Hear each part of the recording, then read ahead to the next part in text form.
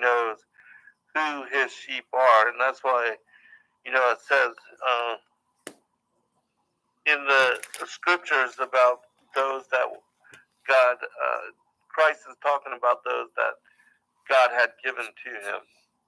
I believe this is in Ephesians 1, and so, yes, they do know, and that's why, the spirits of the patriarchs, the prophets, they are some of those that had stood on the side of the Most High, even previous to entering into flesh.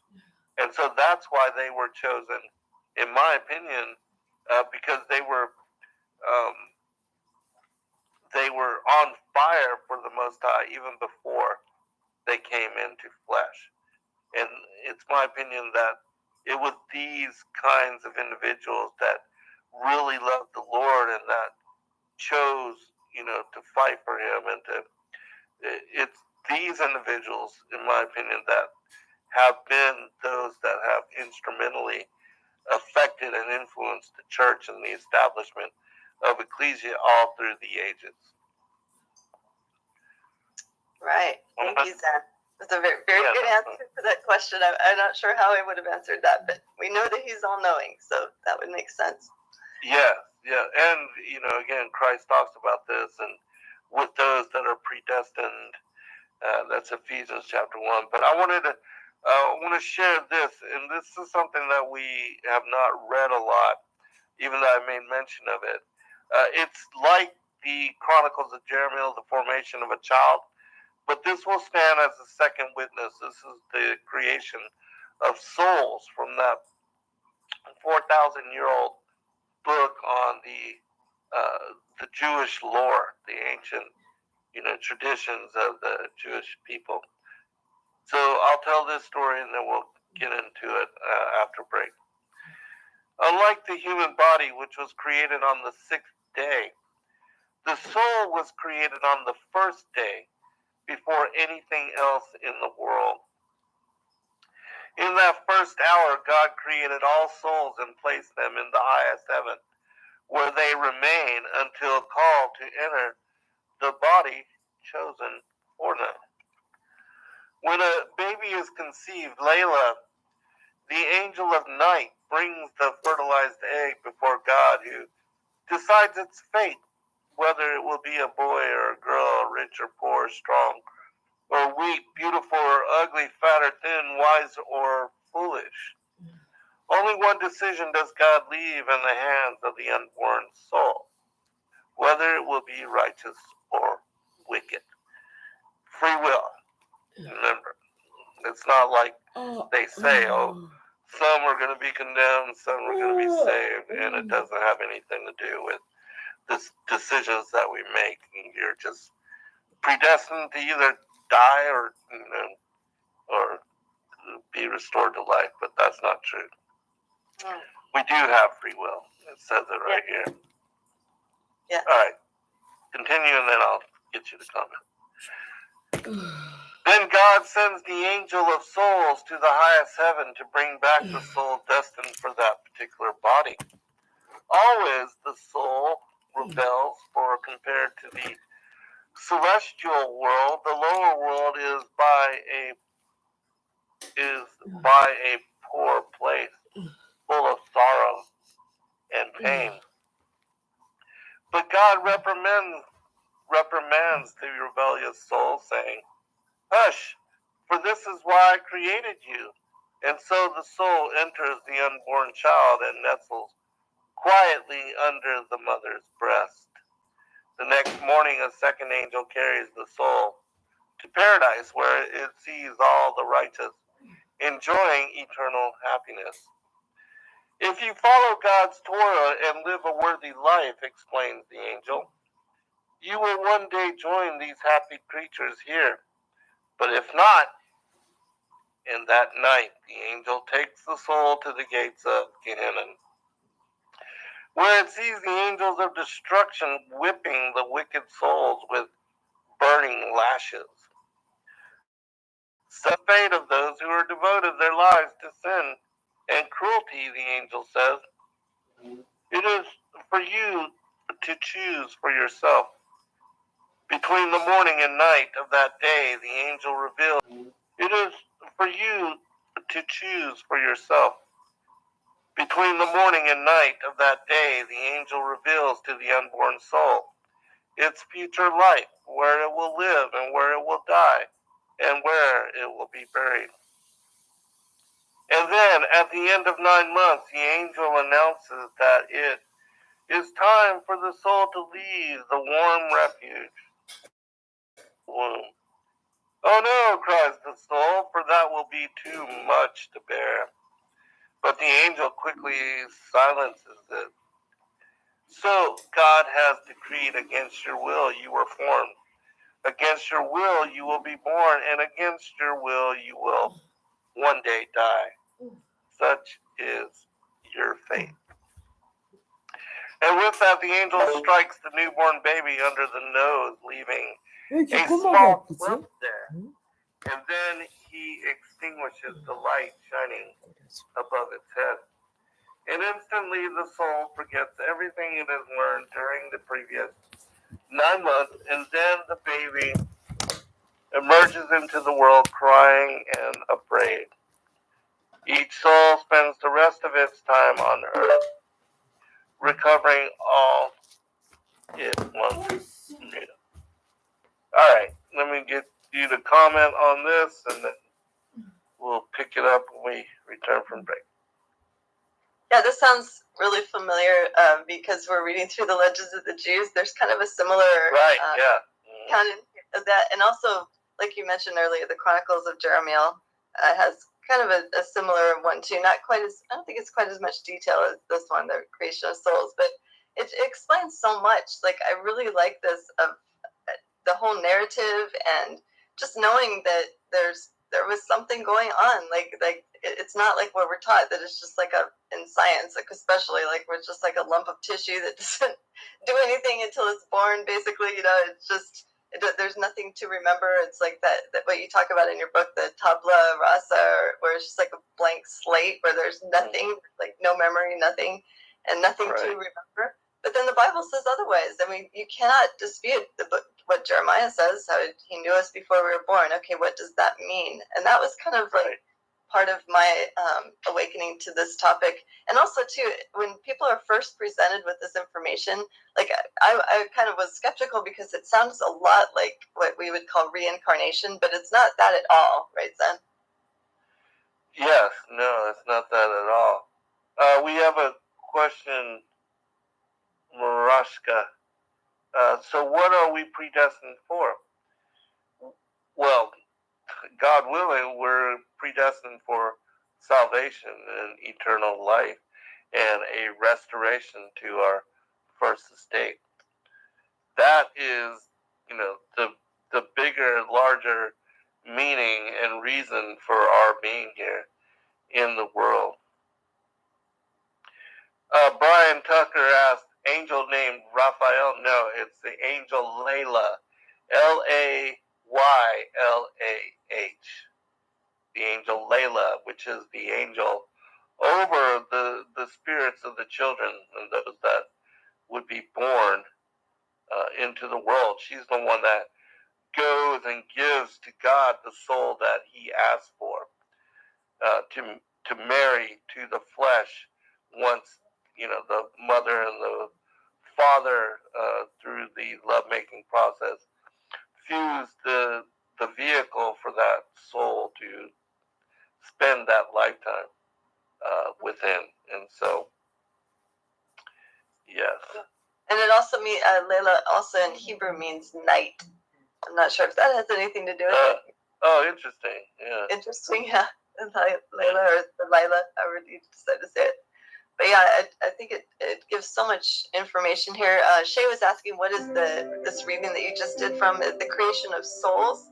And before, there's a paragraph right before this in your book, Zen. You can find this in Zen's book, Skyfall, Angels of Destiny. That's what we're studying from today. This is from what chapter is this? 3, I believe. Yes, 3. It's from chapter 3, the Cup of Forgetfulness. This creation of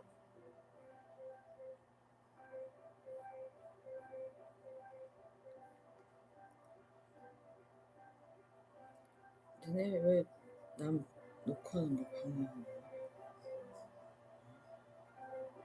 비겁한 거는 비겁하게 남들 다 보는 거지. 인턴 올려놓고 자기 만들고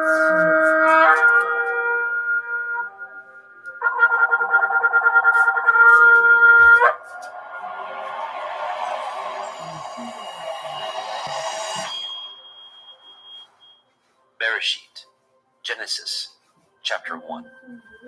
In the beginning, Elohim created the heavens and the earth.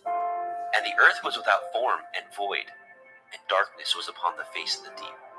And the Ruach Elohim moved upon the face of the waters. And Elohim said, "Let there be light." And there was light.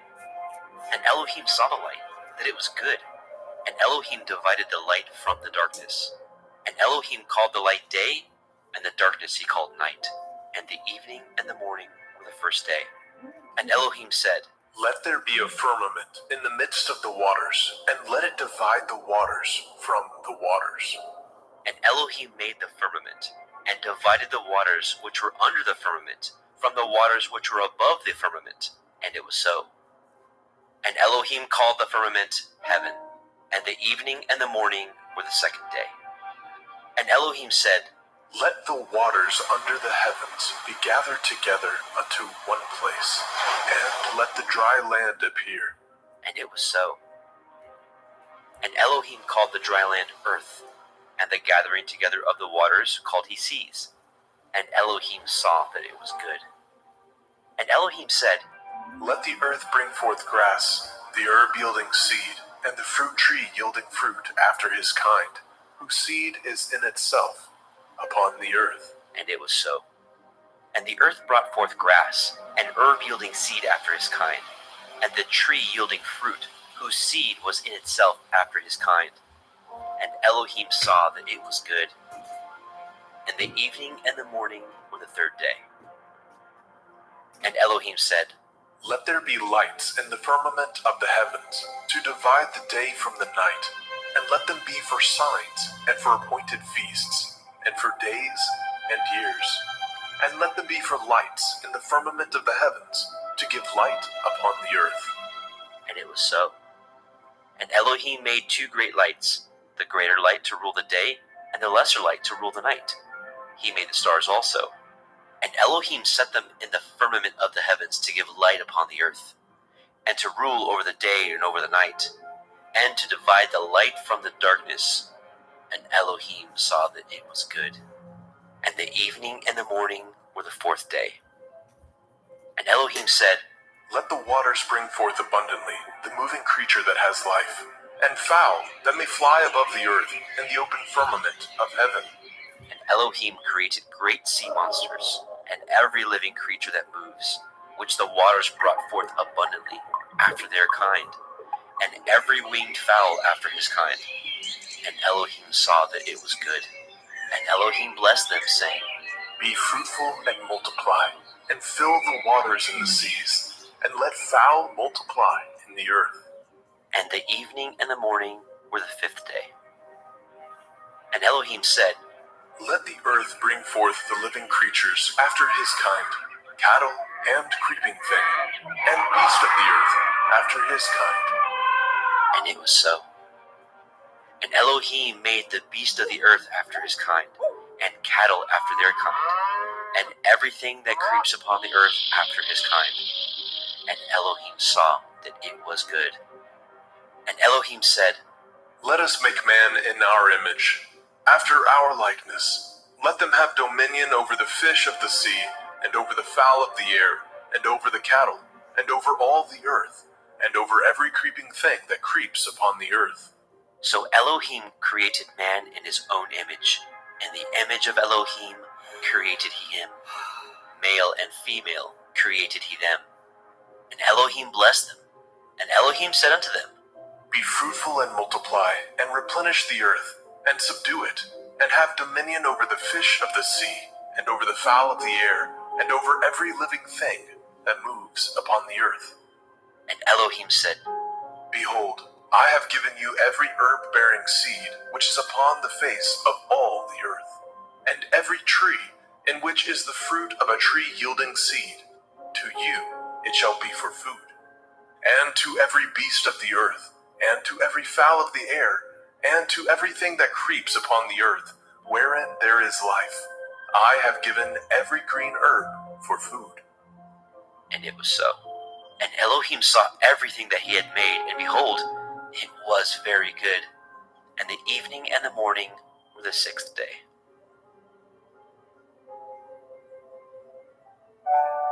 Bereshit, Genesis, chapter 2. Thus the heavens and the earth were finished, and all the host of them. And on the seventh day, Elohim ended his work which he had made. And he rested on the seventh day from all his work which he had made. And Elohim blessed the seventh day and sanctified it, because that in it he had rested from all his work which Elohim created and made. These are the generations of the heavens and of the earth, when they were created, in the day that Yahweh Elohim made the earth and the heavens. And every plant of the field before it was in the earth, and every herb of the field before it grew. For Yahweh Elohim had not caused it to rain upon the earth, and there was not a man to till the ground. But there went up a mist from the earth, and watered the whole face of the ground. And Yahweh Elohim formed the man of the dust of the ground, and breathed into his nostrils the breath of life. And the man became a living soul. And Yahweh Elohim planted a garden eastward in Eden, and there he put the man whom he had formed. And out of the ground made Yahweh Elohim to grow every tree that is pleasant to the sight and good for food, the tree of life also in the midst of the garden, and the tree of knowledge of good and evil. And a river went out of Eden to water the garden, and from thence it was parted, and became into 4 heads. The name of the first is Pishon, that is, which compasses the whole land of Havilah, where there is gold. And the gold of that land is good. There is Delam, and the onyx stone. And the name of the second river is Gihon. The same is it that compasses the whole land of Cush. And the name of the third river is Hiddekel, that is, which goes toward the east of Ashur. And the fourth river is Perath. Yahweh Elohim took the man, and put him into the Garden of Eden to dress it and to guard it. And Yahweh Elohim commanded he man, saying, Of every tree of the garden you may freely eat, but of the tree of the knowledge of good and evil you shall not eat of it. For in the day that you eat thereof you shall surely die. And Yahweh Elohim said, It is not good that man should be alone. I will make a helpmeet for him. And out of the ground Yahweh Elohim formed every beast of the field, and every fowl of the air, and brought them unto the man to see what he would call them. And whatsoever the man called every living creature, that was the name thereof. And the man gave names to all the cattle, and to the fowl of the air, and to every beast of the field. But for the man there was not found a helpmeet for him. And Yahweh Elohim caused a deep sleep to fall upon the man, and he slept. And he took one of his ribs, and closed up the flesh instead thereof. And the rib which Yahweh Elohim had taken from man made he a woman, and brought her unto the man. And the man said, This is now bone of my bones, and flesh of my flesh. She shall be called woman, because she was taken out of man. Therefore shall a man leave his father and his mother, and shall cleave unto his woman, and they shall be one flesh. And they were both naked, the man and his woman, and were not ashamed.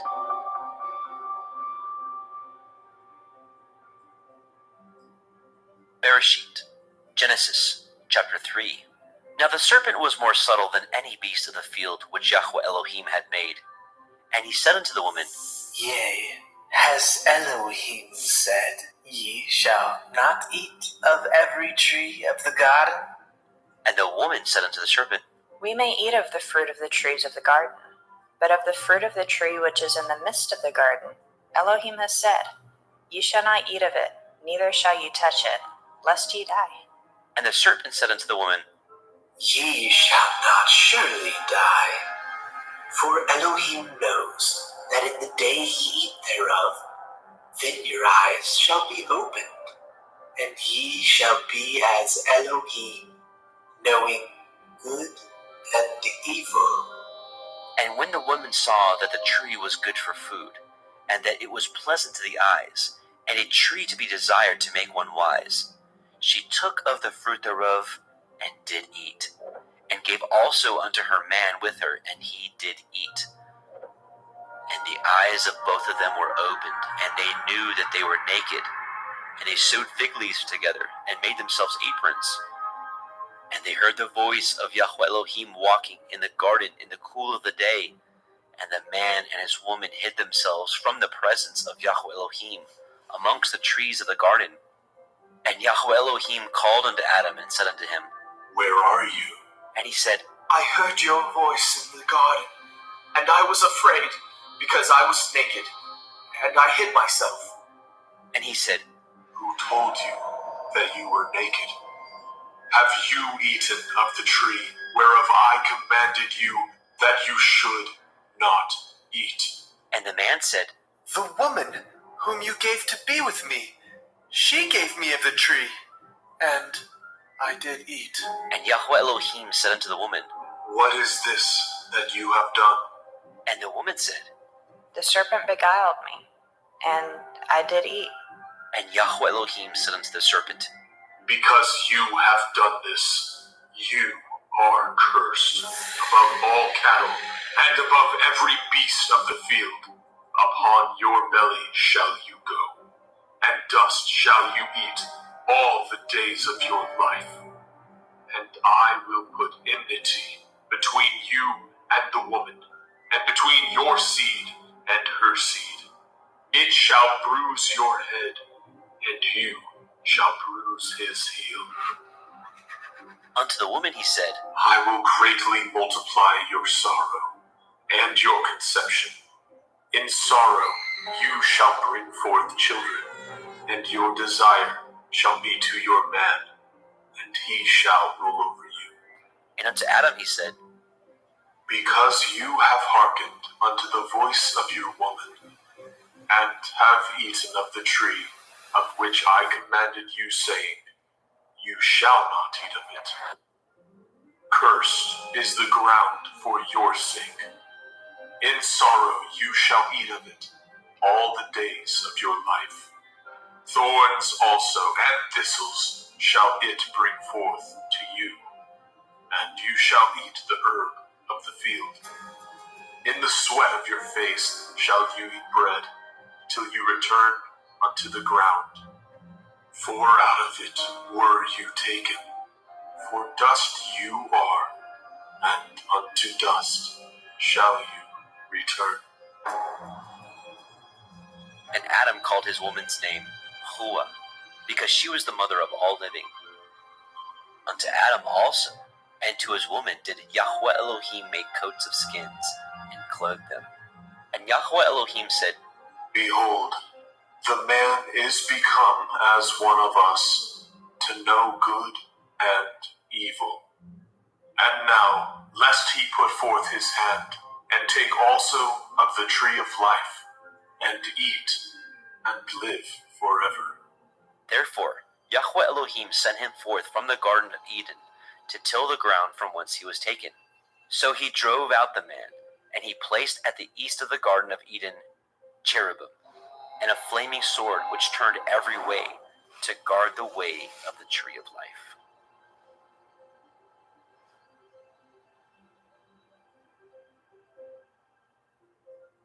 Bereshit, Genesis, chapter 4.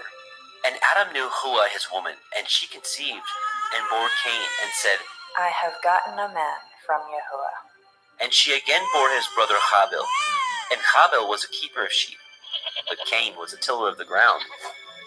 And in process of time it came to pass that Cain brought of the fruit of the ground an offering unto Yahweh. And Habil he also brought of the firstlings of his flock, and of the fat thereof. And Yahweh had respect unto Habil and unto his offering, but unto Cain and to his offering he had not respect. And Cain was very wroth, and his countenance fell.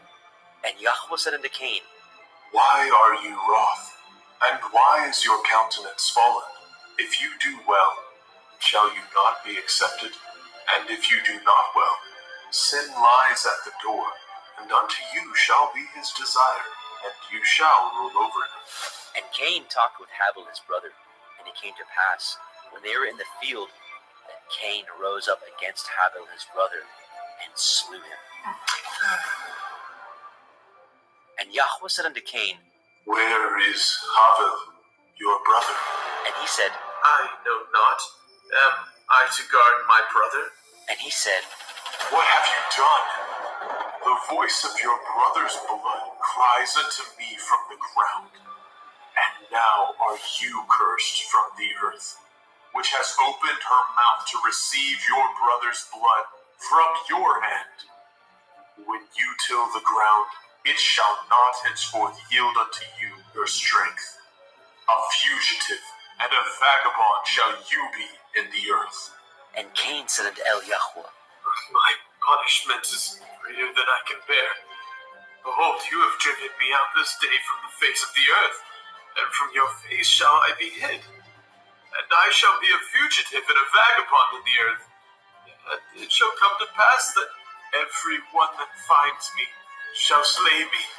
And Yahweh said unto him, Therefore, whoever slays Cain, vengeance shall be taken on him sevenfold. And Yahweh set a mark upon Cain, lest any finding him should kill him. And Cain went out from the presence of Yahweh, and dwelt in the land of Nod, on the east of Eden. And Cain knew his woman, and she conceived, and bore Hanok. And he built a city, and called the name of the city after the name of his son, Hanok. And unto Hanok was born Irad, and Irad begat Mehujael, and Mehujael begat Methushael, and Methushael begat Lamech. And Lamech took unto him two women. The name of the one was Ada, and the name of the other Zillah. And Ada bore Jabal. He was the father of such as dwell in tents, and of such as have cattle. And his brother's name was Jubal. He was the father of all such as handle the harp and organ. And Zillah, she also bore Tubal-Cain, an instructor of every artificer in brass and iron. And the sister of Tubal-Cain was Naamah. And Lamech said unto his woman, Ada and Zillah, hear my voice, ye women of Lamech, hearken unto my speech. For I have slain a man to my wounding, and a young man to my hurt. If Cain shall be avenged sevenfold, truly Lamech 70 and sevenfold. And Adam knew his woman again, and she bore a son, and called his name Seth. For Elohim, Said she, has appointed me another seed, instead of Havel, whom Cain slew. And to Seth, to him also were born a son, and called his name Enosh. Then began men to call upon the name of Yahweh.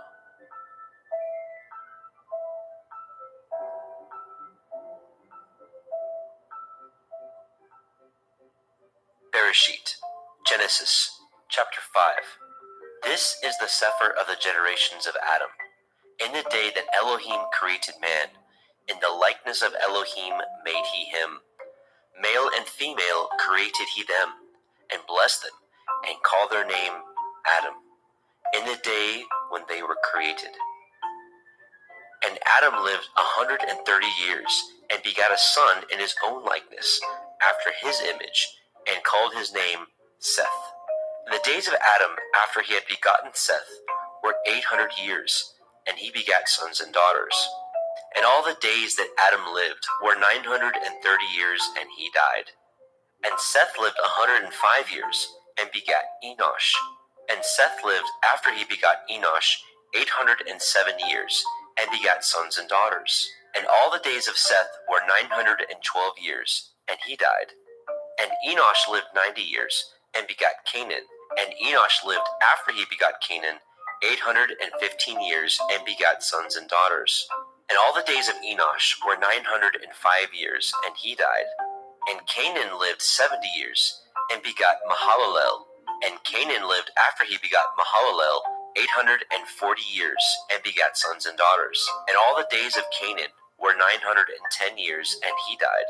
And Mahalalel lived 65 years and begot Yared. And Mahalalel lived after he begot Yared 830 years and begat sons and daughters. And all the days of Mahalalel were 895 years, and he died. And Yared lived 162 years, and he begat Hanok. And Yared lived after he begat Hanok 800 years, and begat sons and daughters. And all the days of Yared were 962 years, and he died. And Hanok lived 65 years, and begot Methuselah. And Hanok walked with Elohim after he begot Methuselah 300 years, and begat sons and daughters. And all the days of Hanok were 365 years. And Hanok walked with Elohim, and he was not, for Elohim took him. And Methuselah lived 187 years, and begat Lamech. And Methuselah lived after he begot Lamech 782 years, and begat sons and daughters. And all the days of Methuselah were 969 years, and he died. And Lamech lived 182 years, and begat a son, and he called his name Noah, saying, This same shall comfort us concerning our work and toil of our hands, because of the ground which Yahuwah has cursed. And Lamech lived after he begot Noah 595 years, and begat sons and daughters. And all the days of Lamech were 777 years, and he died. And Noah was 500 years old, and Noah begat Shem, Ham, and Japheth. Bereshit, Genesis, chapter 6. And it came to pass, when men began to multiply on the face of the earth, and daughters were born unto them, that the sons of Elohim saw the daughters of men that they were fair, and they took them women of all which they chose. And Yahweh said, My Ruach shall not always strive with man, for that he also is flesh. Yet his days shall be 120 years. There were Nephilim in the earth in those days, and also after that, when the sons of Elohim came in unto the daughters of men, and they bore children to them, the same became giants, which were of ancient times, men of infamy.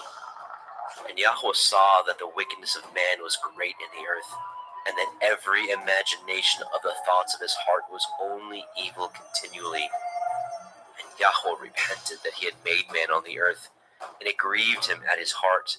And Yahweh said, I will destroy man whom I have created from the face of the earth, both man and beast, and the creeping thing, and the fowls of the air, for I repent that I have made them.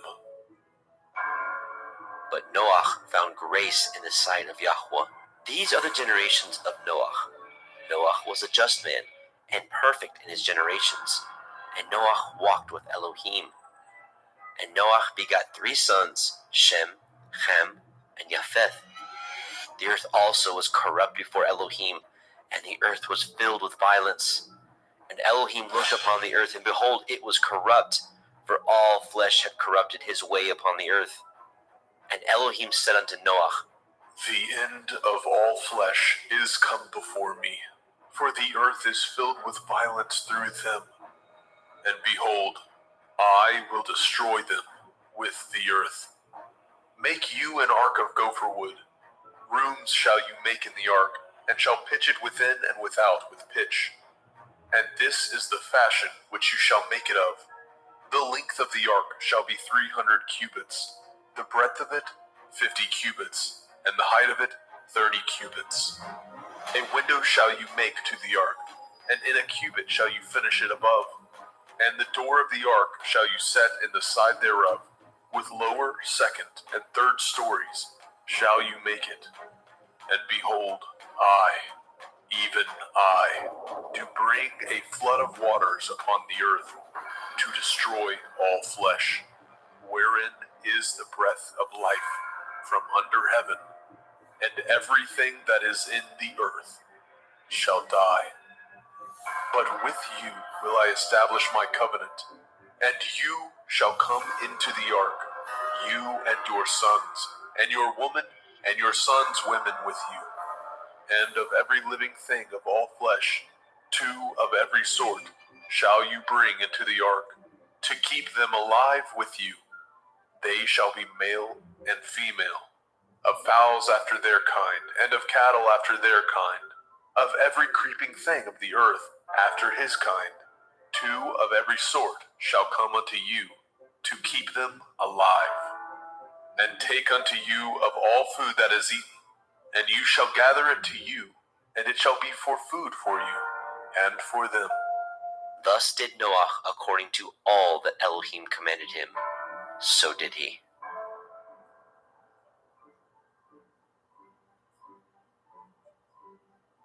Bereshit, Genesis, chapter 7. And Yahweh said unto Noah, Come, you and all your house into the ark, for you have I seen righteous before me in this generation. Of every clean beast you shall take to you by 7s, the male and his female, and of beasts that are not clean by 2, the male and his female. Of fowls also of the air by 7s, the male and the female, to keep seed alive upon the face of all the earth. For yet 7 days, and I will cause it to rain upon the earth 40 days and 40 nights, and every living substance that I have made will I destroy from off the face of the earth. And Noah did according unto all that Yahweh commanded him. And Noah was 600 years old when the flood of waters was upon the earth. And Noah went in, and his sons, and his woman, and his sons' women with him, into the ark because of the waters of the flood, of clean beasts, and of beasts that are not clean, and of fowls, and of everything that creeps upon the earth. There went in 2 and 2 unto Noah into the ark, the male and the female, as Elohim had commanded Noah.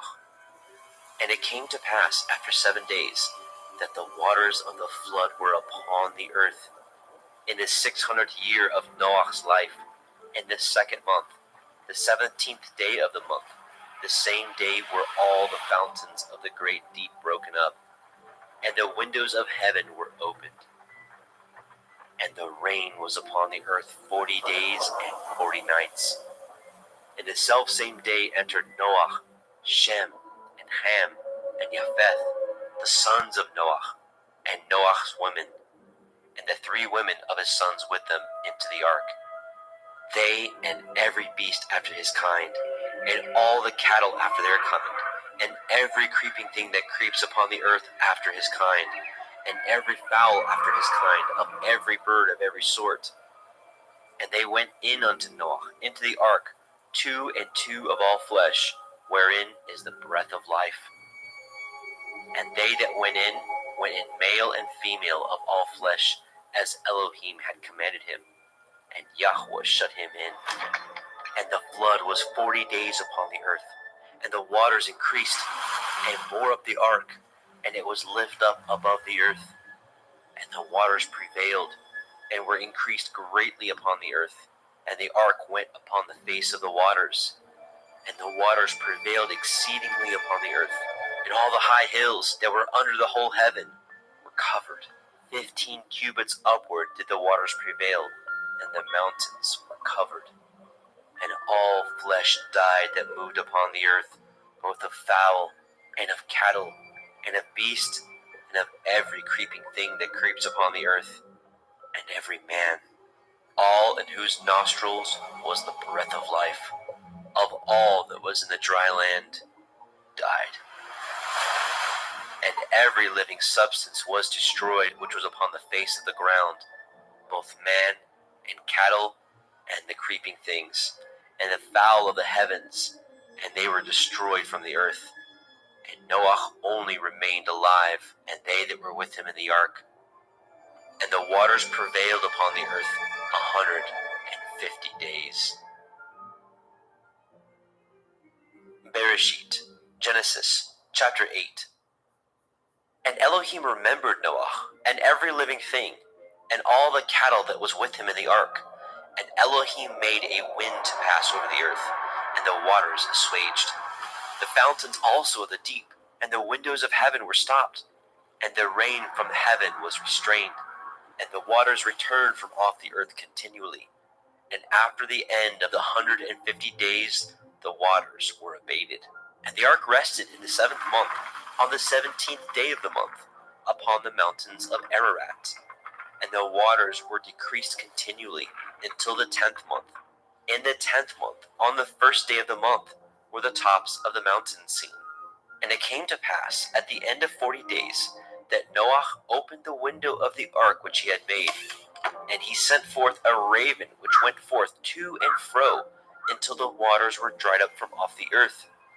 Also he sent forth a dove from him to see if the waters were abated from off the face of the ground. But the dove found no rest for the sole of her foot, and she returned unto him into the ark, for the waters were on the face of the whole earth. Then he put forth his hand and took her, and pulled her in unto him into the ark. And he stayed yet other 7 days, and again he sent forth the dove out of the ark. And the dove came into him in the evening, and lo, in her mouth was an olive leaf plucked off. So Noah knew that the waters were abated from off the earth. And he stayed yet other 7 days, and sent forth the dove, which returned not again unto him any more. And it came to pass in the 601st year, in the 1st month, the 1st day of the month, the waters were dried up from off the earth. And Noah removed the covering of the ark, and looked, and behold, the face of the ground was dry. And in the 2nd month, on the 7th and 20th day of the month, the earth was dried. And Elohim spoke unto Noah, saying, Go forth of the ark, you and your woman, and your sons women with you. Bring forth with you every living thing that is with you, of all flesh, both of fowl and of cattle, and of every creeping thing that creeps upon the earth, that they may breed abundantly in the earth, and be fruitful, and multiply upon the earth. And Noah went forth, and his sons, and his woman, and his sons' women with him, every beast, every creeping thing, and every fowl, and whatsoever creeps upon the earth after their kinds, went forth out of the ark. And Noah built an altar unto Yahweh, and took of every clean beast, and of every clean fowl, and offered burnt offerings on the altar. And Yahweh smelled a sweet savor. And Yahweh said in his heart, I will not again curse the ground any more for man's sake. For the imagination of man's heart is evil from his youth. Neither will I again smite any more everything living, as I have done.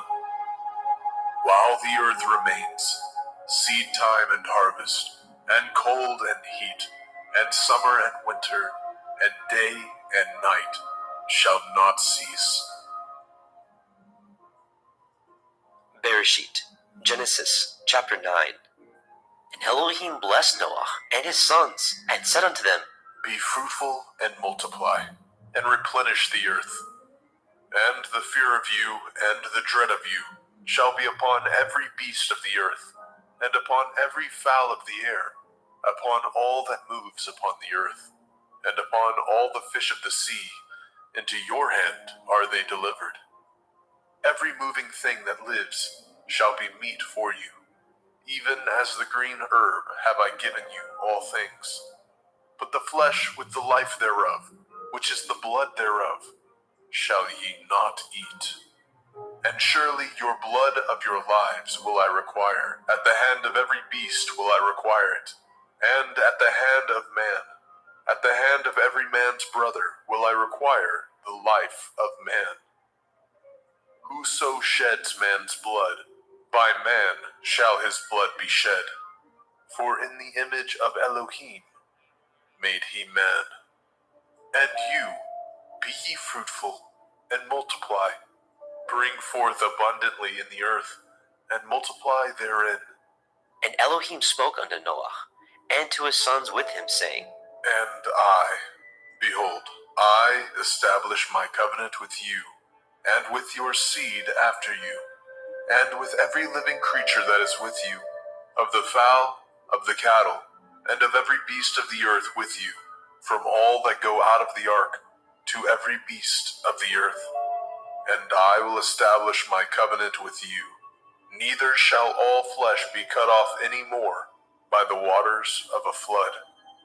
Neither shall there any more be a flood to destroy the earth.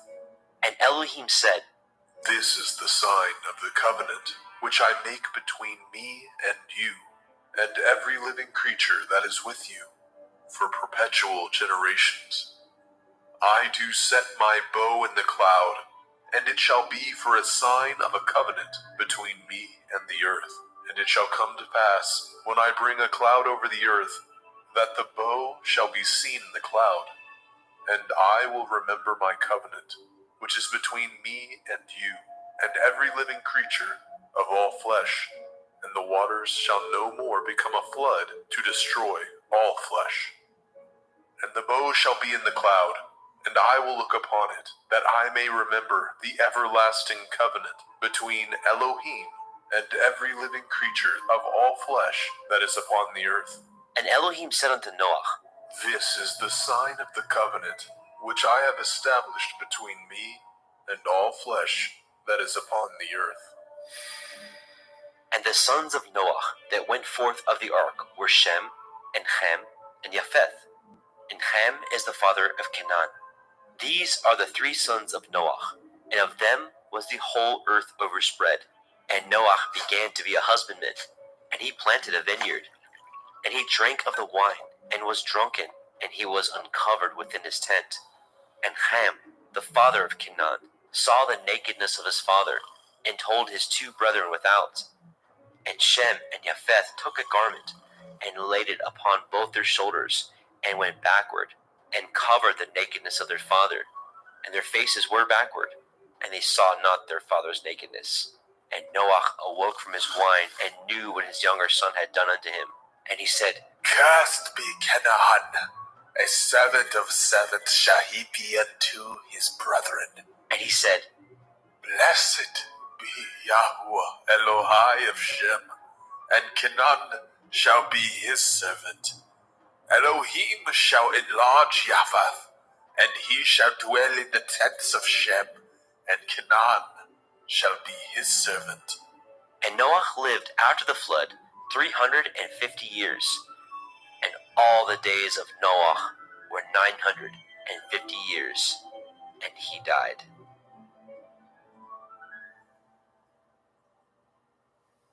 Bereshit, Genesis, chapter 10.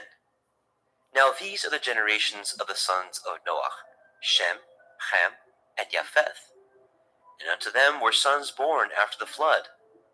The sons of Japheth, Gomer, and Magog, and Madai, and Yaban, and Tubal, and Meshech, and Tirak. And the sons of Gomer, Ashkenaz, and Riphath, and Togarma. The sons of Yaban, Elisha, and Tarshish, and Kittim, and Dodanim. By these were the isles of the other nations divided in their lands, everyone after his tongue, and after their families, in their nations. And the sons of Ham, Cush, and Mitzrayim, and Put, and Canaan. And the sons of Cush, Seba, and Havilah, and Kavta, and Raamah, and Kavteka. And the sons of Raamah, Sheba, and Dedan. And Cush begat Nimrod. He began to be a giant and a hunter in the earth. He was a giant and a hunter before Yahweh. Wherefore it is said, even as Nimrod, the giant hunter before Yahweh. And the beginning of his kingdom was Babel, and Erech, and Akkad, and Calneh, in the land of Shinar. Out of that land went forth Ashur, and built Nineveh, and the city Rehoboth, and Kelach, and Resen between Nineveh and Kelach. The same is a great city.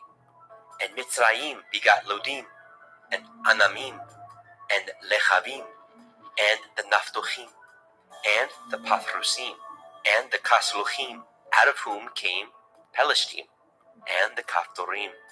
And Canaan begat Sidon, his firstborn, and Heth, and the Jebusite, and the Amorite, and the Girgashite, and the Hivite, and the Arkite, and the Hinite, and the Arvadite, and the Tsemarai, and the Hamathite, where the families of the Canaanim spread abroad.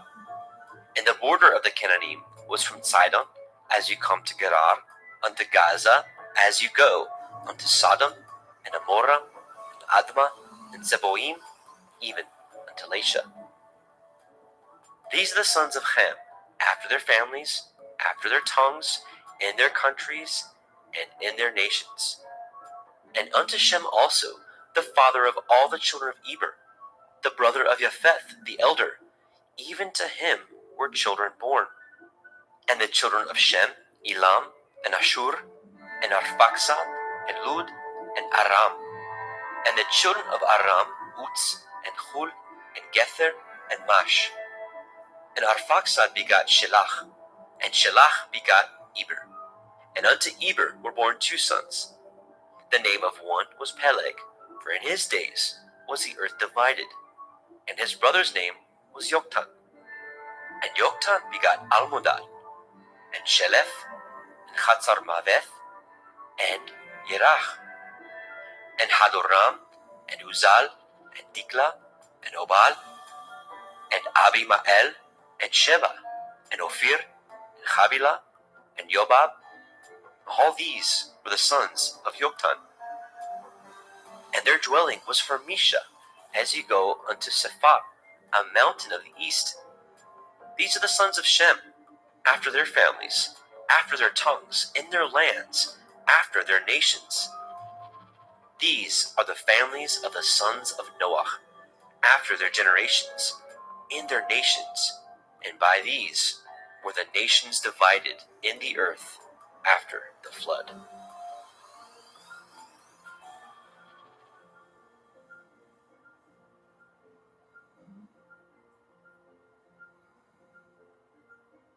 Bereshit, Genesis, chapter 11. And the whole earth was of one language and of one speech. And it came to pass, as they journeyed from the east, that they found a plain in the land of Shinar, and they dwelt there. And they said one to another, Go to, let us make brick and burn them thoroughly. And they had brick for stone, and slime had they for mortar. And they said, Go to, let us build a city and a tower, whose top may reach unto the heavens, and let us make a name, lest we be scattered abroad upon the face of the whole earth. And Yahweh came down to see the city, and the tower which the children of men built. And Yahweh said, Behold, the people is one, and they have all one language, and this they begin to do, and now nothing will be restrained from them, which they have imagined to do. Go to, let us go down, and there confound their language, that they may not understand one another's speech. So Yahweh scattered them abroad from thence upon the face of all the earth, and they left off to build the city. Therefore is the name of it called Babel, because Yahweh did there confound the language of all the earth. And from thence did Yahweh scatter them abroad upon the face of all the earth. These are the generations of Shem. Shem was 100 years old, and begot Arphaxad 2 years after the flood. And Shem lived after he begot Arphaxad 500 years, and begat sons and daughters. And Arphaxad lived 35 years, and begot Shelach. And Arphaxad lived after he begot Shelach 403 years, and begat sons and daughters. And Shelach lived 30 years, and begot Eber. And Shelach lived after he begot Eber 403 years, and begat sons and daughters. And Eber lived 34 years, and begot Peleg. And Eber lived after he begot Peleg 430 years, and begot sons and daughters. Peleg lived 30 years, and begat Reu. And Peleg lived after he begot Reu 209 years, and begot sons and daughters. And Reu lived 32 years, and begot Serug. And Reu lived after he begot Serug 207 years, and begot sons and daughters. And Serug lived 30 years, and begot Nahor. And Serug lived after he begot Nahor 200 years, and begot sons and daughters. And Nahor lived 29 years, and begot Terach. And Nahor lived after he begot Terach 119 years, and begot sons and daughters. And Terach lived 70 years and begot Abram, Nahor, and Haran. Now these are the generations of Terach. Terach begot Abram, Nahor, and Haran. And Haran begot Lot. And Haran died before his father Terach in the land of his nativity, in Ur of the Kasdim. And Abram and Nahor took them women. The name of Abram's woman was Sarai, and the name of Nahor's woman, Milcah, the daughter of Haran, the father of Milcah, and the father of Yizkah. But Sarai was barren, she had no child. And Terach took Abram his son, and Lot, the son of Haran, his son's son, and Sarai, his daughter-in-law, his son Abram's woman, and they went forth with them from Ur of the Kasdim to go into the land of Canaan. And they came unto Haran and dwelt there. And the days of Terach were 205 years, and Terach died in Haran. Bereshit, Genesis, chapter 12. Now Yahweh had said unto Abram, Get you out of your country, and from your kindred, and from your father's house, unto a land that I will show you. And I will make of you a great nation, and I will bless you, and make your name great, and you shall be a blessing. And I will bless them that bless you, and curse him that curses you. And in you shall all families of the earth be blessed. So Abram departed as Yahweh had spoken unto him, and Lot went with him. And Abram was 75 years old when he departed out of Haran. And Abram took Sarai his woman, and Lot his brother's son, and all their substance that they had gathered, and the souls that they had gotten in Haran. And they went forth to go into the land of Canaan, and into the land of Canaan they came. And Abram passed through the land unto the place of Shechem, unto the plain of Moreh, and the Canaanite was in the land. And Yahweh appeared unto Abram and said, Unto your seed will I give this land. And there built he an altar unto Yahweh, who appeared unto him. And he removed from thence unto a mountain on the east of Beit El, and pitched his tent, having Beit El on the west, and Ai on the east. And there he built an altar unto Yahweh, and called upon the name of Yahweh. And Abram journeyed, going on still towards the Negev. And there was a famine in the land, and Abram went down into Mitzrayim to sojourn there, for the famine was grievous in the land. And it came to pass, when he was come near to enter into Mitzrayim, that he said unto Sarai his woman, Behold now, I know that you are a fair woman to look upon. Therefore it shall come to pass, when the Mitzrayim shall see you, that they shall say, This is his woman, and they will kill me, but they will save you alive. Say, I pray you, you are my sister, that it may be well with me for your sake, and my soul shall live because of you. And it came to pass, that when Abram was come into Mitzrayim, the Mitzrayim beheld the woman, that she was very fair. The princes also of Pharaoh saw her, and commended her before Pharaoh. And the woman was taken into Pharaoh's house. And he entreated Abram well for her sake. And he had sheep, and oxen, and he asses, and men servants, and maid servants, and she asses, and camels. And Yahweh plagued Pharaoh and his house with great plagues because of Sarai, Abram's woman. And Pharaoh called Abram and said, What is this that you have done unto me? Why did you not tell me that she was your woman? Why said you, She is my sister, so I might have taken her to be my woman? Now therefore, behold, your woman, take her, and go your way. And Pharaoh commanded his men concerning him, and they sent him away, and his woman, and all that he had. Bereshit, Genesis, chapter 13. And Abram went up out of Mitzrayim, he, and his woman, and all that he had, and Lot with him, into the Negev. And Abram was very rich in cattle, in silver, and in gold. And he went on his journeys from the Negev even to Beit El, unto the place where his tent had been at the beginning, between Beit El and Ai, unto the place of the altar which he had made there at the first. And there Abraham called on the name of Yahweh. And Lot also, which went with Abram, had flocks and herds and tents, and the land was not able to bear them, that they might dwell together, for their substance was great, so that they could not dwell together.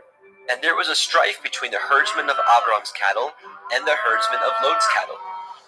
And the Canaanite and the Perizzite dwelled then in the land. And Abram said unto Lot, Let there be no strife, I pray you, between me and you, and between my herdsmen and your herdsmen, for we be brethren. Is not the whole land before you? Separate yourself, I pray you, from me. If you will take the left hand, then I will go to the right. Or if you depart to the right hand, then I will go to the left.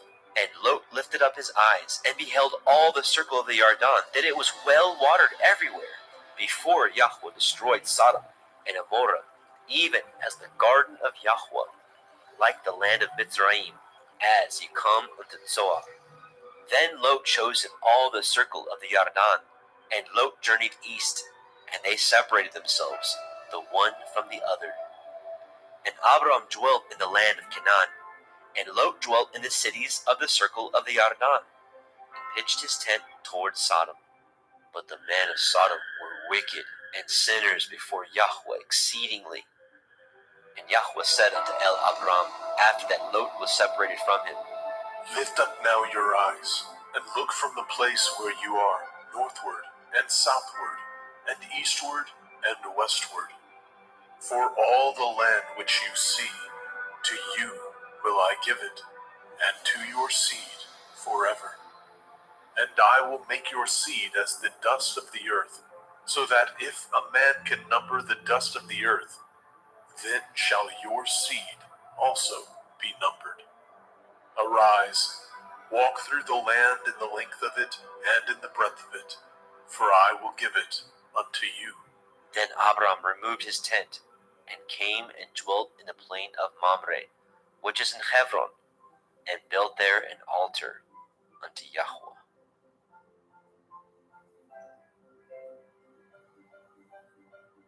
Bereshit, Genesis chapter 14. And it came to pass in the days of Amraphel, king of Shinar, Arioch, king of Elakar, Kedorlaomer, king of Elam, and Tidal, king of nations, that these made war with Bera, king of Sodom, and with Birsha, king of Amorah, Shinav, king of Admah, and Shem-Eber, king of Tseboim, and the king of Bela, which is Zoar. All these were joined together in the valley of Siddim, which is the Salt Sea. 12 years they served Kedorlaomer, and in the 13th year they rebelled. And in the 14th year came Kedorlaomer, and the kings that were with him, and smote the Rephaim in Ashtaroth Karnaim, and the Zuzim in Ham, and the Emim in Shaveh Kiriathaim, and the Horim in their Mount Seir, unto El Paran, which is by the wilderness.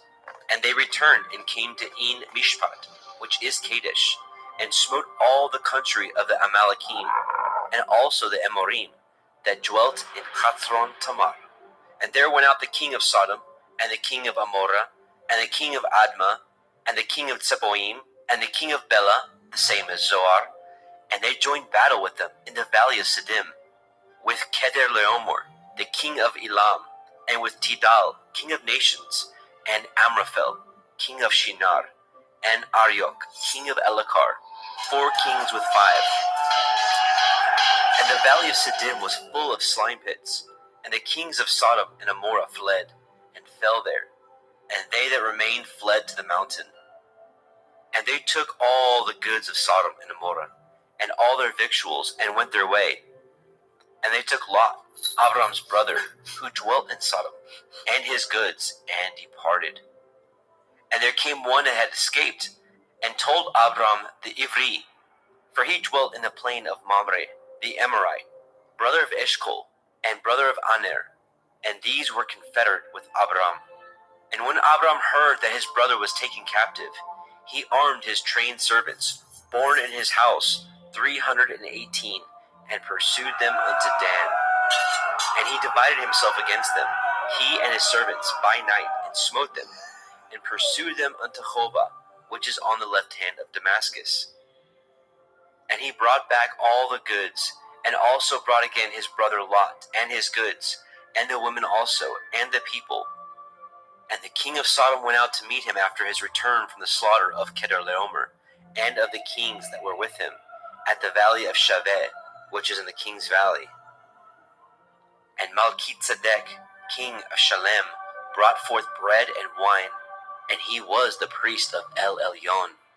And he blessed him and said, Blessed be Avram of El Elyon, possessor of heaven and earth. And blessed be El Elyon, which has delivered your enemies into your hand. And he gave them tithes of all.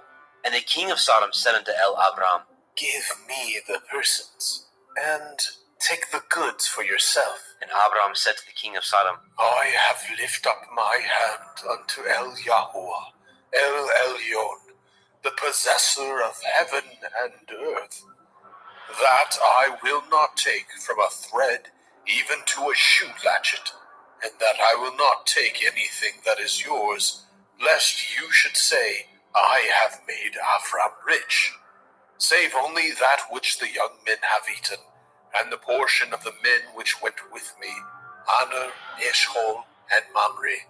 Let them take their portion.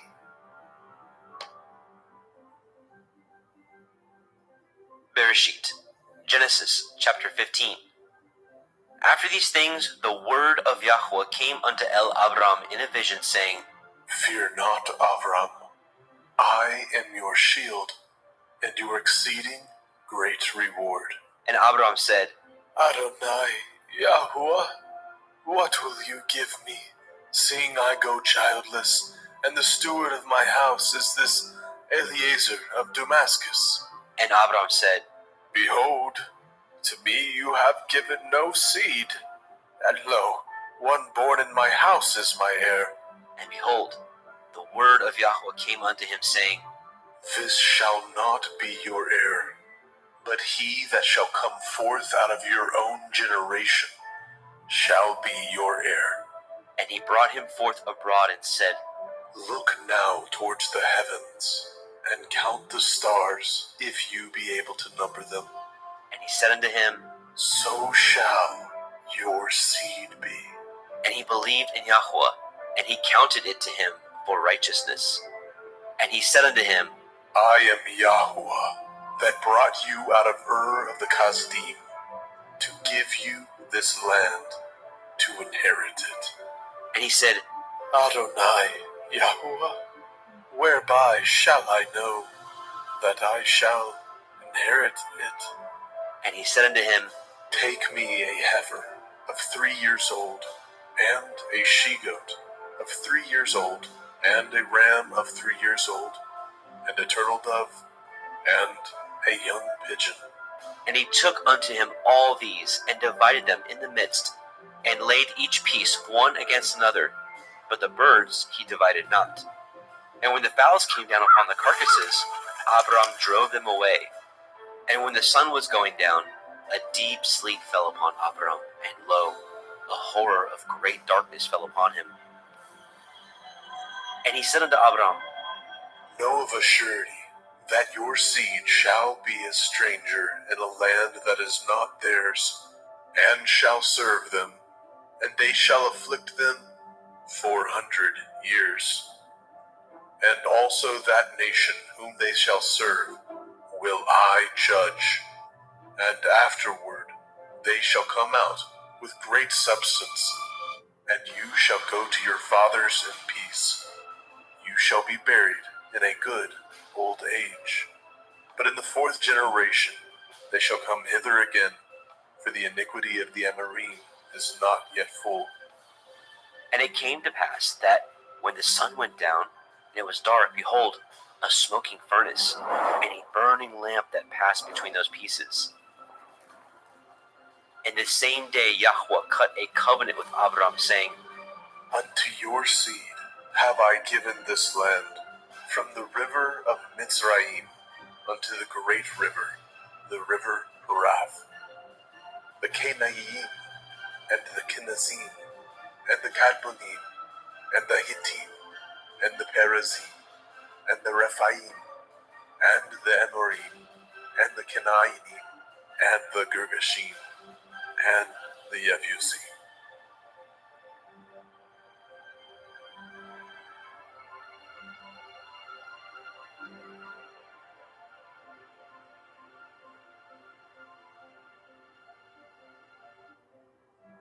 Bereshit, Genesis chapter 16.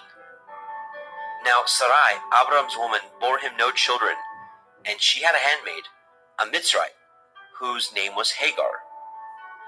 And Sarai said unto Abram, Behold now, Yahuwah has restrained me from bearing. I pray you, go in unto my maid. It may be that I may obtain children by her.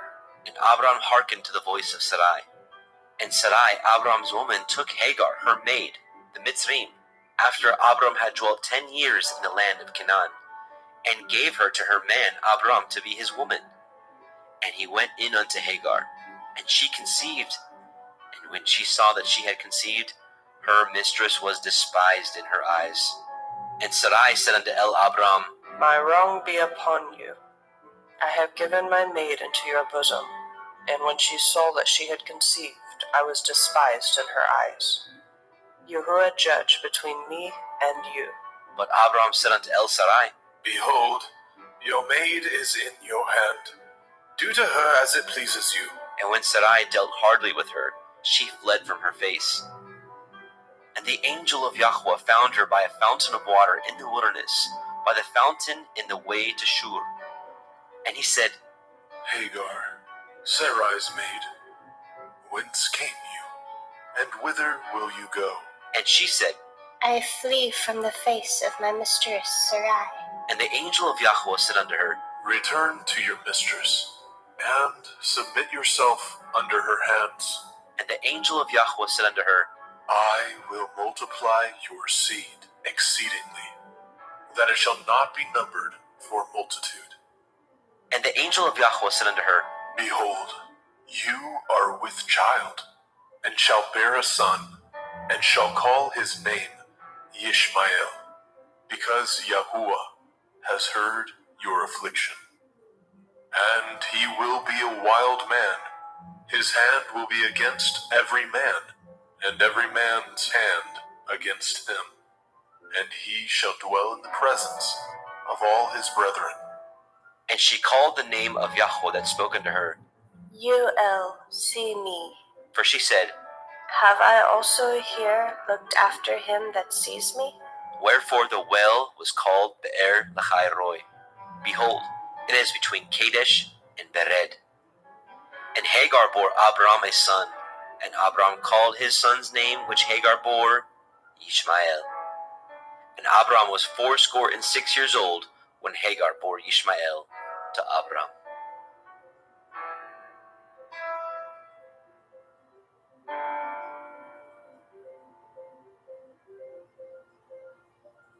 Bereshit, Genesis chapter 17.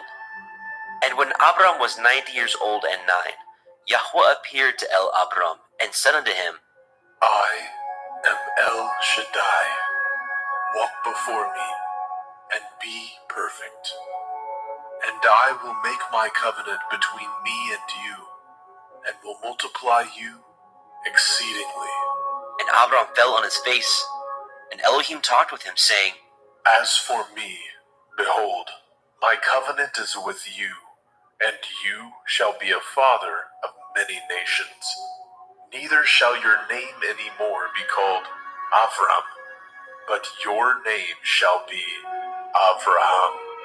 For a father of many nations have I made you. And I will make you exceeding fruitful, and I will make nations of you, and kings shall come out of you. And I will establish my covenant between me and you, and your seed after you, in their generations, for an everlasting covenant, to be Elohim unto you, and to your seed after you.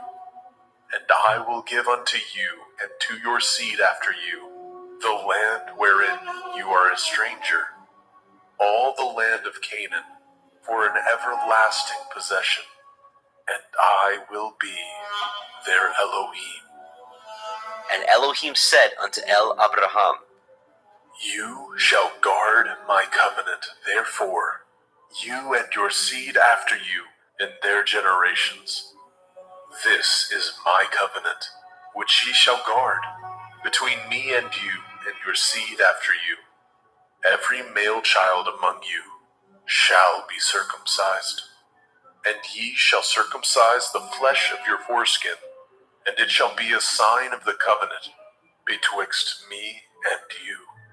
And he that is 8 days old shall be circumcised among you, every male child in your generations, he that is born in the house or bought with money of any stranger, which is not of your seed. He that is born in your house, and he that is bought with your money, must need to be circumcised. And my covenant shall be in your flesh for an everlasting covenant. And the uncircumcised male child, whose flesh of his foreskin is not circumcised, that soul shall be cut off from his people. He has broken my covenant. And Elohim said unto Abraham, As for Sarai, your woman, you shall not call her name Sarai, but Sarah shall her name be. And I will bless her, and give you a son also of her. Yea, I will bless her, and she shall be a mother of nations. Kings of people shall be of her. Then Abraham fell upon his face and laughed, and said in his heart, Shall a child be born unto him that is 100 years old? And shall Sarah, that is 90 years old, bear? And Abraham said unto Elohim, Oh, that Ishmael might live before you. And Elohim said, Sarah your woman shall bear you a son indeed, and you shall call his name Yitzhak. And I will establish my covenant with him for an everlasting covenant, and with his seed after him. And as for Ishmael, I have heard you. Behold, I have blessed him, and will make him fruitful, and will multiply him exceedingly. 12 princes shall he beget, and I will make him a great nation. But my covenant will I establish with Yitzhak, which Sarah shall bear unto you at this set time in the next year.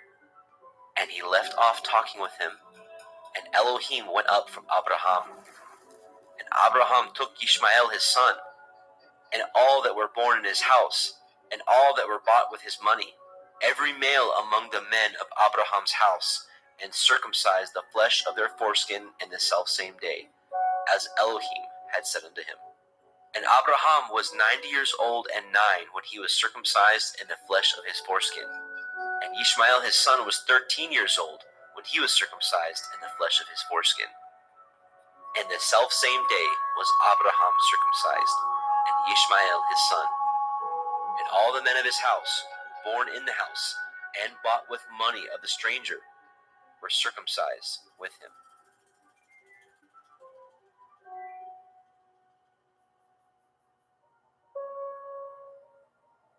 Bereshit, Genesis chapter 18.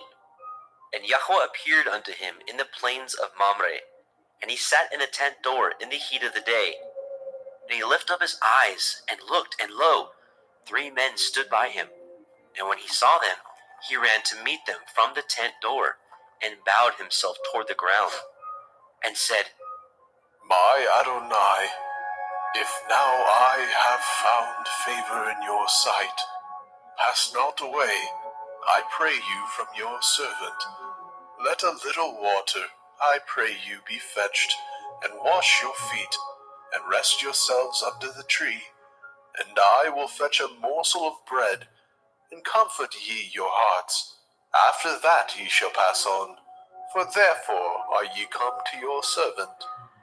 And they said, So do, as you have said. And Abraham hasted into the tent unto El Sarah, and said, Make ready quickly 3 measures of fine meal, knead it, and make cakes upon the hearth. And Abraham ran unto the herd, and fetched a calf tender and good, and gave it unto a young man, and he hastened to dress it. And he took butter and milk, and the calf which he had dressed, and set it before them. And he stood by them under the tree, and they did eat. And they said unto him, Where is Sarah, your woman? And he said, Behold, in the tent. And he said, I will certainly return unto you according to the time of life, and lo, Sarah your woman shall have a son. And Sarah heard it in the tent door, which was behind him. Now Abraham and Sarah were old and well stricken in age, and had ceased to be with Sarah after the manner of women.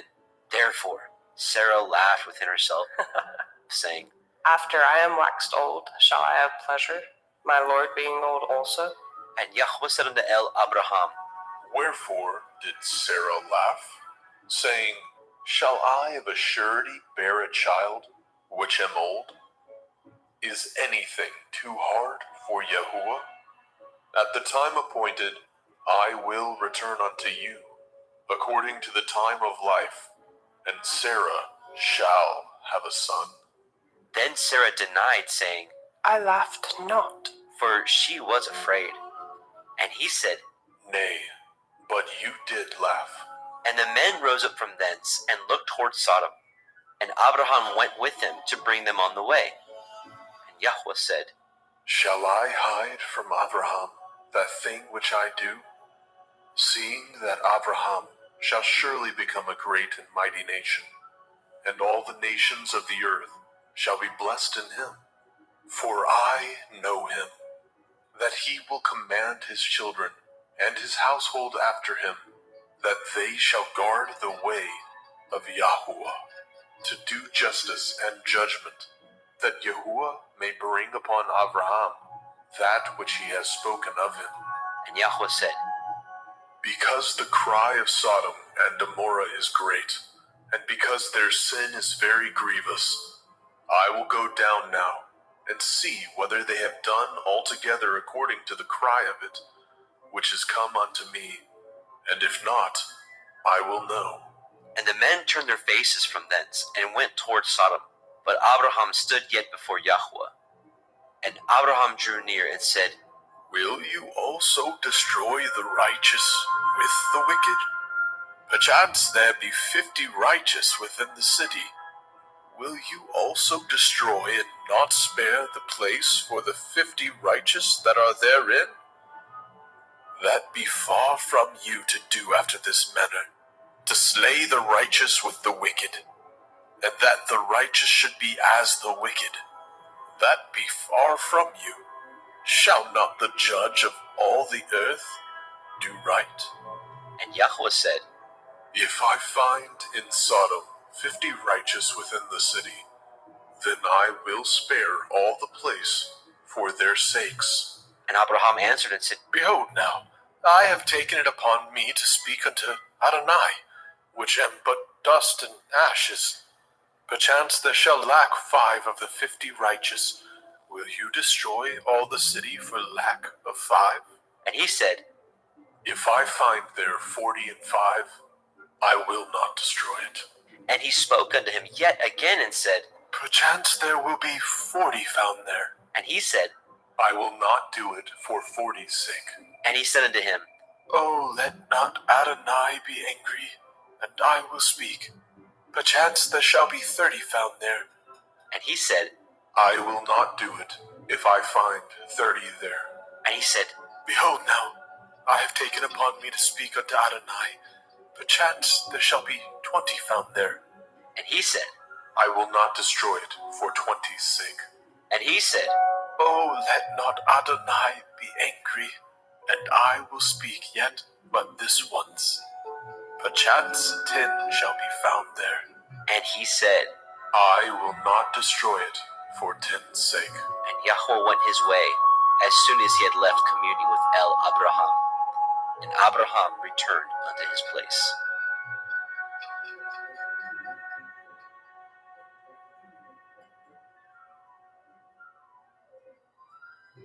Bereshit, Genesis chapter 19. And there came 2 angels to Sodom at evening, and Lot sat in the gate of Sodom.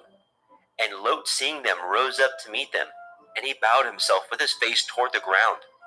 And he said, Behold now, my lords, turn in, I pray you, into your servant's house, and tarry all night, and wash your feet, and ye shall rise up early, and go on your ways.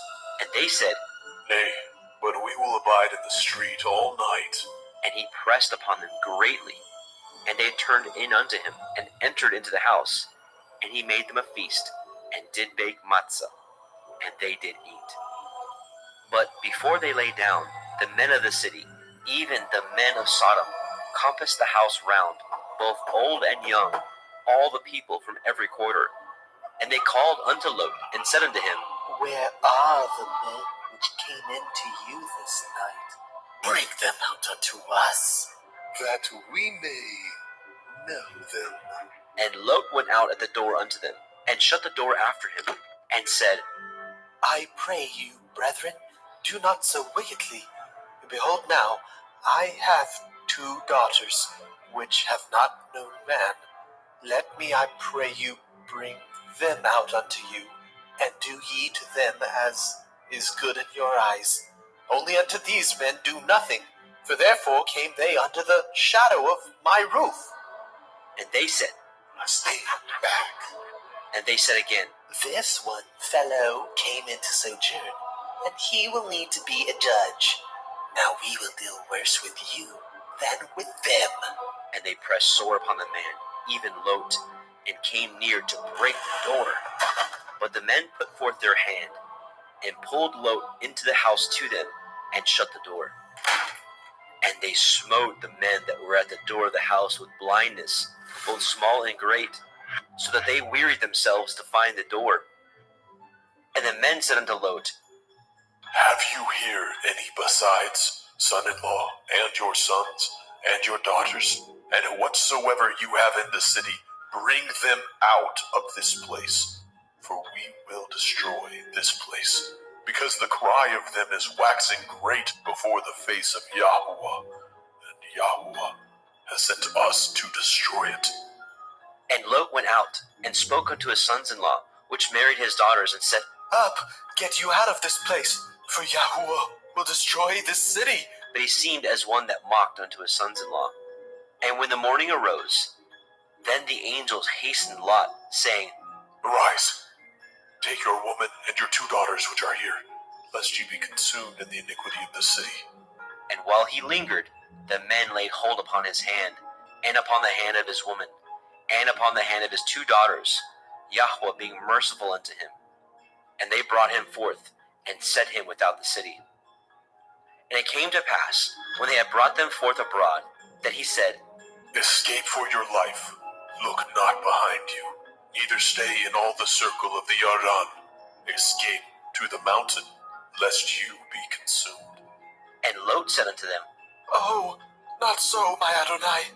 Behold, now your servant has found grace in your sight, and you have magnified your mercy, which you have shown unto me in saving my life. I cannot escape to the mountain, lest some evil take me, and I die. Behold now, this city is near to flee unto, and it is a little one. Oh, let me escape hither. Is it not a little one? And my soul shall live. And he said unto him, See, I have accepted you concerning this thing also, that I will not overthrow this city for which you have spoken. Make haste, escape hither, for I cannot do anything till you are come hither. Therefore, the name of the city was called Zoar. The sun was risen upon the earth when Lot entered into Zoar.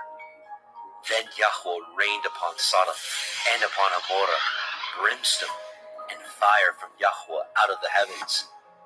And he overthrew those cities, and all the circle of the Yarden, and all the inhabitants of those cities, and that which grew upon the ground. But his his woman looked back from behind him, and she became a pillar of salt.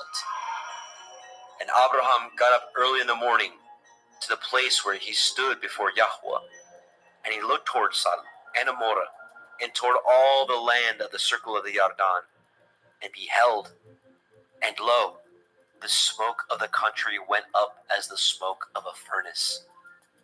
And it came to pass, when Elohim destroyed the cities of the circle of the Yarden, that Elohim remembered Abraham, and sent Lot out of the midst of the overthrow, when he overthrew the cities in which Lot dwelt. And Lot went up out of Zoar, and dwelt in the mountain, and his 2 daughters with him, for he feared to dwell in Zoar, and he dwelt in a cave, he and his 2 daughters. And the firstborn said unto the younger, Our father is old, and there is not a man in the earth to come in unto us after the manner of all the earth. Come, let us make our father drink wine, and we will lie with him, that we may preserve seed of our father. And they made their father drink wine that night. And the firstborn went in, and lay with her father. And he perceived not when she lay down, nor when she arose. And it came to pass on the morrow, that the firstborn said unto the younger, Behold, I lay yesternight with my father. Let us make him drink wine this night also, and go in, and lie with him, that we may preserve seed of our father. And they made their father drink wine that night also.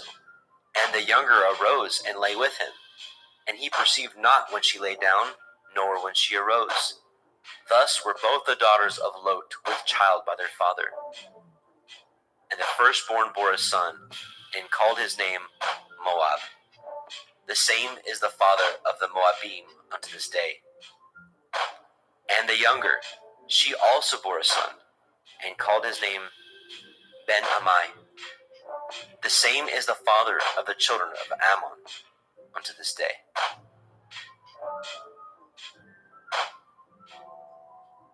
Bereshit, Genesis, chapter 20. And Abraham journeyed from thence toward the country of the Negev, and dwelt between Kadesh and Shur, and sojourned in Gerar. And Abraham said of El-Sarah his woman, She is my sister. And Abimelech king of Gerar sent, and took Sarah. But Elohim came to Abimelech in a dream by night, and said to him, Behold, you are but a dead man, for the woman which you have taken, for she is a man's woman. But Abimelech had not come near her. And he said, Adonai, will you slay also a righteous nation? Said he not unto me, She is my sister? And she, even she herself said, He is my brother? In the integrity of my heart and innocence of my hands have I done this. And Elohim said unto him in a dream, Yea, I know that you did this in the integrity of your heart. For I also withheld you from sinning against me. Therefore suffered I you not to touch her. Now therefore restore the man his woman, for he is a prophet, and he shall pray for you, and you shall live. And if you restore her not, know you that you shall surely die, you and all that are yours. Therefore Abimelech rose early in the morning, and called all his servants, and told all these things in their ears. And the men were sore afraid. Then Abimelech called Abraham, and said unto him, What have you done unto us, and what have I offended you, that you have brought on me and on my kingdom a great sin? You have done deeds unto me that ought not to be done. And Abimelech said unto Abraham, What saw you that you have done this thing? And Abraham said, Because I thought surely the fear of Elohim is not in this place, and they will slay me for my woman's sake. And yet indeed she is my sister. She is the daughter of my father, but not the daughter of my mother, and she became my woman. And it came to pass, when Elohim caused me to wander from my father's house, that I said unto her, This is your kindness which you shall show unto me. At every place whither we shall come, Say of me, he is my brother. And Abimelech took sheep, and oxen, and men servants, and women servants, and gave them unto Abraham, and restored him Sarah his woman. And Abimelech said, Behold, my land is before you. Dwell where it pleases you. And unto Sarah he said, Behold, I have given your brother 1,000 pieces of silver. Behold, he is to you a covering of the eyes, unto all that are with you, and with all other. Thus she was reproved. So Abraham prayed unto Elohim, and Elohim healed Abimelech, and his woman, and his maidservants, and they bore children. For Yahweh had fast closed up all the wombs of the house of Abimelech, because of Sarah, Abraham's woman.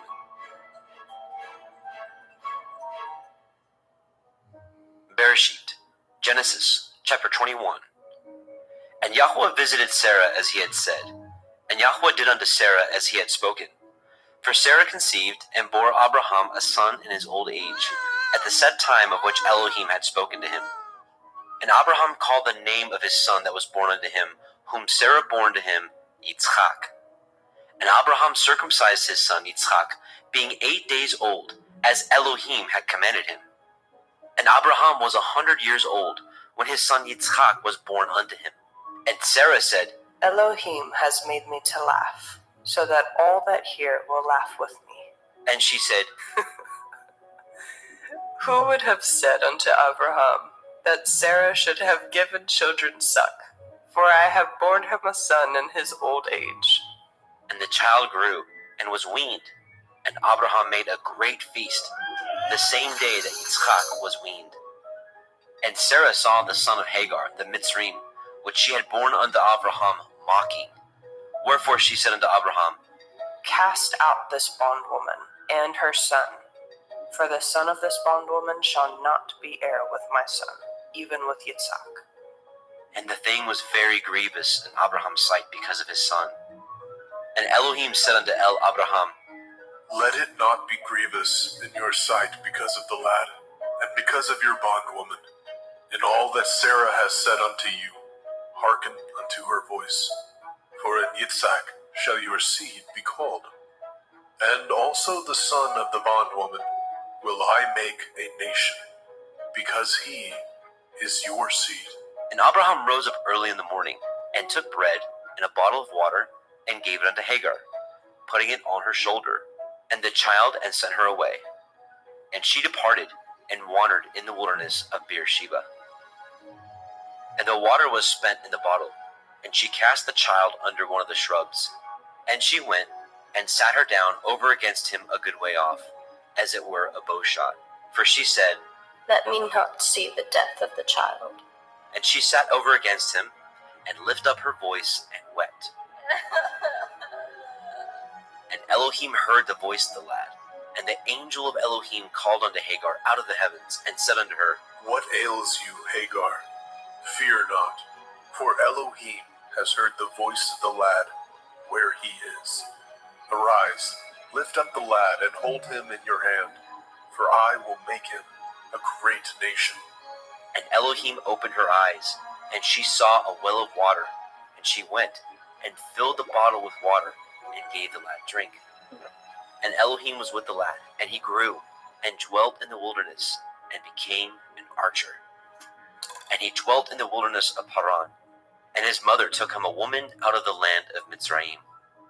And it came to pass at that time, that Abimelech and Pichol, the chief captain of his host, spoke unto Abraham, saying, Elohim is with you in all that you do.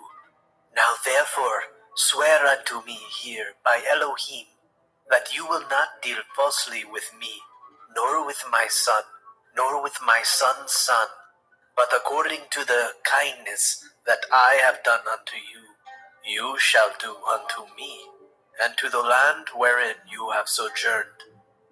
And Abraham said, I will swear. And Abraham reproved Abimelech because of a well of water, which Abimelech's servants had violently taken away. And Abimelech said, I know not who has done these things, neither did you tell me, neither yet heard I of it. but today. And Abraham took sheep and oxen and gave them unto Abimelech, and both of them cut a covenant. And Abraham set 7 ewe lambs of the flock by themselves. And Abimelech said unto Abraham, What mean these 7 ewe lambs which you have set by themselves? And he said, For these 7 ewe lambs shall you take off my hand, that they may be a witness unto me, that I have dug this well. Wherefore he called that place Beersheba, because there they swore both of them. Thus they cut a covenant at Beersheba. Then Abimelech rose up, and Phicol, the chief captain of his host, and they returned into the land of the Pelishtim. And Abraham planted a grove in Beersheba, and called thereon the name of Yahweh, El Olam. And Abraham sojourned in the Pelishtim's land many days.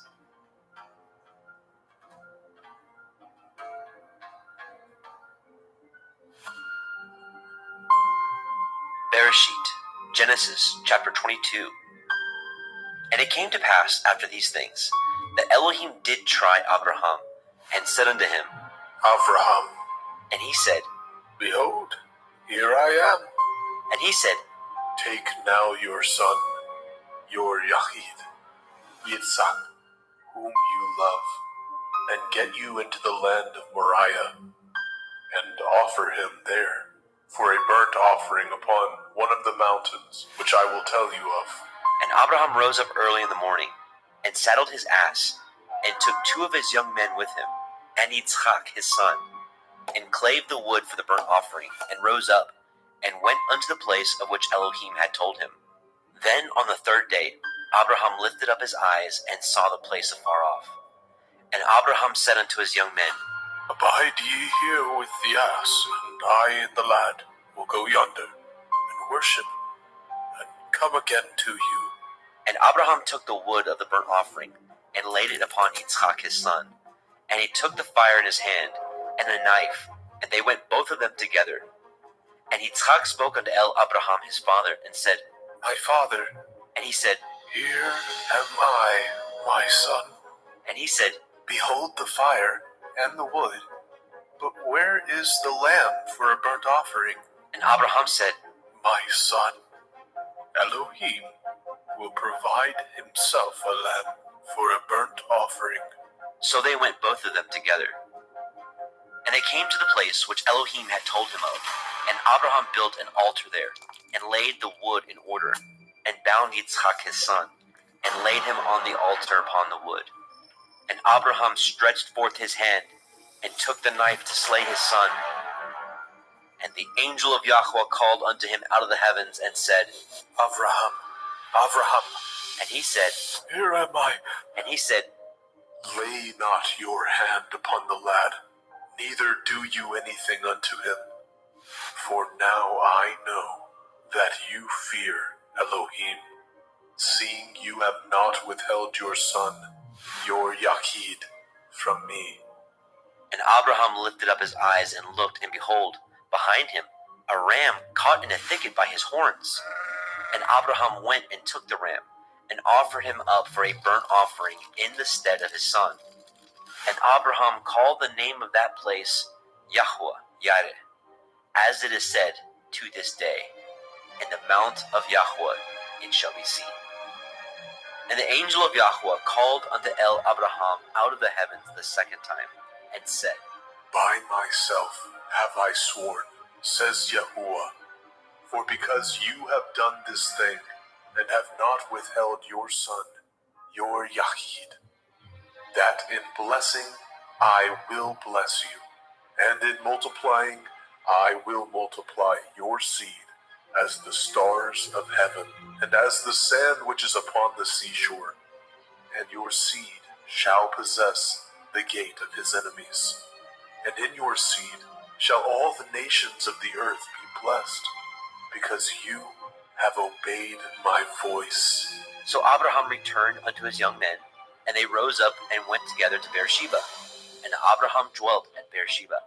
And it came to pass after these things that it was told Abraham, saying, Behold, Milcah, she has also borne children unto your brother Nahor, whose his firstborn, and Buz his brother, and Gemuel the father of Aram, and Gesed, and Hazor, and Pildash, and Yidlaf, and Bethuel. And Bethuel begat Rivkah. These 8 Milcah did bear to Nahor, Abraham's brother, and his concubine, whose name was Reumah.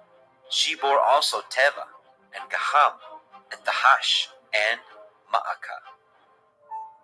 Bereshit, Genesis chapter 23. And Sarah was 107 and 20 years old. These were the years of the life of Sarah. And Sarah died in Kiryat Arba, the same is in Hebron, in the land of Canaan. And Abraham came to mourn for Sarah, and to weep for her.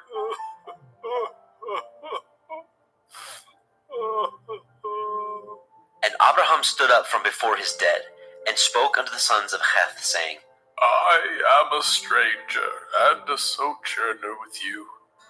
Give me a possession of a burying place with you, that I may bury my dead out of my sight.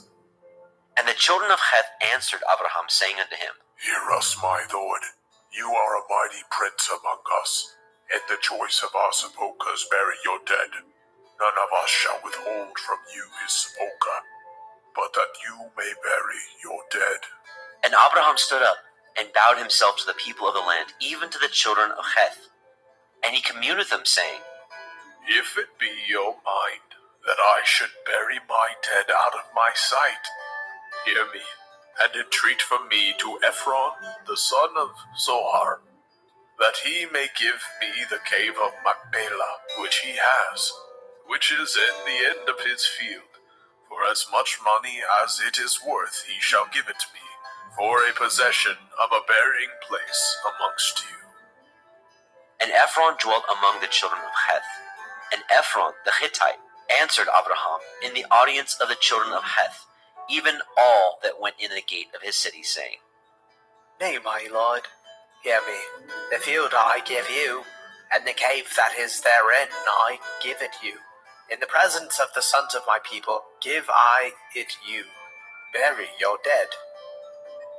And Abraham bowed down himself before the people of the land.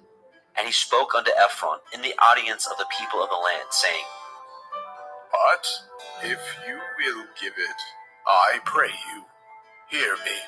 I will give you money for the field.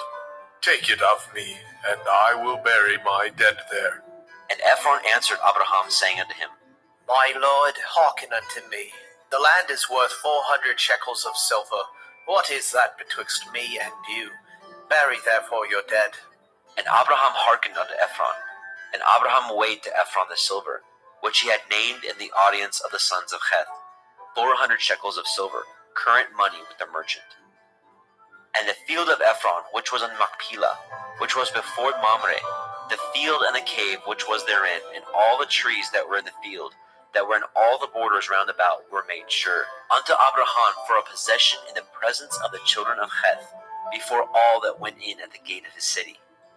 And after this, Abraham buried Sarah his woman in the cave of the field of Machpelah before Mamre, the same as Hebron, in the land of Canaan.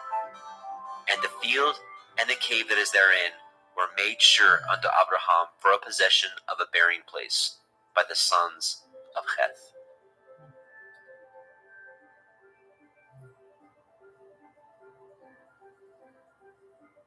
Bereshit, Genesis chapter 24. And Abraham was old and well stricken in age, and Yahweh had blessed Abraham in all things. And Abraham said unto his eldest servant of his house, that ruled over all that he had, Put, I pray you, your hand under my thigh, and I will make you swear by Yahweh, the Elohai of heaven and the Elohai of the earth, that you shall not take a woman unto my son of the daughters of the Canaanim, among whom I dwell. But you shall go unto my country and to my kindred, and take a woman unto my son Yitzhak. And the servant said unto him, Perchance the woman will not be willing to follow me unto this land. Must I needs bring your son again unto the land from whence you came? And Abraham said unto him, Beware that you bring not my son thither again.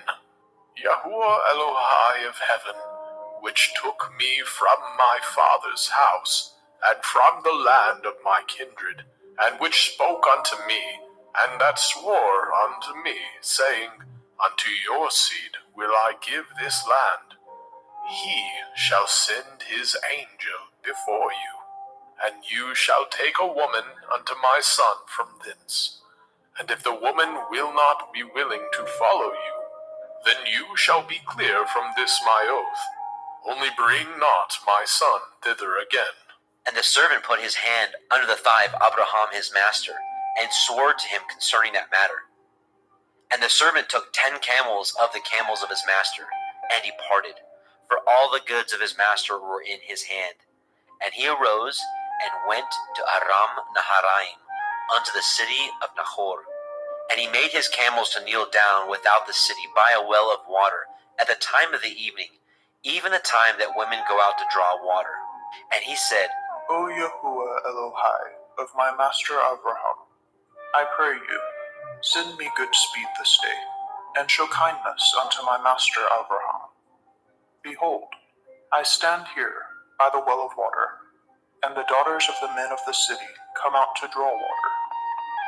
And let it come to pass, that the damsel to whom I shall say, Let down your pitcher, I pray you, that I may drink.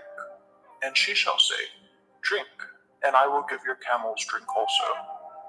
Let the same be she that you have appointed for your servant Yitzhak, and thereby shall I know that you have showed kindness unto my master. And it came to pass, before he had done speaking, that behold, Ribkah came out, who was born to Bethuel, son of Milcah, the woman of Nahor, Abraham's brother, with her pitcher upon her shoulder. And the damsel was very fair to look upon, a virgin, neither had any man known her. And she went down to the well and filled her pitcher, and came up. And the servant ran to meet her and said, Let me, I pray you, drink a little water of your pitcher. And she said, Drink, my lord. And she hastened, and let down her pitcher upon her hand, and gave him drink. And when she had done giving him drink, she said, I will draw water for your camels also, until they have done drinking. And she hastened, and emptied her pitcher into the trough, and ran again into the well to draw water, and drew for all his camels. And the man, wondering at her, held his peace, to wit whether Yahweh had made his journey prosperous or not. And it came to pass, as the camels had done drinking, that the man took a golden earring of 1/2 shekel weight, and 2 bracelets for her hands of 10 shekels weight of gold, and said, Whose daughter are you? Tell me, I pray you, is there room in your father's house for us to lodge in? And she said unto him, I am the daughter of Bethuel, the son of Milcah, which she bore unto Nahor. And she said moreover unto him, We have both straw and provender enough, and room to lodge in. And the man bowed down his head and worshipped Yahweh. And he said, Blessed be Yahuwah Elohai of my master Abraham, who has not left destitute my master of his mercy and his truth. I, being in the way, Yahuwah led me to the house of my master's brethren. And the damsel ran, and told them of her mother's house of these things. And Ribkah had a brother, and his name was Laban. And Laban ran unto the man, unto the well. And it came to pass, when he saw the earring and the bracelets upon his sister's hands, and when he heard the words of Ribkah his sister, saying, Thus spoke the man unto me. that he came unto the man, and behold, he stood by the camels at the well. And he said, Come in, you blessed of Yahuwah. Wherefore stand you without? For I have prepared the house and room for the camels. And the man came into the house, and he ungirded his camels, and gave straw and provender for the camels, and water to wash his feet, and the men's feet that were with him. And there was set meat before him to eat, but he said, I will not eat until I have told my errand. And he said, Speak on. And he said, I am Abraham's servant, and Yahuwah has blessed my master greatly, and he has become great. And he has given him flocks and herds, and silver and gold, and men servants and maidservants, and camels and asses.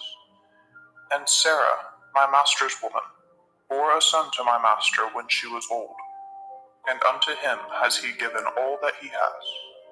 And my master made me swear, saying, You shall not take a woman to my son of the daughters of the Canaanim, in whose land I dwell, but you shall go unto my father's house, and to my kindred, and take a woman unto my son.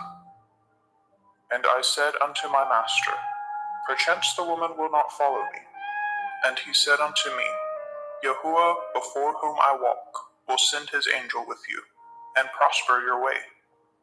And you shall take a woman for my son of my kindred, and of my father's house. Then shall you be clear from this my oath, when you come to my kindred, and if they give not you one, you shall be clear from my oath. And I came this day unto the well, and said, O Yahuwah Elohai, of my master Avraham, if now you do prosper my way which I go, behold, I stand by the well of water. And it shall come to pass, that when the virgin comes forth to draw water, and I say to her, Give me, I pray you, a little water of your pitcher to drink. And she say to me, Both drink you, and I will also draw for your camels. Let the same be the woman whom Yahuwah has appointed out for my master's son.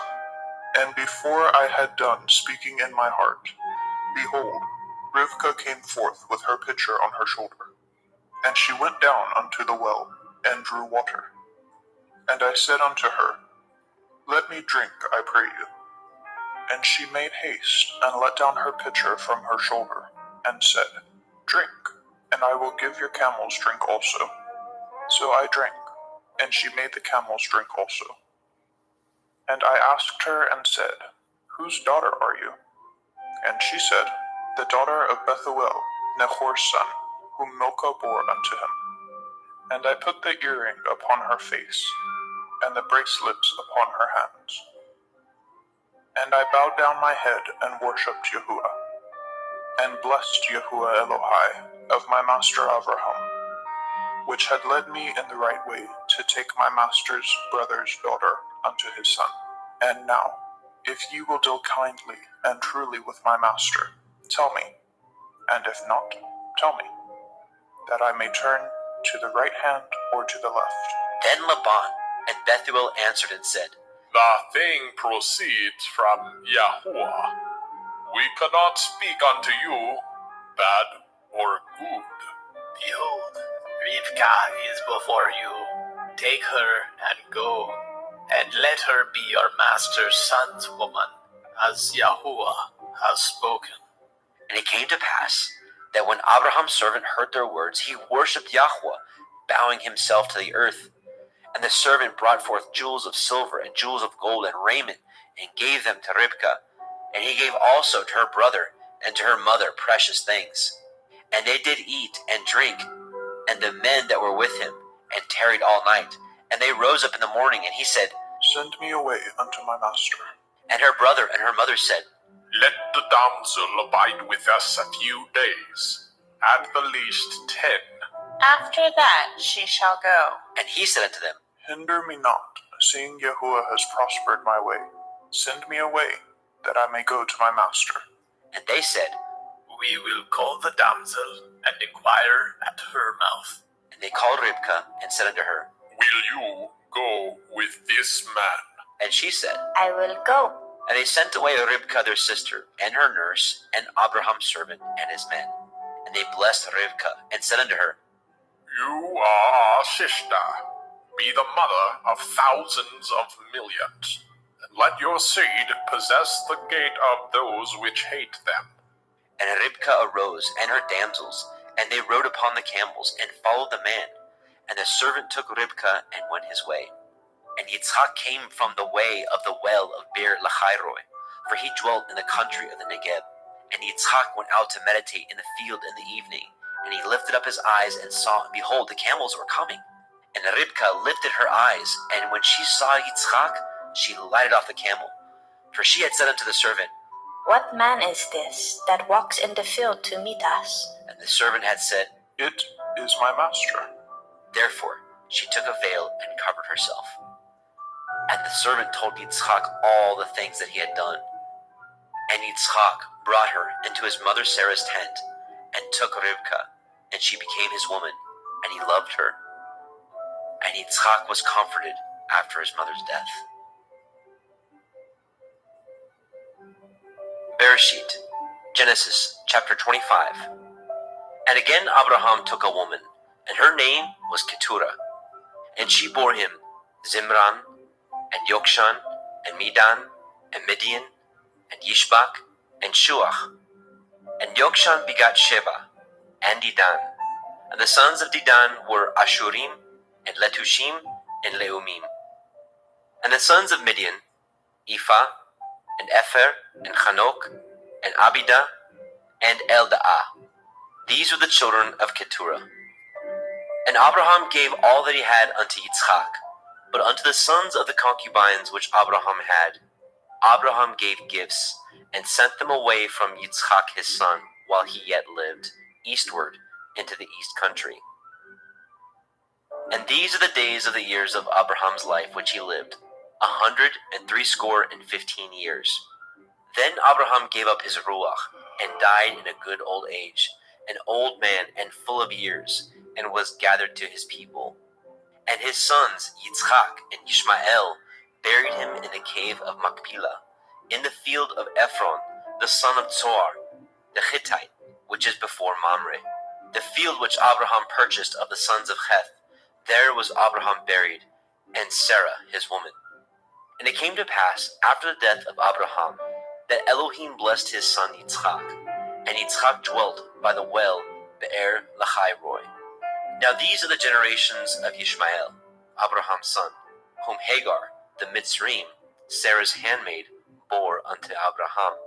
And these are the names of the sons of Ishmael, by their names, according to their generations. The firstborn of Ishmael, Nebaioth, and Kedar, and Adbeel, and Mibsam, and Mishma, and Duma, and Masaah, Hadar, and Tima, Yetur, Naphish, and Kedema. These are the sons of Ishmael, and these are their names, by their towns and by their castles, 12 princes according to their nations. And these are the years of the life of Ishmael, 137 years. And he gave up his ruach and died, and was gathered unto his people. And they dwelt from Havilah unto Shur, that is before Mitzrayim, as you go toward Ashura.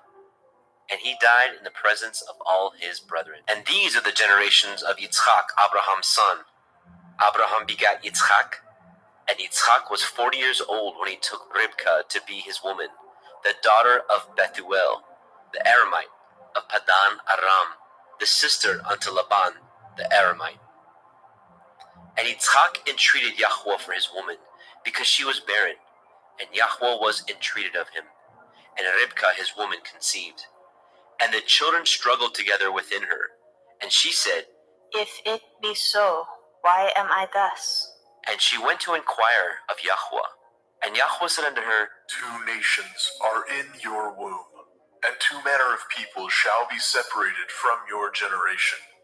And the one people shall be stronger than the other people, and the elder shall serve the younger. And when her days to be delivered were fulfilled, behold, there were twins in her womb. And the first came out red all over like a hairy garment, and they called his name Esau. And after that came his brother out, and his hand took hold on Esau's heel, and his name was called Jacob. And Yitzchak was 80 years old when she bore them. And the boys grew, and Esau was a cunning hunter, a man of the field, and Jacob was an upright man, dwelling in tents. And Yitzchak loved Esau, because he did eat of his venison, but Ribkah loved Jacob. And Jacob sought pottage, and Esau came from the field, and he was faint. And Esau said to Jacob, Feed me, I pray you, with that same red pottage, for I am faint. Therefore was his name called Edom.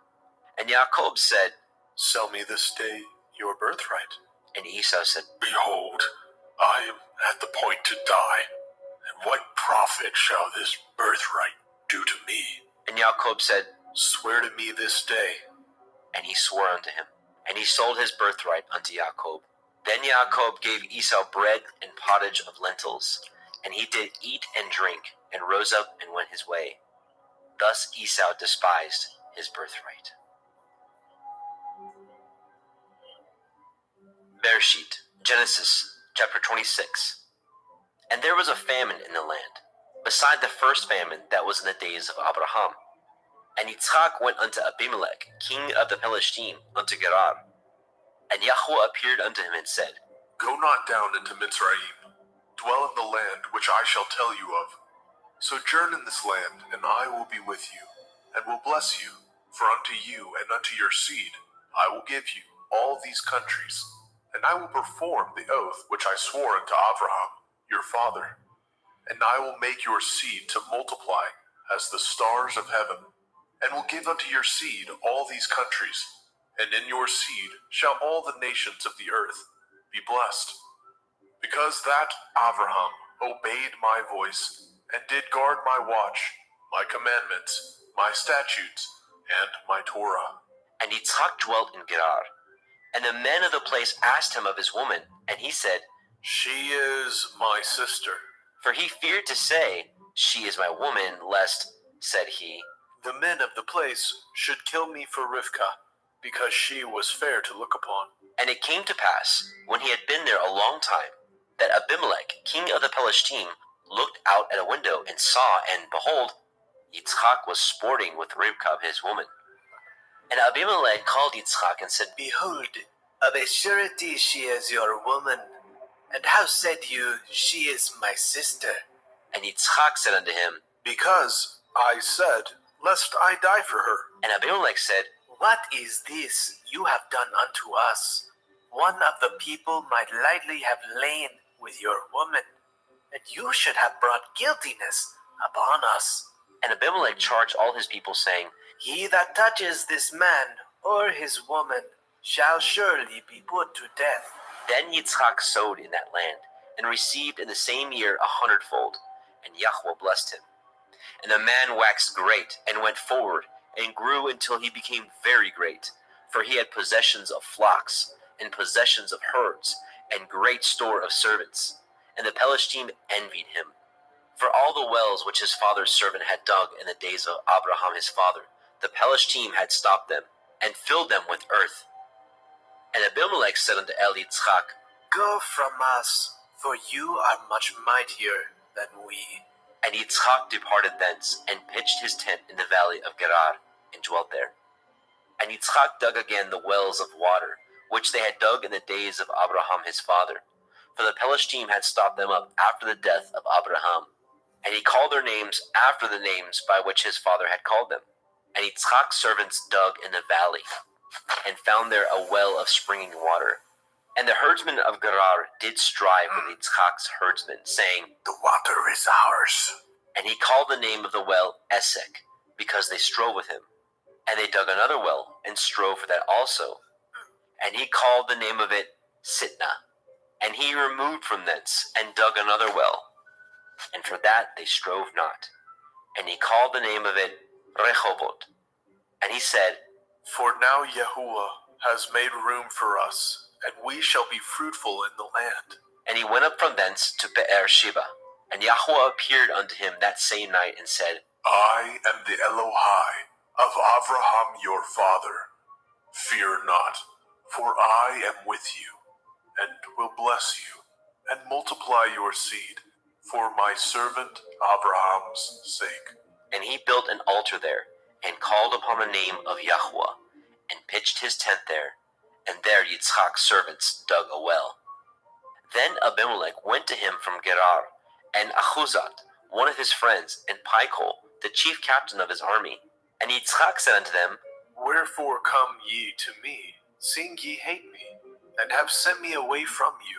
And they said, We saw certainly that Yahuwah was with you, and we said, Let there be now an oath betwixt us, even betwixt us and you, and let us cut a covenant with you.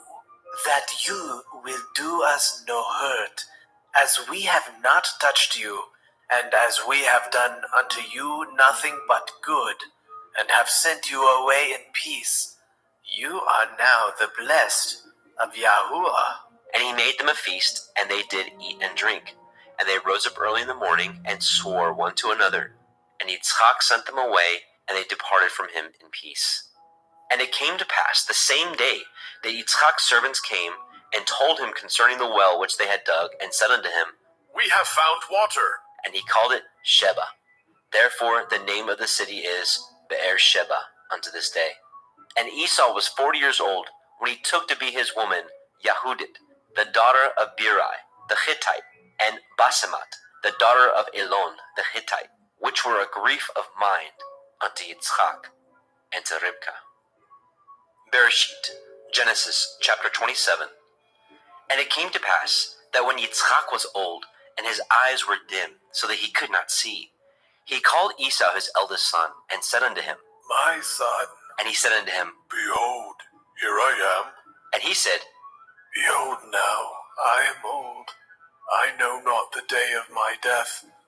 Now therefore take, I pray you, your weapons, your quiver and your bow, and go out to the field, and take me some venison, and make me savory meat such as I love, and bring it to me, that I may eat, that my soul may bless you before I die. And Rivkah heard when Yitzchak spoke to Esau his son. And Esau went to the field to hunt for venison, and to bring it.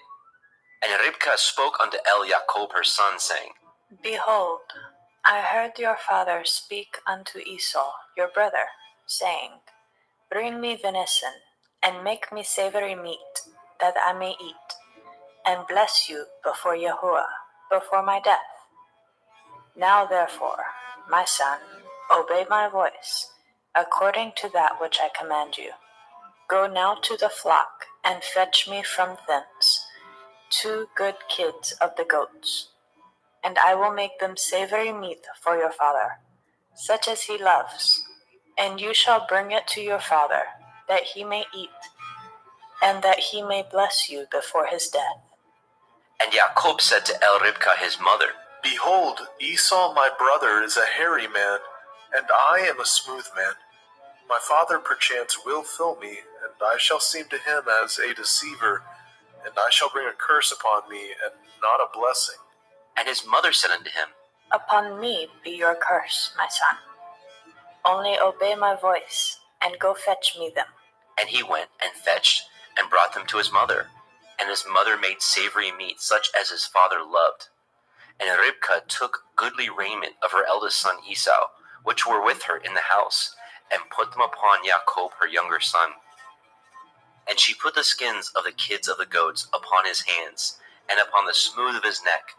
And she gave the savory meat, and the bread, which she had prepared, into the hand of her son Jacob. And he came unto his father, and said, My father. And he said, Here I am. Who are you, my son? And Jacob said unto his father, I am Esau, your firstborn. I have done according as you bade me.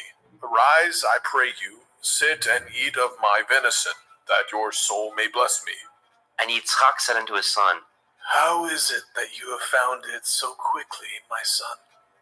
And he said, Because Yahuwah Elohika brought it to me.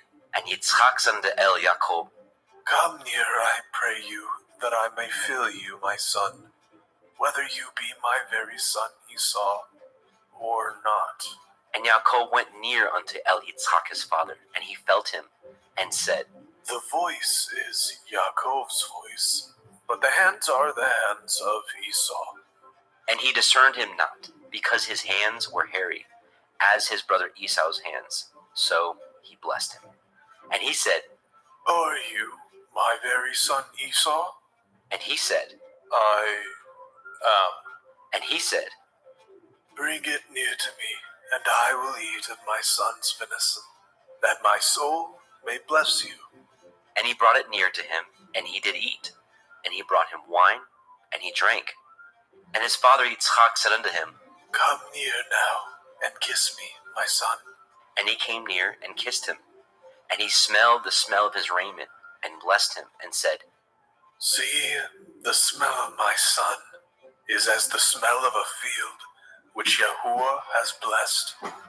Therefore Elohim give you of the dew of heaven, and of the fatness of the earth, and plenty of grain and wine.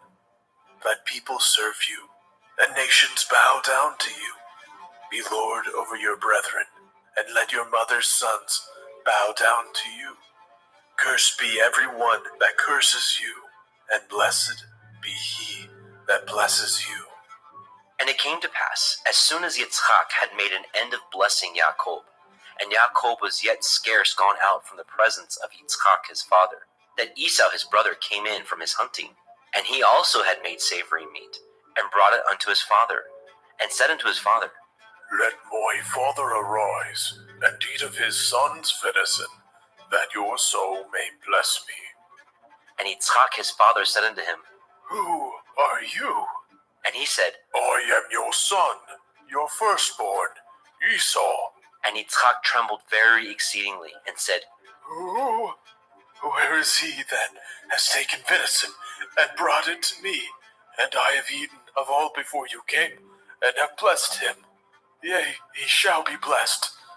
And when Esau heard the words of his father, he cried with a great and exceeding bitter cry, and said unto his father, Bless me, even me also, O my father. And he said, Your brother has come with subtlety, and has taken away your blessing. And he said, Is he not rightly named Yaakov? For he has supplanted me these 2 times. He took away my birthright, and behold, now he has taken away my blessing. And he said, Have you not reserved a blessing for me? And Yitzchak answered and said unto Esau, Behold, I have made him your lord, and all his brethren have I given to him for servants, and with grain and wine have I sustained him. And what shall I do now unto you, my son? And Esau said unto his father, Have you but one blessing, my father? Bless me, even me also, O my father. And Esau lifted up his voice and wept. And Yitzchak his father answered and said unto him, Behold, your dwelling shall be the fatness of the earth, and of the dew of heaven from above. And by your sword shall you live, and shall serve your brother.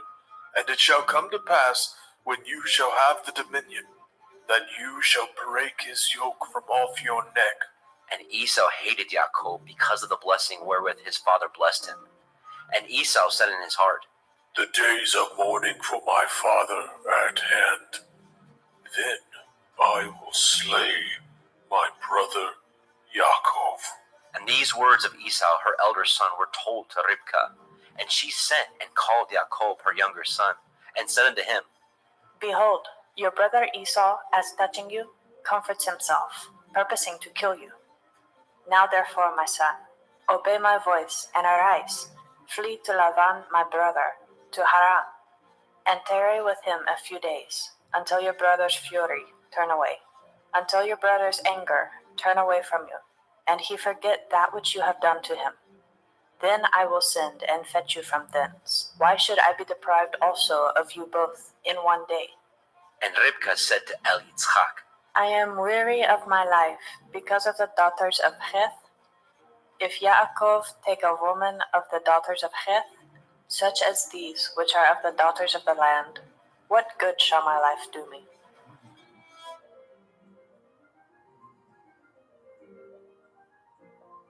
Bereshit, Genesis chapter 28.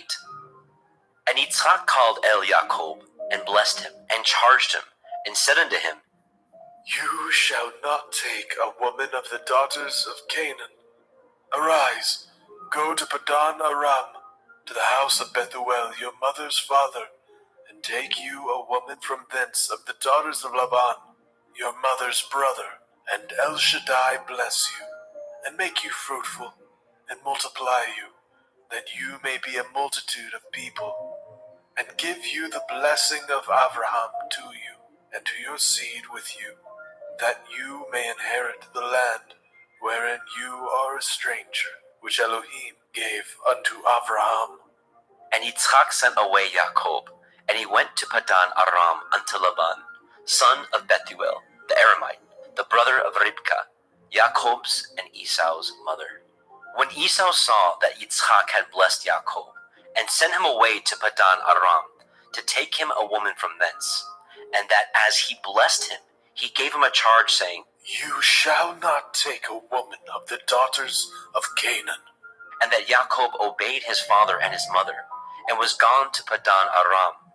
And Esau, seeing that the daughters of Canaan pleased not Yitzchak his father, then went Esau unto El Ishmael, and he took unto the woman which he had, Mahalat, the daughter of Ishmael, Abraham's son, the sister of Nebaioth, to be his woman.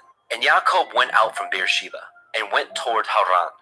And he lighted upon a certain place, and tarried there all night, because the sun was set.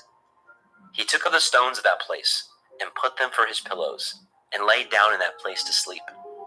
And he dreamed, and behold, a ladder set up on the earth, and the top of it reached to heaven.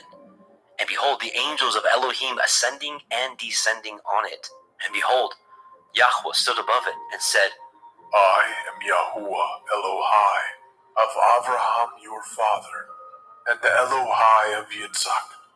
The land whereon you lie, to you will I give it, and to your seed. And your seed shall be as the dust of the earth, and you shall spread abroad to the west, and to the east, and to the north, and to the south. And in you, and in your seed, shall all the families of the earth be blessed. And behold, I am with you, and will guard you in all the places whither you go, and will bring you again into this land. For I will not leave you until I have done that which I have spoken to you of. And Yaakov awoke out of his sleep, and he said, Surely Yahuwah is in this place, and I knew it not. And he was afraid, and said, How dreadful is this place! This is none other but the house of Elohim, and this is the gate of heaven. And Jacob arose up early in the morning, and took the stone that he had put for his pillows, and set it up for a pillar, and poured oil upon the top of it. And he called the name of that place Beit El, but the name of that city was called Luz at the first. And Jacob vowed a vow, saying, If Elohim will be with me, and will guard me in this way that I go, and will give me bread to eat, and raiment to put on, so that I come again to my father's house in peace, then shall Yahuwah be my Elohim, and this stone which I have set for a pillar shall be Elohim's house, and of all that you shall give me, I will surely give the 10th unto you.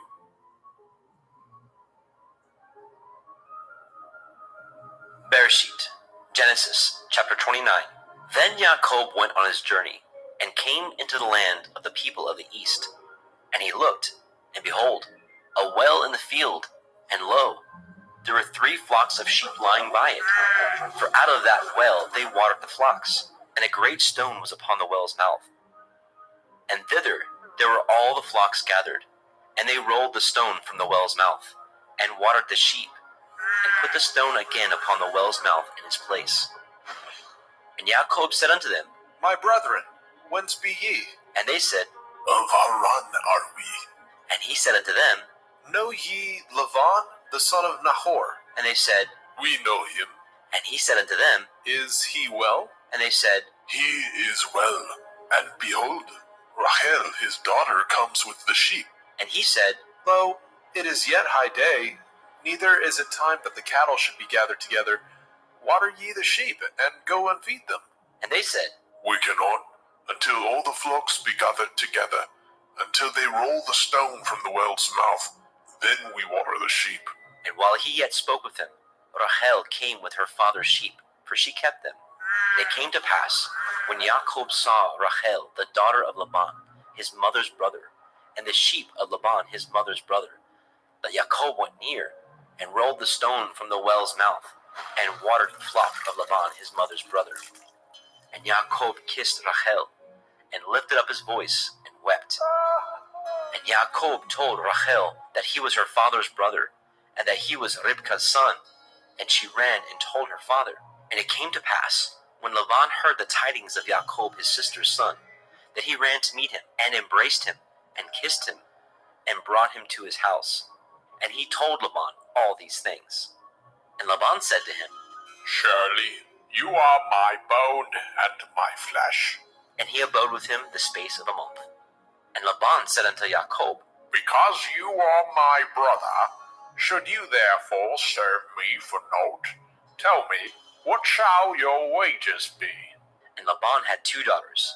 The name of the elder was Leah, and the name of the younger was Rachel. Leah was tender-eyed, but Rachel was beautiful and well-favored. And Jacob loved Rachel, and said, I will serve you 7 years for Rachel, your younger daughter. And Laban said, It is better that I give her to you, than that I should give her to another man. Abide with me. And Jacob served 7 years for Rachel, and they seemed unto him but a few days, for the love he had to her. And Jacob said unto Laban, Give me my woman, for my days are fulfilled, that I may go in unto her. And Laban gathered together all the men of that place, and made a feast. And it came to pass in the evening, that he took Leah his daughter, and brought her to him, and he went in unto her. And Laban gave unto his daughter Leah Zilpah, his maid, for a handmaid. And it came to pass, that in the morning, behold, it was Leah. And he said to Laban, What is this that you have done unto me? Did I not serve with you for Rachel? Wherefore then have you beguiled me? And Laban said, It must not be so done in our country, to give the younger before the firstborn. Fulfill her week, and we will give you this also for the service which you shall serve with me yet 7 other years. And Jacob did so, and fulfilled her week. And he gave him Rachel his daughter to be his woman also. And Laban gave to Rachel his daughter Bilhah his handmaid to be her maid. And he went in also unto Rachel, and he loved also Rachel more than Leah, and served with him yet 7 other years. And when Yahweh saw that Leah was hated, he opened her womb, but Rachel was barren. And Leah conceived, and bore a son, and she called his name Reuben. For she said, Surely Yahweh has looked upon my affliction. Now therefore my man will love me. And she conceived again, and bore a son, and said, Because Yahweh has heard that I was hated, he has therefore given me this son also. And she called his name Shimon. And she conceived again, and bore a son, and said, Now this time will my man be joined unto me, because I have borne him 3 sons. Therefore was his name called Levi. And she conceived again, and bore a son, and she said, Now I will praise Yahuwah. Therefore she called his name Yahudah, and left bearing. Bereshit, Genesis chapter 30. And when Rachel saw that she bore Jacob no children, Rachel envied her sister, and said unto Jacob, Give me children, or else I die. And Jacob's anger was kindled against Rachel, and he said, Am I in Elohim's stead, who has withheld from you the fruit of the womb?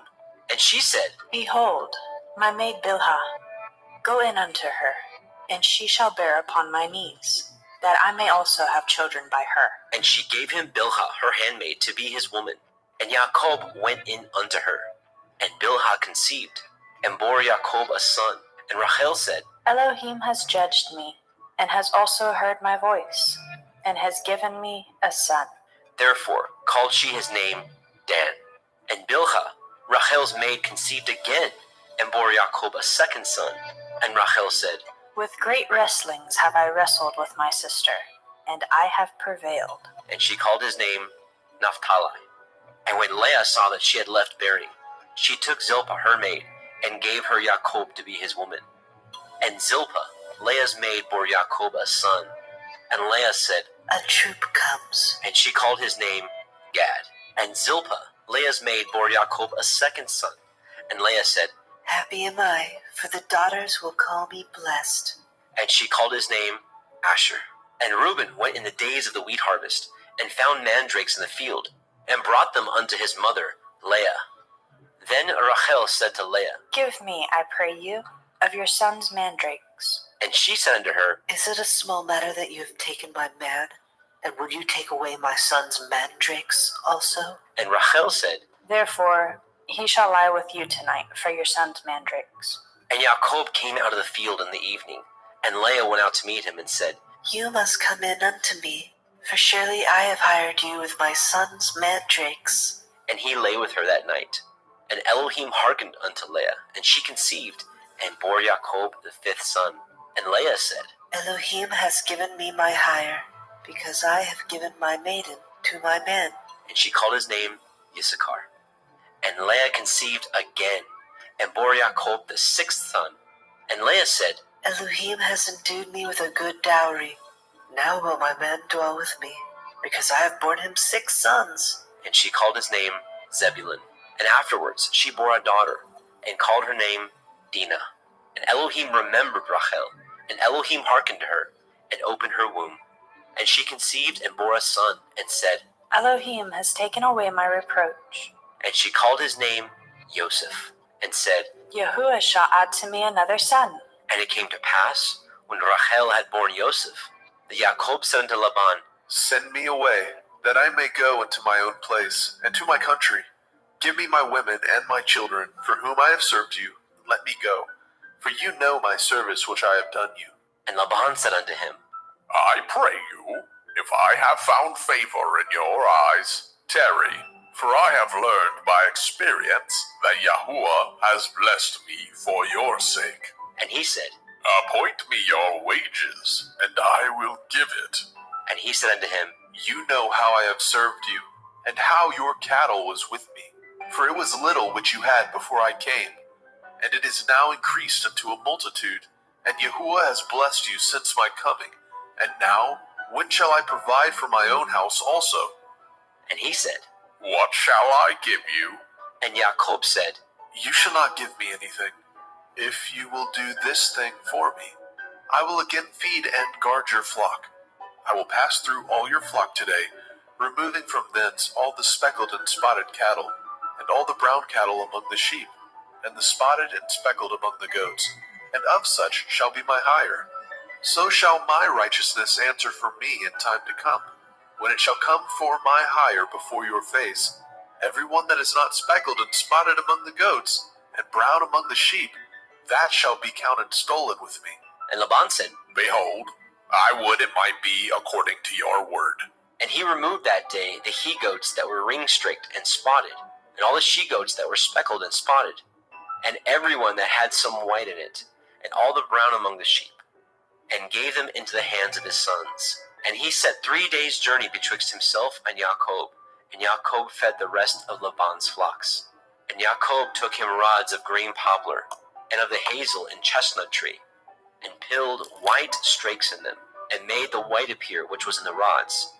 And he set the rods which he had pilled before the flocks in the gutters, in the watering troughs, when the flocks came to drink, that they should conceive when they came to drink. And the flocks conceived before the rods, and brought forth cattle, ring-straked, speckled, and spotted. And Jacob did separate the lambs, and set the faces of the flocks toward the ring-straked, and all the brown in the flock of Laban. And he put his own flocks by themselves, and put them not unto Laban's cattle. And it came to pass, whensoever the stronger cattle did conceive, that Jacob laid the rods before the eyes of the cattle in the gutters, that they might conceive among the rods. But when the cattle were feeble, he put them not in. So the feebler were Laban's, and the stronger Jacob's. And the man increased exceedingly, and had much cattle, and maidservants, and menservants, and camels, and asses.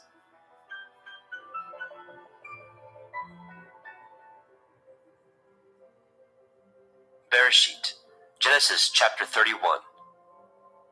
And he heard the words of Laban's son, saying, Yaakov has taken away all that was our father's, and of that which was our father's has he gotten all his glory.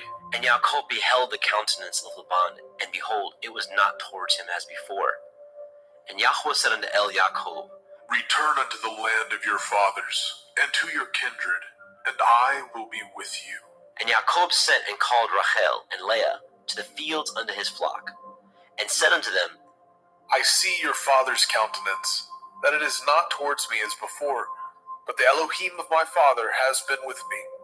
And ye know that with all my power I have served your father. And your father has deceived me and changed my wages 10 times, but Elohim suffered him not to hurt me. If he said thus, the speckled shall be your wages, then all the cattle bore speckled, And if he said thus, the ring-straked shall be your hire, then bore all the cattle ring-straked. Thus Elohim has taken away the cattle of your father, and given them to me. And it came to pass at the time that the cattle conceived, that I lifted up my eyes, and I saw in a dream, and behold, the rams which leaped upon the cattle were ring-straked, speckled, and grizzled. And the angel of Elohim spoke unto me in a dream, saying, Yaakov. And I said, Here I am. And he said, Lift up now your eyes, and see, all the rams which leapt upon the cattle are ring-straked, speckled, and grizzled. For I have seen all that Laban does unto you. I am the Elohim of Bethel, where you anointed the pillar, and where you vowed a vow unto me. Now arise, get you out of this land, and return unto the land of your kindred. And Rachel and Leah answered and said unto him, Is there yet any portion or inheritance for us in our father's house? Are we not counted of him strangers? For he has sold us, and has quite devoured also our money. For all the riches which Elohim has taken from our father, that is ours, and our children's. Now then, whatsoever Elohim has said unto you, do. Then Jacob rose up, and set his sons and his women upon camels, and carried away all his cattle, and all his goods which he had gotten, the cattle of his getting, which he had gotten in Padan Aram, for to go to El Yitzchak his father in the land of Canaan. And Laban went to shear his sheep, and Rachel had stolen the teraphim that were her father's. And Jacob stole away unawares to Laban the Aramite, in that he told him not that he fled. So he fled with all that he had, and he rose up, and passed over the river, and set his face toward the Mount Gilead. And it was told Laban on the third day that Jacob was fled. And he took his brethren with him, and pursued after him 7 days' journey, and they overtook him in the Mount Gilead. And Elohim came to Laban the Aramite in a dream by night, and said unto him, Take heed that you speak not to Yaakov, either good or bad. Then Laban overtook Jacob. Now Jacob had pitched his tent in the mount, and Laban with his brethren pitched in the Mount Gilead. And Laban said to Jacob, What have you done, that you have stolen away unawares to me, and carried away my daughters as captives, taken with the sword? Wherefore did you flee away secretly, and steal away from me, and did not tell me, that I might have sent you away with mirth, and with songs, with tabret, and with harp? And have not suffered me to kiss my sons and daughters? You have now done foolishly in so doing. It is in the power of my hand to do you hurt. But the Elohim of your father spoke unto me yesternight, saying, Take heed that you speak not to Yaakov, either good or bad. And now, though you would needs be gone, because you sore longed after your father's house, yet wherefore have you stolen my Elohim? And Jacob answered and said to Laban, Because I was afraid, for I said, Perchance you would take by force your daughters from me. With whomsoever you find your Elohim, let him not live, before our brethren discern what is yours with me, and take it to you. For Jacob knew not that Rachel had stolen them. And Laban went into Jacob's tent, and into Leah's tent, and into the 2 maidservants' tents, but he found them not. Then he went out of Leah's tent, and entered into Rachel's tent. Now Rachel had taken the teraphim, and put them in the camel's furniture, and sat upon them. And Laban searched all the tent, but found them not. And she said to her father, Let it not displease my lord that I cannot rise up before you, for the custom of women is upon me. And he searched, but found not the teraphim. And Jacob was wroth, and chode with Laban. And Jacob answered and said to Laban, What is my transgression? What is my sin, that you have so hotly pursued after me? Whereas you have searched all my stuff, what have you found of all your household stuff? Set it here before my brethren and your brethren, that they may judge betwixt us both. This 20 years have I been with you. Your ewes and your she-goats have not cast their young, and the rams of your flock have I not eaten. That which was torn of beasts I brought not unto you. I bore the loss of it. Of my hand did you require it, whether stolen by day or stolen by night. Thus I was in the day the drought consumed me, and the frost by night. and my sleep departed from my eyes. Thus have I been 20 years in your house. I served you 14 years for your 2 daughters and 6 years for your cattle, and you have changed my wages 10 times. Except the Elohai of my father, the Elohai of Avraham, and the fear of Yitzhak had been with me, surely you had sent me away now empty. Elohim has seen my affliction, and the labor of my hands, and rebuked you yesternight. And Laban answered and said unto Yaakov, These daughters are my daughters, and these children are my children, and these cattle are my cattle, and all that you see is mine. And what can I do this day unto these my daughters, or unto their children which they have borne? Now therefore come, let us cut a covenant, I and you, and let it be for a witness between me and you. And Yaakov took a stone, and set it up for a pillar. And Yaakov said unto his brethren, Gather stones. And they took stones, and made a heap, and they did eat there upon the heap. And Laban called it Yegar Sahaduta, but Yaakov called it Galid. And Laban said, This heap is a witness between me and you this day. Therefore was the name of it called Galed. And Mitzpah, for he said, Yahuwah watch between me and you, when we are absent from one another. If you shall afflict my daughters, or if you shall take other women beside my daughters, no man is with us. See, Elohim is witness betwixt me and you. And Laban said to Yaakov, Behold this heap, and behold this pillar, which I have cast betwixt me and you. This heap be witness, and this pillar be witness, that I will not pass over this heap to you, and that you shall not pass over this heap and this pillar unto me for harm. The Elohai of Avraham and the Elohai of Nahor, the Elohai of their father, judge betwixt us. And Yaakov swore by the fear of his father Yitzchak. Then Yaakov offered sacrifice upon the mount, and called his brethren to eat bread. And they did eat bread, and tarried all night in the mount. And early in the morning Laban rose up, and kissed his sons and his daughters, and blessed them. And Laban departed, and returned unto his place. Bereshit, Genesis chapter 32.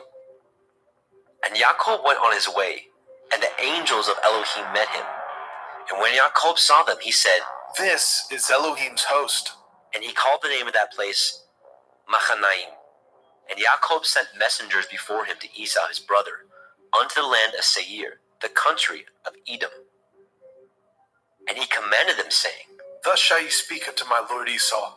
Your servant Yaakov says thus, I have sojourned with Laban, and stayed there until now.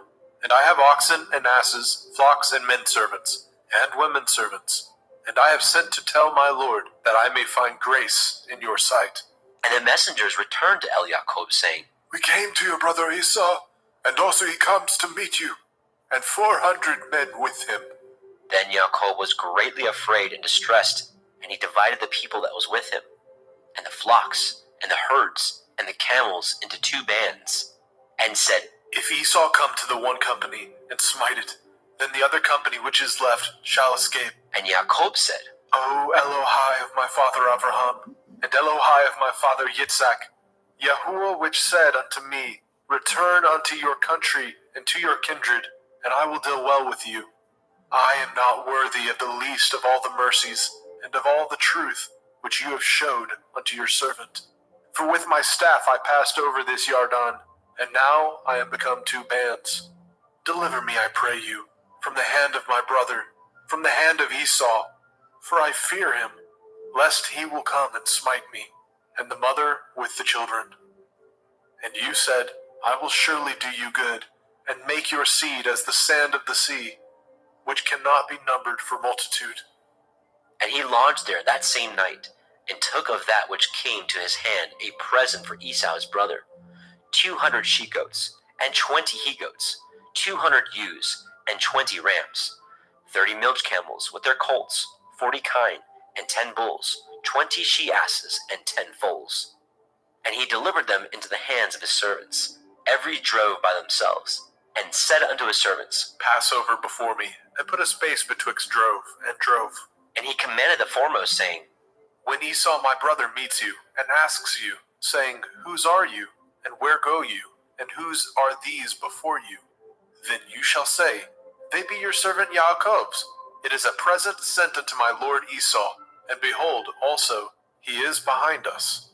And so commanded he the second, and the third, and all that followed the drove, saying, On this manner shall you speak unto Esau when you find him, and say ye moreover, Behold, your servant Jacob is behind us. For he said, I will appease him with the present that goes before me, and afterward I will see his face. Perchance he will accept of me. So went the present over before him, and himself lodged that night in the company. And he rose up that night, and took his 2 women, and his 2 women servants, and his 11 sons, and passed over the ford Jabbok. And he took them, and sent them over the brook, and sent over that he had. And Jacob was left alone, and there wrestled a man with him until the breaking of the day. And when he saw that he prevailed not against him, he touched the hollow of his thigh, and the hollow of Jacob's thigh was out of joint, as he wrestled with him. And he said, Let me go, for the day breaks. And he said, I will not let you go, except you bless me. And he said unto him, What is your name? And he said, Jacob. And he said, Your name shall be called no more Jacob, but Yasharel. For as a prince have you power with Elohim and with men, and have prevailed. And Jacob asked him and said, Tell me, I pray you, your name. And he said, Wherefore is it that you do ask after my name? And he blessed them there. And Jacob called the name of the place Penuel. For I have seen Elohim face to face, and my life is preserved. And as he passed over Penuel, the sun rose upon him, and he halted upon his thigh. Therefore the children of Yashrael eat not the sinew which shrank, which is upon the hollow of the thigh unto this day, because he touched the hollow of Jacob's thigh in the sinew that shrank. Bereshit, Genesis, chapter 33. And Jacob lifted up his eyes, and looked, and behold, Esau came, and with him 400 men. And he divided the children unto Leah, and unto Rachel, and unto the 2 handmaids. And he put the handmaids and their children foremost, and Leah and her children after, and Rachel and Joseph hindermost. And he passed over before them, and bowed himself to the ground 7 times, until he came near to his brother. And Esau ran to meet him, and embraced him, and fell on his neck, and kissed him, and they wept. And he lifted up his eyes, and saw the women and the children, and said, Who are those with you? And he said, The children which Elohim has graciously given your servant. Then the handmaidens came near, they and their children, and they bowed themselves. And Leah also with her children came near, and bowed themselves. And after came Joseph near, and Rachel, and they bowed themselves. And he said, What do you mean by all this drove which I met? And he said, These are to find grace in the sight of my master. And Esau said, I have enough. My brother, keep what you have unto yourself. And Jacob said, Nay, I pray you, if now I have found grace in your sight, then receive my present at my hand. For therefore I have seen your face, as though I had seen the face of Elohim, and you were pleased with me. Take, I pray you, my blessing that is brought to you, because Elohim has dealt graciously with me, and because I have enough. And he urged him, and he took it, and said, Let us take our journey, and let us go, and I will go before you. And he said unto him, My Lord knows that the children are tender, and the flocks and herds with the young are with me. And if men should overdrive them one day, all the flock will die. Let my Lord, I pray you, pass over before his servant, and I will lead on softly, according as the cattle that goes before me, and the children be able to endure, until I come unto my Lord, unto Seir. And Esau said, Let me now leave you with some of the folk that are with me. And he said, What needs it? Let me find grace in the sight of my master. So Esau returned that day on his way unto Seir. And Jacob journeyed to Sukkot, and built him a house, and made Sukkot for his cattle. Therefore the name of the place is called Sukkot. And Jacob came to Shalem, a city of Shechem, which is in the land of Canaan, when he came from Padan Aram, and pitched his tent before the city. And he bought a parcel of a field, where he had spread his tent at the hand of the children of Hamor, Shechem's father, for 100 pieces of money. And he erected there an altar, and called it El Elohai Yasharel. Bereshit, Genesis chapter 34. And Dinah, the daughter of Leah, which she bore unto Jacob, went out to see the daughters of the land. And when Shechem, the son of Hamor, the Hivite, prince of the country, saw her, he took her, and lay with her, and defiled her. And his soul clave unto Dinah, the daughter of Jacob, and he loved the damsel, and spoke kindly unto the damsel. And Shechem spoke unto his father Hamor, saying, Get me this damsel to be my woman. And Jacob heard that he had defiled Dinah his daughter. Now his sons were with his cattle in the field, and Jacob held his peace until they were come. And Hamor, the father of Shechem, went out unto El Jacob to commune with him. And the sons of Jacob came out of the field when they heard it, and the men were grieved, and they were very wroth, because he had wrought folly in Yashrael, in lying with Jacob's daughter, which thing ought not to be done. And Hamor communed with them, saying, The soul of my son Shechem longs for your daughter. I pray you, give her him to be his woman. And make ye marriages with us, and give your daughters unto us, and take our daughters unto you. And ye shall dwell with us, and the land shall be before you. Dwell and trade ye therein, and get you possessions therein. And Shechem said unto her father, and unto her brethren, Let me find grace in your eyes, and what ye shall say unto me I will give. Ask me never so much dowry and gift, and I will give according as ye shall say unto me. But give me the damsel to be my woman. The sons of Jacob answered Shechem and Hamor his father deceitfully, and said, Because he had defiled Dinah their sister. And they said unto them, We cannot do this thing, to give our sister to one that is uncircumcised, for that were a reproach unto us.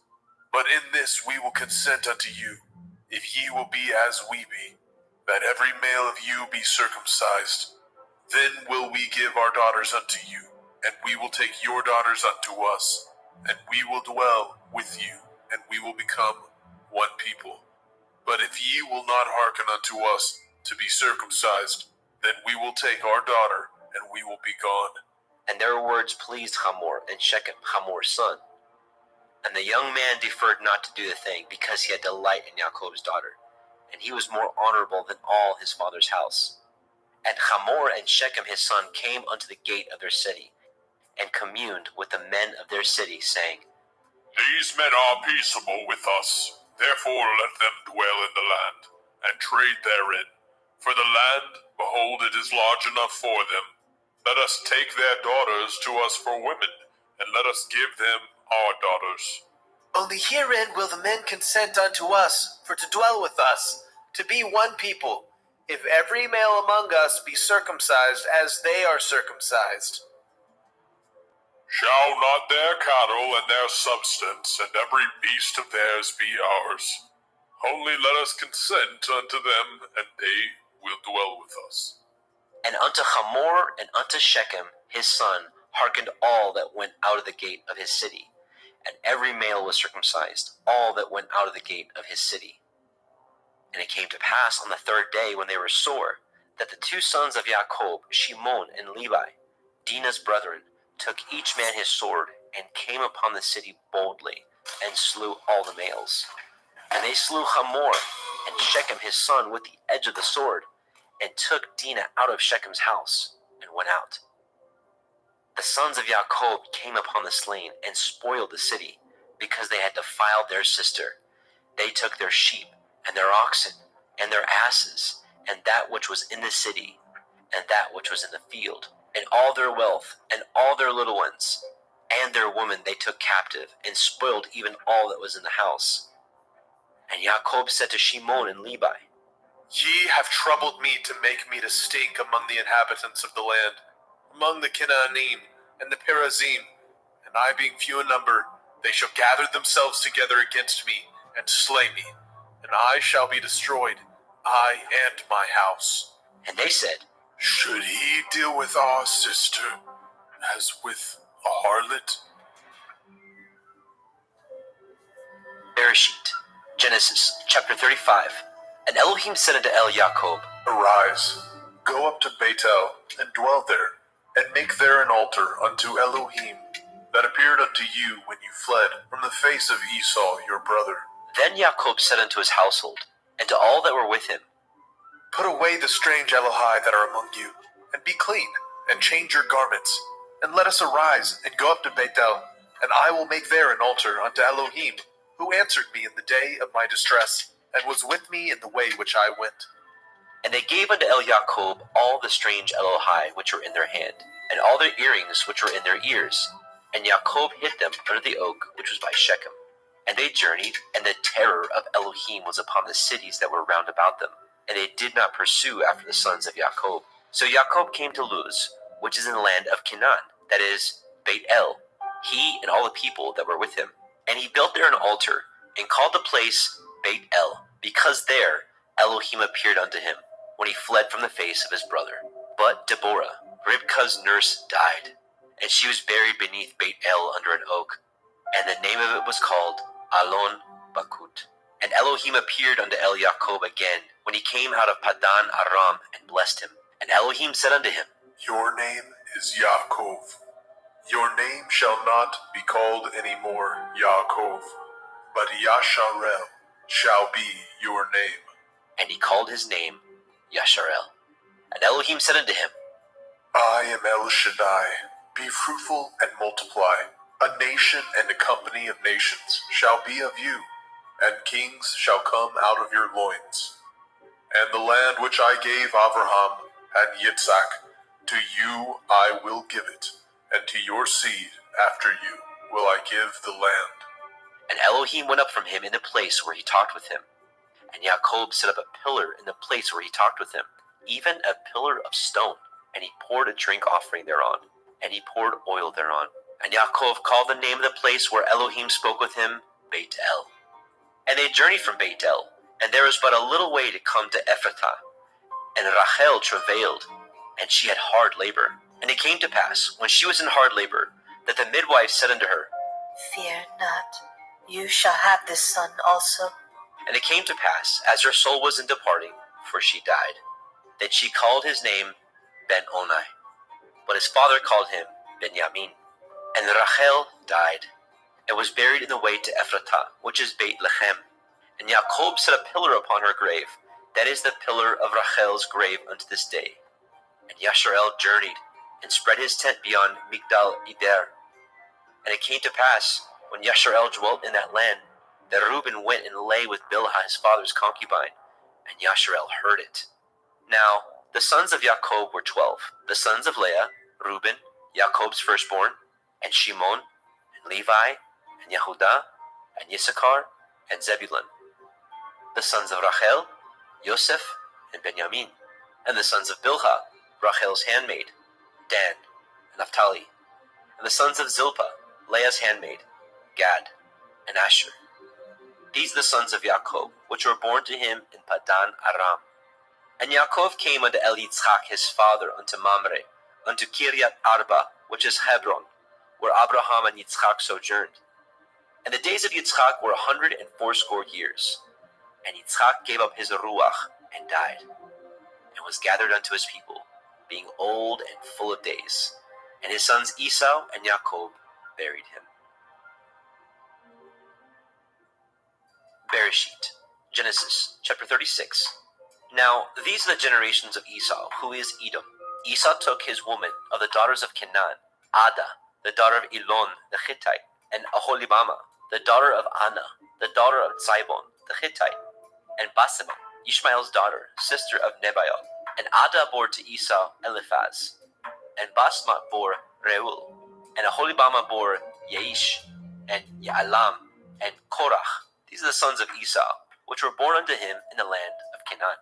And Esau took his women, and his sons, and his daughters, and all the persons of his house, and his cattle, and all his beasts, and all his substance, which he had got in the land of Canaan, and went into the country from the face of his brother Jacob. For their riches were more than they might dwell together, and the land wherein they were strangers could not bear them because of their cattle. Thus dwelt Esau in Mount Seir. Esau is Edom.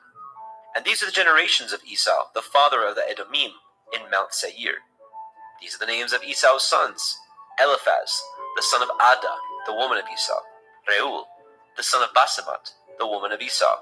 And the sons of Eliphaz were Timan, Omar, Zepho, Gatam, and Kenaz. And Timnah was the concubine to Eliphaz, Esau's son, and she bore to Eliphaz Amalek. These are the sons of Ada, Esau's woman. And these are the sons of Reuel, Nahat, and Zerach, Shammah, and Mizah. These are the sons of Basemat, Esau's woman. And these were the sons of Aholibama, the daughter of Anna, the daughter of Tzibon, Esau's woman. And she bore to Esau Yaish, and Ya'alam, and Korach. These were the dukes of the sons of Esau. The sons of Eliphaz, the firstborn son of Esau: Duke Timan, Duke Omar, Duke Zepho, and Duke Kenaz, Duke Korach, Duke Gatam, and Duke Amalek. These are the dukes that came of Eliphaz in the land of Edom. These are the sons of Ada. And these are the sons of Reuel, Esau's son: Duke Nahat, Duke Zerach, Duke Shammah, Duke Mizah. These are the dukes that came of Reuel in the land of Edom. These are the sons of Basemat, Esau's woman. And these are the sons of Aholibama, Esau's woman: Duke Yaish, Duke Ya'alam, Duke Korach. These are the dukes that came of Aholibama, the daughter of Anna, Esau's woman. These are the sons of Esau, who is Edom, and these are their dukes. These are the sons of Seir, the Horite, who inhabited the land: Lotan, and Shobal, and Sibon, and Anna, and Dishon, and Etzer, and Dishan. These are the dukes of the Horim, the children of Seir, in the land of Edom. And the children of Lotan were Horai and Chemam. And Lotan's sister was Timnah. And the children of Shobal were these: Alyan, and Manachat, and Ebal, and Shiphi, and Onam. And these are the children of Tzibon, both Ayah and Anah.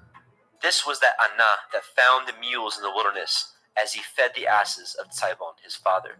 And the children of Anah were these: Dishon, and Aholibama, the daughter of Anna.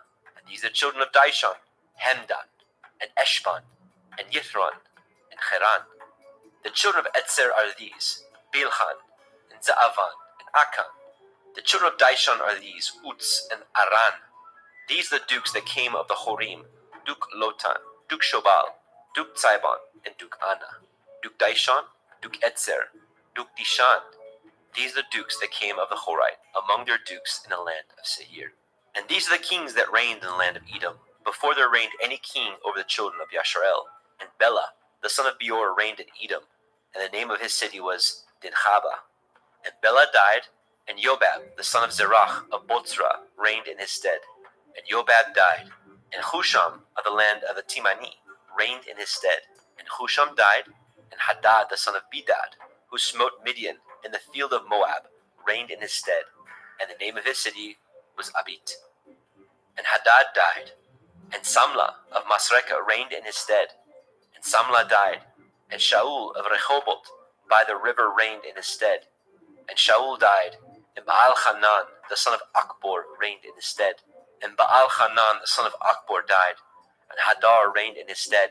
And the name of his city was Pau. And his woman's name was Mehetabel, the daughter of Matred, the daughter of Me-Zahab. And these are the names of the dukes that came of Esau, according to their families, after their places, by their names: Duke Timnah, Duke Alia, Duke Yechet, Duke Aholibama, Duke Elah, Duke Pinon, Duke Kenaz, Duke Timan, Duke Mitzbar, Duke Magdiel, Duke Iram. These be the dukes of Edom, according to their habitations, in the land of their possession. He is Esau, the father of the Edomim. Bereshit, Genesis, chapter 37. And Yaakov dwelt in the land wherein his father was a stranger, in the land of Canaan. These are the generations of Yaakov.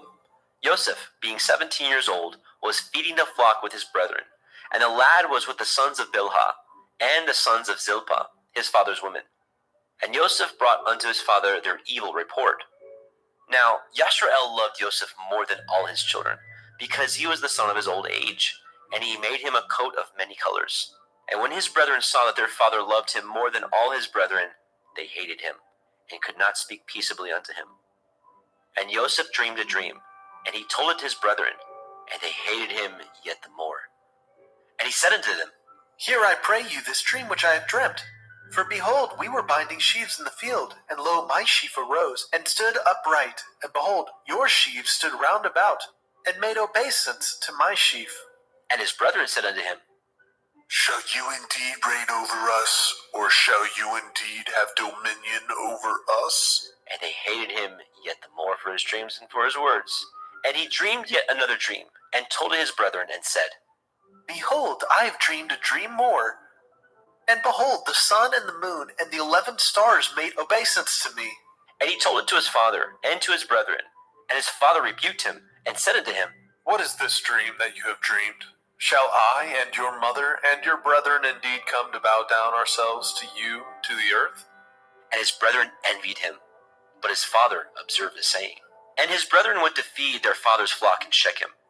And Yasharel said unto El Yosef, Do not your brethren feed the flock in Shechem? Come, and I will send you unto them. And he said to him, Here am I.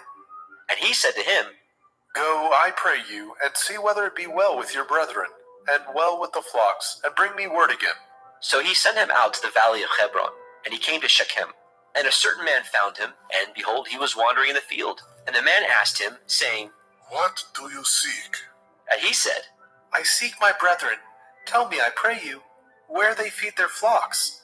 And the man said, They are departed hence, for I heard them say, Let us go to Dothan.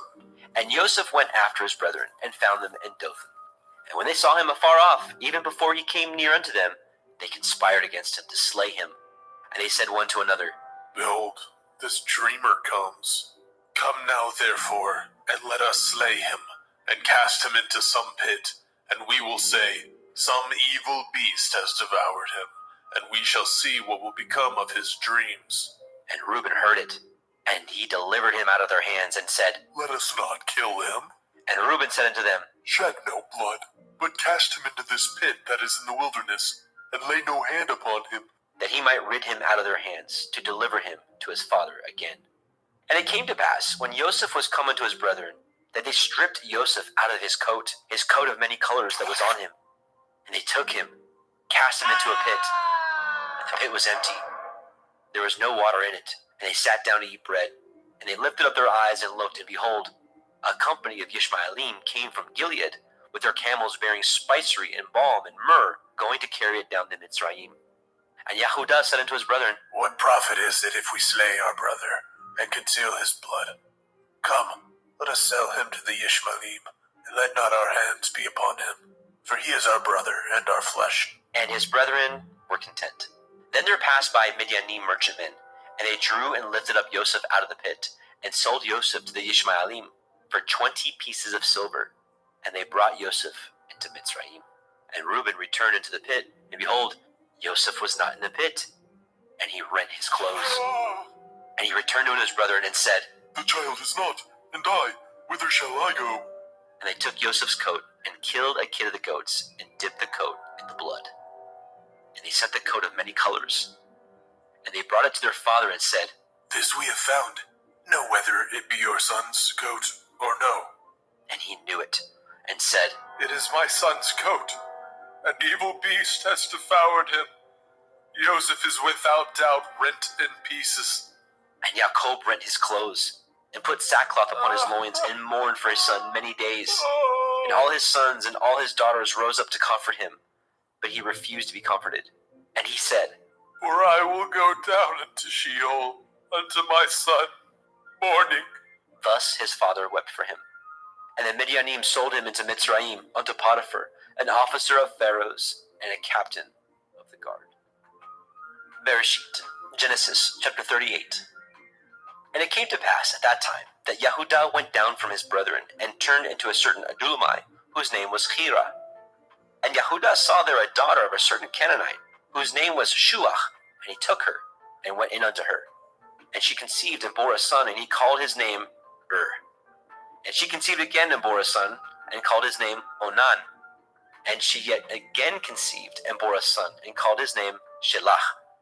And he was at Keziv when she bore him. And Yehudah took a woman for his firstborn, whose name was Tamar. And Yehudah's firstborn, was wicked in the sight of Yahweh. and Yahuwah slew him. And Yehuda said unto Onan, Go into your brother's woman, and marry her, and raise up seed to your brother. And Onan knew that the seed should not be his, and it came to pass, when he went in unto his brother's woman, that he spilled it on the ground, lest that he should give seed to his brother. And the thing which he did displeased Yahuwah, wherefore he slew him also. Then said Yehuda to Tamar his daughter-in-law, Remain a widow at your father's house, till Shalach my son be grown. For he said, Lest, perchance, he die also, as his brethren did. And Tamar went and dwelt in her father's house. And in process of time, the daughter of Shuach, Yehuda's woman, died.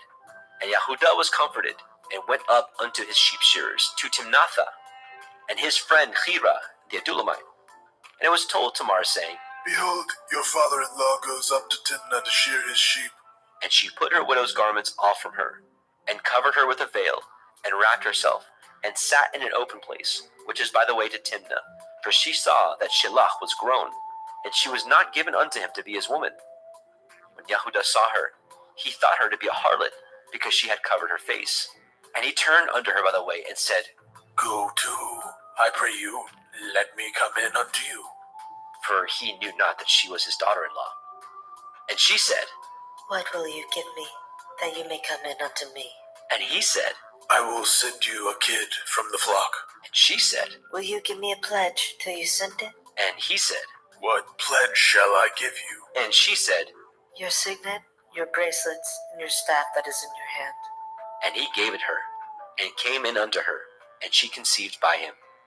And she arose and went away, and laid by her veil from her, and put on the garments of her widowhood. And Yehuda sent the kid by the hand of his friend the Adulamite to receive his pledge from the woman's hand, but he found her not. Then he asked the men of that place, saying, Where is the harlot that was openly by the wayside? And they said, There was no harlot in this place. And he returned to El Yehuda and said, I cannot find her. And also the men of that place said that there was no harlot in this place. And Yehuda said, Let her take it to her, lest we be shamed. Behold, I sent this kid, and you have not found her. And it came to pass, about 3 months after, that it was told Yehuda, saying, Tamar, your daughter-in-law, has played the harlot, and also, behold, she is with child by whoredom. And Yehuda said, Bring her forth, and let her be burnt. When she was brought forth, she sent to her father-in-law, saying, By the man whose these are, am I with child. And she said, Discern, I pray you, whose are these, the signet, and bracelets, and staff? And Yehuda acknowledged them. And he said, She is more righteous than I, because that I gave her not to Shalach my son. And he knew her again no more. And it came to pass in the time of her travail that, behold, twins were in her womb. And it came to pass when she travailed that the one put out his hand, and the midwife took and bound upon his hand a scarlet thread, saying, This came out first. And it came to pass, as he drew back his hand, that, behold, his brother came out. And she said, How have you broken forth? This breach be upon you. Therefore his name was called Peretz. And afterward came out his brother, that had the scarlet thread upon his hand, and his name was called Zerach. Bereshit, Genesis, chapter 39. And Joseph was brought down to Mitzrayim, and Potiphar, an officer of Pharaoh, captain of the guard, a Mitzrayim, brought him of the hands of the Ishmaelim, which had brought him down thither. And Yahuwah was with Joseph, and he was a prosperous man, and he was in the house of his master, the Mitzrayim. And his master saw that Yahuwah was with him, and that Yahuwah made all that he did to prosper in his hand. And Joseph found grace in his sight, and he served him, and he made him overseer of his house, and all that he had he put into his hand. And it came to pass, from the time that he had made him overseer in his house, and over all that he had, that Yahuwah blessed the Mitzrayim's house for Joseph's sake. And the blessing of Yahuwah was upon all that he had in the house and in the field. And he left all that he had in Joseph's hand, and he knew not aught he had, save the bread which he did eat. And Joseph was a goodly person, and well favored. And it came to pass, after these things, that his master's woman cast her eyes upon Joseph. And she said, Lie with me. But he refused, and said unto his master's woman, Behold, my master knows not what is with me in the house, and he has committed all that he has to my hand. there is none greater in this house than I, neither has he kept back anything from me but you, because you are his woman. How then can I do this great wickedness and sin against Elohim? And it came to pass, as she spoke to Elioseph day by day, that he hearkened not unto her, to lie by her, or to be with her. And it came to pass about this time that Joseph went into the house to do his business, and there was none of the men of the house there within. And she caught him by his garment, saying, Lie with me. And he left his garment in her hand, and fled, and got him out.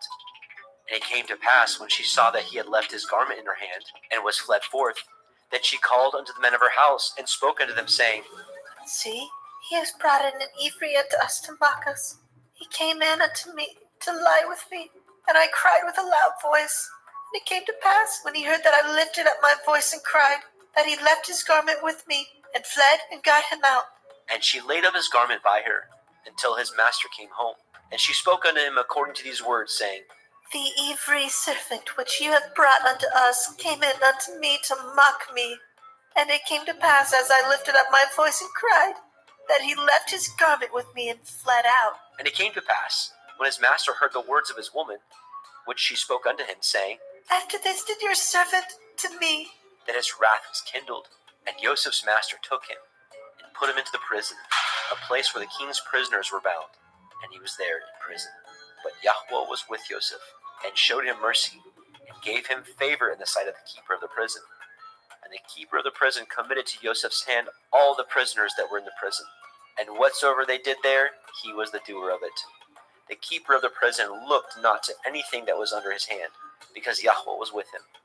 And that which he did, Yahweh made it to prosper. Bereshit, Genesis chapter 40. And it came to pass after these things, that the butler of the king of Mitzrayim and his baker had offended their master, the king of Mitzrayim. And Pharaoh was wroth against his two officers, against the chief of the butlers, and against the chief of the bakers. And he put them in ward in the house of the captain of the guard, into the prison, the place where Joseph was bound. And the captain of the guard charged Joseph with them, and he served them, and they continued a season in ward. And they dreamed a dream, both of them, each man his dream in one night, each man according to the interpretations of his dream, the butler and the baker of the king of Mitzrayim, which were bound in the prison. And Joseph came in unto them in the morning, and looked upon them, and behold, they were sad. And he asked Pharaoh's officers that were with him in the ward of his master's house, saying, Wherefore look ye so sadly today? And they said unto him, We have dreamed a dream, and there is no interpreter of it. And Joseph said unto them, Do not interpretations belong to Elohim? Tell me them, I pray you. And the chief butler told his dream to Joseph, and said to him, In my dream, behold, a vine was before me, and in the vine were 3 branches, and it was as though it budded. And her blossoms shot forth, and the clusters thereof brought forth ripe grapes. And Pharaoh's cup was in my hand, and I took the grapes, and pressed them into Pharaoh's cup, and I gave the cup into Pharaoh's hand. And Joseph said unto him, This is the interpretation of it. The 3 branches are 3 days. Yet within 3 days shall Pharaoh lift up your head, and restore you unto your place, and you shall deliver Pharaoh's cup into his hand, after the former manner when you were his butler. But think on me when it shall be well with you, and show kindness, I pray you, unto me, and make mention of me unto Pharaoh, and bring me out of this house. For indeed I was stolen out of the land of the Ephraim, and here also have I done nothing that they should put me into the dungeon. When the chief baker saw that the interpretation was good, he said unto Elioseph, I was also in my dream, and behold, I had 3 white baskets on my head. And in the uppermost basket there was of all manner of baked meats for Pharaoh. And the birds did eat them out of the basket upon my head. And Joseph answered and said, This is the interpretation thereof. The 3 baskets are 3 days. Yet within 3 days shall Pharaoh lift up your head from off you, and shall hang you on a tree, and the birds shall eat your flesh from off you. And it came to pass on the 3rd day, which was Pharaoh's birthday, that he made a feast unto all his servants, and he lifted up the head of the chief butler and of the chief baker among his servants. And he restored the chief butler unto his butlership again, and he gave the cup into Pharaoh's hand. But he hanged the chief baker, as Joseph had interpreted to them. Yet did not the chief butler remember Joseph, but forgot him. Bereshit, Genesis chapter 41. And it came to pass at the end of 2 full years, that Pharaoh dreamed, and behold, he stood by the river. And behold, there came up out of the river 7 well-favored kine, and fat-fleshed, and they fed in a meadow. And behold, 7 other kine came up after them out of the river, ill-favored and lean-fleshed, and stood by the other kine upon the brink of the river. And the ill-favored and the lean-fleshed kine did eat up the 7 well-favored and fat kine. So Pharaoh awoke, and he slept, and dreamed the second time. And behold, 7 ears of grain came up upon one stalk, rank and good. And behold, 7 thin ears, and blasted with the east wind, sprung up after them. And the 7 thin ears devoured the 7 rank and full ears. And Pharaoh awoke, and behold, it was a dream. And it came to pass in the morning that his ruach was troubled, and he sent and called for all the magicians of Mitzrayim, and all the wise men thereof. And Pharaoh told them his dream, but there was none that could interpret them unto Pharaoh. Then spoke the chief butler unto Pharaoh, saying, I do remember my faults this day. Pharaoh was wroth with his servants, and put me in ward in the captain of the guard's house, both me and the chief baker. And we dreamed a dream in one night, I and he. And we dreamed each man according to the interpretation of his dream. And there was there with us a young man, an Ivri, servant to the captain of the guard. And we told him, and he interpreted to us our dreams. To each man according to his dream he did interpret. And it came to pass as he interpreted to us, so it was. Me he restored unto my office, and him he hanged. Then Pharaoh sent and called Joseph, and they brought him hastily out of the dungeon. And he shaved himself, and changed his raiment, and came in unto Pharaoh. And Pharaoh said unto Joseph, I have a dream, and there is none that can interpret it. And I have heard say of you, that you can understand a dream to interpret it. And Joseph answered Pharaoh, saying, It is not in me. Elohim shall give Pharaoh an answer of peace. And Pharaoh said unto Joseph, In my dream, behold, I stood upon the bank of the river, and behold, there came up out of the river 7 kine, fat-fleshed and well-favored, and they fed in a meadow. And behold, 7 other kine came up after them, poor and ill-favored, and lean-fleshed, such as I never saw in all the land of Mizraim for badness. And the lean and the ill-favored kine did eat up the first 7 fat kine. And when they had eaten them up, it could not be known that they had eaten them, but they were still ill-favored, as at the beginning. So I awoke. And I saw in my dream, and behold, 7 ears came up on one stalk, full and good. And behold, 7 ears withered thin, and blasted with the east wind, and sprung up after them. And the thin ears devoured the 7 good ears. And I told this unto the magicians, but there was none that could declare it to me. And Joseph said unto Pharaoh, The dream of Pharaoh is one. Elohim has showed Pharaoh what he is about to do. The 7 good kine are 7 years, and the 7 good ears are 7 years. The dream is one. And the 7 thin and ill-favored kine that came up after them are 7 years, and the 7 empty years blasted with the east wind shall be 7 years of famine. This is the thing which I have spoken unto Pharaoh. What Elohim is about to do, he shows unto Pharaoh. Behold, there come 7 years of great plenty throughout all the land of Mitzrayim. And there shall arise after them 7 years of famine, and all the plenty shall be forgotten in the land of Mitzrayim, and the famine shall consume the land. And the plenty shall not be known in the land by reason of that famine following, for it shall be very grievous. And for that the dream was doubled unto Pharaoh twice. It is because the thing is established by Elohim, and Elohim will shortly bring it to pass. Now therefore let Pharaoh look out a man discreet and wise, and set him over the land of Mitzrayim. Let Pharaoh do this, and let him appoint officers over the land, and take up the 5th part of the land of Mitzrayim in the 7 plenteous years, and let them gather all the food of those good years that come, and lay up grain under the hand of Pharaoh, and let them guard food in the cities. And that food shall be forestored to the land against the 7 years of famine, which shall be in the land of Mitzrayim.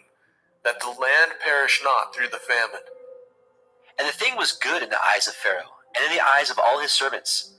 And Pharaoh said unto his servants, Can we find such as one as this, a man in whom the Ruach Elohim is? And Pharaoh said unto El-Yosef, Forasmuch as Elohim has showed you all this, there is none so discreet and wise as you are.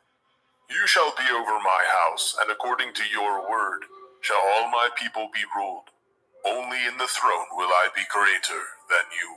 And Pharaoh said unto El-Yosef, See, I have set you over all the land of Mitzrayim. And Pharaoh took off his ring from his hand, and put it upon Yosef's hand, and arrayed him in vestures of fine linen, and put a gold chain about his neck. And he made him to ride in the second chariot which he had. And they cried before him, Bow the knee! And he made him ruler over all the land of Mitzrayim. And Pharaoh said to El-Yosef, I am Pharaoh, and without you shall no man lift up his hand, or his foot in all the land of Mitzrayim. And Pharaoh called Joseph's name Zophnath Paneach. And he gave him to be his woman Asenath, the daughter of Potipherah, priest of On. And Joseph went out over all the land of Mitzrayim. And Joseph was 30 years old when he stood before Pharaoh, king of Mitzrayim. And Joseph went out from the presence of Pharaoh, and went throughout all the land of Mitzrayim. And in the 7 plenteous years the earth brought forth by handfuls.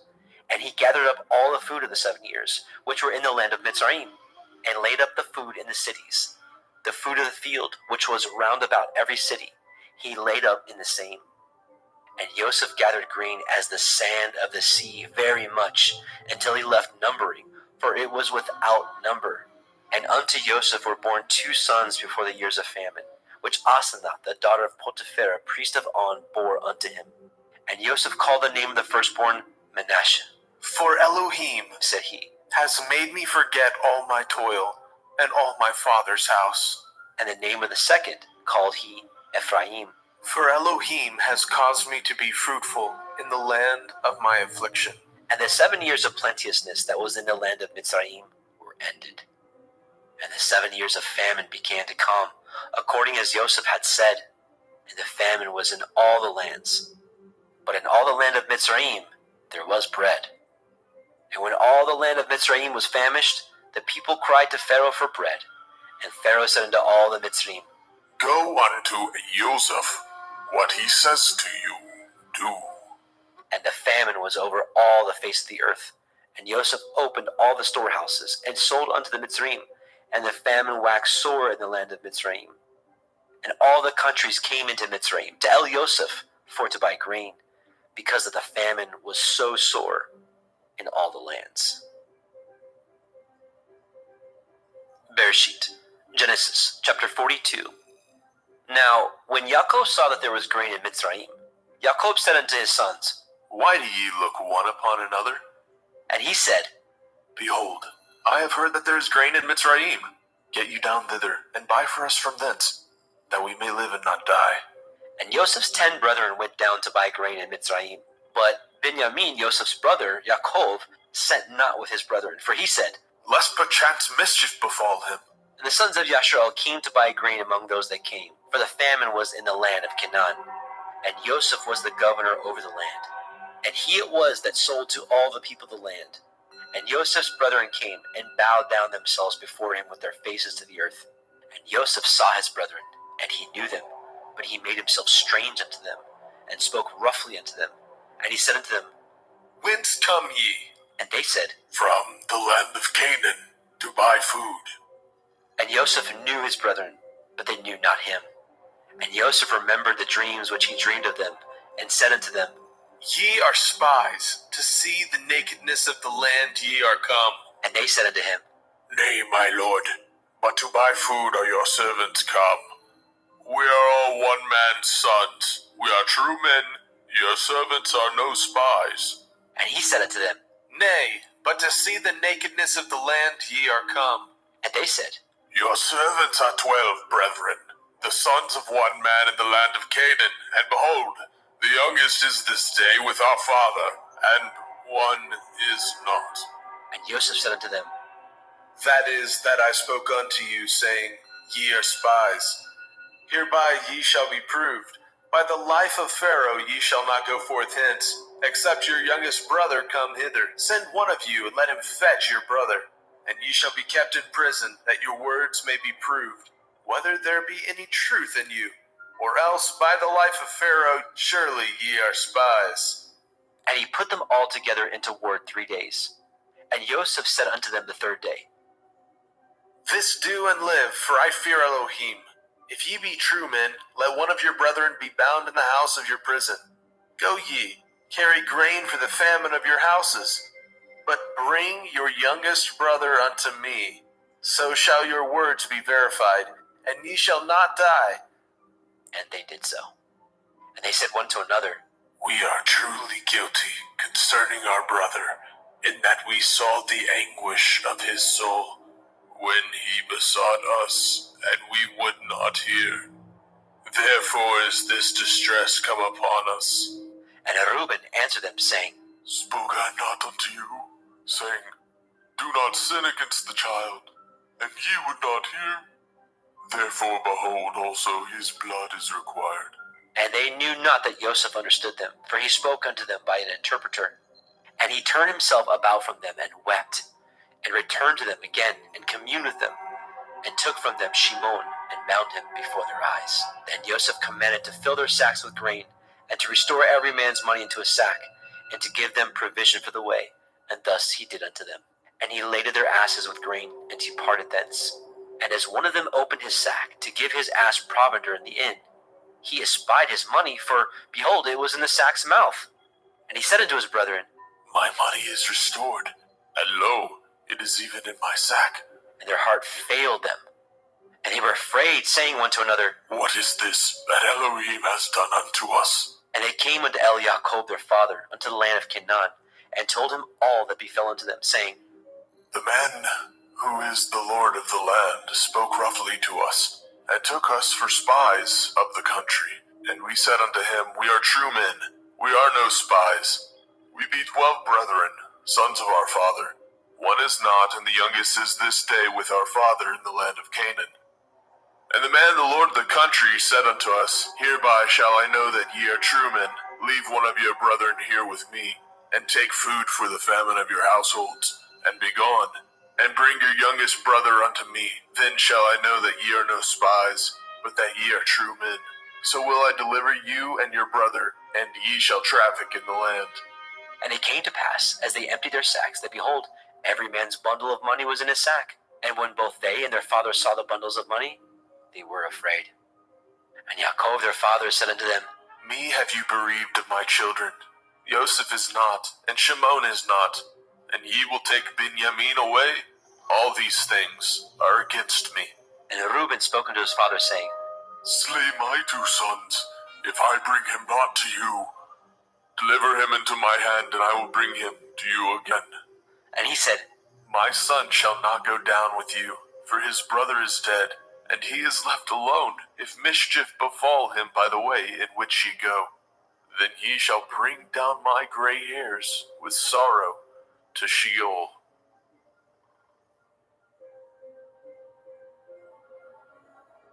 Bereshit, Genesis chapter 43. And the famine was sore in the land. And it came to pass, when they had eaten up the grain which they had brought out of Mitzrayim, their father said unto them, Go again, buy us a little food. And Yehudah spoke unto him, saying, The man did solemnly protest unto us, saying, Ye shall not see my face, except your brother be with you. If you will send our brother with us, we will go down and buy you food. But if you will not send him, we will not go down. For the men said unto us, Ye shall not see my face, except your brother be with you. And Yashrael said, Wherefore dealt ye so ill with me, as to tell the man whether ye had yet a brother? And they said, The man asked us straightly of our state and of our kindred, saying, Is your father yet alive? Have ye another brother? We told him according to the tenor of these words. Could we certainly know that he would say, Bring your brother down? And Yehudah said unto Yashrael his father, Send the lad with me, and we will arise and go, that we may live and not die. Both we and you, and also our little ones. I will be surety for him. Of my hand shall you require him. If I bring him not unto you, and set him before you, then let me bear the blame forever. For except we had lingered, surely now we had returned this second time. And their father Yashrael said unto them, If it must be so now, do this, take of the best fruits of the land in your vessels, and carry down the man a present, a little balm and a little honey, spices and myrrh, nuts and almonds, and take double money in your hand, and the money that was brought again in the mouth of your sacks, carry it again in your hand. Perchance it was an oversight. Take also your brother, and arise, go again unto the man, and El Shaddai give you mercy before the man, that he may send away your brother and Benjamin. If I be bereaved of my children, I am bereaved. And the men took that present, and they took double money in their hand, and Benjamin, and rose up, and went down to Mitzrayim, and stood before Yosef.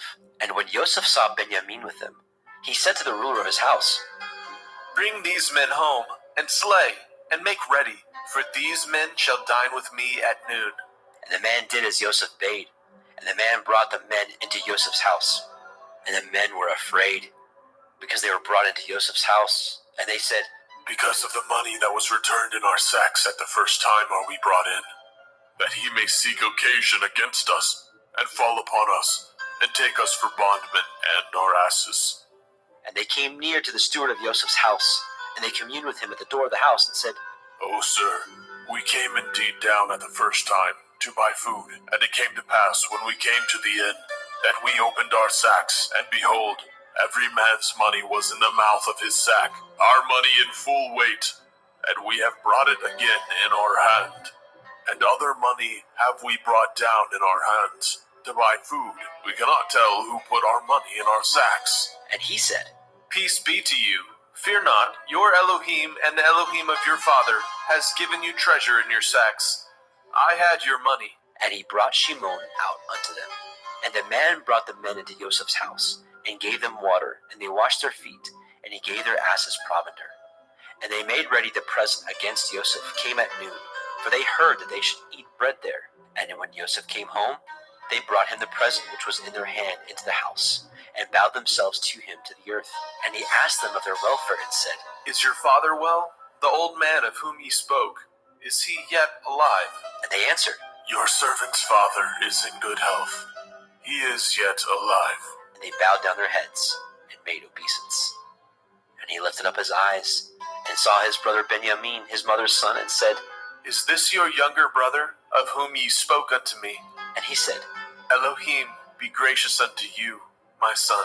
And Joseph made haste, for his heart did yearn upon his brother. And he sought where to weep, and he entered into his chamber, and wept there. And he washed his face, and went out, and refrained himself, and said, Set on bread. And they set on for him by himself, and for them by themselves, and for the Mitzrayim which did eat with him by themselves, because the Mitzrayim might not eat bread with the Ibrim, for that is an abomination unto the Mitzrayim. And they sat before him, the firstborn according to his birthright, and the youngest according to his youth. And the men marveled one at another. And he took and sent messes unto them from before him. But Benjamin's mess was 5 times so much as any of theirs. And they drank and were merry with him.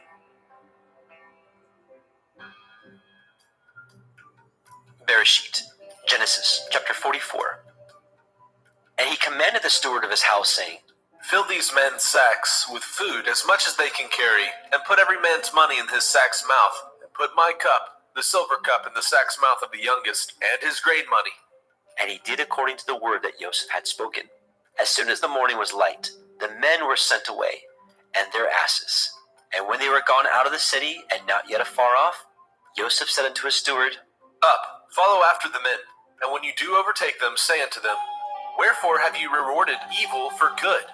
Is not this which my Lord drinks, and whereby indeed he divines? Ye have done evil in so doing. And he overtook them, and he spoke unto them these same words. And they said unto him, Wherefore says my Lord these words? Far be it from your servants should do according to this thing. Behold, the money which we found in our sack's mouth, we brought again unto you out of the land of Canaan. How then should we steal out of your Lord's house silver or gold, With whomsoever your servant it be found, let him die, and we also will be my lord's bondmen. And he said, Now also let it be according to your words. He with whom it is found shall be my servant, and ye shall be blameless. Then they speedily took down every man his sack to the ground, and opened every man his sack. And he searched, and began at the eldest, and left the youngest, and the cup was found in Benjamin's sack. Then they rent their clothes, and laded every man his ass, and returned to the city. And Yehudah and his brethren came to Joseph's house, for he was yet there, and they fell before him on the ground. And Joseph said unto them, What deed is this that ye have done? Know ye not that such a man as I can certainly divine? And Yehudah said, What shall we say unto my lord? What shall we speak? Or how shall we clear ourselves? Elohim has found out the iniquity of your servants. Behold, we are my Lord's servants, both we and he also with whom the cup is found. And he said, Far be it that I should do so, but the man in whose hand the cup is found, he shall be my servant. And as for you, get you up in peace unto your father. Then Yehudah came near unto him and said, O my lord, let your servant, I pray you, speak a word in my lord's ears, and let not your anger burn against your servant. For you are even as Pharaoh, my lord, asked his servant, saying, Have ye a father or a brother? And we said unto my lord, We have a father, an old man, and a child of his old age, a little one. And his brother is dead, and he alone is left of his mother, and his father loves him. And you said unto your servants, Bring him down unto me, that I may set my eyes upon him. And we said unto my lord, The lad cannot leave his father, for if he should leave his father would die. And you said unto your servants, Except your youngest brother come down with you, ye shall see my face no more. And it came to pass, when we came up unto your servant my father, we told him the words of my lord. And our father said, Go again and buy us a little food.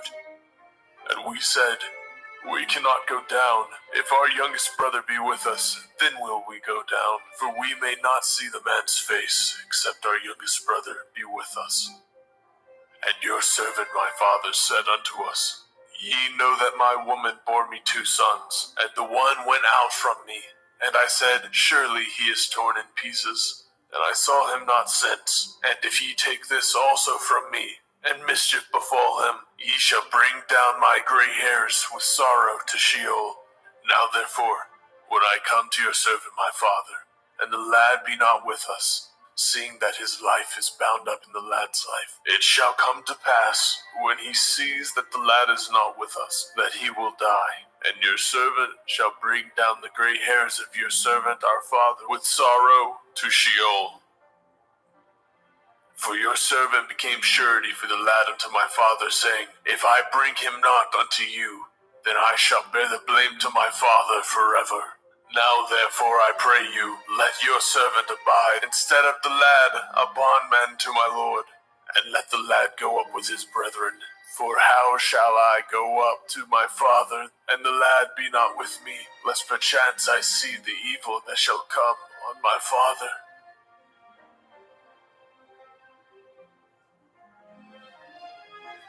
Bereshit, Genesis chapter 45. Then Joseph could not refrain himself before all them that stood by him, and he cried, Cause every man to go out from me. And there stood no man with him, while Joseph made himself known unto his brethren.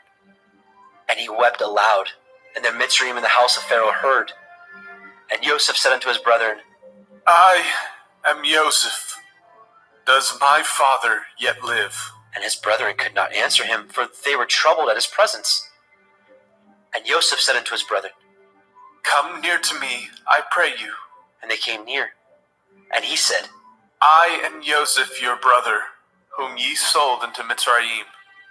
Now therefore be not grieved, nor angry with yourselves that ye sold me hither, for Elohim did send me before you to preserve life. For these 2 years has the famine been in the land, and yet there are 5 years in which there shall neither be earing or harvest. And Elohim sent me before you to preserve you a posterity in the earth, and to save your lives by a great deliverance. So now it was not you that sent me hither, but Elohim. And he has made me a father to Pharaoh, and lord of all his house, a ruler throughout all the land of Mitzrayim. Haste ye, and go up to my father, and say unto him, Thus says your son, Joseph, Elohim has made me lord of all Mitzrayim. Come down unto me, tarry not, and you shall dwell in the land of Goshen, and you shall be near unto me, you and your children, and your children's children, and your flocks, and your herds, and all that you have. And there will I nourish you, for yet there are 5 years of famine, lest you and your household, and all that you have, come to poverty. And behold, your eyes see, and the eyes of my brother Benjamin, that it is my mouth that speaks unto you. And ye shall tell my father all my glory in Mitzrayim, and all that ye have seen, and ye shall haste and bring down my father hither. And he fell upon his brother Benjamin's neck, and wept. And Benjamin wept upon his neck. Moreover, he kissed all his brethren, and wept upon them. And after that, his brethren talked with him. And the fame thereof was heard in Pharaoh's house, saying, Joseph's brethren are come. And it pleased Pharaoh well, and his servants. And Pharaoh said unto El-Yoseph, Say unto your brethren, This do ye, lade your beasts, and go, get you unto the land of Canaan, and take your father and your households, and come unto me, and I will give you the good of the land of Mitzrayim, and ye shall eat the fat of the land. Now you are commanded, this do ye, take you wagons out of the land of Mitzrayim for your little ones, and for your women, and bring your father, and come. Also regard not your stuff, for the good of all the land of Mitzrayim is yours. And the children of Yashrael did so. And Joseph gave them wagons according to the commandment of Pharaoh, and gave them provision for the way. To all of them he gave each man changes of raiment, but to Benjamin he gave 300 pieces of silver and 5 changes of raiment. And to his father he sent after this manner, 10 asses laden with the good things of Mitzrayim, and 10 she-asses laden with grain and bread and meat for his father by the way. So he sent his brethren away, and they departed. And he said unto them, See that ye fall not out by the way. And they went up out of Mitzrayim, and came into the land of Canaan unto El-Jacob their father, and told him, saying, Joseph is yet alive, and he is governor over all the land of Mitzrayim. And Jacob's heart fainted, for he believed them not. And they told him all the words of Joseph which he had said unto them. And when he saw the wagons which Joseph had sent to carry him, the ruach of Jacob their father revived. And Yashrael said, It is enough. Joseph my son is yet alive. I will go and see him before I die.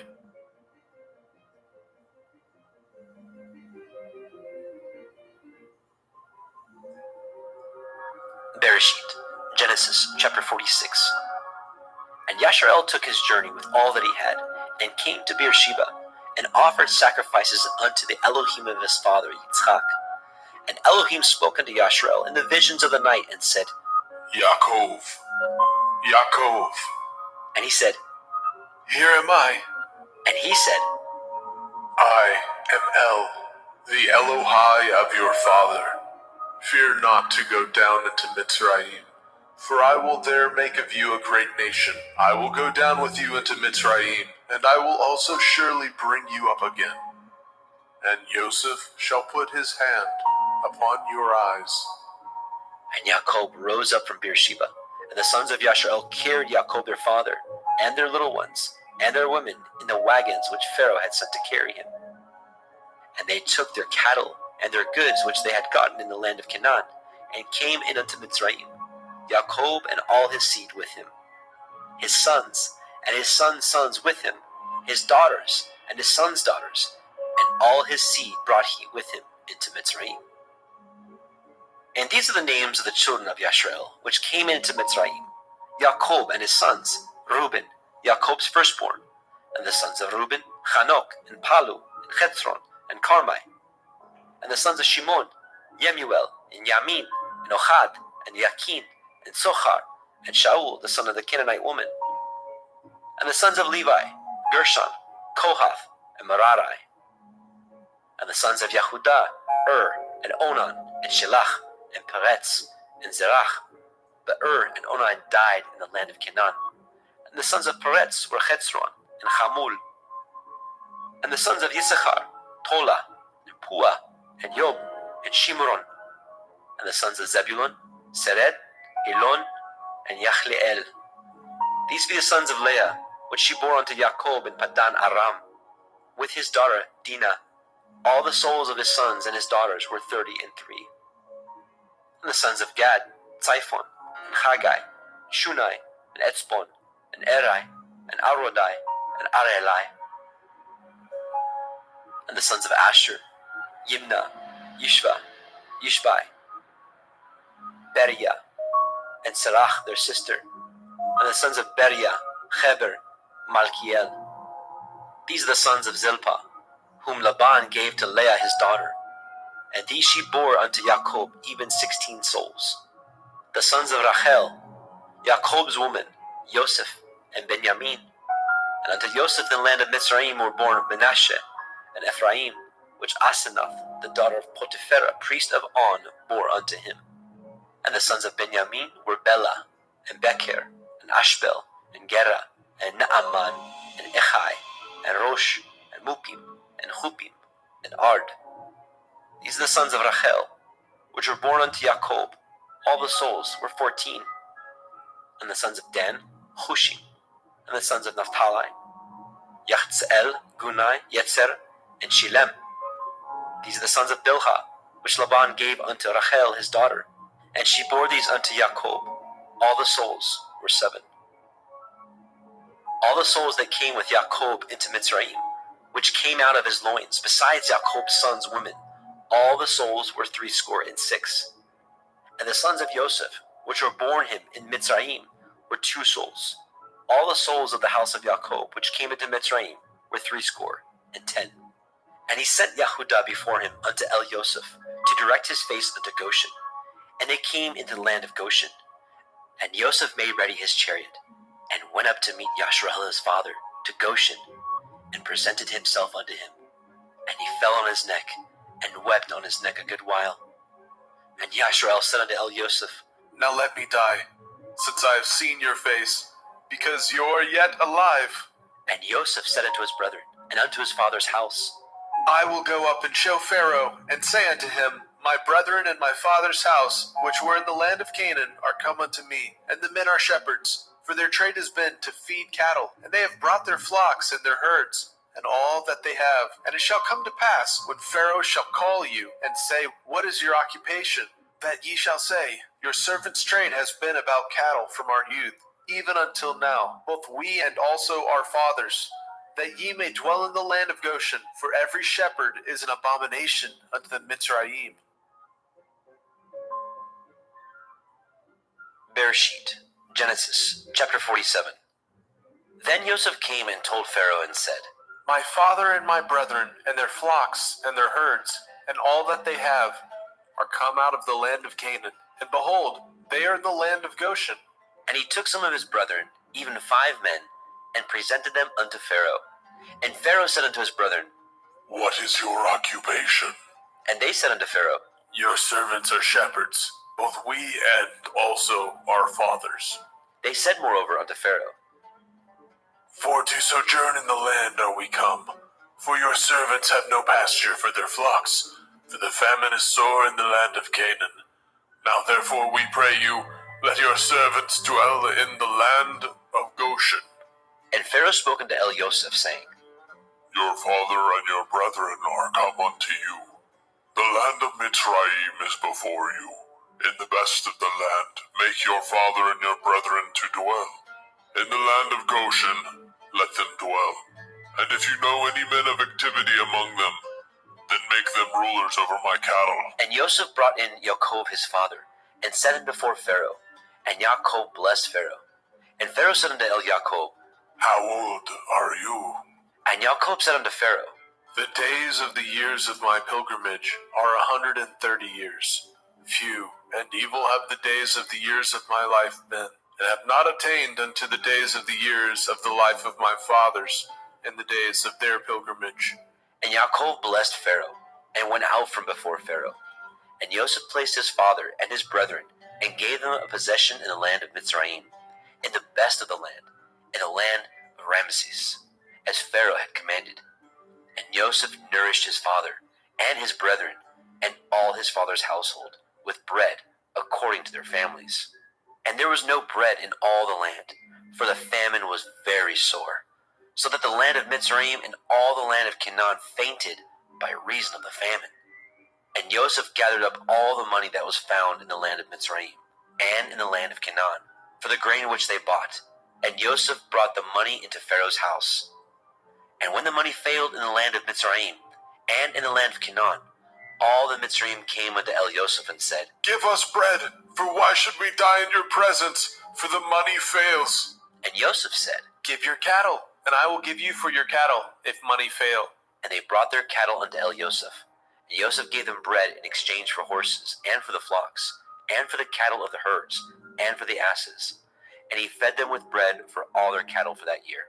When that year was ended, they came unto him the second year, and said unto him, We will not hide it from my lord, how that our money is spent. My lord also has our herds of cattle. There is not aught left in the sight of my lord, but our bodies and our lands. Wherefore shall we die before your eyes, both we and our land? Buy us and our land for bread, and we and our land will be servants unto Pharaoh.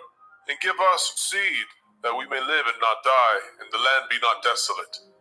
And Joseph bought all the land of Mitzrayim for Pharaoh. For the Mitzrayim sold every man his field, because the famine prevailed over them. So the land became Pharaoh's. And as for the people, he removed them to cities from the one end of the borders of Mitzrayim even to the other end thereof.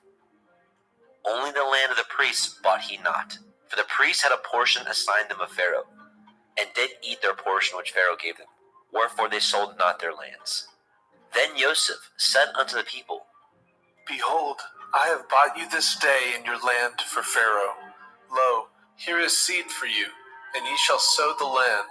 And it shall come to pass in the increase that ye shall give the 5th part unto Pharaoh, and 4 parts shall be your own, for seed of the field, and for your food, and for them of your household, and for food of your little ones. And they said, You have saved our lives. Let us find grace in the sight of my lord, and we will be Pharaoh's servants. And Joseph made it a law over the land of Mitzrayim unto this day, that Pharaoh should have the 5th part, except the land of the priests only, which became not Pharaoh's. And Yasharel dwelt in the land of Mitzrayim, in the country of Goshen, and they had possessions therein, and grew, and multiplied exceedingly. And Yaakov lived in the land of Mitzrayim 17 years. So the whole age of Yaakov was 147 years. And the time drew nigh that Yasharel must die.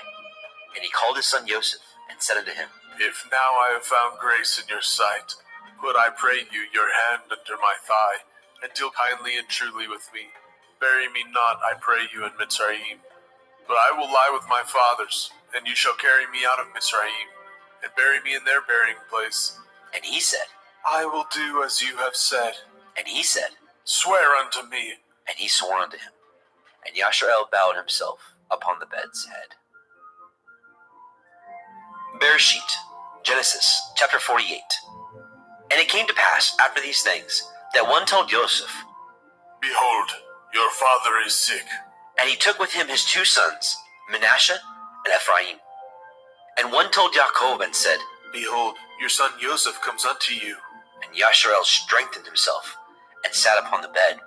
And Yaakov said unto Joseph, El Shaddai appeared unto me at Luz, in the land of Canaan, and blessed me, and said unto me, Behold, I will make you fruitful and multiply you, and will make you a multitude of people, and will give you this land to your seed after you for an everlasting possession. And now your 2 sons, Ephraim and Manasseh, which were born unto you in the land of Mitzrayim, before I came unto you in Mitzrayim, are mine.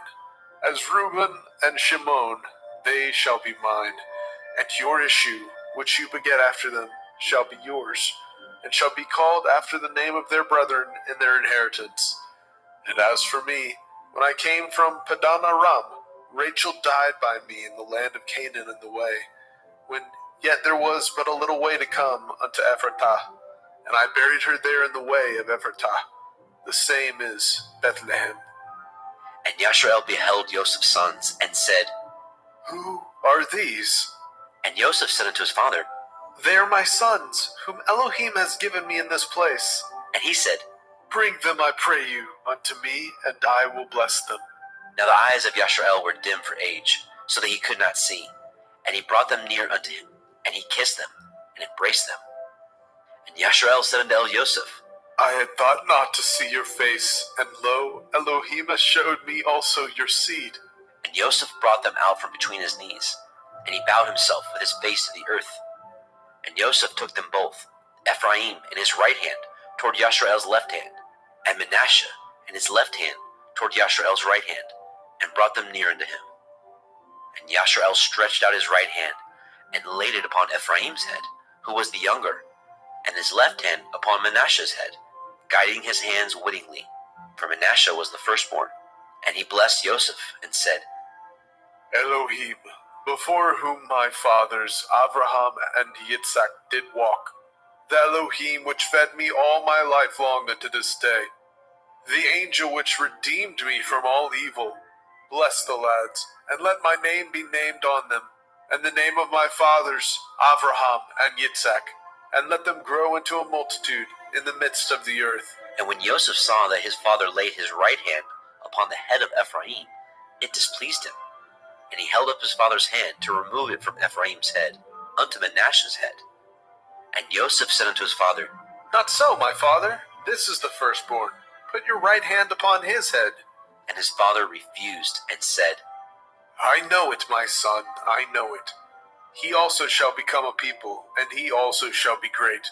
But surely his younger brother shall be greater than he, and his seed shall become a multitude of nations. And he blessed them that day, saying, In you shall Yasharel bless, saying, Elohim make you as Ephraim and as Manasseh. And he set Ephraim before Manasseh. And Yashrael said unto Elioseph, Behold, I die, but Elohim shall be with you, and bring you again unto the land of your fathers. Moreover, I have given to you one portion above your brethren, which I took out of the hand of the Emorai, with my sword and with my bow. Bereshit, Genesis chapter 49. And Jacob called unto his sons, and said, Gather yourselves together, that I may tell you that which shall befall you in the last days. Gather yourselves together, and hear, ye sons of Yaakov, and hearken unto Yasharel, your father. Reuben, you are my firstborn, my might, and the beginning of my strength, the excellency of dignity, and the excellency of power.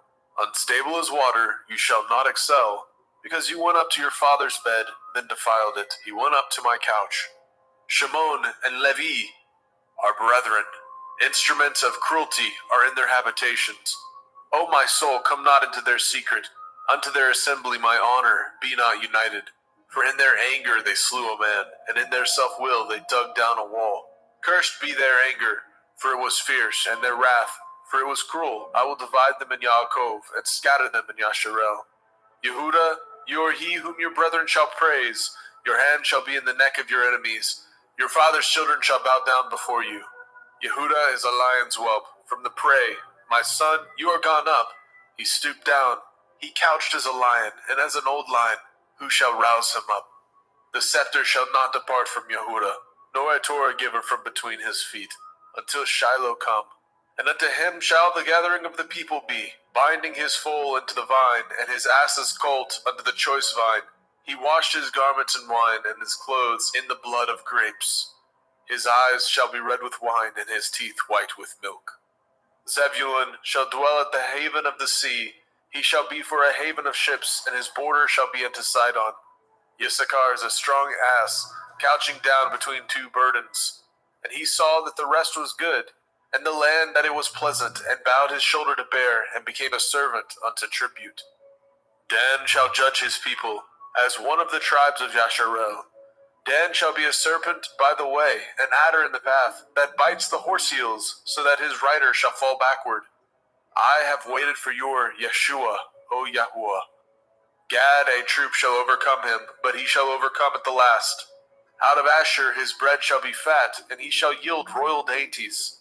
Naphtali is a hind let loose. He gives goodly words. Joseph is a fruitful bough, even a fruitful bough by a well, whose branches run over the wall. The archers have sorely grieved him, and shot at him, and hated him. But his bow abode in strength, and the arms of his hands were made strong, by the hands of the mighty Elohim of Yaakov. Even by the Elohim of your father, who shall help you, and by El Shaddai, who shall bless you, with blessings of heaven above, blessings of the deep that lie under, blessings of the breast and of the womb. The blessings of your father have prevailed above the blessings of my progenitors, unto the utmost bound of the everlasting hills. They shall be on the head of Joseph, and on the crown of the head of him that was separated from his brethren. Benjamin shall raven as a wolf. In the morning he shall devour the prey, and at night he shall divide the spoil. All these are the 12 tribes of Yashrael, and this is it that their father spoke unto them, and blessed them. Every one according to his blessing he blessed them. And he charged them, and said unto them, I am to be gathered unto my people. Bury me with my fathers in the cave that is in the field of Ephron the Hittite, in the cave that is in the field of Machpelah, which is before Mamre, in the land of Canaan, which Abraham bought with the field of Ephron the Hittite for a possession of a burying place. There they buried Abraham and Sarah his woman. There they buried Yitzhak and Rivkah his woman. And there I buried Leah. The purchase of the field and of the cave that is therein was from the children of Heth. And when Yaakov had made an end of commanding his sons, he gathered up his feet into the bed, and yielded up his ruach, and was gathered unto his people. Bereshit, Genesis chapter 50. And Joseph fell upon his father's face, and wept upon him, and kissed him. And Joseph commanded his servants, the physicians, to embalm his father, and the physicians embalmed Yashrael. And 40 days were fulfilled for him, for so are fulfilled the days of those which are embalmed. And the Mitzrayim mourned for him 70 days. And when the days of his mourning were past, Joseph spoke unto the house of Pharaoh, saying, If now I have found grace in your eyes, speak, I pray you, in the ears of Pharaoh, saying, My father made me swear, saying, Lo, I die. In my grave, which I have dug for me in the land of Canaan, there shall you bury me. Now therefore let me go up, I pray you, and bury my father, and I will come again. And Pharaoh said, Go up, bury your father, according as he made you swear. And Joseph went up to bury his father, and with him went up all the servants of Pharaoh, the elders of his house, and all the elders of the land of Mitzrayim, and all the house of Joseph and his brethren, and his father's house. Only their little ones, and their flocks, and their herds, they left in the land of Goshen. And there went up with him both chariots and horsemen, and it was a very great company. And they came to the threshing floor of Atad, which is beyond the Yarden. And there they mourned with a great and very sore lamentation. And he made a mourning for his father 7 days. And when the inhabitants of the land, the Canaanim, saw the mourning in the floor of Atad, they said, This is a grievous mourning to the Mitzrayim. Wherefore, the name of it was called Abel Mitzrayim, which is beyond the Yarden. And his sons did unto him according as he commanded them. For his sons carried him into the land of Canaan, and buried him in the cave of the field of Machpelah, which Abraham bought with the field for a possession of a burying place of Ephron the Hittite, before Mamre. And Joseph returned into Mitzrayim, he and his brethren, and all that went up with him to bury his father, after he had buried his father. And when Joseph's brethren saw that their father was dead, they said, Joseph will perchance hate us, and will certainly requite us with all the evil which we did unto him. And they sent a messenger unto El-Joseph, saying, Your father did command before he died, saying, So shall ye say unto Joseph, Forgive, I pray you now, the transgression of your brethren, and their sin, for they did unto you evil. And now we pray you, forgive the transgression of the servants of the Elohai of your father. And Joseph wept when they spoke unto him. And his brethren also went and fell down before his face, and they said, Behold, we be your servants. And Joseph said unto them, Fear not, for am I in the place of Elohim? But as for you, ye thought evil against me, but Elohim meant it unto good, to bring to pass, as it is this day, to save much people alive. Now therefore fear ye not, I will nourish you, and your little ones. And he comforted them and spoke kindly to them. And Joseph dwelt in Mitzrayim, he and his father's house. And Joseph lived 110 years. And Joseph saw Ephraim's children of the third generation. The children also of Machir the son of Manasseh were brought up upon Joseph's knees. And Joseph said unto his brethren, I die, and Elohim will surely visit you, and bring you out of this land unto the land which he swore to Abraham, to Yitzhak, and to Yaakov. And Joseph took an oath of the children of Yashrael, saying, Elohim will surely visit you, and ye shall carry up my bones from hence. So Joseph died, being 110 years old, and they embalmed him, and he was put in a coffin in Mitzrayim.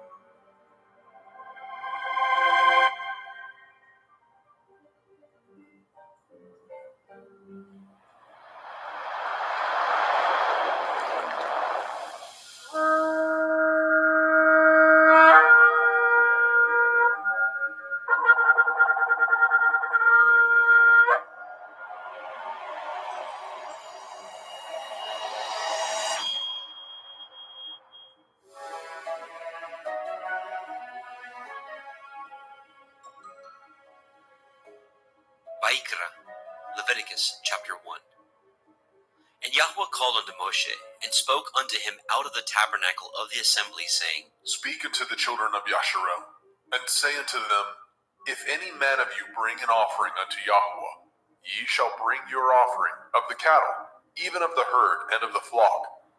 If his offering be a burnt sacrifice of the herd, let him offer a male without blemish. He shall offer it of his own voluntary will, at the door of the tabernacle of the assembly before Yahweh. And he shall put his hand upon the head of the burnt offering, and it shall be accepted for him to make an atonement for him. And he shall kill the bullock before Yahweh, and the priests, Aharon's sons, shall bring the blood, and sprinkle the blood round about upon the altar that is by the door of the tabernacle of the assembly. And he shall flay the burnt offering, and cut it into his pieces. And the sons of Aharon the priest shall put fire upon the altar, and lay the wood in order upon the fire. And the priests, Aharon's sons, shall lay the parts, the head, the fat, in order upon the wood that is on the fire, which is upon the altar. But his inwards and his legs shall he wash in water, and the priest shall burn all on the altar, to be a burnt sacrifice, an offering made by fire, of sweet savor unto Yahweh. And if his offering be of the flocks, namely of the sheep, or of the goats, for a burnt sacrifice, he shall bring it a male without blemish. And he shall kill it on the side of the altar northward, before Yahweh and the priest. Aharon's sons shall sprinkle his blood round about upon the altar. And he shall cut it into his pieces, with his head and his fat, and the priest shall lay them in order on the wood that is on the fire, which is upon the altar. But he shall wash the inwards of the legs with water, and the priest shall bring it all, and burn it upon the altar. It is a burnt sacrifice, an offering made by fire, of sweet savor unto Yahweh. And if the burnt sacrifice for his offering to Yahweh be of fowls, then he shall bring his offering of turtle doves, or of young pigeons. And the priest shall bring it unto the altar, and wring off his head, and burn it on the altar, and the blood thereof shall be wrung out at the side of the altar. And he shall pluck away his crop with his feathers, and cast it beside the altar on the east part, by the place of the ashes. And he shall cleave it with the wings thereof, but shall not divide it asunder. And the priest shall burn it upon the altar, upon the wood that is upon the fire. It is a burnt sacrifice, an offering made by fire, of sweet savor unto Yahweh. Vayikra, Leviticus chapter 2. And when any will offer a meat offering unto Yahweh, his offering shall be of fine flour, and he shall pour oil upon it, and put frankincense thereon. And he shall bring it to Aharon's sons, the priests, and he shall take thereout his handful of the flour thereof, and of the oil thereof, with all the frankincense thereof. And the priest shall burn the memorial of it upon the altar, to be an offering made by fire, of a sweet savor unto Yahweh. And the remnant of the meat offering shall be Aharon's and his sons. It is a thing most holy of the offerings of Yahweh, made by fire. And if you bring an oblation of meat offering, baken in the oven, it shall be matzah cakes of fine flour, mingled with oil, or matzah wafers anointed with oil. And if your oblation be a meat offering, baken in a pan, it shall be of fine flour, unleavened, mingled with oil. You shall part it in pieces, and pour oil thereon. It is a meat offering. And if your oblation be a meat offering, baken in the frying pan, it shall be made of fine flour with oil. And you shall bring the meat offering that is made of these things unto Yahweh. And when it is presented unto the priest, he shall bring it unto the altar. And the priest shall take from the meat offering a memorial thereof, and shall burn it upon the altar. It is an offering made by fire, of sweet savor unto Yahweh. And that which is left of the meat offering shall be Aharon's and his sons. It is a thing most holy of the offerings of Yahweh made by fire. No meat offering which ye shall bring unto Yahweh shall be made with leaven, for ye shall burn no leaven, nor any honey, in any offering of Yahweh made by fire. As for the oblation of the firstfruits, ye shall offer them unto Yahweh, but they shall not be burnt on the altar for a sweet savor. And every oblation of your meat offering shall ye season with salt, neither shall ye suffer the salt of the covenant of your Elohim to be lacking from your meat offering. And all your offerings you shall offer salt. And if you offer a meat offering of your firstfruits unto Yahweh, you shall offer the meat offering of your firstfruits, green ears of grain dried by the fire, even grain beaten out of full ears. And you shall put oil upon it, and lay frankincense thereon. It is a meat offering. And the priest shall burn the memorial of it, part of the beaten grain thereof, and part of the oil thereof, with all the frankincense thereof. It is an offering made by fire unto Yahweh. Vayikra, Leviticus chapter 3. And if his oblation be a sacrifice of peace offering, if he offer it of the herd, whether it be a male or a female, he shall offer it without blemish before Yahweh. And he shall lay his hand upon the head of his offering, and kill it at the door of the tabernacle of the assembly. And Aharon's sons, the priests, shall sprinkle the blood upon the altar round about. And he shall offer of the sacrifice of the peace offering an offering made by fire unto Yahweh, the fat that covers the inwards, and all the fat that is upon the inwards, and the 2 kidneys, and the fat that is on them, which is by the flanks, and the caul above the liver, with the kidneys, it shall he take away. And Aharon's sons shall burn it on the altar upon the burnt sacrifice, which is upon the wood that is on the fire. It is an offering made by fire, of sweet savor unto Yahweh. And if his offering for a sacrifice of peace offering unto Yahweh be of the flock, male or female, he shall offer it without blemish. If he offer a lamb for his offering, then shall he offer before Yahweh. And he shall lay his hand upon the head of his offering, and kill it before the tabernacle of the assembly. And Aharon's sons shall sprinkle the blood thereof round about upon the altar. And he shall offer of the sacrifice of the peace offering an offering made by fire unto Yahweh, the fat thereof, and the whole rump. It shall he take off hard by the backbone, and the fat that covers the inwards, and all the fat that is upon the inwards, and the 2 kidneys, and the fat that is upon them, which is by the flanks, and the caul above the liver, and the kidneys, it shall he take away. And the priest shall burn it upon the altar. It is the food of the offering made by fire unto Yahweh. And if his offering be a goat, then he shall offer it before Yahweh. And he shall lay his hand upon the head of it, and kill it before the tabernacle of the assembly. And the sons of Aharon shall sprinkle the blood thereof upon the altar round about. And he shall offer thereof his offering, even an offering made by fire unto Yahweh, the fat that covers the inwards, and all the fat that is upon the inwards, and the 2 kidneys, and the fat that is upon them, which is by the flanks, and the caul above the liver, with the kidneys, it shall he take away. And the priest shall burn them upon the altar. It is the food of the offering, made by fire for a sweet savor. All the fat is Yahweh's. It shall be a perpetual statute for your generations throughout all your dwellings, that ye eat neither fat nor blood. Vayikra, Leviticus chapter 4. And Yahweh spoke unto Moshe, saying, Speak unto the children of Yasharel, saying, If a soul shall sin through ignorance against any of the commandments of Yahweh concerning things which ought not to be done, and shall do against any of them, if the priest that is anointed do sin according to the sin of the people, then let him bring for his sin, which he has sinned, a young bullock, without blemish unto Yahweh, for a sin offering.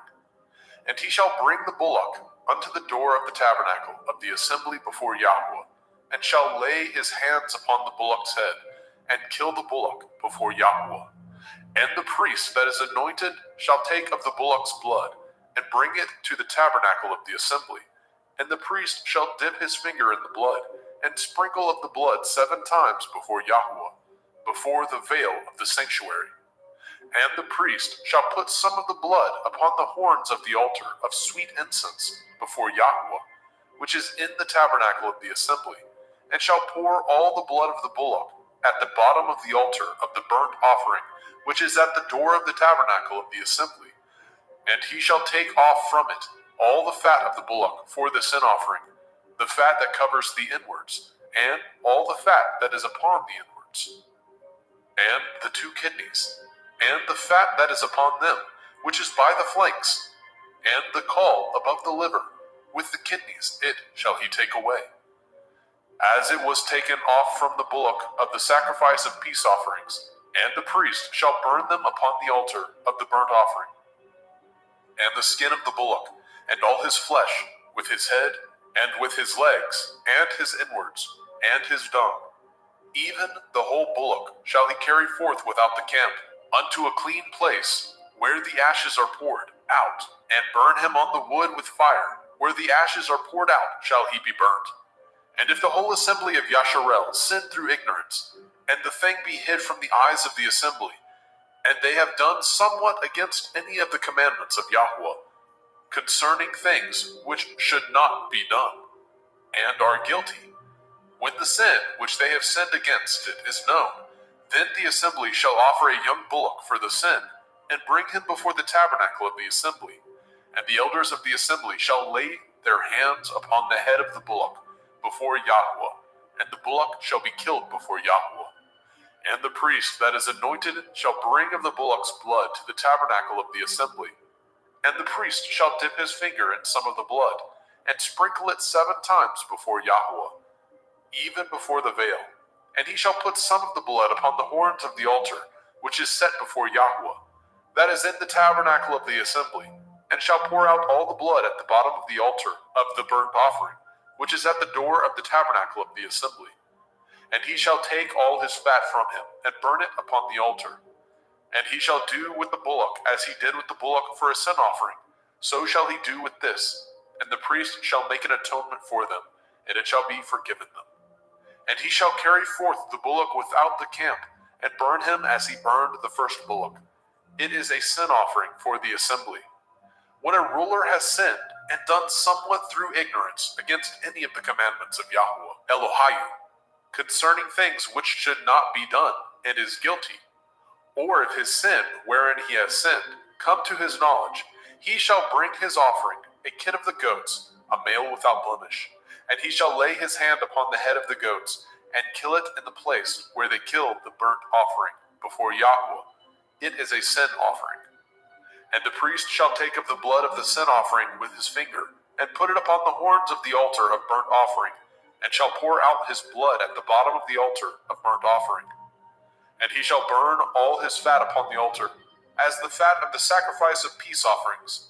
And the priest shall make an atonement for him, as concerning his sin, and it shall be forgiven him. And if any one of the common people sin through ignorance, which he does somewhat against any of the commandments of Yahweh, concerning things which ought not to be done, and be guilty, or if his sin, which he has sinned, come to his knowledge, Then he shall bring his offering, a kid of the goats, a female without blemish, for his sin which he has sinned. And he shall lay his hand upon the head of the sin offering, and slay the sin offering in the place of the burnt offering. And the priest shall take of the blood thereof with his finger, and put it upon the horns of the altar of burnt offering, and shall pour out all the blood thereof at the bottom of the altar.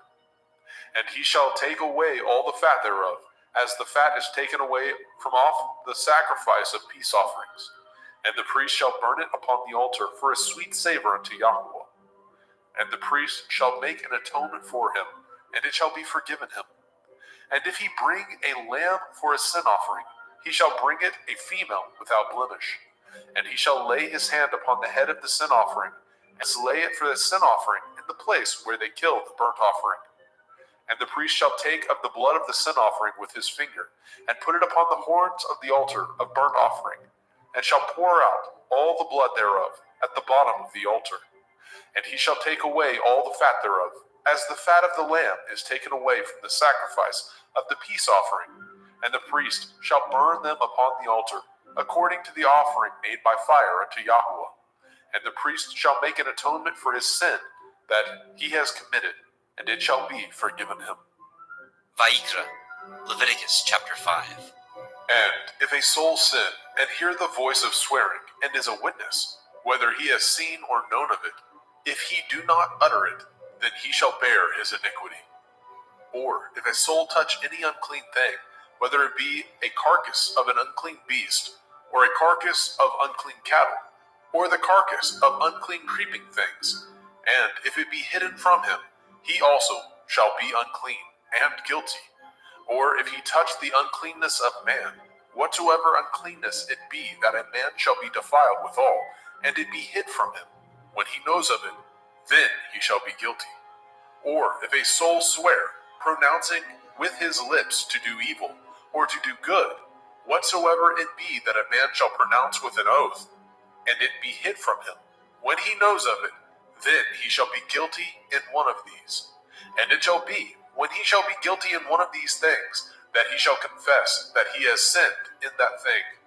And he shall bring his trespass offering unto Yahweh, for his sin which he has sinned, a female from the flock, a lamb or a kid of the goats, for a sin offering, and the priest shall make an atonement for him concerning his sin.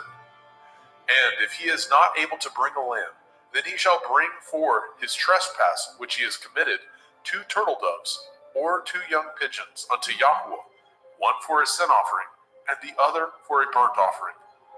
And he shall bring them unto the priest, who shall offer that which is for the sin offering first, and wring off his head from his neck, but shall not divide it asunder. And he shall sprinkle of the blood of the sin offering upon the side of the altar, and the rest of the blood shall be wrung out at the bottom of the altar. It is a sin offering. And he shall offer the second for a burnt offering, according to the manner, and the priest shall make an atonement for him, for his sin which he has sinned, and it shall be forgiven him.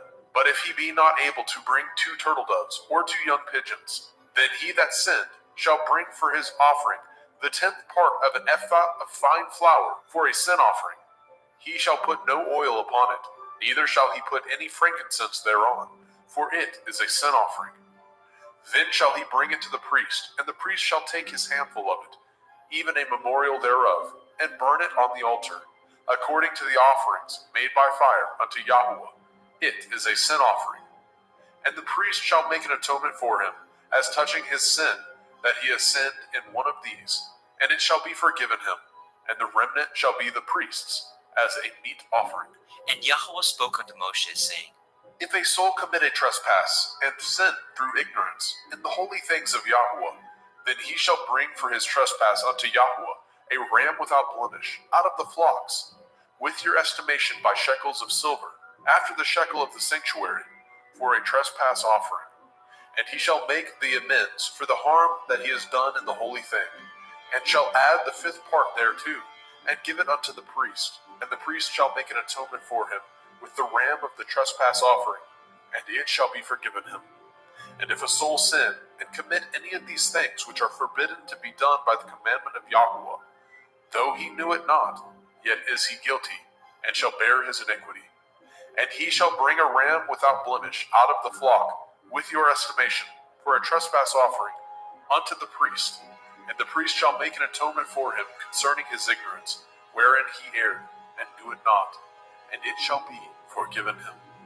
It is a trespass offering. He has certainly trespassed against Yahweh. Vayikra, Leviticus chapter 6.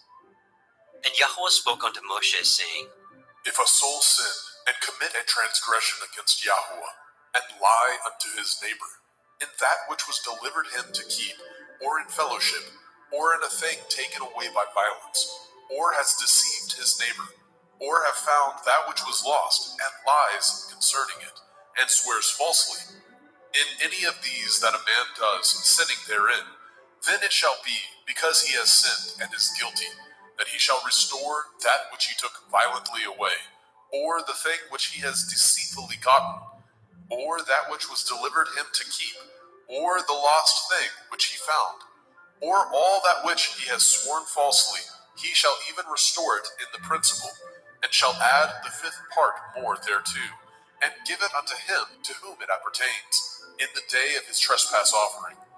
And he shall bring his trespass offering unto Yahweh, a ram without blemish out of the flock, with your estimation for a trespass offering unto the priest. And the priest shall make an atonement for him before Yahweh, and it shall be forgiven him for anything of all that he has done in trespass therein. And Yahweh spoke unto Moshe, saying, Command Aaron and his sons, saying, This is the Torah of the burnt offering. It is the burnt offering because of the burning upon the altar all night unto the morning, and the fire of the altar shall be burning in it. And the priest shall put on his linen garment, and his linen breeches shall he put upon his flesh, and take up the ashes which the fire has consumed with the burnt offering on the altar, and he shall put them beside the altar. And he shall put off his garments, and put on other garments, and carry forth the ashes without the camp unto a clean place. And the fire upon the altar shall be burning in it. It shall not be put out. And the priest shall burn wood on it every morning, and lay the burnt offering in order upon it, and he shall burn thereon the fat of the peace offerings. The fire shall ever be burning upon the altar, it shall never go out. And this is the Torah of the meat offering. The sons of Aharon shall offer it before Yahweh, before the altar. And he shall take of it his handful of the flour of the meat offering, and of the oil thereof, and all the frankincense which is upon the meat offering, and shall burn it upon the altar for a sweet savor, even the memorial of it unto Yahweh. And the remainder thereof shall Aharon and his sons eat, with matzah, unleavened bread, shall it be eaten in the holy place, in the court of the tabernacle of the assembly, they shall eat it. It shall not be baken with leaven. I have given it unto them for their portion of my offering made by fire. It is most holy, as is the sin offering, and as the trespass offering. All the males among the children of Aharon shall eat of it. It shall be a statute forever in your generations, concerning the offerings of Yahweh made by fire. Everyone that touches them shall be holy. And Yahweh spoke unto Moshe, saying, This is the offering of Aharon and his sons, which they shall offer unto Yahweh in the day when he is anointed. The 10th part of an ephah of fine flour for a meat offering perpetual, half of it in the morning, and half thereof at night. In a pan it shall be made with oil, and when it is baken, you shall bring it in, and the baken pieces of the meat offering shall you offer for a sweet savor unto Yahweh. And the priest of his sons, that is anointed in his stead, shall offer it. It is a statute forever unto Yahweh. It shall be wholly burnt. For every meat offering for the priest shall be wholly burnt. It shall not be eaten. And Yahweh spoke unto Moshe, saying, Speak unto Aharon and to his sons, saying, This is the Torah of the sin offering. In the place where the burnt offering is killed, shall the sin offering be killed before Yahweh. It is most holy. The priest that offers it for sin shall eat it. In the holy place shall it be eaten, in the court of the tabernacle of the assembly. Whatsoever shall touch the flesh thereof shall be holy. And when there is sprinkled of the blood thereof upon any garment, you shall wash that whereon it was sprinkled in the holy place. But the earthen vessel wherein it was sodden shall be broken. And if it be sodden in a brazen pot, it shall be both scoured and rinsed in water. All the males among the priests shall eat thereof. It is most holy.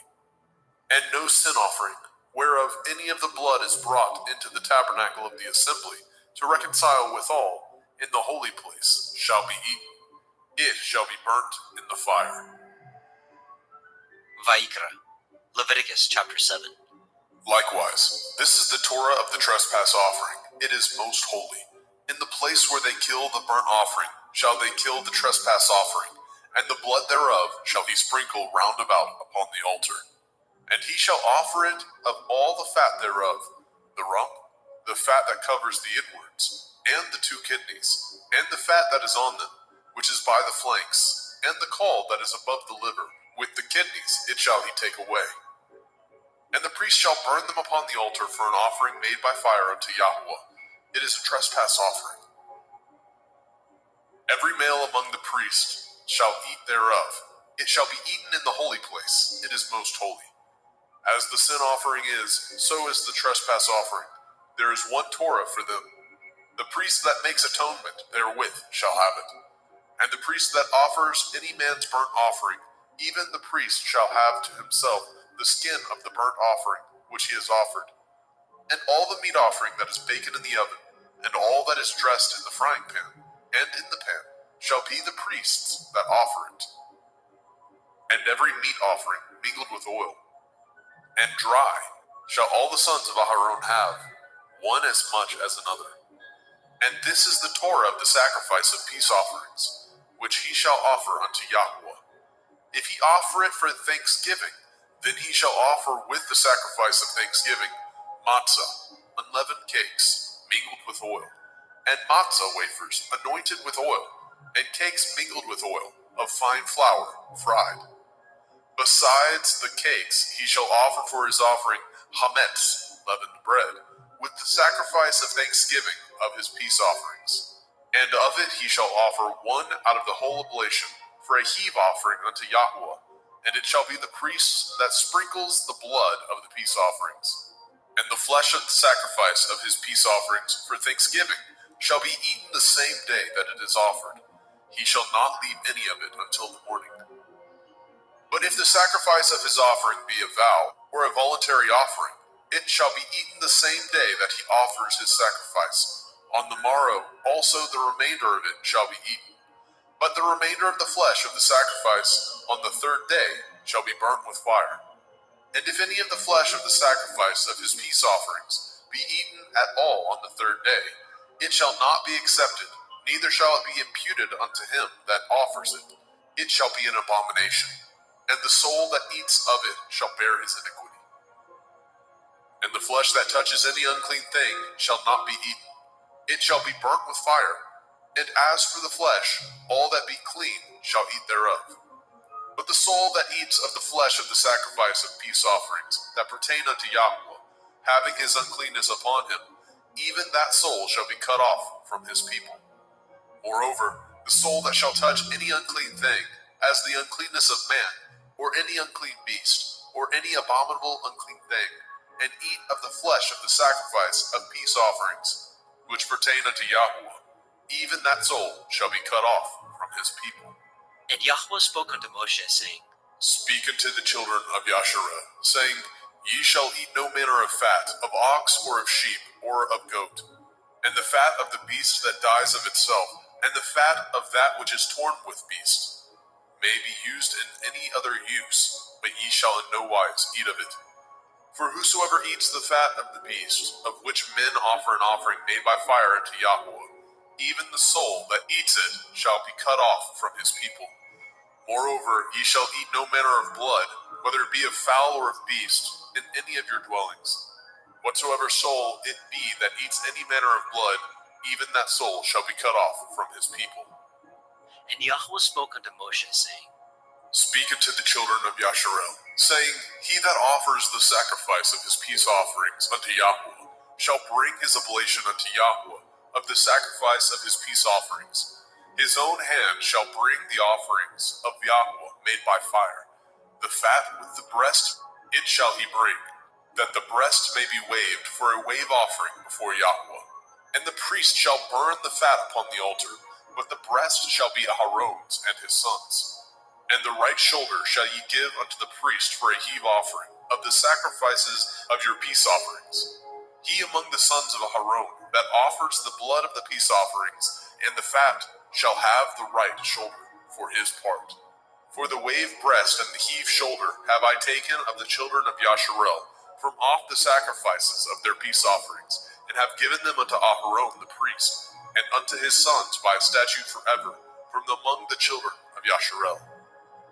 This is the portion of the anointing of Aharon, and of the anointing of his sons, out of the offerings of Yahweh made by fire, in the day when he presented them to minister unto Yahweh in the priest's office, which Yahweh commanded to be given them of the children of Yasharel, in the day that he anointed them, by a statute forever throughout their generations.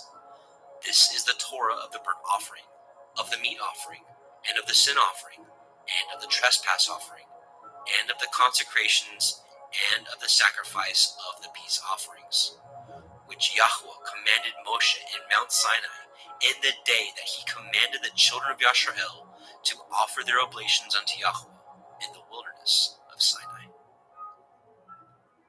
Vayikra, Leviticus chapter 8. And Yahweh spoke unto Moshe, saying, Take Aharon and his sons with him, and the garments, and the anointing oil, and a bullock for the sin offering, and 2 rams, and a basket of matzah, unleavened bread, and gather all the assembly together unto the door of the tabernacle of the assembly. And Moshe did as Yahweh commanded him, and the assembly was gathered together unto the door of the tabernacle of the assembly. And Moshe said unto the assembly, This is the thing which Yahweh commanded to be done. And Moshe brought Aharon and his sons, and washed them with water. And he put upon him the coat, and girded him with the belt, and clothed him with the robe, and put the ephod upon him. And he girded him with the belt of the ephod, and bound it unto him therewith. And he put the breastplate upon him. Also he put in the breastplate the Urim and the Tumim. And he put the turban upon his head. Also upon the turban, even upon his forefront, did he put the golden plate, the holy crown, as Yahweh commanded Moshe. And Moshe took the anointing oil, and anointed the tabernacle, and all that was therein, and sanctified them. And he sprinkled thereof upon the altar 7 times, and anointed the altar and all his vessels, both the laver and his foot, to sanctify them. And he poured of the anointing oil upon Aharon's head, and anointed him, to sanctify him. And Moshe brought Aharon's sons, and put coats upon them, and girded them with belts, and put bonnets upon them, as Yahweh commanded Moshe. And he brought the bullock for the sin offering, and Aharon and his sons laid their hands upon the head of the bullock for the sin offering, and he slew it. And Moshe took the blood, and put it upon the horns of the altar round about with his finger, and purified the altar, and poured the blood at the bottom of the altar, and sanctified it, to make reconciliation upon it. And he took all the fat that was upon the inwards, and the caul above the liver, and the 2 kidneys, and their fat, and Moshe burned it upon the altar. But the bullock, and his hide, and his flesh, and his dung, he burnt with fire without the camp, as Yahweh commanded Moshe. And he brought the ram for the burnt offering, and Aharon and his sons laid their hands upon the head of the ram, and he killed it. And Moshe sprinkled the blood upon the altar round about. And he cut the ram into pieces, and Moshe burnt the head, and the pieces, and the fat. And he washed the inwards and the legs in water, and Moshe burnt the whole ram upon the altar. It was a burnt sacrifice for a sweet savor, and an offering made by fire unto Yahweh, as Yahweh commanded Moshe. And he brought the other ram, the ram of consecration, and Aharon and his sons laid their hands upon the head of the ram, and he slew it. And Moshe took of the blood of it, and put it upon the tip of Aharon's right ear, and upon the thumb of his right hand, and upon the great toe of his right foot. And he brought Aharon's sons, and Moshe put of the blood upon the tip of their right ear, and upon the thumbs of their right hands, and upon the great toes of their right feet.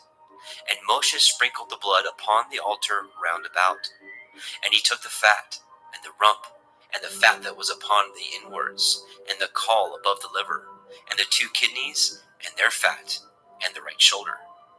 And out of the basket of matzah that was before Yahweh, he took 1 matzah cake, and a cake of oiled bread, and 1 wafer, and put them on the fat, and upon the right shoulder. And he put all upon Aharon's hands, and upon his sons' hands, and waved them for a wave offering before Yahweh. And Moshe took them from off their hands, and burnt them on the altar upon the burnt offering. They were consecrations for a sweet savor. It is an offering made by fire unto Yahweh. And Moshe took the breast, and waved it for a wave offering before Yahweh. For of the ram of consecration it was Moshe's part, as Yahweh commanded Moshe. And Moshe took of the anointing oil, and of the blood which was upon the altar, and sprinkled it upon Aharon, and his garments, and upon his sons, and upon his sons' garments with him, and sanctified Aharon, and his garments, and his sons' garments with him. And Moshe said unto Aharon and to his sons, Boil the flesh at the door of the tabernacle of the assembly, and there eat it, with the bread that is in the basket of consecrations, as I commanded, saying, Aharon and his sons shall eat it. And that which remains of the flesh and of the bread shall ye burn with fire. And ye shall not go out of the door of the tabernacle of the assembly in 7 days, until the days of your consecration be at an end. For 7 days shall he consecrate you. As he has done this day, so Yahweh has commanded to do, to make an atonement for you. Therefore shall ye abide at the door of the tabernacle of the assembly day and night 7 days, and guard the watch of Yahweh, that ye die not. For so I am commanded. So Aharon and his sons did all the things which Yahweh commanded by the hand of Moshe. Vayikra, Leviticus chapter 9. And it came to pass on the 8th day that Moshe called Aharon and his sons and the elders of Yisrael. And he said unto Aharon, Take a young calf for a sin offering, and a ram for a burnt offering, without blemish, and offer them before Yahweh. And unto the children of Yisrael you shall speak, saying, Take ye a kid of the goats for a sin offering, and a calf and a lamb, both of the first year, without blemish, for a burnt offering. Also a bullock and a ram for peace offerings, to sacrifice before Yahweh, and a meat offering mingled with oil. For today Yahweh will appear unto you. And they brought which Moshe commanded before the tabernacle of the assembly. And all the assembly drew near and stood before Yahweh. And Moshe said, This is the thing which Yahweh commanded that you should do, and the glory of Yahweh shall appear unto you.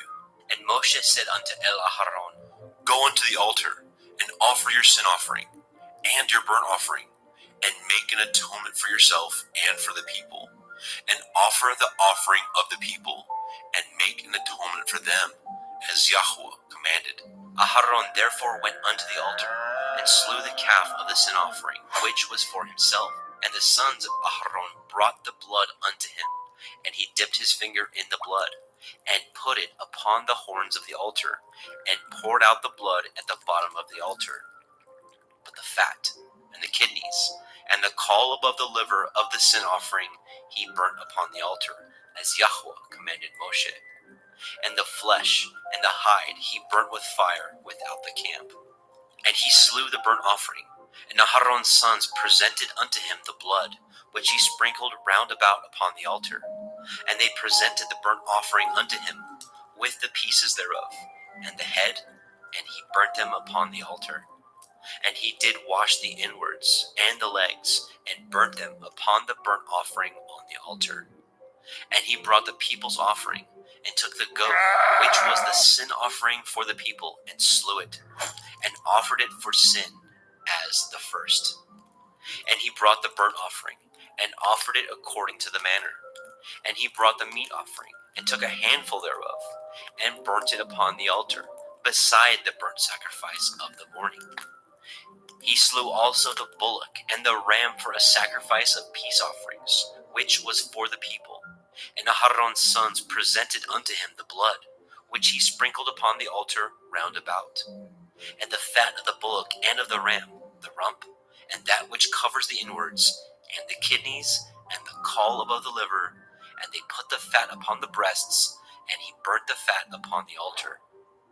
And the breasts and the right shoulder Aharon waved for a wave offering before Yahweh, as Moshe commanded. And Aharon lifted up his hand toward the people, and blessed them, and came down from offering of the sin offering, and the burnt offering, and peace offerings. And Moshe and Aharon went into the tabernacle of the assembly, and came out, and blessed the people. And the glory of Yahweh appeared unto all the people. And there came a fire out from before Yahweh, and consumed upon the altar the burnt offering and the fat, which when all the people saw, they shouted and fell on their face. Vayikra, Leviticus chapter 10.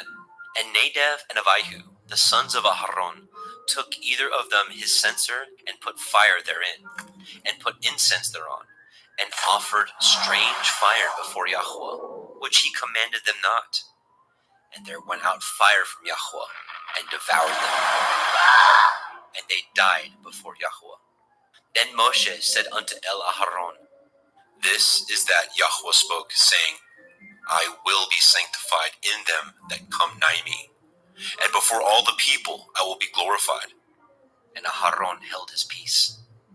And Moshe called Mishael and Elishaphan, the sons of Uziel, the uncle of Aharon, and said unto them, Come near, carry your brethren from before the sanctuary out of the camp.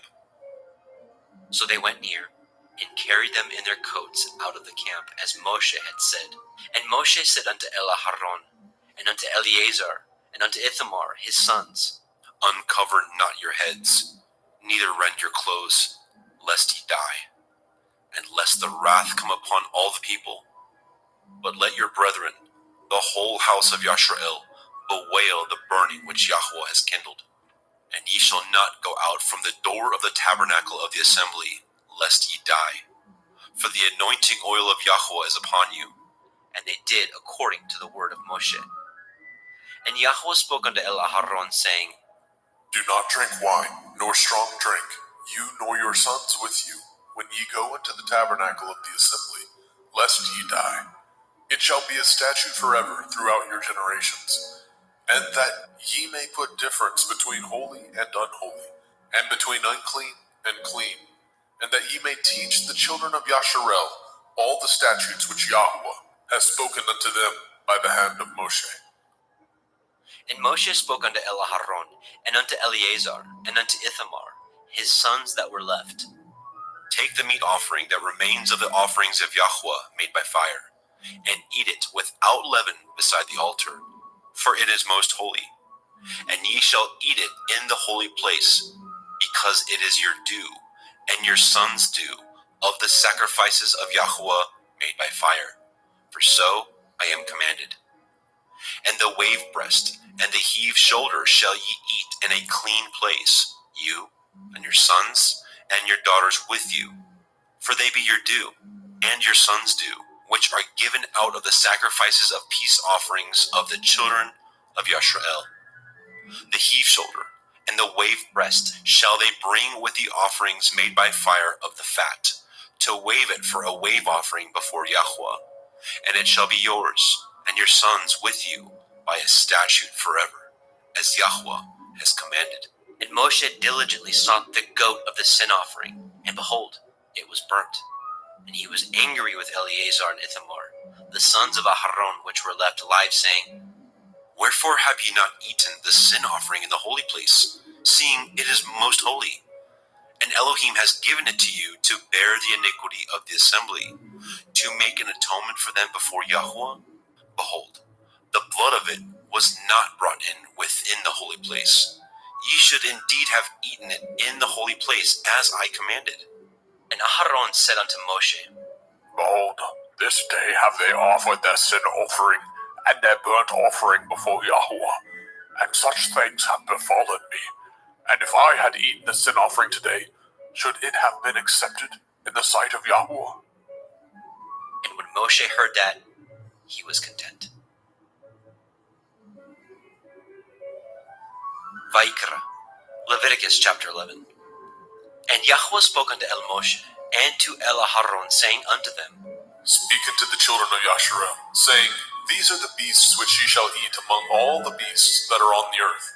Whatsoever parts the hoof, and is cloven-footed, and chews the cud, among the beasts, that shall ye eat.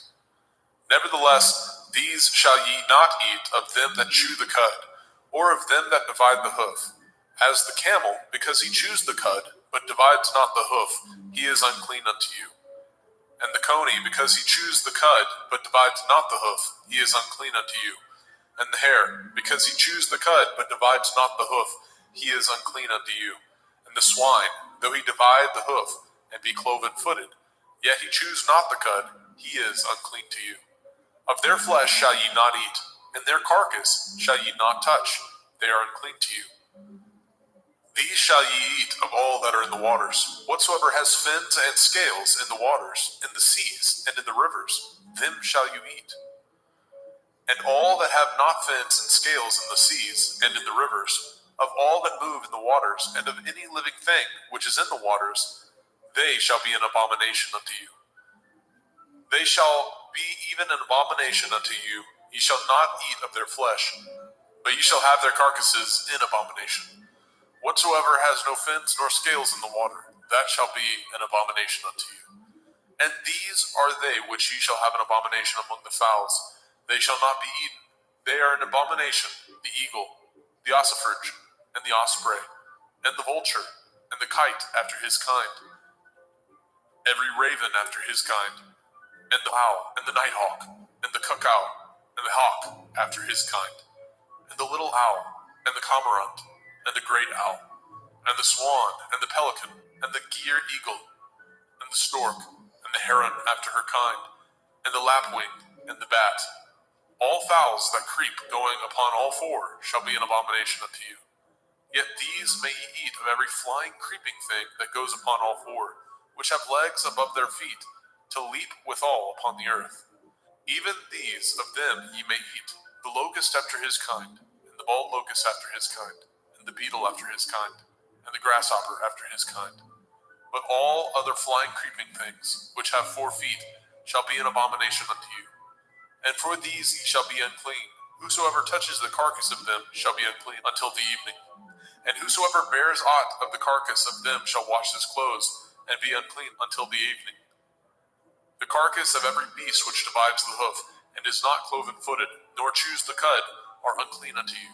Every one that touches them shall be unclean. And whatsoever goes upon his paws, among all manner of beasts that go on all fours, those are unclean unto you. Whoso touches their carcass shall be unclean until the evening. And he that bears the carcass of them shall wash his clothes, and be unclean unto the evening. They are unclean unto you. These also shall be unclean unto you.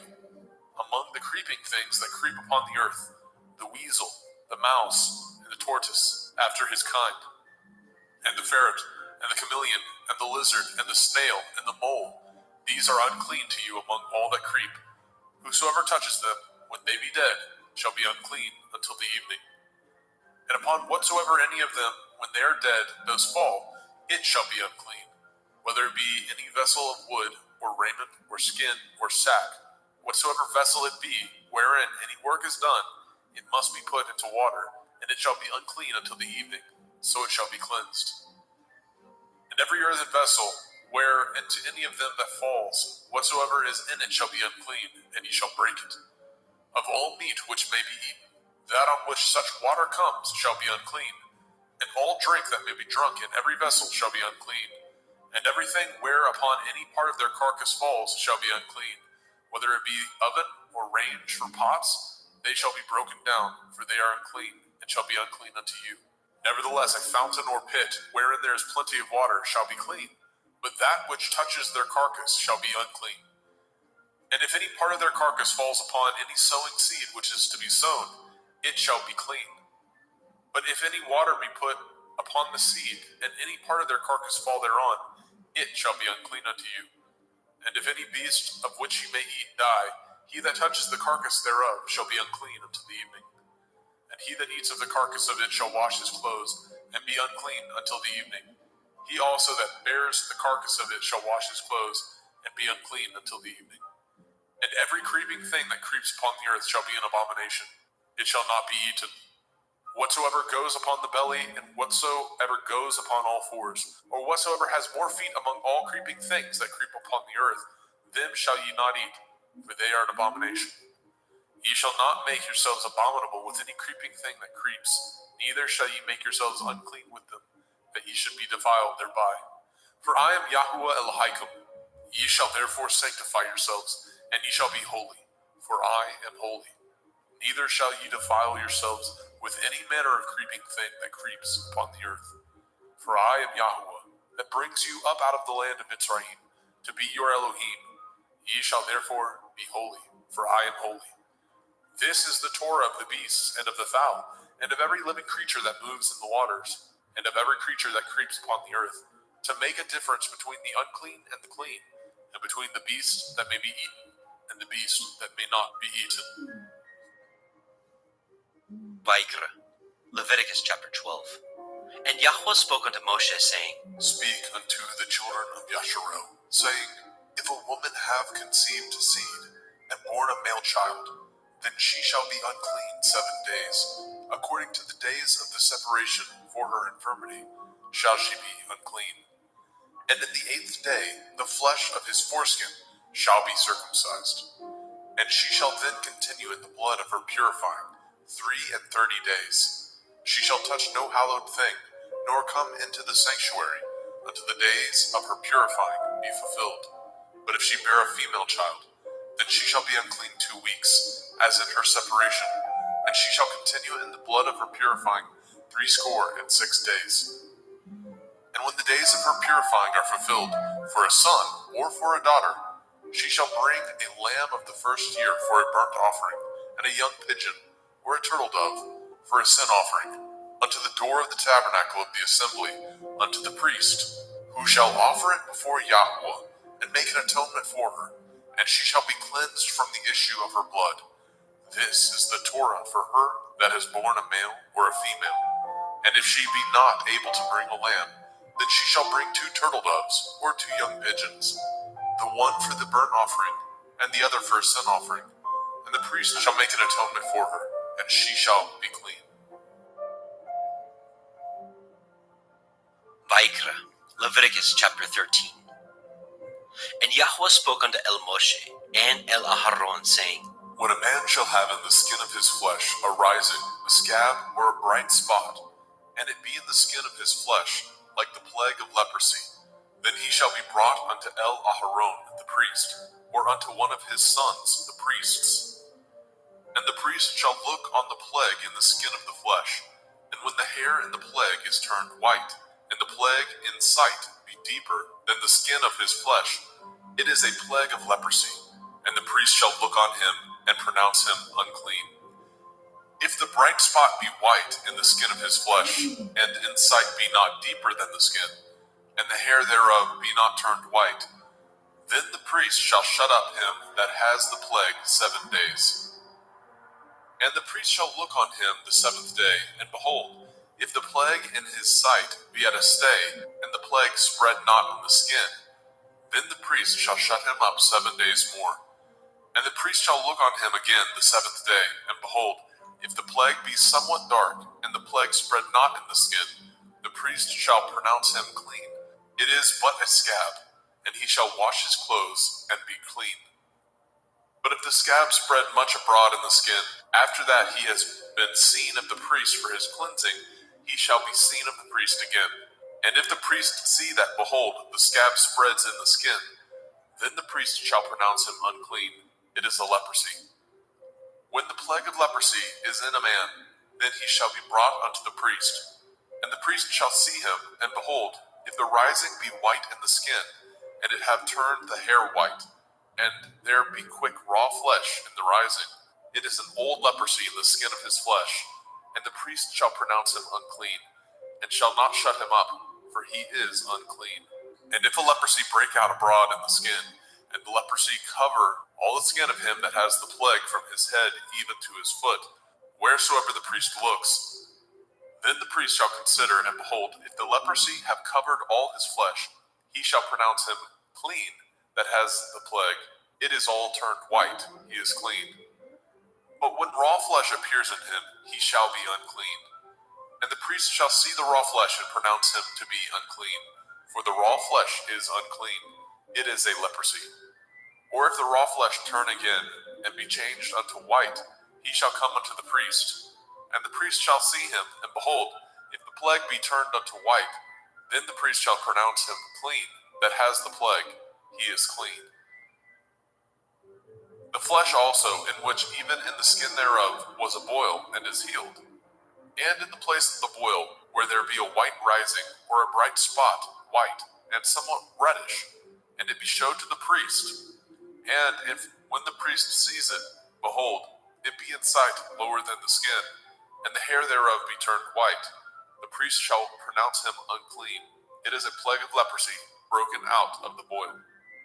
But if the priest look on it, and behold, there be no white hairs therein, and if it be not lower than the skin, but be somewhat dark, then the priest shall shut him up 7 days.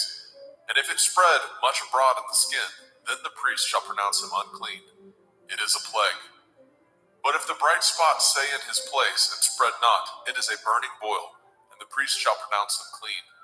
Or if there be any flesh in the skin whereof there is a hot burning, and the quick flesh that burns have a white bright spot, somewhat reddish or white, then the priest shall look upon it, and behold, if the hair in the bright spot be turned white, and it be in sight deeper than the skin, it is a leprosy broken out of the burning, wherefore the priest shall pronounce him unclean. It is the plague of leprosy. But if the priest look on it, and behold, there be no white hair in the bright spot, and it be no lower than the other skin, but be somewhat dark, then the priest shall shut him up 7 days. And the priest shall look upon him the 7th day, and if it be spread much abroad in the skin, then the priest shall pronounce him unclean. It is the plague of leprosy. And if the bright spot stay in his place, and spread not in the skin, but it be somewhat dark, it is a rising of the burning, and the priest shall pronounce him clean, for it is an inflammation of the burning. If a man or woman have a plague upon the head or the beard, then the priest shall see the plague, and behold, if it be in sight deeper than the skin, and there be in it a yellow thin hair, then the priest shall pronounce him unclean. It is a dry skull, even a leprosy upon the head or beard. And if the priest shall look on the plague of the skull, and behold, it be not in sight deeper than the skin, and that there is no black hair in it, then the priest shall shut up him that has the plague of the skull 7 days. And in the 7th day the priest shall look on the plague, and behold, if the skull spread not, and there be in it no yellow hair, and the skull be not in sight deeper than the skin, he shall be shaven, and the skull shall he not shave, and the priest shall shut him up that has the skull 7 days more. And in the 7th day the priest shall look on the skull, and behold, if the skull be not spread in the skin, nor be in sight deeper than the skin, then the priest shall pronounce him clean, and he shall wash his clothes and be clean.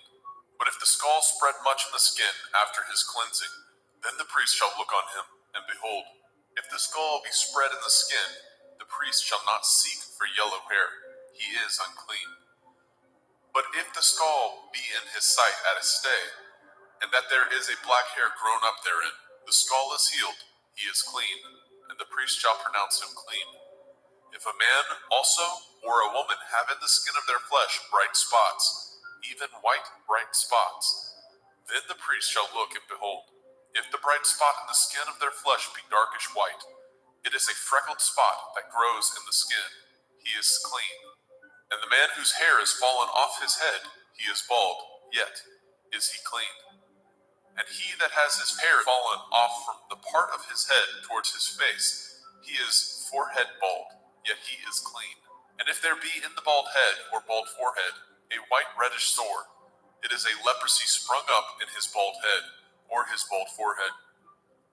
Then the priest shall look upon it, and behold, if the rising of the sword be white reddish in the bald head, or in his bald forehead, as the leprosy appears in the skin of the flesh, he is a leprous man, he is unclean. The priest shall pronounce him utterly unclean.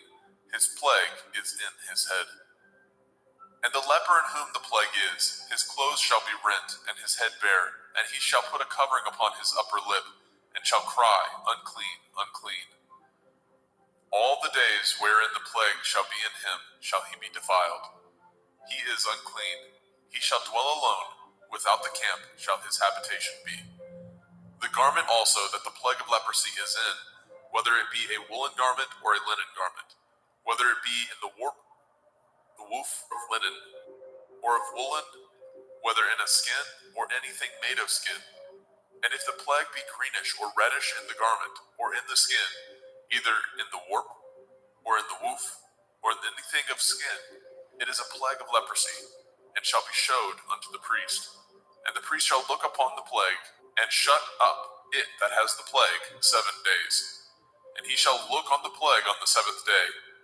If the plague be spread in the garment, either in the warp, or in the woof, or in a skin, or in any work that is made of skin, the plague is a fretting leprosy, it is unclean. He shall therefore burn that garment, whether warp or woof, in woolen or in linen, anything of skin wherein the plague is, for it is a fretting leprosy, it shall be burnt in the fire. And if the priest shall look, and behold, the plague be not spread in the garment, either in the warp or in the woof, or in anything of skin, then the priest shall command that they wash the thing wherein the plague is, and he shall shut it up 7 days more. And the priest shall look on the plague after that it is washed. And behold, if the plague have not changed his color, and the plague be not spread, it is unclean. You shall burn it in the fire. It is a fret inward, whether it be bare within or without. And if the priest look, and behold the plague be somewhat dark after the washing of it, then he shall rend it out of the garment, or out of the skin, or out of the warp, or out of the woof. And if it appear still in the garment, either in the warp or in the woof, or in anything of skin, it is a spreading plague. You shall burn that wherein the plague is with fire. And the garment, either warp or woof, or whatsoever thing of skin it be, which you shall wash, if the plague be departed from them, then it shall be washed the 2nd time, and shall be clean. This is the Torah of the plague of leprosy, in a garment of woolen or linen, either in warp or woof, or in anything of skins, to pronounce it clean, or to pronounce it unclean. Vaikra, Leviticus chapter 14. And Yahweh spoke unto Moshe, saying, This shall be the Torah of the leper in the day of his cleansing. He shall be brought unto the priest, and the priest shall go forth out of the camp. And the priest shall look, and behold, if the plague of leprosy be healed in the leper, then shall the priest command to take for him that is to be cleansed 2 birds alive and clean, and cedar wood, and scarlet and hyssop. And the priest shall command that one of the birds be killed in an earthen vessel over running water. As for the living bird, he shall take it, and the cedar wood, and the scarlet, and the hyssop, and shall dip them, and the living bird in the blood of the bird that was killed over the running water. And he shall sprinkle upon him that is to be cleansed from the leprosy 7 times, and shall pronounce him clean, and shall let the living bird loose into the open field. And he that is to be cleansed shall wash his clothes, and shave off all his hair, and wash himself in water, that he may be clean. And after that he shall come into the camp, and shall tarry abroad out of his tent 7 days. But it shall be on the 7th day that he shall shave all his hair off his head, and his beard, and his eyebrows, even all his hair he shall shave off, and shall wash his clothes. Also shall he wash his flesh in water, and shall be clean. And on the 8th day he shall take 2 he-lambs without blemish, and 1 ewe lamb of the 1st year without blemish, and 3/10 deal of fine flour for a meat offering, mingled with oil, and 1 log of oil. And the priest that makes him clean shall present the man that is to be made clean, and those things before Yahweh at the door of the tabernacle of the assembly. And the priest shall take 1 he-lamb, and offer him for a trespass offering, and the log of oil, and wave them for a wave offering before Yahweh. And he shall slay the lamb in the place where he shall kill the sin offering and the burnt offering in the holy place. For as the sin offering is the priest's, so is the trespass offering. It is most holy. And the priest shall take some of the blood of the trespass offering, and the priest shall put it upon the tip of the right ear of him that is to be cleansed, and upon the thumb of his right hand, and upon the great toe of his right foot. And the priest shall take some of the log of oil, and pour it into the palm of his own left hand. And the priest shall dip his right finger in the oil that is in his left hand, and shall sprinkle up the oil with his finger 7 times before Yahweh. And of the rest of the oil that is in his hand shall the priest put upon the tip of the right ear of him that is to be cleansed, and upon the thumb of his right hand, and upon the great toe of his right foot, upon the blood of the trespass offering. And the remnant of the oil that is in the priest's hand he shall pour upon the head of him that is to be cleansed, and the priest shall make an atonement for him before Yahweh. And the priest shall offer the sin offering, and make an atonement for him that is to be cleansed from his uncleanness, and afterwards he shall kill the burnt offering. And the priest shall offer the burnt offering and the meat offering upon the altar, and the priest shall make an atonement for him, and he shall be clean. And if he be poor, and cannot get so much, then he shall take 1 lamb for a trespass offering to be waved, to make an atonement for him, and 1/10 deal of fine flour mingled with oil for a meat offering, and a log of oil, and 2 turtle doves, or 2 young pigeons, such as he is able to get, and the one shall be a sin offering, and the other a burnt offering. And he shall bring them on the 8th day for his cleansing unto the priest, unto the door of the tabernacle of the assembly before Yahweh. And the priest shall take the lamb of the trespass offering, and the log of oil, and the priest shall wave them for a wave offering before Yahweh. And he shall kill the lamb of the trespass offering, and the priest shall take some of the blood of the trespass offering, and put it upon the tip of the right ear of him that is to be cleansed, and upon the thumb of his right hand, and upon the great toe of his right foot. And the priest shall pour of the oil into the palm of his own left hand. And the priest shall sprinkle with his right finger some of the oil that is in his left hand 7 times before Yahweh. And the priest shall put of that oil that is in his hand upon the tip of the right ear of him that is to be cleansed, and upon the thumb of his right hand, and upon the great toe of his right foot, upon the place of the blood of the trespass offering.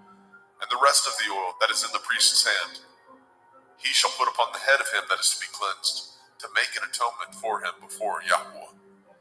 And he shall offer the 1 of the turtle doves, or of the young pigeons, such as he can get, even such as he is able to get, the 1 for a sin offering, and the other for a burnt offering, with the meat offering. And the priest shall make an atonement for him that is to be cleansed before Yahweh. This is the Torah of him in whom is the plague of leprosy, whose hand is not able to get that which pertains to his cleansing. And Yahweh spoke unto El Moshe and unto El Aharon, saying, When ye are come into the land of Canaan, which I give to you for a possession, and I put the plague of leprosy in a house of the land of your possession, and he that owns the house shall come and tell the priest, saying, It seems to me there is, as it were, a plague in the house. Then the priest shall command that they empty the house before the priest go into it, to see the plague, that all that is in the house be not made unclean. And afterward the priest shall go in to see the house. And he shall look on the plague, and behold, if the plague be in the walls of the house, with hollow strakes, greenish or reddish, which in sight are lower than the wall, then the priest shall go out of the house to the door of the house, and shut up the house 7 days. And the priest shall come again the 7th day, and shall look, and behold, if the plague be spread in the walls of the house, then the priest shall command that they take away the stones in which the plague is, and they shall cast them into an unclean place without the city. And he shall cause the house to be scraped within round about, and they shall pour out the dust that they scrape off without the city into an unclean place. And they shall take other stones, and put them in the place of those stones. And he shall take other mortar, and shall plaster the house. And if the plague come again, and break out in the house, after that he has taken away the stones, and after he has scraped the house, and after it is plastered, then the priest shall come and look, and behold, if the plague be spread in the house, it is a fretting leprosy in the house. It is unclean. And he shall break down the house, the stones of it, and the timber thereof, and all the mortar of the house, and he shall carry them forth out of the city into an unclean place. Moreover, he that goes into the house all the while that it is shut up shall be unclean until the evening. And he that lies in the house shall wash his clothes, and he that eats in the house shall wash his clothes. And if the priest shall come in and look upon it, and behold, the plague has not spread in the house, after the house was plastered, then the priest shall pronounce the house clean, because the plague is healed. And he shall take to cleanse the house 2 birds, and cedar wood, and scarlet, and hyssop. And he shall kill the one of the birds in an earthen vessel over running water. And he shall take the cedar wood, and the hyssop, and the scarlet, and the living bird, and dip them in the blood of the slain bird, and in the running water, and sprinkle the house 7 times. And he shall cleanse the house with the blood of the bird, and with the running water, and with the living bird, and with the cedar wood, and with the hyssop, and with the scarlet. But he shall let go of the living bird out of the city into the open field, and make an atonement for the house, and it shall be clean. This is the Torah for all manner of plague, of leprosy and scald, and for the leprosy of a garment and of a house, and for a rising, and for a scab, and for a bright spot, to teach when it is unclean and when it is clean. This is the Torah of leprosy. Vayikra, Leviticus chapter 15. And Yahweh spoke unto El Moshe and to El Aharon, saying, Speak unto the children of Yasharel, and say unto them, when any man has a running issue out of his flesh, because of his issue he is unclean. And this shall be his uncleanness in his issue, whether his flesh run with his issue, or his flesh be stopped from his issue. It is his uncleanness. Every bed whereon he lies that has the issue is unclean, and everything whereon he sits shall be unclean. And whosoever touches his bed shall wash his clothes, and bathe himself in water, and be unclean until the evening. And he that sits on anything whereon he sat that has the issue shall wash his clothes, and bathe himself in water, and be unclean until the evening. And he that touches the flesh of him that has the issue shall wash his clothes, and bathe himself in water, and be unclean until the evening. And if he that has the issue spit upon him that is clean, then he shall wash his clothes, and bathe himself in water, and be unclean until the evening. And what saddle soever he rides upon that has the issue shall be unclean.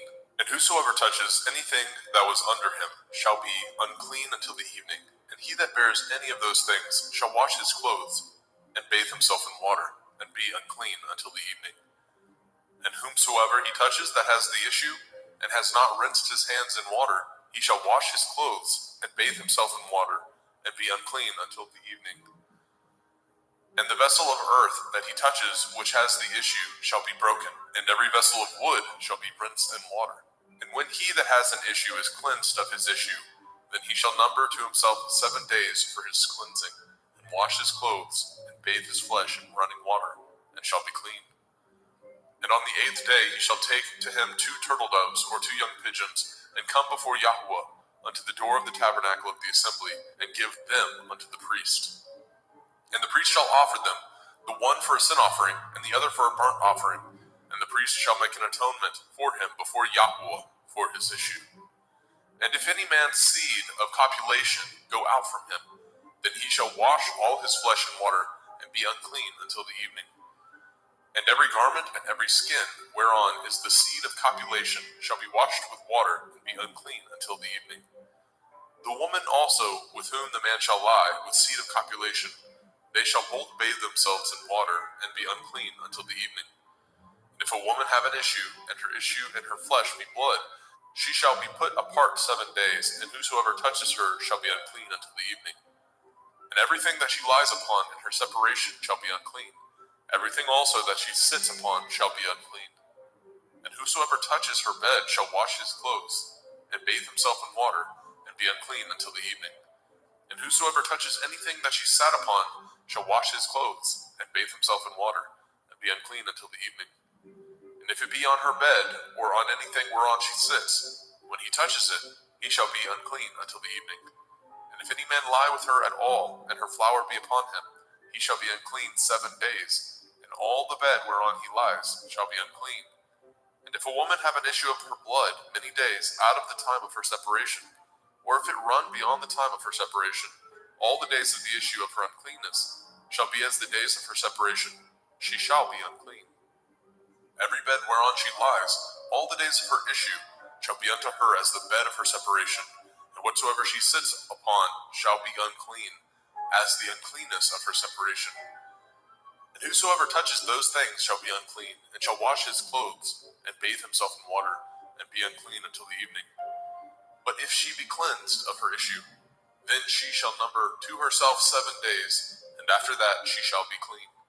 And on the 8th day she shall take unto her 2 turtle doves, or 2 young pigeons, and bring them unto the priest to the door of the tabernacle of the assembly. And the priest shall offer the one for a sin offering, and the other for a burnt offering. And the priest shall make an atonement for her before Yahweh for the issue of her uncleanness.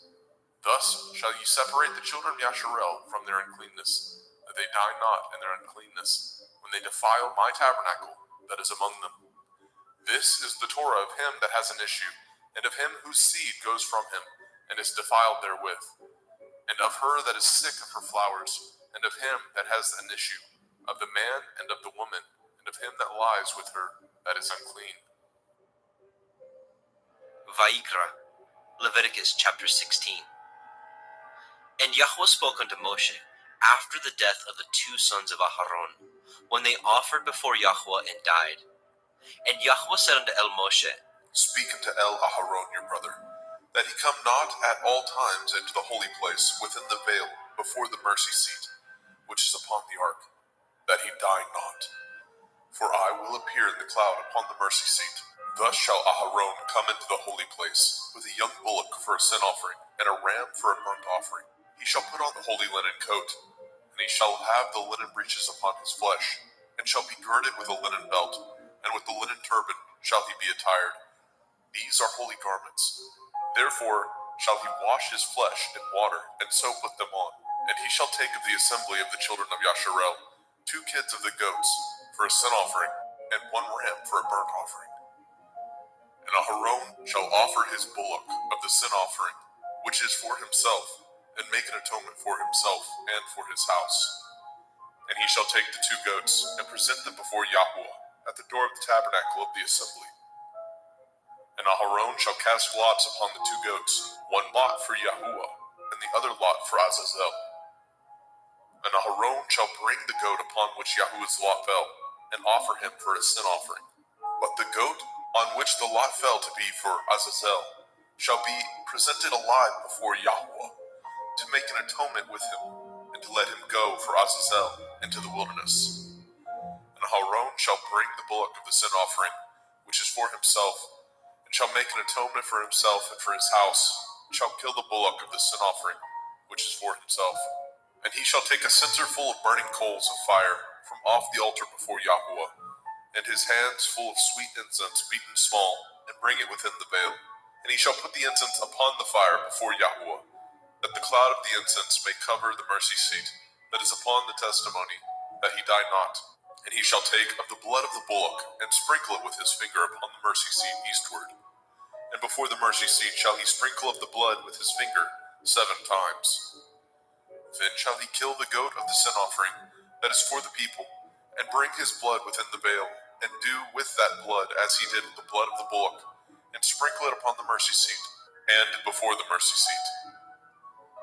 And he shall make an atonement for the holy place, because of the uncleanness of the children of Yasharel, and because of their transgressions, in all their sins. And so shall he do for the tabernacle of the assembly, that remains among them in the midst of their uncleanness. And there shall be no man in the tabernacle of the assembly, when he goes to make an atonement in the holy place, until he comes out, and have made an atonement for himself, and for his household, and for all the assembly of Yasharel. And he shall go out unto the altar that is before Yahweh, and make an atonement for it, and shall take of the blood of the bullock, and of the blood of the goat, and put it upon the horns of the altar round about. And he shall sprinkle the blood upon it with his finger 7 times, and cleanse it, and hallow it from the uncleanness of the children of Yasharel. And And when he has made an end of reconciling the holy place, and the tabernacle of the assembly, and the altar, he shall bring the live goat. And Aharon shall lay both his hands upon the head of the live goat, and confess over him all the iniquities of the children of Yasharel, and all their transgression in all their sins, putting them upon the head of the goat, and shall send him away by the hand of a fit man into the wilderness. And the goat shall bear upon him all their iniquities, unto a land not inhabited, and he shall let go the goat in the wilderness. And Aharon shall come into the tabernacle of the assembly, and shall put off the linen garments which he put on when he went into the holy place, and shall leave them there. And he shall wash his flesh with water in the holy place, and put on his garments, and come forth, and offer his burnt offering, and the burnt offering of the people, and make an atonement for himself and for the people. And the fat of the sin offering shall he burn upon the altar. And he that let go the goat for Azazel shall wash his clothes, and bathe his flesh in water, and afterwards come into the camp.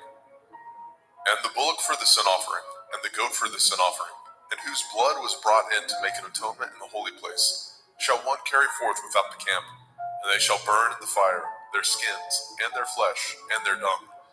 And he that burns them shall wash his clothes, and bathe his flesh in water, and afterwards he shall come into the camp. And this shall be a statute forever unto you, that in the 7th month, on the 10th day of the month, ye shall afflict your souls, and do no work at all, whether it be one of your own country, or a stranger that sojourns among you. For on that day shall the priest make an atonement for you, to cleanse you, that ye may be clean from all your sins before Yahweh. It shall be a Sabbath of rest unto you. Ye shall afflict your souls by a statute forever. And the priest, whom he shall anoint, and whom he shall consecrate to minister in the priest's office in his father's stead, shall make the atonement, and shall put on the linen clothes, even the holy garments. And he shall make an atonement for the holy sanctuary, and he shall make an atonement for the tabernacle of the assembly, and for the altar, and he shall make an atonement for the priests, and for all the people of the assembly.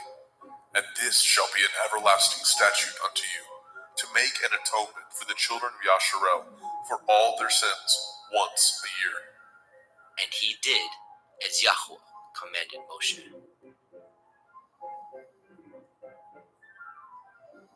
Vayikra, Leviticus chapter 17.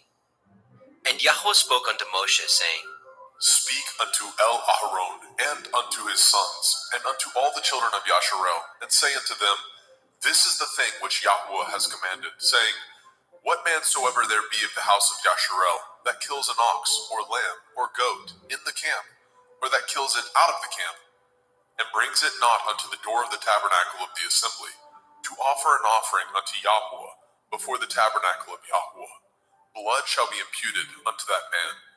He has shed blood, and that man shall be cut off from among his people. To the end that the children of Yasharel may bring their sacrifices, which they offer in the open field, even that they may bring them unto Yahweh, unto the door of the tabernacle of the assembly, unto the priest, and offer them for peace offerings unto Yahweh. And priests shall sprinkle the blood upon the altar of Yahweh at the door of the tabernacle of the assembly, and burn the fat for a sweet savor unto Yahweh. And they shall no more offer their sacrifices unto devils, after whom they have gone a-whoring. This shall be a statute forever unto them throughout their generations. And ye shall say unto them, Whatsoever man there be of the house of Yasharel, or of the strangers which sojourn among you, that offers a burnt offering or sacrifice, and brings it not unto the door of the tabernacle of the assembly, to offer it unto Yahweh, even that man shall be cut off from among his people.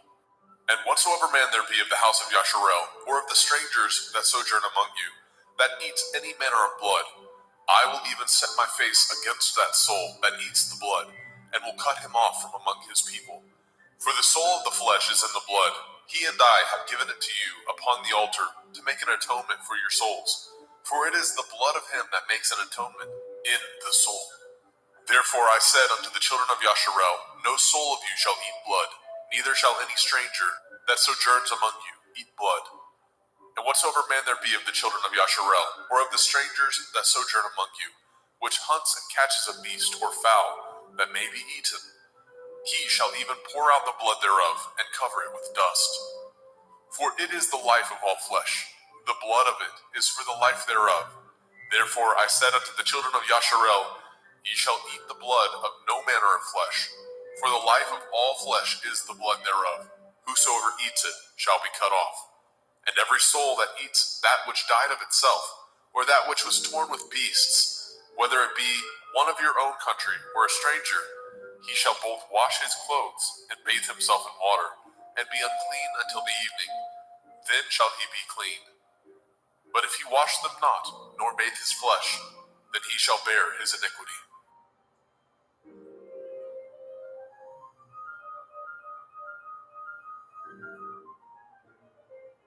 Vayikra, Leviticus chapter 18. And Yahweh spoke unto Moshe, saying, Speak unto the children of Yasharel, and say unto them, I am Yahweh Elohim. After the doings of the land of Mitzrayim, where ye dwell, shall ye not do. And after the doings of the land of Canaan, whither I bring you, shall ye not do. Neither shall ye walk in their ordinances. Ye shall do my judgments, and guard my ordinances, to walk therein. I am Yahuwah Elohim. Ye shall therefore guard my statutes and my judgments, which if a man do, he shall live in them. I am Yahuwah. None of you shall approach to any that is near of kin to him, to uncover their nakedness. I am Yahuwah. The nakedness of your father, or the nakedness of your mother, shall you not uncover. She is your mother. You shall not uncover her nakedness. The nakedness of your father's woman shall you not uncover. It is your father's nakedness. The nakedness of your sister, the daughter of your father, the daughter of your mother, whether she be born at home or born abroad, even their nakedness you shall not uncover. The nakedness of your son's daughter, or of your daughter's daughter, even their nakedness you shall not uncover, for theirs is your own nakedness. The nakedness of your father's woman's daughter, begotten of your father, she is your sister, you shall not uncover her nakedness. You shall not uncover the nakedness of your father's sister, she is your father's near kinswoman. You shall not uncover the nakedness of your mother's sister, for she is your mother's near kinswoman. You shall not uncover the nakedness of your father's brother. You shall not approach to his woman, she is your aunt. You shall not uncover the nakedness of your daughter-in-law, she is your son's woman. You shall not uncover her nakedness. You shall not uncover the nakedness of your brother's woman, it is your brother's nakedness. You shall not uncover the nakedness of a woman and her daughter, neither shall you take her son's daughter, or her daughter's daughter, to uncover her nakedness, for they are your near kinswoman. It is wickedness. Neither shall you take a woman to her sister, to vex her, to uncover her nakedness, beside the other in her lifetime. Also you shall not approach unto a woman to uncover her nakedness, as long as she is put apart for her uncleanness. Moreover, you shall not lie carnally with your neighbor's woman, to defile yourself with her. And you shall not let any of your seed pass through the fire to Molech, neither shall you profane the name of your Elohim. I am Yahweh. You shall not lie with mankind, as with womankind. It is an abomination. Neither shall you lie with any beast, to defile yourself therewith. Neither shall any woman stand before a beast to lie down thereto. It is confusion. Defile not ye yourselves in any of these things, for in all these the nations are defiled, which I cast out before you. And the land is defiled, therefore I do visit the iniquity thereof upon it, and the land itself vomits out her inhabitants. Ye shall therefore guard my statutes and my judgments, and shall not commit any of these abominations, neither any of your own nation, nor any stranger that sojourns among you. For all these abominations have the men of the land done, which were before you, and the land is defiled, that the land spew not you out also, when ye defile it, as it spewed out the nations that were before you. For whosoever shall commit any of these abominations, even the souls that commit them shall be cut off from among their people.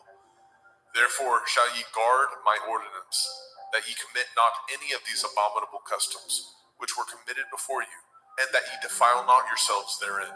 I am Yahuwah Elohim.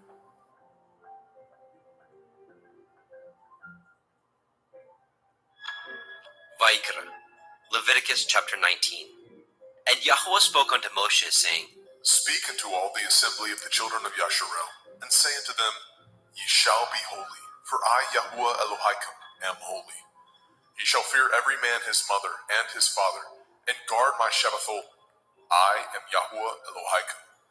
Turn ye not unto idols, nor make to yourselves molten Elohim. I am Yahuwah Elohaikum. And if ye offer a sacrifice of peace offerings unto Yahuwah, ye shall offer it at your own will. It shall be eaten the same day ye offer it, and on the morrow. And if aught remain unto the third day, it shall be burnt in the fire. And if it be eaten at all on the third day, it is abominable. It shall not be accepted. Therefore everyone that eats it shall bear his iniquity, because he has profaned the hallowed thing of Yahuwah, and that soul shall be cut off from among his people. And when ye reap the harvest of your land, ye shall not wholly reap the corners of your field, neither shall you gather the gleanings of your harvest.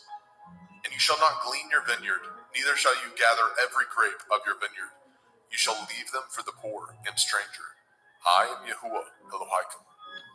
Ye shall not steal, neither deal falsely, neither lie one to another. And ye shall not swear by my name falsely, neither shall you profane the name of your Elohim. I am Yahuwah. You shall not defraud your neighbor, neither rob him. The wages of him that is hired shall not abide with you all night until the morning. You shall not curse the deaf, nor put a stumbling block before the blind, but shall fear your Elohim. I am Yahuwah. Ye shall do no unrighteousness in judgment. You shall not respect the person of the poor, nor honor the person of the mighty, but in righteousness shall you judge your neighbor. You shall not go up and down as a talebearer among your people, neither shall you stand against the blood of your neighbor. I am Yahuwah. You shall not hate your brother in your heart. You shall in any wise rebuke your neighbor, and not suffer sin upon him. You shall not avenge, nor bear any grudge against the children of your people, but you shall love your neighbor as yourself. I am Yahuwah. Ye shall guard my statutes. You shall not let your cattle gender with a diverse kind. You shall not sow your field with mingled seed, neither shall a garment mingled of linen and woolen come upon you. And whosoever lies carnally with a woman that is a bondmaid, betrothed to a man, and not at all redeemed, nor freedom given her, she shall be scourged. They shall not be put to death, because she was not free. And he shall bring his trespass offering unto Yahuwah, unto the door of the tabernacle of the assembly, even a ram for a trespass offering.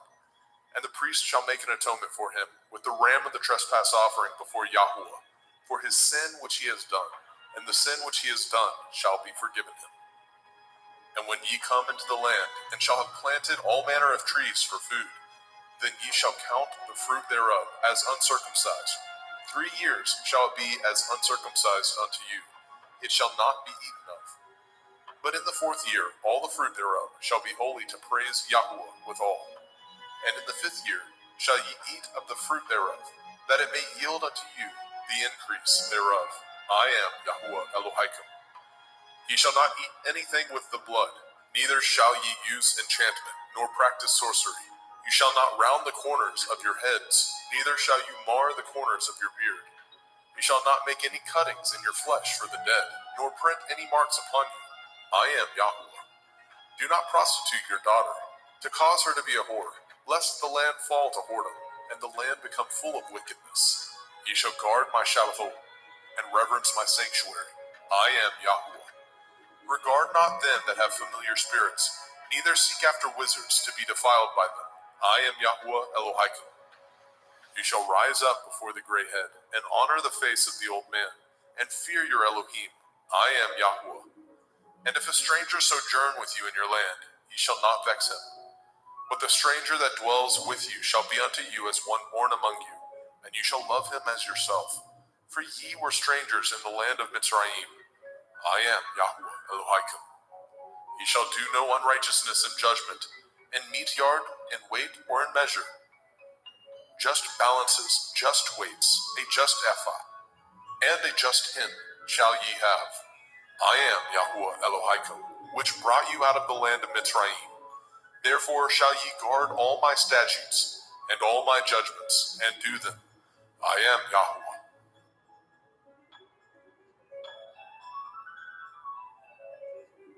Vaikra, Leviticus chapter 20.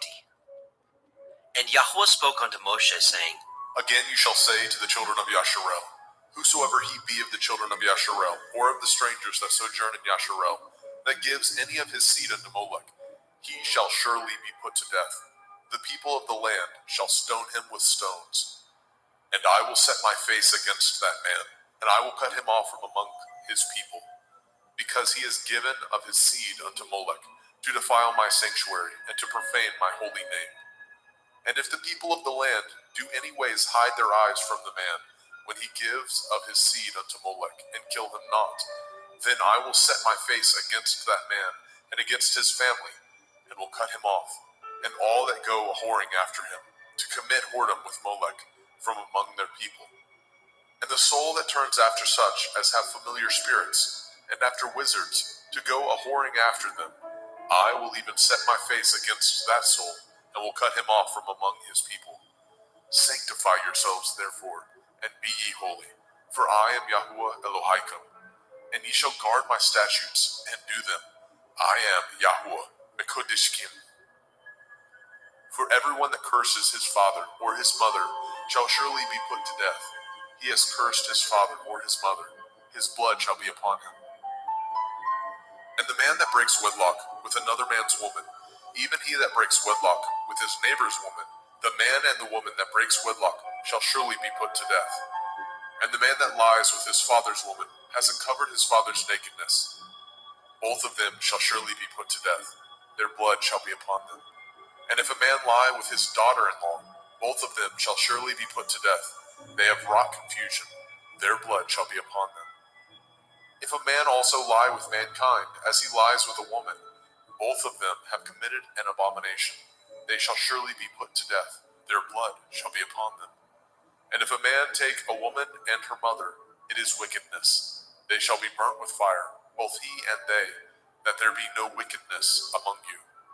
And if a man lie with a beast, he shall surely be put to death, and ye shall slay the beast. And if a woman approach unto any beast, and lie down thereto, you shall kill the woman and the beast. They shall surely be put to death. Their blood shall be upon them. And if a man shall take his sister, his father's daughter, or his mother's daughter, and see her nakedness, and she see his nakedness, it is a wicked thing, and they shall be cut off in the sight of their people. He has uncovered his sister's nakedness. He shall bear his iniquity. And if a man shall lie with a woman having her sickness, and shall uncover her nakedness, he has discovered her fountain, and she has uncovered the fountain of her blood, and both of them shall be cut off from among their people. And you shall not uncover the nakedness of your mother's sister, nor of your father's sister, for he uncovers his near kin. They shall bear their iniquity. And if a man shall lie with his uncle's woman, he has uncovered his uncle's nakedness. They shall bear their sin. They shall die childless.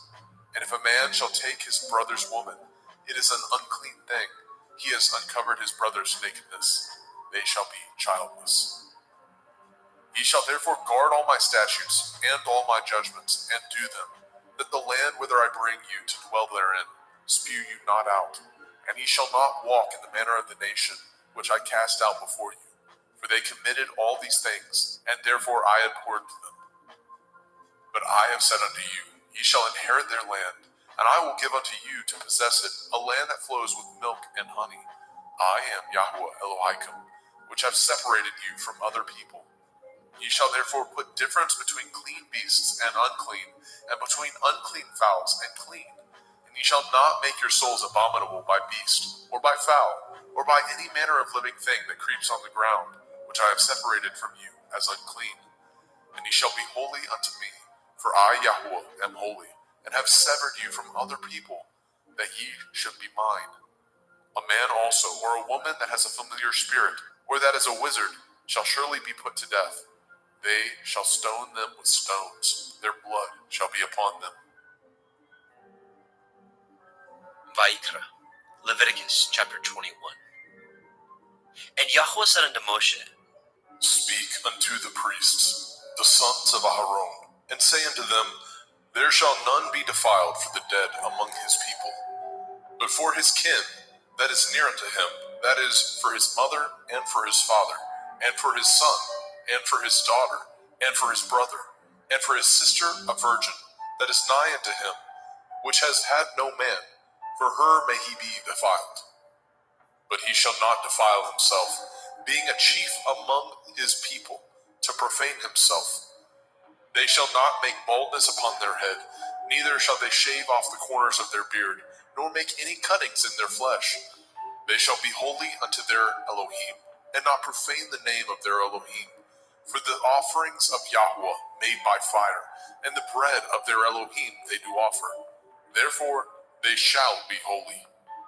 They shall not take a woman that is a whore, or profane, neither shall they take a woman put away from her man, for he is holy unto his Elohim. You shall sanctify him therefore, for he offers the bread of your Elohim. He shall be holy unto you, for I, Yahweh, which sanctify you, am holy. And the daughter of any priest, if she profane herself by playing the whore, she profanes her father, she shall be burnt with fire. And he that is high priest among his brethren, upon whose head the anointing oil was poured, and that is consecrated to put on the garments, shall not uncover his head, nor rend his clothes. Neither shall he go in to any dead body, nor defile himself for his father, or for his mother. Neither shall he go out of the sanctuary, nor profane the sanctuary of his Elohim. For the crown of the anointing oil of his Elohim is upon him. I am Yahweh. And he shall take a woman in her virginity, a widow or a divorced woman, or profane, or a harlot. These shall he not take, but he shall take a virgin of his own people to be his woman. Neither shall he profane his seed among his people, for I, Yahweh, do sanctify him. And Yahweh spoke unto Moshe, saying, Speak unto El-Aharon, saying, Whosoever he be of your seed in their generations, that has any blemish, let him not approach to offer the bread of his Elohim. For whosoever man he be that has a blemish, he shall not approach, a blind man or a lame, or he that has a flat nose, or anything superfluous, or a man that is broken-footed, or broken-handed, or crook-backed, or a dwarf, or that has a blemish in his eye, or be scurvy, or scabbed, or has his stones broken. No man that has a blemish of the seed of Aharon the priest shall come nigh to offer the offerings of Yahweh, made by fire. He has a blemish. He shall not come nigh to offer the bread of his Elohim. He shall not eat the bread of his Elohim, both of the most holy and of the holy. Only he shall not go in unto the veil, nor come nigh unto the altar, because he has a blemish, that he profane not my sanctuaries, for I, Yahweh, do sanctify them. And Moshe told it unto El-Aharon, and to his sons, and to all the children of Yisrael. Vayikra, Leviticus chapter 22. And Yahweh spoke unto Moshe, saying, Speak unto El-Aharon and to his sons, that they separate themselves from the holy things of the children of Yasharel, and that they profane not my holy name in those things which they hallow unto me. I am Yahweh. Say unto them, Whosoever he be of all your seed among your generations, that goes unto the holy things which the children of Yasharel hallow unto Yahweh, having his uncleanness upon him, that soul shall be cut off from my presence. I am Yahweh. What man soever of the seed of Aharon is a leper, or has a running issue, he shall not eat of the holy things until he be clean. And whoso touches anything that is unclean by the dead, or a man whose seed goes from him, or whosoever touches any creeping thing whereby he may be made unclean, or a man of whom he may take uncleanness, whatsoever uncleanness he has, the soul which has touched any such thing shall be unclean until evening, and shall not eat of the holy things, unless he wash his flesh with water. And when the sun is down, he shall be clean, and shall afterward eat of the holy things, because it is his food. That which dies of itself, or is torn with beasts, he shall not eat, to defile himself therewith. I am Yahweh. They shall therefore guard my ordinance, lest they bear sin for it, and die therefore. If they profane it, I, Yahweh, do sanctify them. There shall no stranger eat of the holy thing. A sojourner of the priest, or a hired servant, shall not eat of the holy thing. But if the priest buy any soul with his money, he shall eat of it. And he that is born in his house, they shall eat of his meat. If the priest's daughter also be married unto a stranger, she may not eat of an offering of the holy things.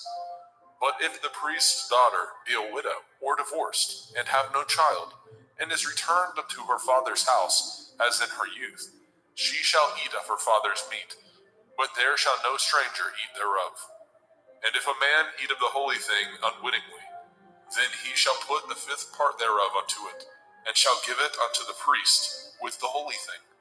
And they shall not profane the holy things of the children of Yasharel, which they offer unto Yahweh, or suffer them to bear the iniquity of trespass when they eat their holy things. For I, Yahweh, do sanctify them.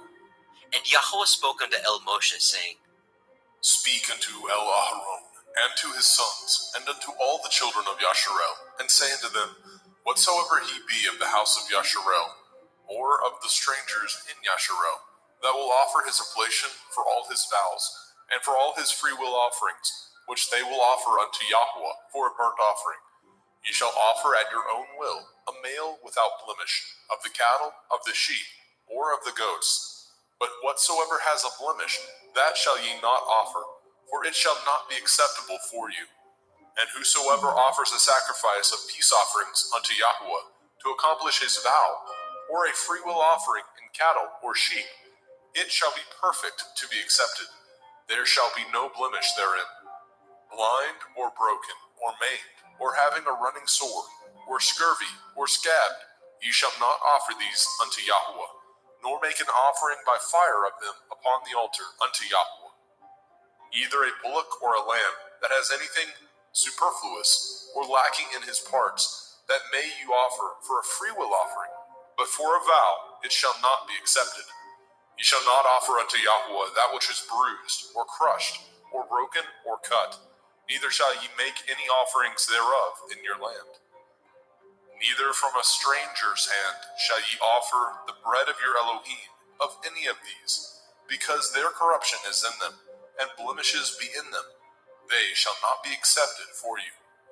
And Yahweh spoke unto Moshe, saying, When a bullock or a sheep or a goat is brought forth, then it shall be 7 days under the dam, and from the 8th day, and thenceforth, it shall be accepted for an offering made by fire unto Yahweh. And whether it be cow or ewe, ye shall not kill it, and her young, both in 1 day. And when ye offer a sacrifice of thanksgiving unto Yahweh, offer it at your own will. On the same day it shall be eaten up. Ye shall leave none of it until the morrow. I am Yahweh. Therefore shall ye guard my commandments, and do them. I am Yahweh. Neither shall ye profane my holy name, but I will be hallowed among the children of Yasharel. I am Yahweh, which hallow you, that brought you out of the land of Mizraim, to be your Elohim. I am Yahweh.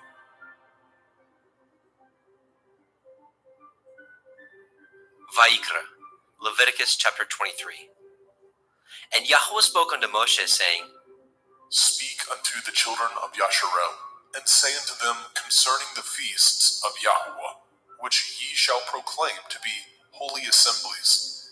Even these are my feasts. 6 days shall work be done, but the 7th day is the Sabbath of rest, a holy assembly. Ye shall do no work therein. It is the Sabbath of Yahweh in all your dwellings. These are the feasts of Yahweh, even holy assemblies, which ye shall proclaim in their appointed times. In the 14th day of the first month at evening is Yahweh's Pesach. And on the 15th day of the same month is the feast of Matzah unto Yahweh. 7 days ye must eat matzah, unleavened bread. In the first day ye shall have a holy assembly.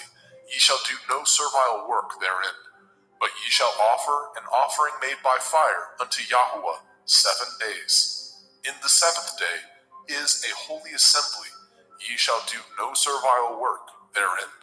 And Yahweh spoke unto Moshe, saying, Speak unto the children of Yasharel, And say unto them, When ye are come into the land which I give unto you, and shall reap the harvest thereof, then ye shall bring a sheaf of the first fruits of your harvest unto the priest. And he shall wave the sheaf before Yahuwah, to be accepted for you. On the morrow after the Sabbath, the priest shall wave it. And ye shall offer that day when ye wave the sheaf, a he-lamb without blemish, of the first year, for a burnt offering unto Yahuwah. And the meat offering thereof shall be 2/10 deals of fine flour mingled with oil, an offering made by fire unto Yahuwah, for a sweet savor. And the drink offering thereof shall be of wine, the 4th part of a hin. And ye shall eat neither bread, nor parched grain, nor green ears, until the selfsame day that ye have brought an offering unto your Elohim. It shall be a statute forever throughout your generations, in all your dwellings. And ye shall count unto you from the morrow after the Sabbath, from the day that ye brought the sheaf of the wave offering, 7 Shavuot. Sabbaths shall be complete. Even unto the morrow after the 7th Sabbath shall ye number 50 days, and ye shall offer a new meat offering unto Yahuwah. Ye shall bring out of your habitations 2 wave loaves of 2/10 deals. They shall be of fine flour. They shall be baken with leaven. They are the first fruits unto Yahuwah. And ye shall offer with the bread 7 lambs, without blemish of the first year, and 1 bullock, and 2 rams. They shall be for a burnt offering unto Yahuwah, with their meat offering and their drink offerings, even an offering made by fire of sweet savor unto Yahuwah. Then ye shall sacrifice 1 kid of the goats for a sin offering, and 2 lambs of the first year for a sacrifice of peace offerings. And the priest shall wave them with the bread of the first fruits for a wave offering before Yahuwah. With the 2 lambs, they shall be holy to Yahuwah for the priest. And ye shall proclaim on the selfsame day that it may be a holy assembly unto you. Ye shall do no servile work therein. It shall be a statute forever in your dwellings throughout your generations. And when ye reap the harvest of your land, you shall not make clean riddance of the corners of your field when you reap. Neither shall you gather any gleanings of your harvest. You shall leave them unto the poor and to the stranger. I am Yahuwah Elohim. And Yahuwah spoke unto Moshe, saying, Speak unto the children of Yasharel, saying, In the 7th month, on the first day of the month, shall ye have a Sabbath, a memorial of blowing of shofarot, Yom Teruah, the feast of trumpets, the day of the awakening blast, a holy assembly. Ye shall do no servile work therein, but ye shall offer an offering made by fire unto Yahuwah. And Yahuwah spoke unto Moshe, saying, Also on the 10th day of this 7th month is Yom Kippurim, the day of atonement. It shall be a holy assembly unto you, and ye shall afflict your souls, and offer an offering made by fire unto Yahuwah. And ye shall do no work in that same day, for it is Yom Kippurim, to make an atonement for you before Yahuwah Elohim. For whatsoever soul it be that shall not be afflicted in that same day, he shall be cut off from among his people. And whatsoever soul it be that does any work in that same day, the same soul will I destroy from among his people. Ye shall do no manner of work. It shall be a statute forever throughout your generations, in all your dwellings. It shall be unto you a Sabbath of rest, and ye shall afflict your souls in the 9th day of the month at evening. From evening unto evening shall ye celebrate your Sabbath.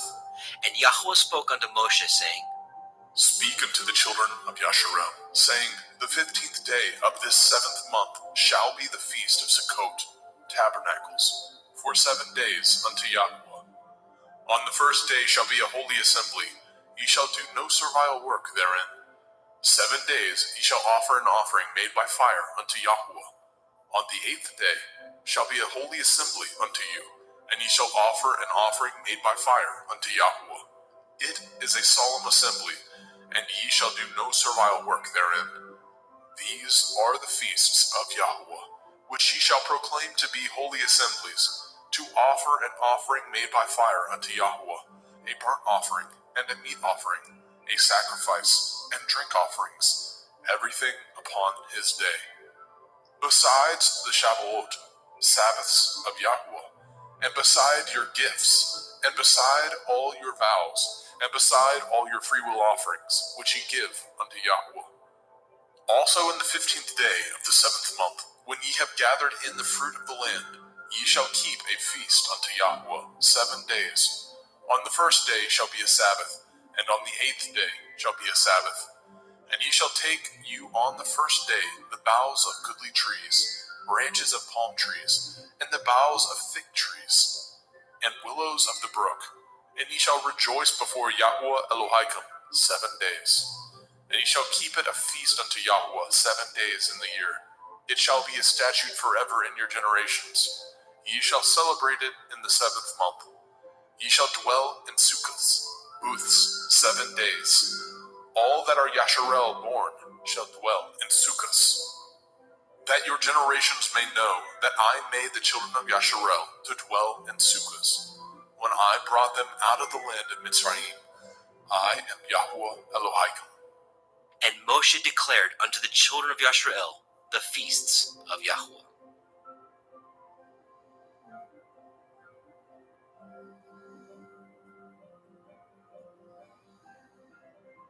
Vayikra, Leviticus chapter 24.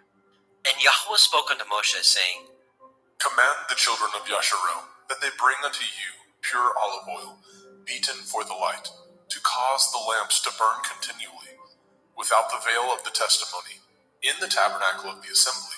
Shall Aharon order it from the evening unto the morning before Yahweh continually. It shall be a statute forever in your generations. He shall order the lamps upon the pure menorah, 7-branched candlestick, before Yahweh continually. And you shall take fine flour, and bake 12 cakes thereof. 2/10 deals shall be in 1 cake.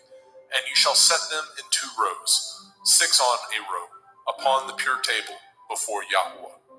And you shall put pure frankincense upon each row, that it may be on the bread for a memorial, even a memorial made by fire unto Yahweh. Every Sabbath he shall set it in order before Yahweh continually, being taken from the children of Yasharel by an everlasting covenant. And it shall be Aharon and his sons, and they shall eat it in the holy place, for it is most holy unto him of the offerings of Yahweh, made by fire, by a perpetual statute. And the son of a Yashareliteth woman, whose father was a Mitzri, went out among the children of Yasharel. And this son of the Yashareliteth woman and a man of Yasharel strove together in the camp. And the Yashareliteth woman's son blasphemed the name of Yahweh, and cursed. And they brought him unto Moshe, and his mother's name was Shelomith, the daughter of Divri, of the tribe of Dan. And they put him in ward, that the mind of Yahweh might be showed them. And Yahweh spoke unto Moshe, saying, Bring forth him that has cursed without the camp, and let all that heard him lay their hands upon his head, and let all the assembly stone him. And you shall speak unto the children of Yasharel, saying, Whosoever curses his Elohim shall bear his sin. And he that blasphemes the name of Yahweh, he shall surely be put to death. And all the assembly shall certainly stone him, as well the stranger, as he that is born in the land, when he blasphemes the name of Yahweh, shall be put to death. And he that kills any man shall surely be put to death. And he that kills a beast shall make it good, beast for beast. And if a man cause a blemish in his neighbor, as he has done, so shall it be done to him. Breach for breach, eye for eye, tooth for tooth. As he has caused a blemish in a man, so shall it be done to him again. And he that kills a beast, he shall restore it. And he that kills a man, he shall be put to death. Ye shall have one manner of law, as well for the stranger, as for one of your own country. For I am Yahweh Elohim. And Moshe spoke to the children of Yasharel, that they should bring forth him that had cursed out of the camp, and stone him with stones. And the children of Yasharel did as Yahweh commanded Moshe.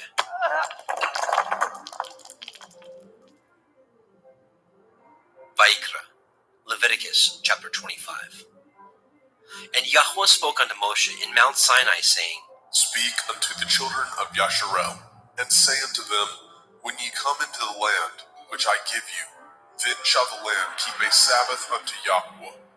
6 years you shall sow your field, and 6 years you shall prune your vineyard, and gather in the fruit thereof. But in the 7th year shall be a Sabbath of rest unto the land, a Sabbath for Yahuwah. You shall neither sow your field, nor prune your vineyard.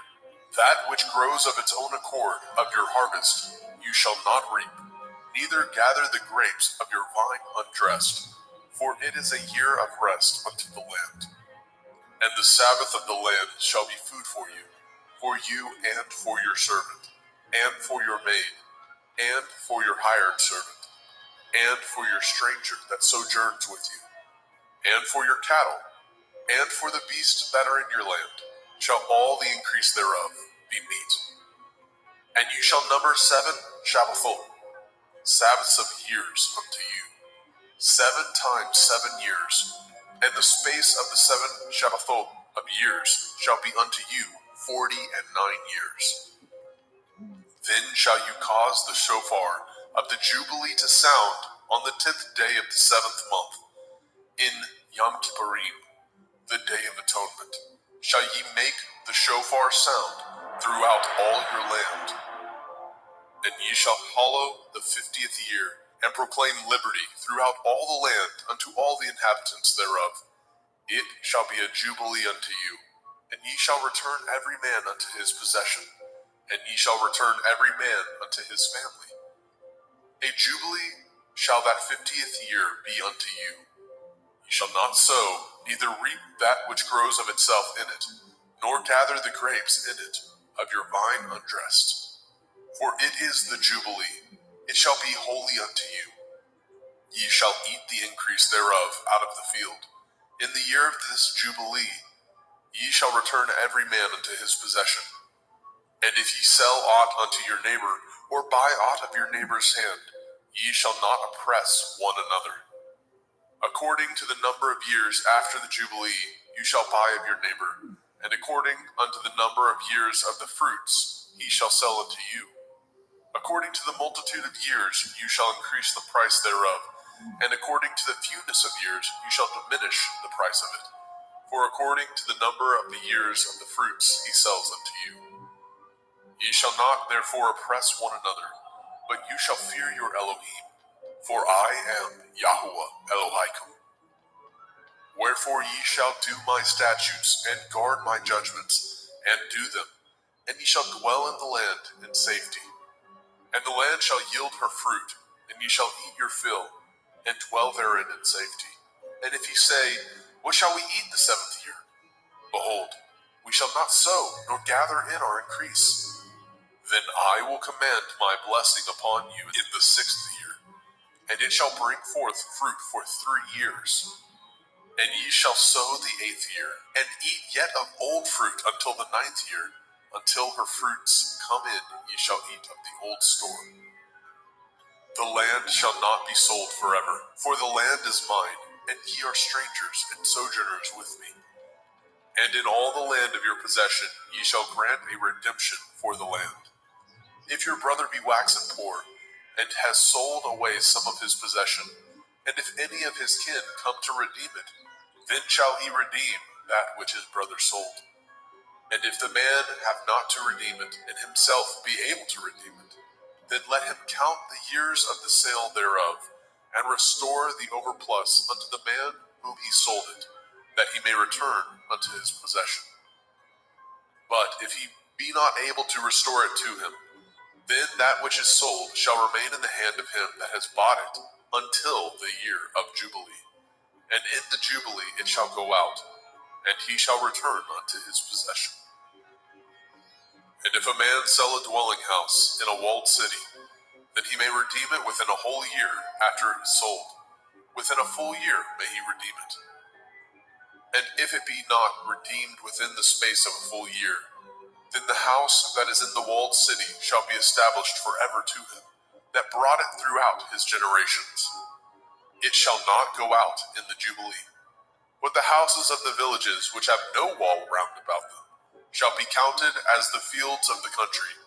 They may be redeemed, and they shall go out in the Jubilee. Notwithstanding, the cities of the Levi'im, of the houses of the cities of their possession, may the Levi'im redeem at any time.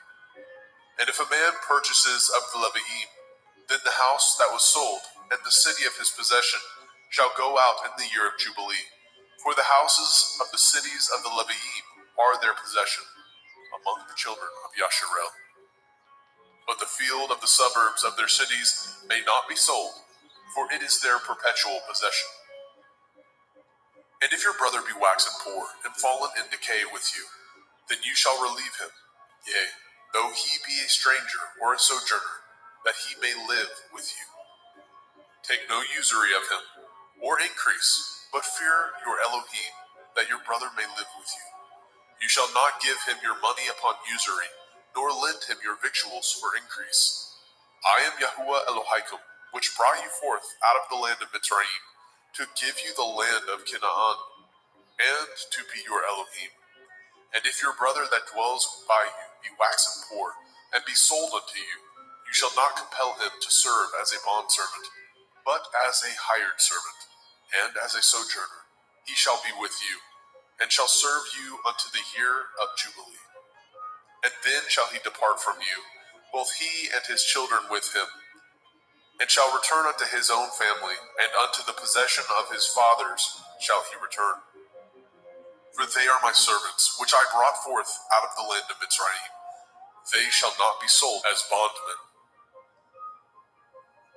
You shall not rule over him with rigor, but shall fear your Elohim.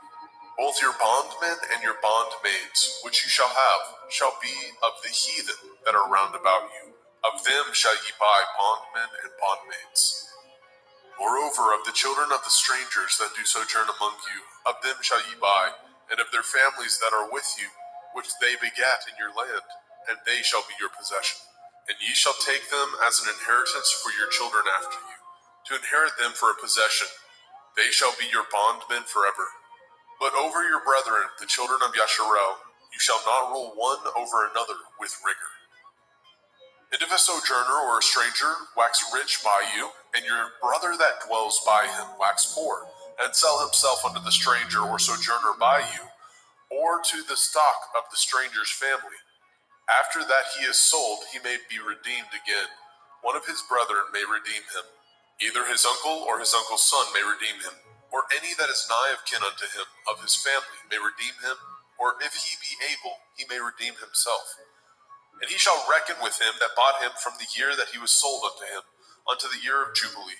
And the price of his sale shall be according to the number of years, according to the time of a hired servant shall it be with him. If there be yet many years behind, according unto them he shall give again the price of his redemption, out of the money that he was bought for. And if there remain but few years unto the year of Jubilee, then he shall count with him, and according unto his years shall he give him again the price of his redemption. And as a yearly hired servant shall be with him, and the other shall not rule with rigor over him in your sight. And if he be not redeemed in these years, then he shall go out in the year of Jubilee, both he and his children with him. For unto me the children of Yasharel are servants. They are my servants, whom I brought forth out of the land of Mitzrayim. I am Yahuwah Elohaikum.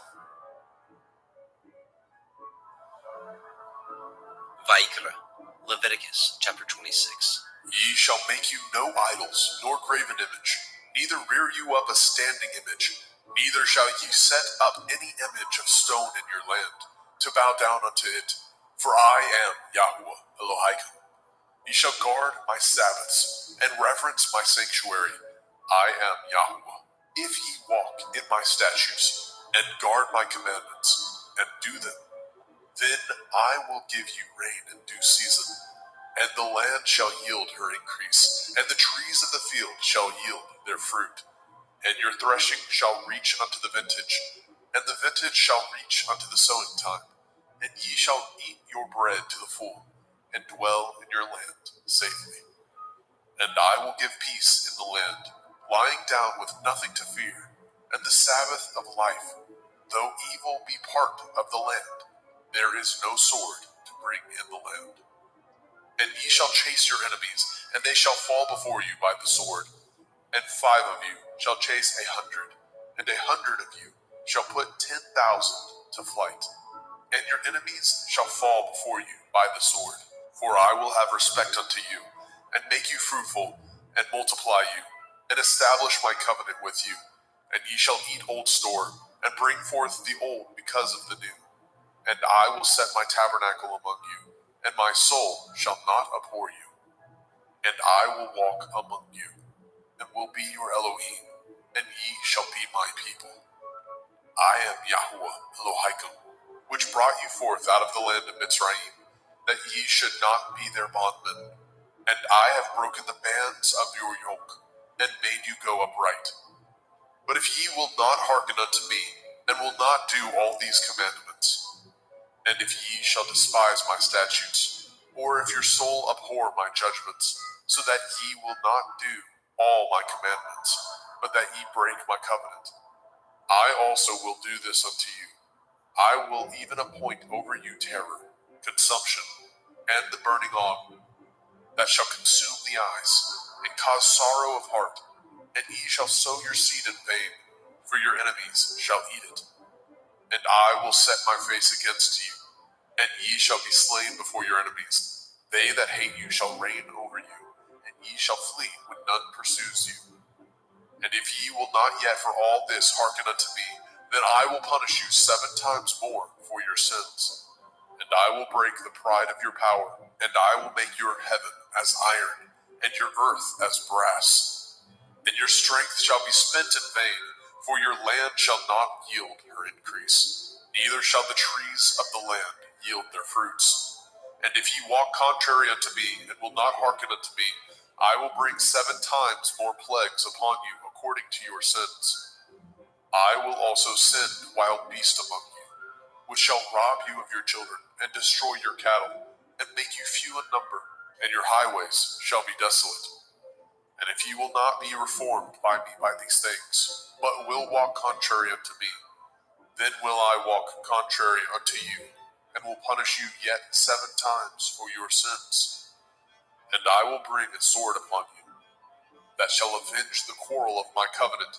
And when ye are gathered together within your cities, I will send the pestilence among you, and ye shall be delivered into the hand of the enemy.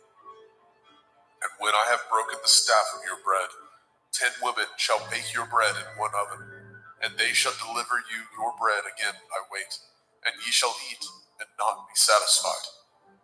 And if ye will not for all this hearken unto me, but walk contrary unto me, then I will walk contrary unto you also in fury, and I, even I, will chastise you 7 times for your sins. And ye shall eat the flesh of your sons, and the flesh of your daughters shall ye eat. And I will destroy your high places, and cut down your images, and cast your carcasses upon the carcasses of your idols, and my soul shall abhor you. And I will make your cities waste, and bring your sanctuaries unto desolation. And I will not smell the savor of your sweet odors. And I will bring the land unto desolation, and your enemies which dwell therein shall be astonished at it. And I will scatter you among the heathen, and will draw out my sword after you. And your land shall be desolate, and your cities waste. Then shall the land enjoy her Shabbathot, as long as it lies desolate, and ye be in your enemy's land. Even then shall the land rest, and enjoy her Shabbathot. As long as it lies desolate, it shall rest, because it did not rest in your Shabbathot, when ye dwelt upon it. And upon them that are left alive of you, I will send a faintness into their hearts, in the land of their enemies, and the sound of a shaken leaf shall chase them, and they shall flee as fleeing from a sword, and they shall fall when none pursues. And they shall fall one upon another, as it were before a sword, when none pursues. And ye have no power to stand before your enemies. And ye shall perish among the heathen, and the land of your enemies shall eat you up. And they that are left of you shall pine away in their iniquity, in your enemies' lands, and also in the iniquities of their fathers shall they pine away with them. If they shall confess their iniquity, and the iniquity of their fathers, with their transgressions which they transgressed against me, and that also they have walked contrary unto me, and that I also have walked contrary unto them, and have brought them into the land of their enemies, if then their uncircumcised heart be humbled, and they then accept of the punishment of their iniquity, then I will remember my covenant with Yaakov, and also my covenant with Yitzhak, and also my covenant with Abraham will I remember, and I will remember the land. The land also shall be left of them, and shall enjoy her Sabbathot, while she lies desolate without them. And they shall accept of the punishment of their iniquity, because they despised my judgments, and because their soul abhorred my statutes. And yet, for all that, when they be in the land of their enemies, I will not cast them away, neither will I abhor them, to destroy them utterly, and to break my covenant with them. For I am Yahweh Elohim. But I will for their sakes remember the covenant of their ancestors, whom I brought forth out of the land of Mitzrayim, in the sight of the heathen, that I might be their Elohim. I am Yahweh. These are the commandments and judgments and Torah, which Yahweh made between him and the children of Yasharel in Mount Sinai by the hand of Moshe.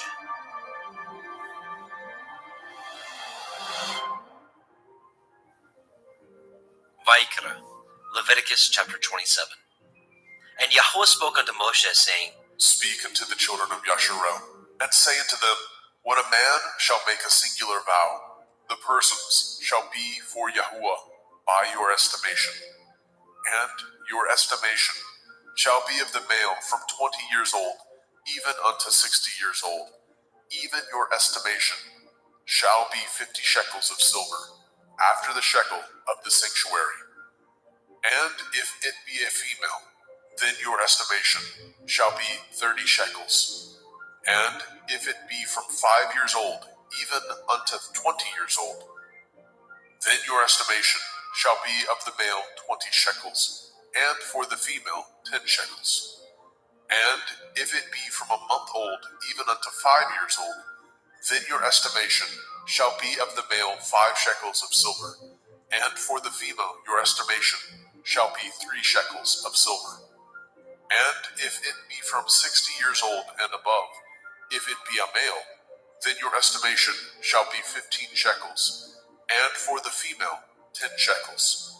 But if he be poorer than your estimation, then he shall present himself before the priest, and the priest shall value him according to his ability. That vowed shall the priest value him. And if it be a beast, whereof men bring an offering unto Yahuwah, all that any man gives of such unto Yahuwah shall be holy. He shall not alter it, nor change it, a good for a bad, or a bad for a good. And if he shall at all change beast for beast, then it and the exchange thereof shall be holy. And if it be any unclean beast, of which they do not offer a sacrifice unto Yahuwah, then he shall present the beast before the priest.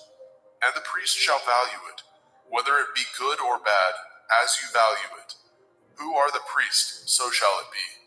But if he will at all redeem it, then he shall add a 5th part thereof unto your estimation. And when a man shall sanctify his house to be holy unto Yahuwah, then the priest shall estimate it, whether it be good or bad. As the priest shall estimate it, so shall it stand. And if he that sanctified it will redeem his house, then he shall add the 5th part of the money of your estimation unto it, and it shall be his.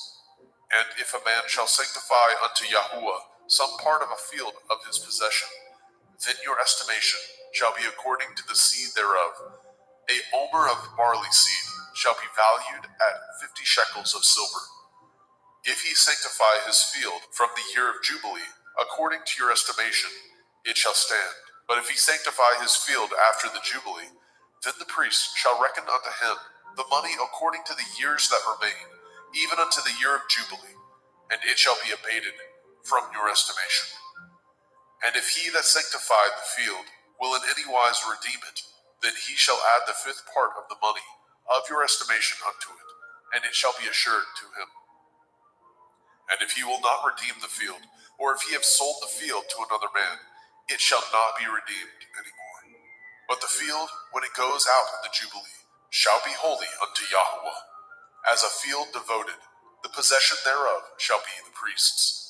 And if a man sanctify unto Yahuwah a field which he has bought, which is not of the fields of his possession, then the priest shall reckon unto him the worth of your estimation, even unto the year of the Jubilee.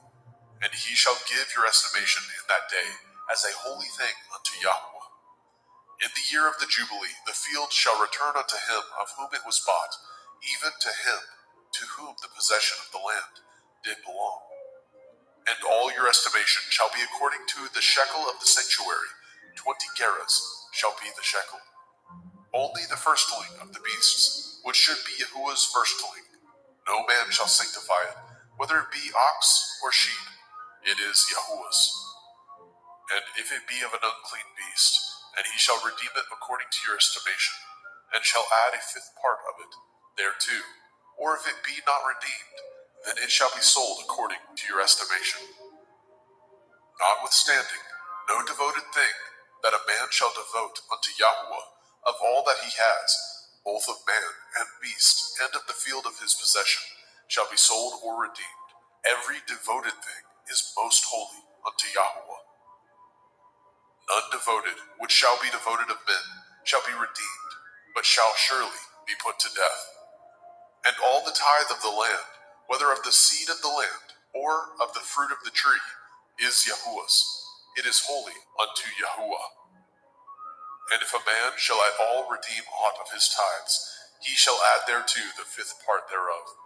And concerning the tithe of the herd, or of the flock, even of whatsoever passes under the rod, the 10th shall be holy unto Yahuwah. He shall not search whether it be good or bad, neither shall he change it. And if he change it at all, then both it and the change thereof shall be holy. It shall not be redeemed. These are the commandments which Yahuwah commanded Moshe for the children of Yisrael in Mount Sinai.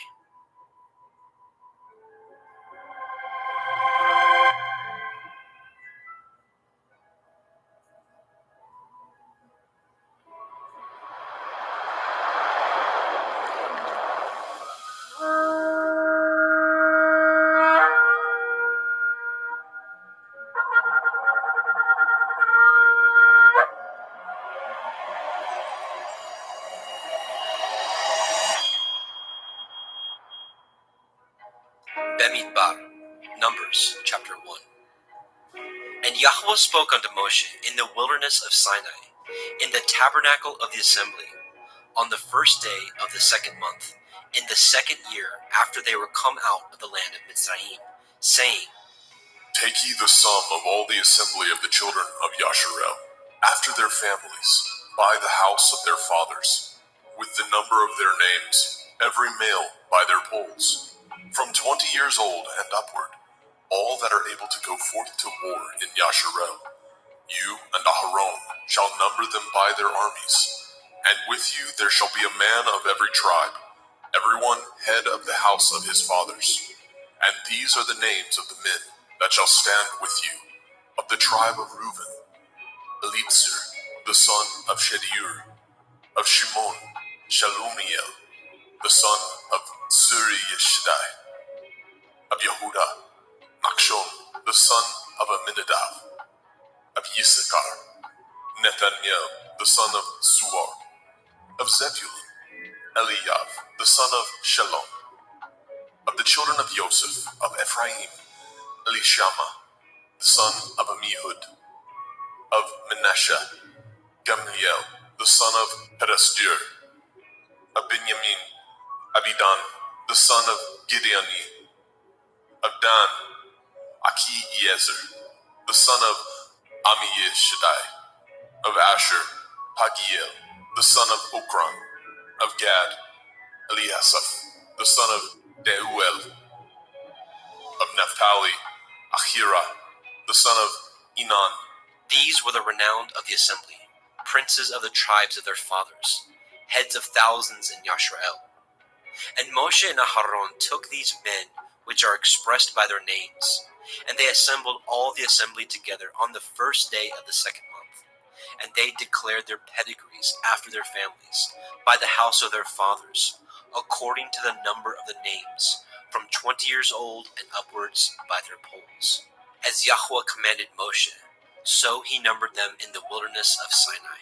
And the children of Reuben, Yashrael's eldest son, by their generations, after their families, by the house of their fathers, according to the number of the names, by their polls, every male from 20 years old and upward, all that were able to go forth to war. Those that were numbered of them, even of the tribe of Reuben, were 46,500.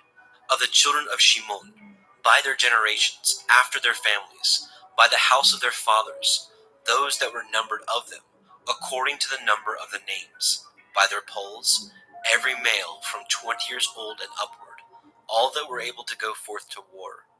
Those that were numbered of them, even of the tribe of Shimon, were 59,300. Of the children of Gad, by their generations, after their families, by the house of their fathers, according to the number of the names, from 20 years old and upward, all that were able to go forth to war. Those that were numbered of them, even of the tribe of Gad, were 45,650. Of the children of Yehudah, by their generations, after their families, by the house of their fathers, according to the number of the names, from 20 years old and upward, all that were able to go forth to war. Those that were numbered of them, even of the tribe of Yehudah, were 314,600. Of the children of Issachar, by their generations, after their families, by the house of their fathers, according to the number of the names, from 20 years old and upward, all that were able to go forth to war. Those that were numbered of them, even of the tribe of Issachar, were 54,400. Of the children of Zebulun, by their generations, after their families, by the house of their fathers, according to the number of the names, from 20 years old and upward, all that were able to go forth to war. Those that were numbered of them, even of the tribe of Zebulun, were 57,400. Of the children of Joseph, namely, of the children of Ephraim, by their generations, after their families, by the house of their fathers, according to the number of the names, from 20 years old and upward, all that were able to go forth to war. Those that were numbered of them, even of the tribe of Ephraim, were 40,500. Of the children of Manasseh, by their generations, after their families, by the house of their fathers, according to the number of the names, from 20 years old and upward, all that were able to go forth to war. Those that were numbered of them, even of the tribe of Manasseh, were 32,200. Of the children of Benjamin, by their generations, after their families, by the house of their fathers, according to the number of the names, from 20 years old and upward, all that were able to go forth to war. Those that were numbered of them, even of the tribe of Benjamin, were 35,400. Of the children of Dan, by their generations, after their families, by the house of their fathers, according to the number of the names, from 20 years old and upward, all that were able to go forth to war. Those that were numbered of them, even of the tribe of Dan, were 62,700. Of the children of Asher, by their generations, after their families, by the house of their fathers, according to the number of the names, from 20 years old and upward, all that were able to go forth to war. Those that were numbered of them, even of the tribe of Asher, were 41,500. Of the children of Naphtali, through their generations, after their families, by the house of their fathers, according to the number of the names, from 20 years old and upward, all that were able to go forth to war. Those that were numbered of them, even of the tribe of Naphtali, were 53,400. These are those that were numbered, which Moshe and Aharon numbered, and the princes of Yashrael, being 12 men, each one was for the house of his fathers. So were all those that were numbered of the children of Yashrael, by the house of their fathers, from 20 years old and upward, all that were able to go forth to war in Yashrael. Even all they that were numbered were 600,000 and 3,550. But the Leviim, after the tribe of their fathers, were not numbered among them.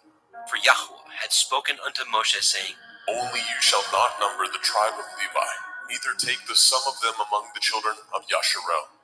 But you shall appoint the Leviim over the tabernacle of testimony, and over all the vessels thereof, and over all things that belong to it. They shall bear the tabernacle, and all the vessels thereof, and they shall minister unto it, and shall encamp around about the tabernacle.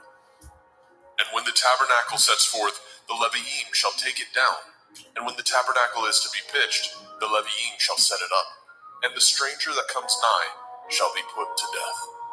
And the children of Yasharel shall pitch their tents, every man by his own camp, and every man by his own standard, throughout their hosts. But the Leviim shall pitch round about the tabernacle of testimony, that there be no wrath upon the assembly of the children of Yasharel. And the Leviim shall guard the watch of the tabernacle of testimony. And the children of Yasharel did according to all that Yahweh commanded Moshe. So did they.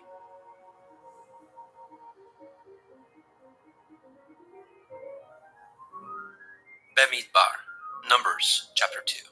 And Yahweh spoke unto El Moshe and unto El Aharon, saying, Every man of the children of Yasharel shall pitch by his own standard, with the ensign of their father's house far off about the tabernacle of the assembly shall they pitch. And on the east side, towards the rising of the sun, shall they of the standard of the camp of Yehudah pitch throughout their armies. And Nachshon, the son of Aminadab, shall be captain of the children of Yehudah.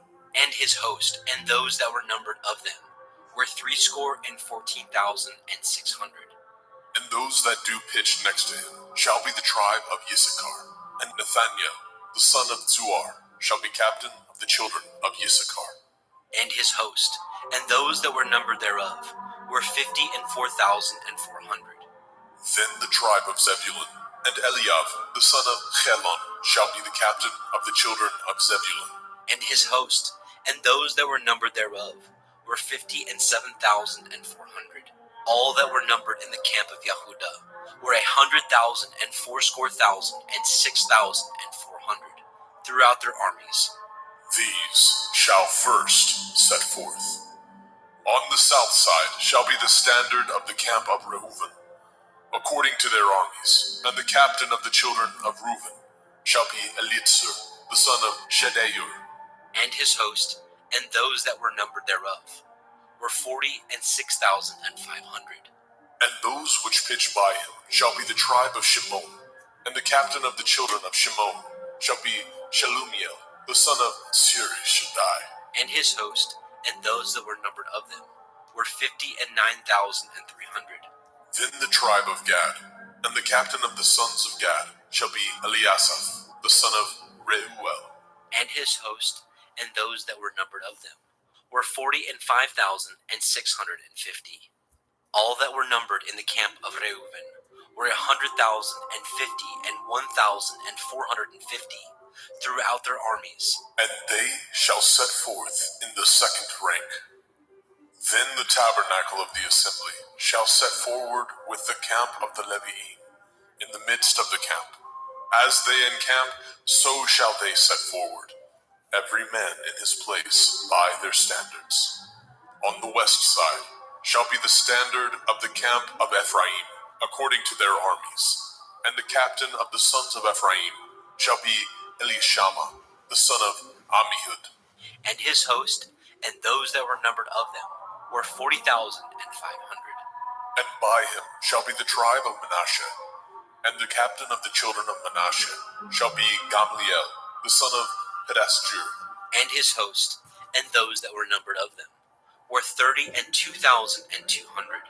Then the tribe of Benjamin, and the captain of the sons of Benjamin shall be Abidan, the son of Gideoni.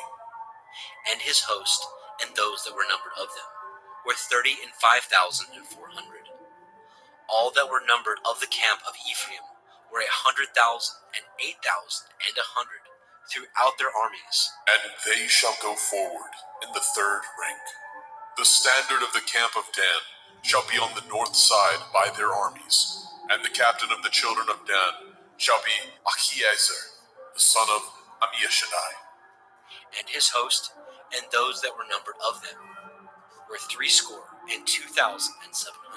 And those that encamp by him shall be the tribe of Asher, and the captain of the children of Asher shall be Pagiel, the son of Okran. And his host, and those that were numbered of them, were 41,500. Then the tribe of Naphtali, and the captain of the children of Naphtali, shall be Ahira, the son of Enan. And his host, and those that were numbered of them, were 53,400. All they that were numbered in the camp of Dan were 100,050 and 7,600. They shall go hindmost with their standards. These are those which were numbered of the children of Yashrael, by the house of their fathers. All those that were numbered of the camps throughout their host were 600,000 and 3,550. But the Leviim were not numbered among the children of Yashrael, as Yahweh commanded Moshe. And the children of Yashrael did according to all that Yahweh commanded Moshe. So they pitched by their standards, and so they set forward, everyone after their families, according to the house of their fathers. Bemidbar, Numbers chapter 3. These also are the generations of Aharon and Moshe, in the day that Yahweh spoke with Moshe in Mount Sinai. And these are the names of the sons of Aharon: Nadab, the firstborn, and Abihu, Eleazar, and Ithamar. These are the names of the sons of Aharon, the priests which were anointed, whom he consecrated to minister in the priest's office. And Nadab and Abihu died before Yahweh, when they offered strange fire before Yahweh, in the wilderness of Sinai, and they had no children. And Eleazar and Ithamar ministered in the priest's office, in the sight of Aharon their father. And Yahweh spoke unto Moshe, saying, Bring the tribe of Levi near, and present them before Aharon the priest, that they may minister unto him. And they shall guard his watch, and the watch of the whole assembly before the tabernacle of the assembly, to do the service of the tabernacle. And they shall guard all the instruments of the tabernacle of the assembly, and the charge of the children of Yasharel, to do the service of the tabernacle. And you shall give the Leviim unto Aharon and to his sons. They are wholly given unto him out of the children of Yasharel. And you shall appoint Aharon and his sons, and they shall guard their priest's office, and the stranger that comes nigh shall be put to death. And Yahweh spoke unto Moshe, saying, And I, behold, I have taken the Leviim from among the children of Yasharel, instead of all the firstborn that opens the womb among the children of Yasharel. Therefore the Leviim shall be mine, because all the firstborn are mine. For on the day that I smote all the firstborn in the land of Mitzrayim, I hallowed unto me all the firstborn in Yasharel, both man and beast. Mine shall they be. I am Yahweh.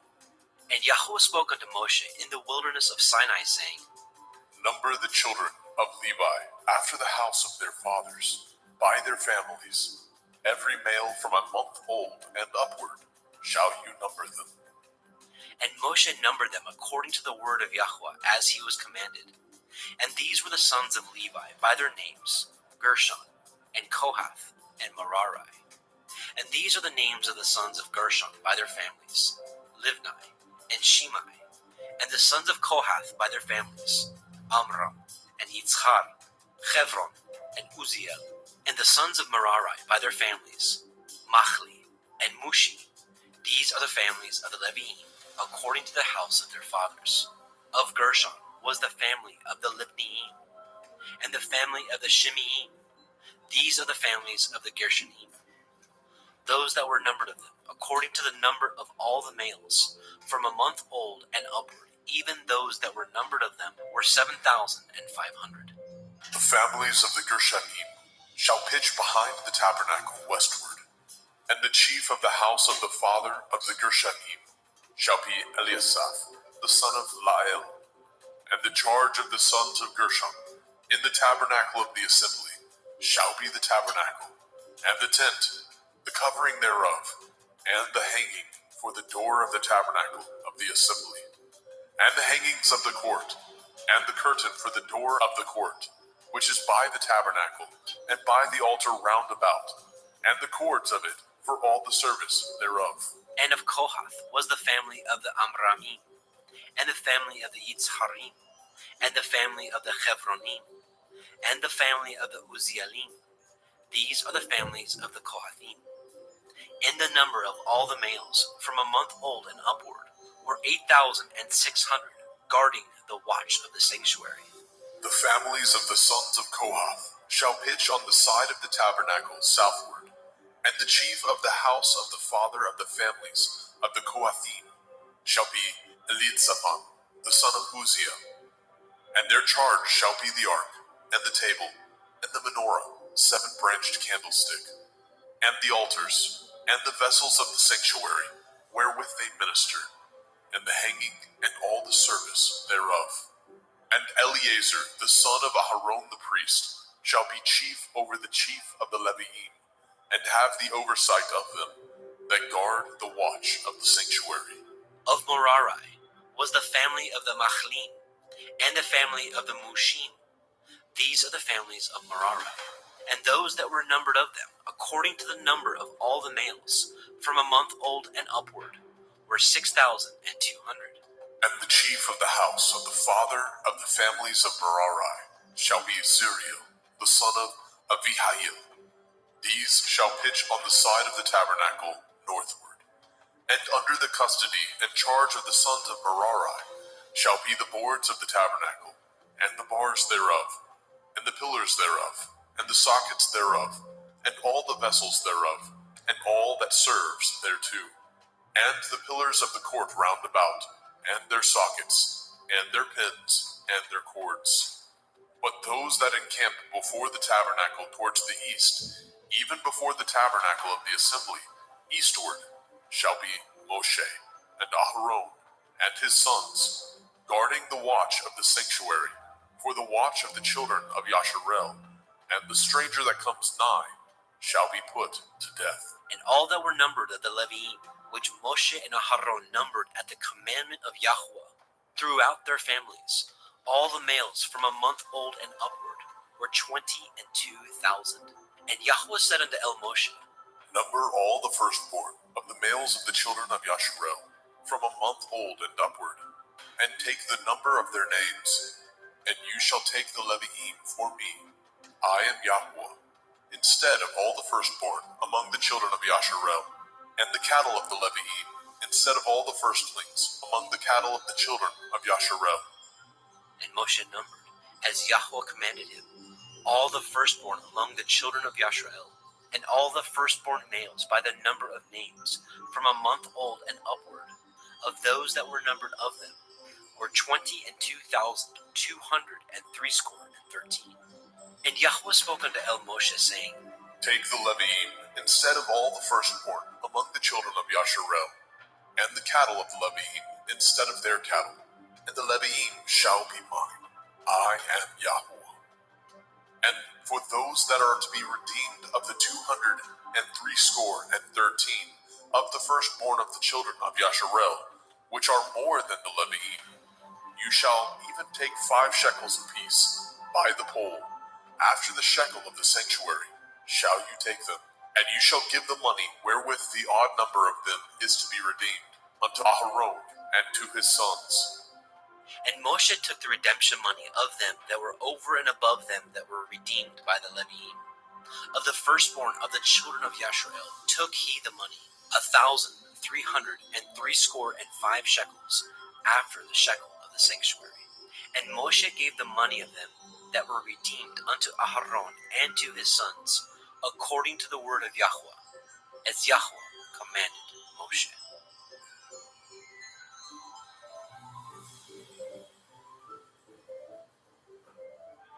Bamidbar, Numbers, chapter 4. And Yahweh spoke unto El Moshe and unto El Aharon, saying, Take the sum of the sons of Kohath from among the sons of Levi, after their families, by the house of their fathers, from 30 years old and upward, even until 50 years old, all that enter into the host to do the work in the tabernacle of the assembly.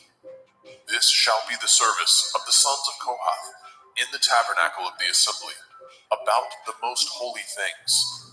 And when the camp sets forward, Aharon shall come, and his sons, and they shall take down the covering veil, and cover the ark of the testimony with it, and shall put thereon the covering of badger skins, and shall spread over it a cloth wholly of blue, and shall put in the staves thereof, and upon the table of showbread they shall spread a cloth of blue, and put thereon the dishes, the spoons, the bowls, and covers to cover withal, and the continual bread shall be thereon.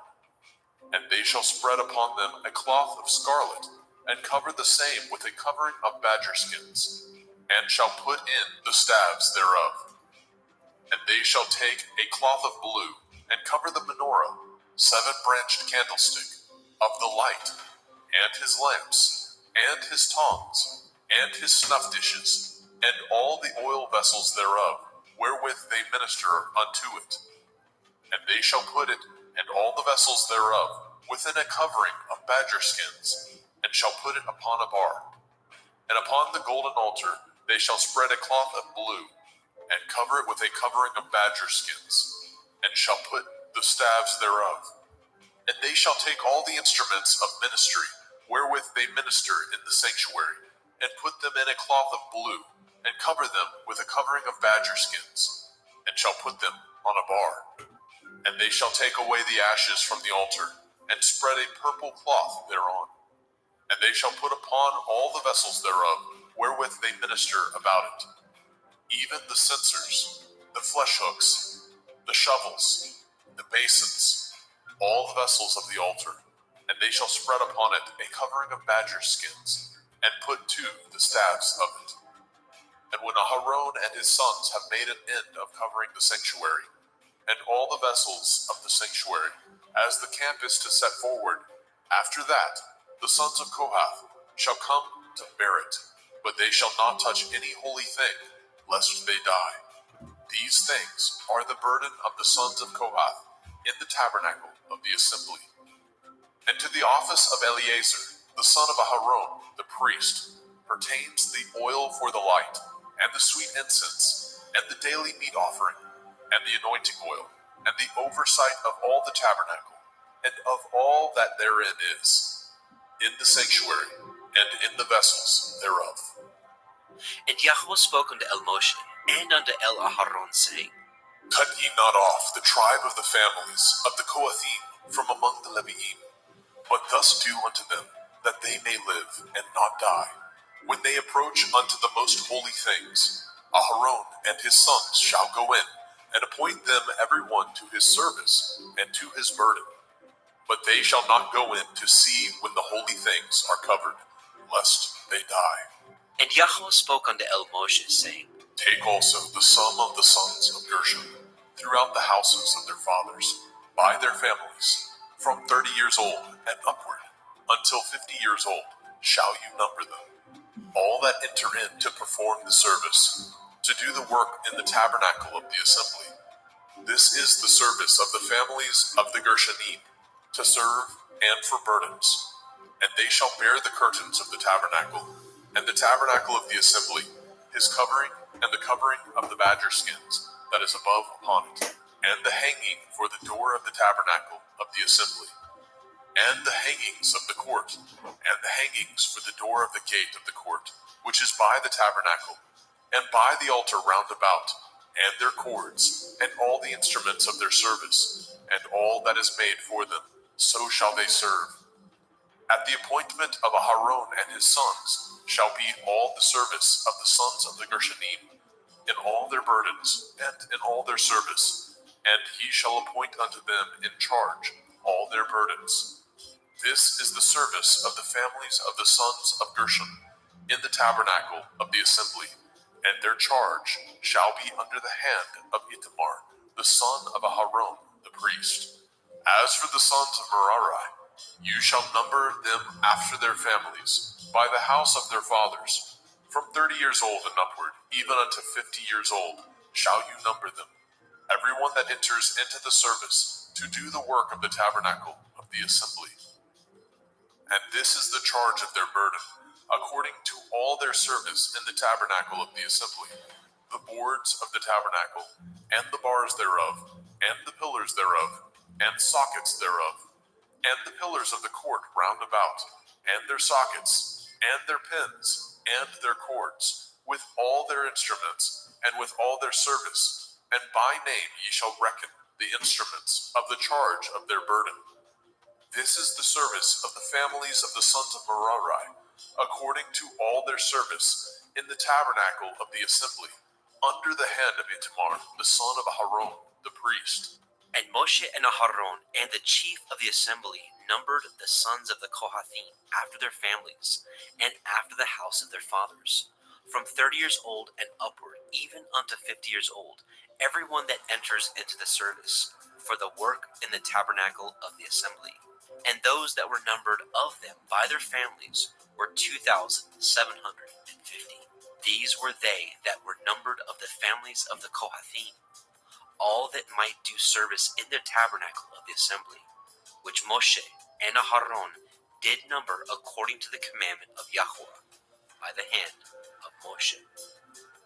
And those that were numbered of the sons of Gershon throughout their families, and by the house of their fathers, from 30 years old and upward, even unto 50 years old, everyone that enters into the service for the work in the tabernacle of the assembly. Even those that were numbered of them throughout their families, by the house of their fathers, were 2,630.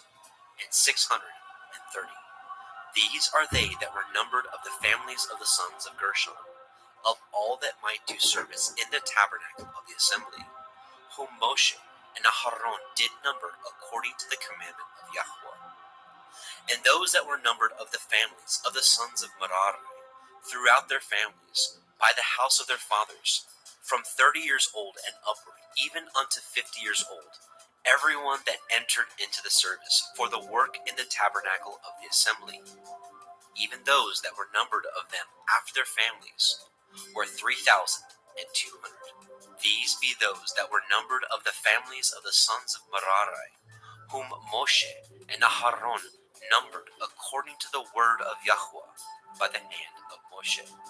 All those that were numbered of the Leviim, whom Moshe and Aharon and the chief of Yashrael numbered, after their families, and after the house of their fathers, from 30 years old and upward, even unto 50 years old, everyone that came to do the service of the ministry, and the service of the burden in the tabernacle of the assembly, even those that were numbered of them, were 8,540. According to the commandment of Yahweh, they were numbered by the hand of Moshe, everyone according to his service, and according to his burden. Thus were they numbered of him, as Yahweh commanded Moshe.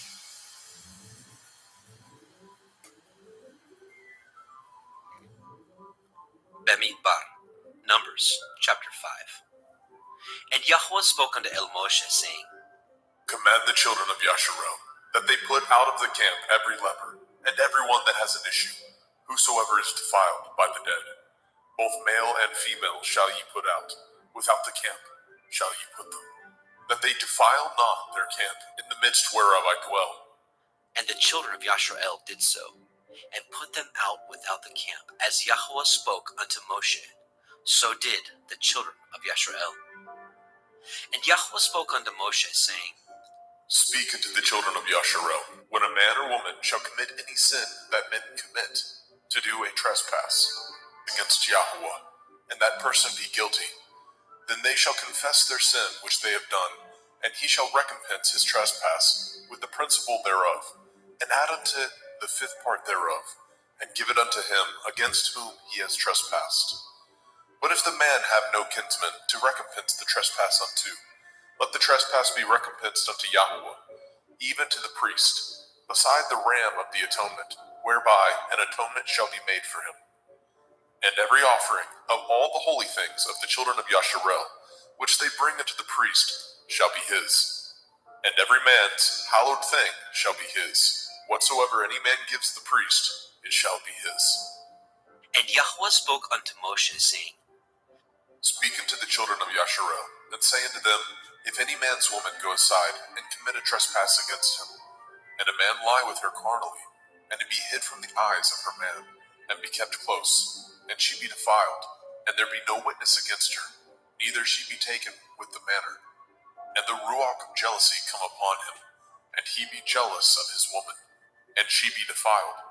Or if the ruach of jealousy come upon him, and he be jealous of his woman, and she be not defiled, then shall the man bring his woman unto the priest, and he shall bring her offering for her, the 10th part of an ephah of barley meal.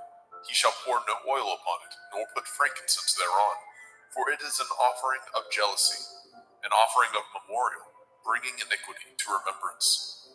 And the priest shall bring her near, and set her before Yahweh. And the priest shall take holy water in an earthen vessel, and of the dust that is in the floor of the tabernacle the priest shall take, and put it into the water. And the priest shall set the woman before Yahweh, and cover the woman's head, and put the offering of memorial in her hands, which is the jealousy offering. And the priest shall have in his hand the bitter water that causes the curse. And the priest shall charge her by an oath, and say unto the woman, If no man have lain with you, and if you have not gone aside to uncleanness with another instead of your man, be free from this bitter water that causes the curse. But if you have gone aside to another instead of your man, and if you be defiled, and some man have lain with you beside your man, then the priest shall charge the woman with an oath of cursing, and the priest shall say unto the woman, Yahweh make you a curse and an oath among your people, when Yahweh makes your thigh to rot, and your belly to swell. And this water that causes the curse shall go into your bowels, to make your belly to swell, and your thigh to rot. And the woman shall say, Amen, Amen. And the priest shall write these curses in a sefer, and he shall blot them out with the bitter water. And he shall cause the woman to drink the bitter water that causes the curse, and the water that causes the curse shall enter into her and become bitter. Then the priest shall take the jealousy offering out of the woman's hand, and shall wave the offering before Yahweh, and offer it upon the altar. And the priest shall take a handful of the offering, even the memorial thereof, and burn it upon the altar, and afterward shall cause the woman to drink the water. And when he has made her to drink the water, then it shall come to pass, that if she be defiled, and have done trespass against her man, that the water that causes the curse shall enter into her, and become bitter, and her belly shall swell, and her thigh shall rot, and the woman shall be a curse among her people. And if the woman be not defiled, but be clean, then she shall be free, and shall conceive seed. This is the Torah of jealousies, when a woman goes aside to another instead of her man, and is defiled. Or when the ruach of jealousy come upon him, and he be jealous over his woman, and shall set the woman before Yahweh, and the priest shall execute upon her all this Torah. Then shall the man be guiltless from iniquity, and his woman shall bear her iniquity. Bemidbar, Numbers chapter 6. And Yahweh spoke unto El Moshe, saying, Speak unto the children of Yasharel, and say unto them, When either man or woman shall separate themselves to vow a vow of a Nazir, to separate themselves unto Yahweh, he shall separate himself from wine and strong drink, and shall drink no vinegar of wine, or vinegar of strong drink, neither shall he drink any liquor of grapes, nor eat moist grapes, or dried. All the days of his separation shall he eat nothing that is made of the vine tree, from the kernels even to the husk. All the days of the vow of his separation there shall no razor come upon his head, until the days be fulfilled, in which he separates himself unto Yahweh. He shall be holy, and shall let the locks of the hair of his head grow. All the days that he separates himself unto Yahweh, he shall come at no dead body. He shall not make himself unclean for his father, or for his mother, for his brother, or for his sister, when they die, because the consecration of his Elohim is upon his head. All the days of his separation he is holy unto Yahweh. And if any man die very suddenly by him, and he has defiled the head of his consecration, Then he shall shave his head in the day of his cleansing. On the 7th day shall he shave it. And on the 8th day he shall bring 2 turtle doves, or 2 young pigeons, to the priest, to the door of the tabernacle of the assembly. And the priest shall offer the one for a sin offering, and the other for a burnt offering, and make an atonement for him. For that he sinned by the dead, and shall hallow his head that same day. And he shall consecrate unto Yahweh the days of his separation, and shall bring a lamb of the 1st year for a trespass offering. But the days that were before shall be lost, because his separation was defiled. And this is the Torah of the Nazir.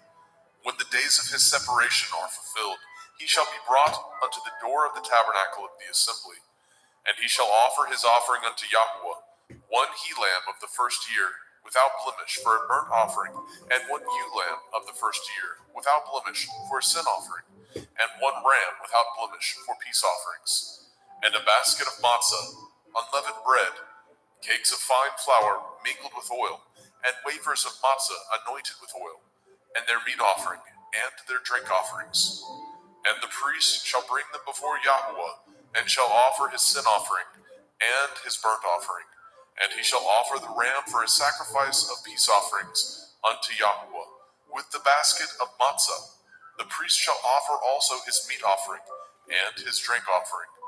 And the Nazir shall shave the head of his separation at the door of the tabernacle of the assembly, and shall take the hair of the head of his separation, and put it in the fire which is under the sacrifice of the peace offerings. And the priest shall take the sodden shoulder of the ram, and 1 matzah cake out of the basket, and 1 matzah wafer, and shall put them upon the hands of the Nazir, after the hair of his separation is shaven. And the priest shall wave them for a wave offering before Yahweh. This is holy for the priest, with the wave breast and heave shoulder, and after that the Nazir may drink wine. This is the Torah of the Nazir, who has vowed, and of his offering unto Yahweh for his separation, beside that his hand shall get, according to the vow which he vowed, so he must do after the Torah of his separation. And Yahweh spoke unto Moshe, saying, Speak unto Aharon and unto his sons, saying, On this wise ye shall bless the children of Yasharel, saying unto them, Yahweh bless you and guard you.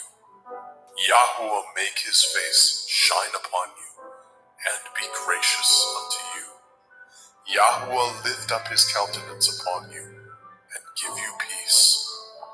And they shall put my name upon the children of Yasharel, and I will bless them.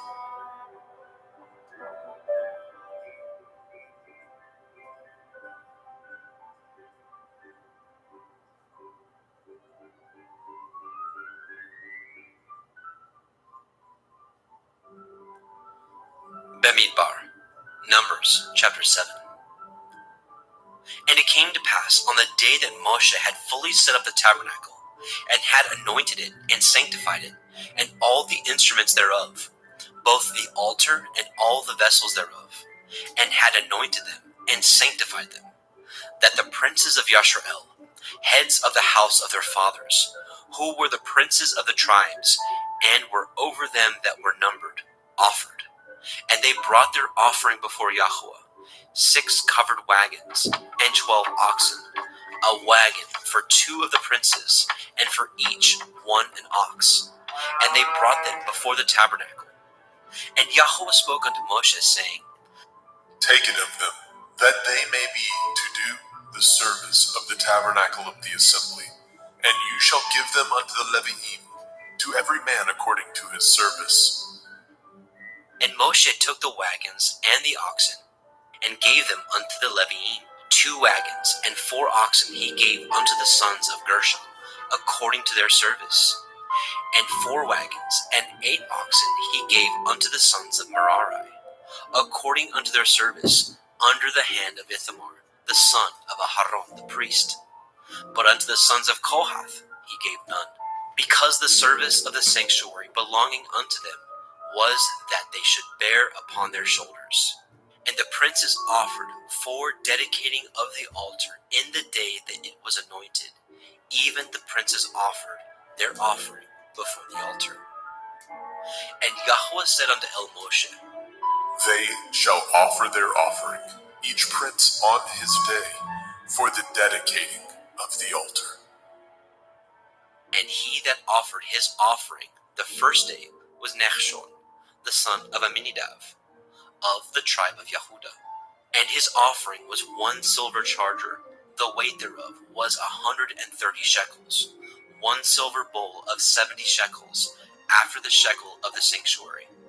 Both of them were full of fine flour, mingled with oil for a meat offering. 1 spoon of 10 shekels of gold, full of incense. 1 young bullock, 1 ram, 1 lamb of the first year for a burnt offering. 1 kid of the goats for a sin offering. And for a sacrifice of peace offerings, 2 oxen, 5 rams, 5 he-goats, 5 lambs of the first year. This was the offering of Nachshon, the son of Amminadab. On the second day, Nethanel, the son of Tzuar, prince of Issachar, did offer. He offered for his offering 1 silver charger, the weight whereof was 130 shekels, 1 silver bowl of 70 shekels, after the shekel of the sanctuary, both of them full of fine flour, mingled with oil for a meat offering. 1 spoon of gold of 10 shekels, full of incense. 1 young bullock, 1 ram, 1 lamb of the first year for a burnt offering. 1 kid of the goats for a sin offering. And for a sacrifice of peace offerings, 2 oxen, 5 rams, 5 he-goats, 5 lambs of the first year. This was the offering of Nethanel, the son of Tzuar. On the third day, Eliav, the son of Chelon, prince of the children of Zebulun, did offer. His offering was 1 silver charger, the weight whereof was 130 shekels, 1 silver bowl of 70 shekels, after the shekel of the sanctuary. Both of them full of fine flour, mingled with oil for a meat offering. 1 golden spoon of 10 shekels, full of incense. 1 young bullock, 1 ram, 1 lamb of the first year for a burnt offering. 1 kid of the goats for a sin offering. And for a sacrifice of peace offerings, 2 oxen, 5 rams, 5 he-goats, 5 lambs of the first year. This was the offering of Eliav, the son of Chelon. On the fourth day, Elitzur, the son of Shedur, prince of the children of Reuben, did offer. His offering was 1 silver charger of the weight of 130 shekels, 1 silver bowl of 70 shekels, after the shekel of the sanctuary, both of them full of fine flour, mingled with oil for a meat offering. 1 golden spoon of 10 shekels, full of incense. 1 young bullock, 1 ram, 1 lamb of the first year for a burnt offering. 1 kid of the goats for a sin offering. And for a sacrifice of peace offerings, 2 oxen, 5 rams, 5 he-goats, 5 lambs of the first year. This was the offering of Elitzur, the son of Shedur. On the 5th day, Shelumiel, the son of Tzurishaddai, prince of the children of Shimon, did offer. His offering was 1 silver charger, the weight whereof was 130 shekels, 1 silver bowl of 70 shekels, after the shekel of the sanctuary, both of them full of fine flour, mingled with oil for a meat offering. 1 golden spoon of 10 shekels, full of incense. 1 young bullock, 1 ram, 1 lamb of the first year for a burnt offering. 1 kid of the goats for a sin offering. And for a sacrifice of peace offerings, 2 oxen, 5 rams, 5 he-goats, 5 lambs of the first year. This was the offering of Shelumiel, the son of Tzurishaddai. On the 6th day, Elisaph, the son of Deuel, prince of the children of Gad, offered. His offering was 1 silver charger, of the weight of 130 shekels, a silver bowl of 70 shekels, after the shekel of the sanctuary, both of them full of fine flour, mingled with oil for a meat offering. 1 golden spoon of 10 shekels, full of incense. 1 young bullock, 1 ram, 1 lamb of the the first year for a burnt offering, 1 kid of the goats for a sin offering, and for a sacrifice of peace offerings, 2 oxen, 5 rams, 5 he-goats, 5 lambs of the first year.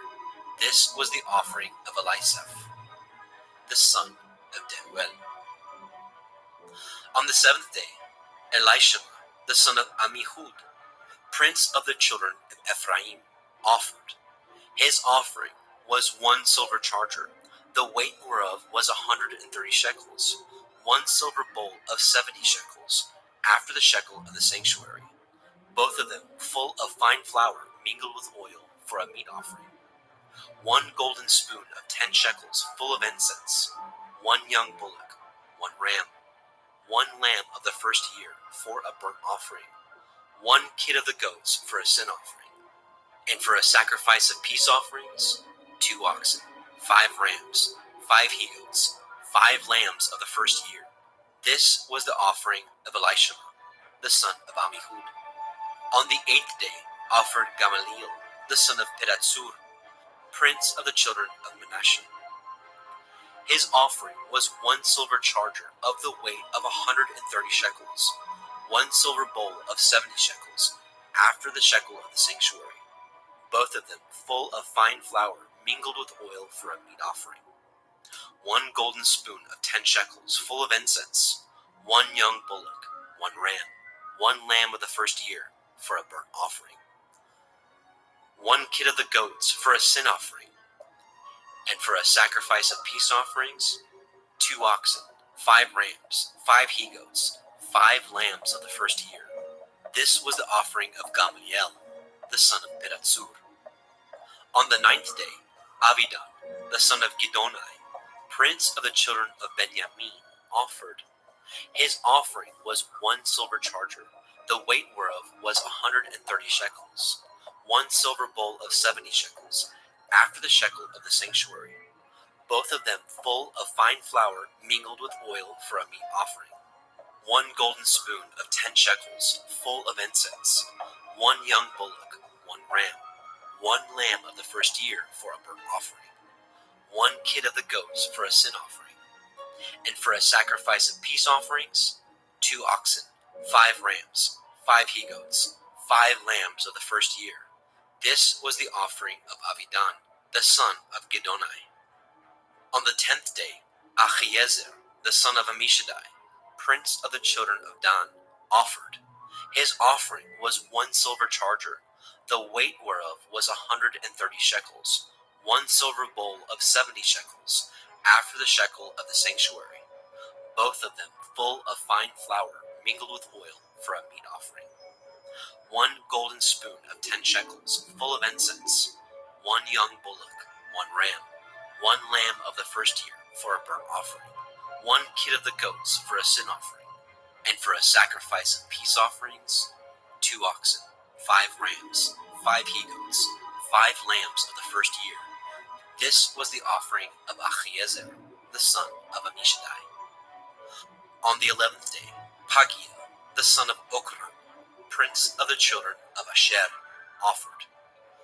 His offering was 1 silver charger, the weight whereof was 130 shekels, 1 silver bowl of 70 shekels, after the shekel of the sanctuary, both of them full of fine flour mingled with oil for a meat offering, 1 golden spoon of 10 shekels full of incense, 1 young bullock, 1 ram, 1 lamb of the first year for a burnt offering, 1 kid of the goats for a sin offering, and for a sacrifice of peace offerings, 2 oxen, 5 rams, 5 he-goats, 5 lambs of the first year. This was the offering of Pagiel, the son of Okran. On the 12th day, Achira, the son of Enan, prince of the children of Naphtali, offered. His offering was 1 silver charger, the weight whereof was 130 shekels, 1 silver bowl of 70 shekels, after the shekel of the sanctuary, both of them full of fine flour mingled with oil for a meat offering, 1 golden spoon of 10 shekels full of incense, 1 young bullock, 1 ram, 1 lamb of the first year for a burnt offering, 1 kid of the goats for a sin offering, And for a sacrifice of peace offerings, 2 oxen, 5 rams, 5 he-goats, 5 lambs of the first year. This was the offering of Ahira, the son of Enan. This was the dedication of the altar, in the day when it was anointed, by the princes of Yashrael. 12 chargers of silver, 12 silver bowls, 12 spoons of gold, each charger of silver weighing 130 shekels, each bowl 70. All the silver vessels weighed 2,400 shekels, after the shekel of the sanctuary. The golden spoons were 12, full of incense, weighing 10 shekels apiece, after the shekel of the sanctuary. All the gold of the spoons was 120 shekels. All the oxen for the burnt offering were 12 bullocks, the rams 12, the lambs of the first year 12, with their meat offering, and the kids of the goats for sin offering 12. And all the oxen for the sacrifice of the peace offerings were 24 bullocks, the rams 60, the he-goats 60, the lambs of the first year 60. This was the dedication of the altar, after that it was anointed. And when Moshe was gone into the tabernacle of the assembly to speak with him, then he heard the voice of one speaking unto him from off the mercy seat that was upon the ark of the testimony, from between the 2 cherubim. And he spoke unto him. Bemidbar, Numbers chapter 8. And Yahweh spoke unto El Moshe, saying, Speak unto El Aharon, and say unto him, When you light the lamps, the 7 lamps shall give light over against the menorah. And Aharon did so. He lighted the lamps thereof over against the menorah, as Yahweh commanded Moshe. And this work of the menorah was of beaten gold. Unto the shaft thereof, unto the flowers thereof, was beaten work, according unto the pattern which Yahweh had showed Moshe. So he made the menorah. And Yahweh spoke unto Moshe, saying, Take the Leviim from among the children of Yasharel, and cleanse them. And thus shall you do unto them, to cleanse them. Sprinkle water purifying upon them, and let them shave all their flesh, and let them wash their clothes, and so make themselves clean. Then let them take a young bullock with his meat offering, even fine flour mingled with oil. And another young bullock shall you take for a sin offering. And you shall bring the Leviim before the tabernacle of the assembly. And you shall gather the whole assembly of the children of Yasharel together. And you shall bring the Leviim before Yahweh. And the children of Yasharel shall put their hands upon the Leviim. And Aharon shall offer the Leviim before Yahweh for an offering of the children of Yasharel, that they may execute the service of Yahweh. And the Leviim shall lay their hands upon the heads of the bullocks, and you shall offer the one for a sin offering, and the other for a burnt offering unto Yahweh, to make an atonement for the Leviim. And you shall set the Leviim before Aharon and before his sons, and offer them for an offering unto Yahweh. Thus shall you separate the Leviim from among the children of Yasharel, and the Leviim shall be mine. And after that shall the Leviim go in to do the service of the tabernacle of the assembly, and you shall cleanse them, and offer them for an offering. For they are wholly given unto me from among the children of Yasharel, instead of such as open every womb, even instead of the firstborn of all the children of Yasharel, have I taken them unto me. For all the firstborn of the children of Yasharel are mine, both man and beast. On the day that I smote every firstborn in the land of Mitzrayim, I sanctified them for myself. And I have taken the Leviim for all the firstborn of the children of Yasharel. And I have given the Leviim as a gift to Aharon and to his sons from among the children of Yasharel, to do the service of the children of Yasharel in the tabernacle of the assembly, and to make an atonement for the children of Yasharel, that there be no plague among the children of Yasharel, when the children of Yasharel come nigh unto the sanctuary.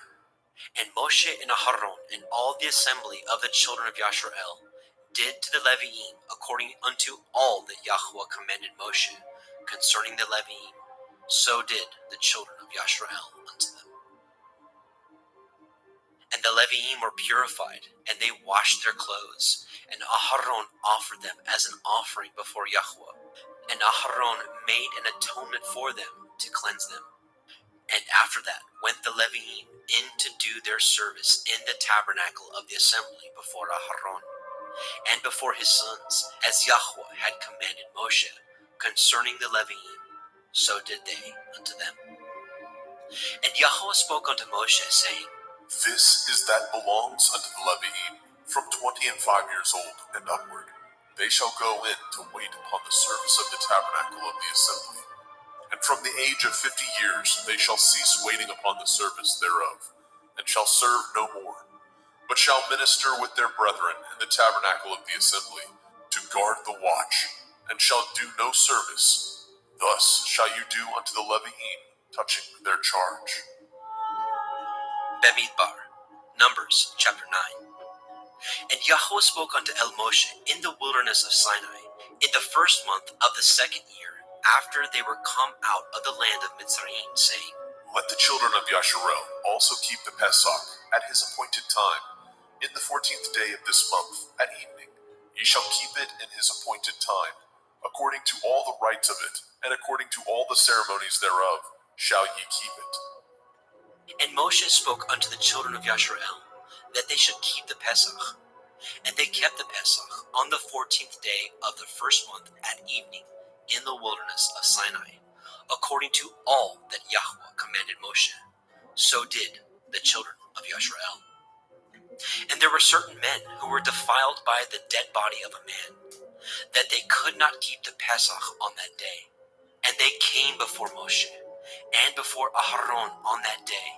And those men said unto him, We are defiled by the dead body of a man. Wherefore are we kept back, and we may not offer an offering of Yahuwah on his appointed season among the children of Yasharel. And Moshe said unto them, Stand still, and I will hear what Yahweh will command concerning you.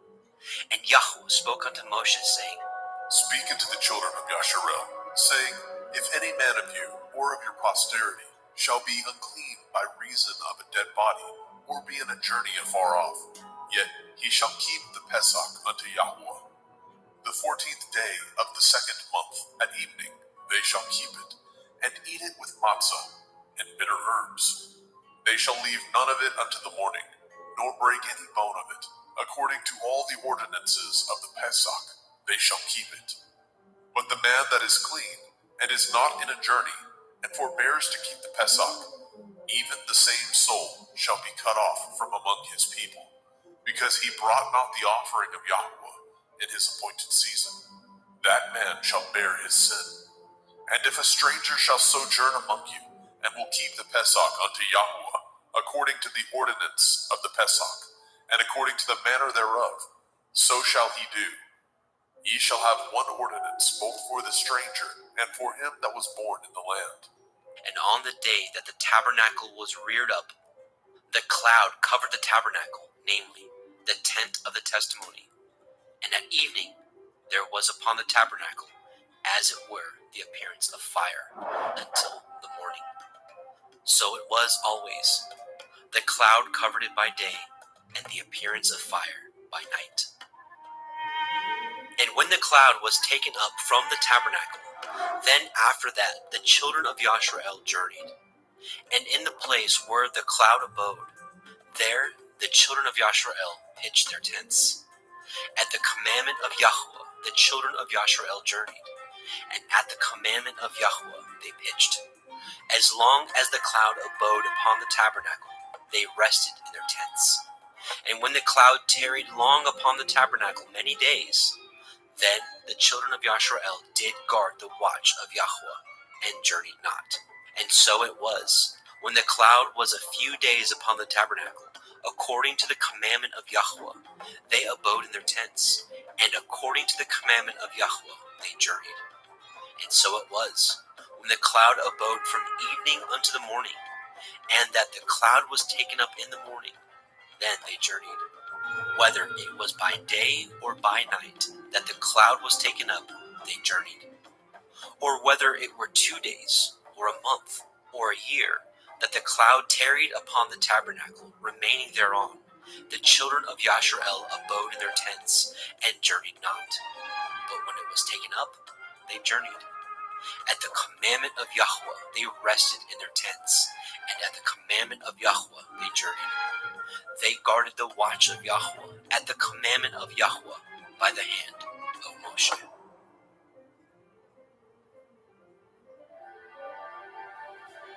Bemidbar, Numbers chapter 10. And Yahweh spoke unto El Moshe, saying, Make you 2 trumpets of silver, of a whole piece shall you make them, that you may use them for the calling of the assembly, and for the journeying of the camps. And when they shall blow them, all the assembly shall assemble themselves to you at the door of the tabernacle of the assembly. And if they blow but with 1 trumpet, then the princes, which are heads of the thousands of Yasharel, shall gather themselves unto you. When ye blow an alarm, then the camps that lie on the east part shall go forward. When ye blow an alarm the 2nd time, then the camps that lie on the south side shall take their journey. They shall blow an alarm for their journeys. But when the assembly is to be gathered together, ye shall blow, but ye shall not sound an alarm.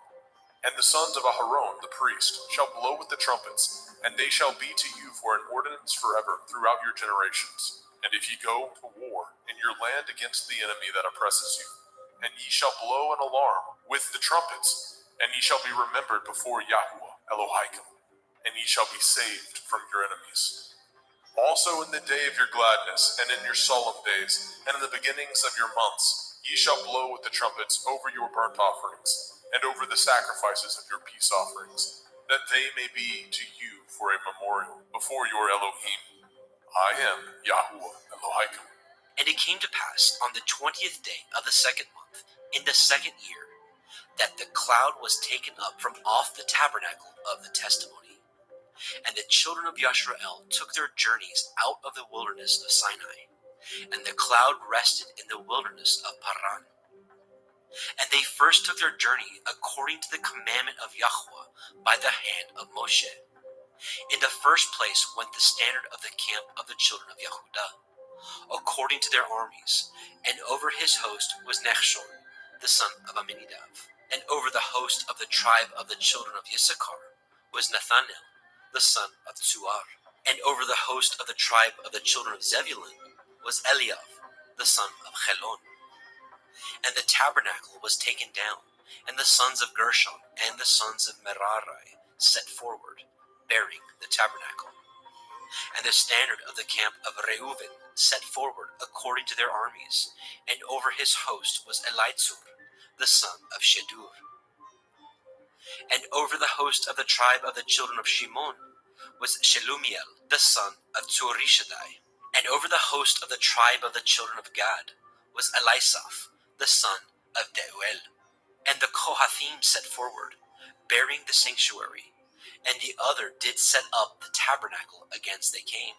And the standard of the camp of the children of Ephraim set forward according to their armies, and over his host was Elishama, the son of Ammihud. And over the host of the tribe of the children of Manasseh was Gamliel, the son of Pedatsur. And over the host of the tribe of the children of Benjamin was Avidan, the son of Gidonai. And the standard of the camp of the children of Dan set forward, which was the rearward of all the camps throughout their hosts. And over his host was Achiezer, the son of Ammishaddai. And over the host of the tribe of the children of Asher was Pagiel, the son of Okran. And over the host of the tribe of the children of Naphtali was Achira, the son of Enan. Thus were the journeyings of the children of Yasharel, according to their armies when they set forward.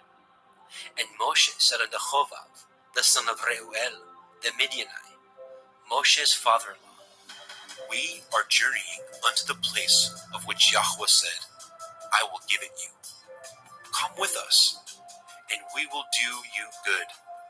For Yahweh has spoken good concerning Yasharel. And he said unto him, I will not go, but I will depart to my own land, and to my kindred. And he said, Leave us not, I pray you, for as much as you know how we are to encamp in the wilderness, and you may be to us instead of eyes. And it shall be, if you go with us, yea, it shall be, that what goodness Yahweh shall do unto us, the same will we do unto you. And they departed from the mount of Yahweh 3 days' journey. And the ark of the covenant of Yahweh went before them in 3 days' journey, to search out a resting place for them. And the cloud of Yahweh was upon them by day, when they went out of the camp. And it came to pass, when the ark set forward, that Moshe said, Rise up, Yahweh, and let your enemies be scattered, and let them that hate you flee before you. And when it rested, he said, Return, O Yahweh, unto the many thousands of Yisrael. Bemidbar, Numbers chapter 11. And when the people complained, it displeased Yahweh, and Yahweh heard it, and his anger was kindled. And the fire of Yahweh burnt among them, and consumed them that were in the uttermost parts of the camp. And the people cried unto Moshe, and when Moshe prayed unto El Yahweh, the fire was quenched. And he called the name of the place Tavera, because the fire of Yahweh burnt among them. And the mixed multitude that was among them fell a-lusting. And the children of Yashrael also wept again, and said, Who shall give us flesh to eat? We remember the fish which we did eat in Mitzrayim freely, the cucumbers and the melons and the leeks and the onions and the garlic. But now our soul is dried away. There's nothing at all, because this manna before our eyes. And the manna was as coriander seed, and the color thereof as the color of bdellium. And the people went about and gathered it, and ground it in mills, or beat it in a mortar, and baked it in pans, and made cakes of it. And the taste of it was as the taste of fresh oil. And when the dew fell upon the camp in the night, the manna fell upon it. Then Moshe heard the people weep throughout their families, every man in the door of his tent. And the anger of Yahweh was kindled greatly. Moshe also was displeased. And Moshe said unto El Yahweh, Wherefore have you afflicted your servant? And wherefore have I not found favor in your sight, that you laid the burden of all this people upon me? Have I conceived all this people? Have I begotten them? That you should say unto me, Carry them in your bosom, as a nursing father bears the sucking child, unto the land which you swore unto their fathers. Whence should I have flesh to give unto all this people?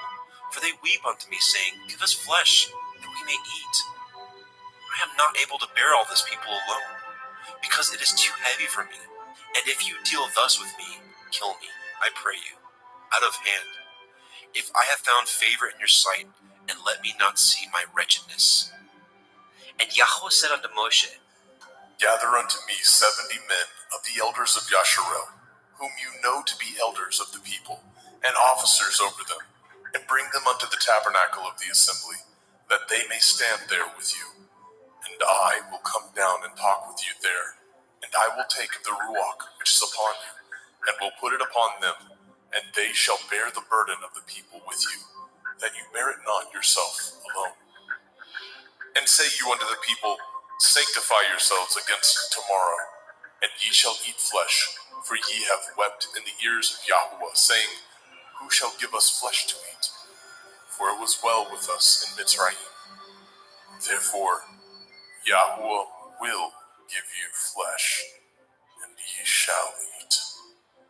Ye shall not eat 1 day, nor 2 days, nor 5 days, neither 10 days, nor 20 days, but even a whole month, until it comes out at your nostrils, and it will be loathsome unto you, because that ye have despised Yahweh, which is among you, and have wept before him, saying, Why came we forth out of Mitzrayim? And Moshe said, The people, among whom I am, are 600,000 footmen, and you have said, I will give them flesh, that they may eat a whole month. Shall the flocks and the herds be slain for them to suffice them? Or shall all the fish of the sea be gathered together for them to suffice them? And Yahweh said unto Moshe, Is Yahweh's hand waxed short? You shall see now whether my word shall come to pass unto you, or not? And Moshe went out and told the people the words of Yahweh, and gathered the 70 men of the elders of the people, and set them round about the tabernacle. And Yahweh came down in a cloud, and spoke unto him, and took of the Ruach that was upon him, and gave it unto the 70 elders. And it came to pass, that when the Ruach rested upon them, they prophesied, and did not cease. But there remained 2 of the men in the camp. The name of the one was Eldad, and the name of the other Medad. And the Ruach rested upon them. And they were of them that were written, but went not out unto the tabernacle. And they prophesied in the camp. And there ran a young man and told Moshe, and said, Eldad and Medad do prophesy in the camp. And Yahusha, the son of Nun, the servant of Moshe, one of his young men, answered and said, My lord Moshe, forbid them. And Moshe said unto him, Envy you for my sake? Would to Elohim that all Yahweh's people were prophets, and that Yahweh would put his Ruach upon them. And Moshe got him into the camp, he and the elders of Yashrael. And there went forth a wind from Yahweh, and brought the quails from the sea, and let them fall by the camp, as it were a day's journey on this side, and as it were a day's journey on the other side, round about the camp, and as it were 2 cubits high upon the face of the earth. And the people stood up all that day, and all that night, and all the next day, and they gathered the quails. He that gathered least gathered 10 homers, and they spread them all abroad for themselves round about the camp. And while the flesh was yet between their teeth, ere it was chewed, the wrath of Yahweh was kindled against the people, and Yahweh smote the people with a very great plague. And he called the name of that place Kivrot hat Ta'ava, because there they buried the people that lusted. And the people journeyed from Kivrot hat Ta'ava unto Chatzeroth, and abode at Chatzeroth. Bemidbar, Numbers chapter 12. And Miriam and Aharon spoke against Moshe because of the Cushite woman whom he had married, for he had married a Cushite woman. And they said, Has Yahweh indeed spoken only by Moshe? Has he not spoken also by us? And Yahweh heard it. Now the man Moshe was very meek, above all the men which were upon the face of the earth. And Yahweh spoke suddenly unto El Moshe, and unto El Aharon, and unto Miriam. Come out, ye 3, unto the tabernacle of the assembly. And they 3 came out. And Yahweh came down in the pillar of the cloud, and stood in the door of the tabernacle, and called Aharon and Miriam. And they both came forth. And he said, Hear now my words. If there be a prophet among you, I, Yahweh, will make myself known unto him in a vision, and will speak unto him in a dream. My servant Moshe is not so, who is faithful in all my house. With him will I speak mouth to mouth, even apparently, and not in dark speeches and in similitudes. Of Yahweh shall he behold. Wherefore then were ye not afraid to speak against my servant Moshe? And the anger of Yahweh was kindled against him, and he departed. And the cloud departed from off the tabernacle, and behold, Miriam became leprous, white as snow. And Aharon looked upon Miriam, and behold, she was leprous. And Aharon said unto Moshe, Alas, my lord, I beseech you, lay not the sin upon us, wherein we have done foolishly, and wherein we have sinned. Let her not be as one dead, of whom the flesh is half consumed when he comes out of his mother's womb. And Moshe cried unto El Yahweh, saying, Heal her now, O El, I beseech you. And Yahweh said unto Moshe, If her father had but spit in her face, should she not be ashamed 7 days? Let her be shut out from the camp 7 days, and after that, let her be received in again. And Miriam was shut out from the camp 7 days, and the people journeyed not till Miriam was brought in again. And afterward the people removed from Chatzeroth, and pitched in the wilderness of Paran. Bemidbar, Numbers chapter 13. And Yahweh spoke unto Moshe, saying, Send you men, that they may search the land of Canaan, which I give unto the children of Yasharel. Of every tribe of their fathers shall ye send a man, every one a ruler among them. And Moshe, by the commandment of Yahweh, sent them from the wilderness of Paran. All those men were heads of the children of Yasharel. And these were their names. Of the tribe of Reuven, Shammua, the son of Zakur. Of the tribe of Shimon, Shaphat, the son of Horai. Of the tribe of Yehudah, Caleb, the son of Yefuneh. Of the tribe of Issachar, Yigal, the son of Yosef. Of the tribe of Ephraim, Husha, the son of Nun. Of the tribe of Benjamin, Palti, the son of Raphu. Of the tribe of Zebulun, Gadiel, the son of Sodi. Of the tribe of Joseph, namely, of the tribe of Manasseh, Gadi, the son of Susi. Of the tribe of Dan, Amiel, the son of Gemali. Of the tribe of Asher, Setur, son of Mikael. Of the tribe of Naphtali, Nachbi, the son of Vofsi. Of the tribe of Gad, Geuel, the son of Maki. These are the names of the men which Moshe sent to spy out the land. And Moshe called Husha, the son of Nun, Yahusha.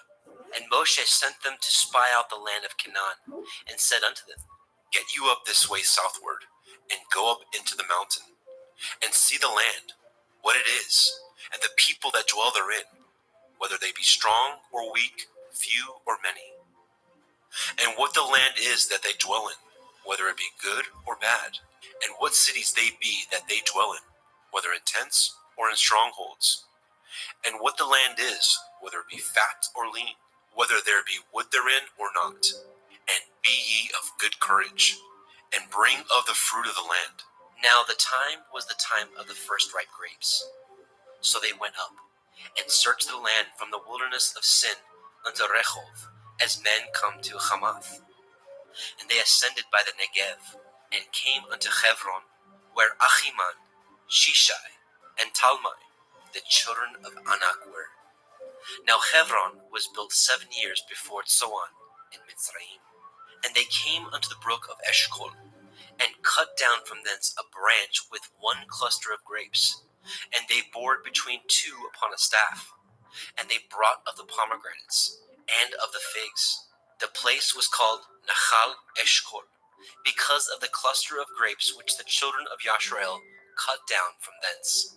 And they returned from searching of the land after 40 days. And they went and came to El Moshe, and to El Aharon, and to all the assembly of the children of Yasharel, unto the wilderness of Paran, to Kadesh, and brought back word unto them, and unto all the assembly, and showed them the fruit of the land. And they told him and said, We came unto the land whither you sent us, and surely it flows with milk and honey, and this is the fruit of it. Nevertheless, the people be strong that dwell in the land, and the cities are walled and very great. And moreover, we saw the children of Anak there. The Amalekim dwell in the land of the Negev, and the Hittim, and the Yebusim, and the Amorim dwell in the mountains, and the Kinanim dwell by the sea, and by the coast of the Yarden. And Caleb stilled the people before Moshe, and said, Let us go up at once and possess it, for we are well able to overcome it. But the men that went up with him said, We be not able to go up against the people, for they are stronger than we. And they brought up an evil report of the land which they had searched unto the children of Yasharel, saying, The land through which we have gone to search it is a land that eats up the inhabitants thereof, and all the people that we saw in it are men of great stature. And there we saw the Nephilim, the sons of Anak, which come of the Nephilim, and we were in our own sight as grasshoppers, and so we were in their sight. Bemidbar, Numbers chapter 14. And all the assembly lifted up their voice and cried, and the people wept that night. And all the children of Yasharel murmured against Moshe and against Aharon. And the whole assembly said unto them, Would to Elohim that we had died in the land of Mitzrayim, Or would to Elohim we had died in this wilderness. And wherefore has Yahweh brought us unto this land, to fall by the sword, that our women and our children should be a prey? Were it not better for us to return into Mitzrayim? And they said one to another, Let us make a captain, and let us return into Mitzrayim. Then Moshe and Aharon fell on their faces before all the assembly of the multitude of the children of Yashrael. And Yahusha, the son of Nun, and Caleb, the son of Jephunneh, which were of them that searched the land, rent their clothes. And they spoke unto all the company of the children of Yashrael, saying, The land which we passed through to search it is an exceeding good land. If Yahweh delight in us, then he will bring us into this land, and give it us, a land that flows with milk and honey. Only rebel ye not against Yahweh, neither fear ye the people of the land, for they are bread for us. Their defense is departed from them, and Yahweh is with us. Fear them not. But all the assembly bade stone them with stones. And the glory of Yahweh appeared in the tabernacle of the assembly before all the children of Yashrael. And Yahweh said unto Moshe, How long will this people provoke me? And how long will it be ere they believe me? For all the signs which I have shown among them, I will smite them with the pestilence, and disinherit them, and will make of you a greater nation, and mightier than they. And Moshe said unto Yahweh, Then the Mitzrayim shall hear it, for you brought up this people in your might from among them, and they will tell it to the inhabitants of this land. For they have heard that you, Yahweh, are among this people, that you, Yahweh, are seen face to face, and that your cloud stands over them, and that you go before them, by daytime in a pillar of cloud, and in a pillar of fire by night. Now, if you shall kill all this people as one man, then the nations which have heard the fame of you will speak, saying, Because Yahweh was not able to bring this people into the land which he swore unto them, therefore he has slain them in the wilderness. And now, I beseech you, let the power of my Adonai be great, according as you have spoken, saying, Yahweh is long-suffering and of great mercy, forgiving iniquity and transgression, and by no means clearing the guilty, visiting the iniquity of the fathers upon the children unto the third and fourth generation. Pardon, I beseech you, the iniquity of this people according unto the greatness of your mercy, and as you have forgiven this people from Mitzrayim even until now. And Yahweh said, I have pardoned according to your word. But as truly as I live, all the earth shall be filled with the glory of Yahweh. Because all those men which have seen my glory and my miracles, which I did in Mitzrayim and in the wilderness, and have tempted me now these 10 times, and have not hearkened to my voice, surely they shall not see the land which I swore unto their fathers, neither shall any of them that provoked me see it. But my servant Caleb, because he had another Ruach with him, and has followed me fully, him will I bring into the land whereinto he went, and his seed shall possess it. Now the Amalekim and the Canaanite dwelt in the valley. Tomorrow turn you, and get you into the wilderness, by the way of the Red Sea. And Yahweh spoke unto Moshe and unto Aharon, saying, How long shall I bear with this evil assembly, which murmur against me? I have heard the murmurings of the children of Yasharel, which they murmur against me. Say unto them, As truly as I live, says Yahweh, as ye have spoken in my ears, so will I do to you. Your carcasses shall fall in this wilderness, and all that were numbered of you, according to your whole number, from 20 years old and upward, which have murmured against me. Doubtless ye shall not come into the land, concerning which I swore to make you dwell therein, save Caleb, the son of Jephunneh, and Yahusha, the son of Nun. But your little ones, which ye said should be a prey, them will I bring in, and they shall know the land which ye have despised. But as for you, your carcasses, they shall fall in this wilderness, and your children shall wander in the wilderness 40 years, and bear your whoredoms, until your carcasses be wasted in the wilderness. After the number of the days in which ye searched the land, even 40 days, each day for a year, shall ye bear your iniquities, even 40 years, and ye shall know my breach of promise. I, Yahuwah, have said, I will surely do it unto all this evil assembly that are gathered together against me. In this wilderness they shall be consumed, and there they shall die. And the men which Moshe sent to search the land, who returned and made all the assembly to murmur against him, by bringing up a slander upon the land, even those men that did bring up the evil report upon the land, died by the plague before Yahuwah. Yahusha, the son of Nun, and Caleb, the son of Jephunneh, which were of the men that went to search the land, lived still. And Moshe told these things unto all the children of Yasharel, and the people mourned greatly. And they rose up early in the morning, and got them up into the top of the mountain, saying, Lo, we be here, and will go up unto the place which Yahuwah has promised, for we have sinned. And Moshe said, Wherefore now do ye transgress the commandment of Yahuwah? But it shall not prosper. Go not up, for Yahuwah is not among you, that ye be not smitten before your enemies. For the Amalekim and the Canaanite are there before you, and ye shall fall by the sword, because ye are turned away from Yahuwah. Therefore Yahuwah will not be with you. But they presumed to go up unto the top of the hill. Nevertheless, the ark of the covenant of Yahuwah and Moshe departed not out of the camp.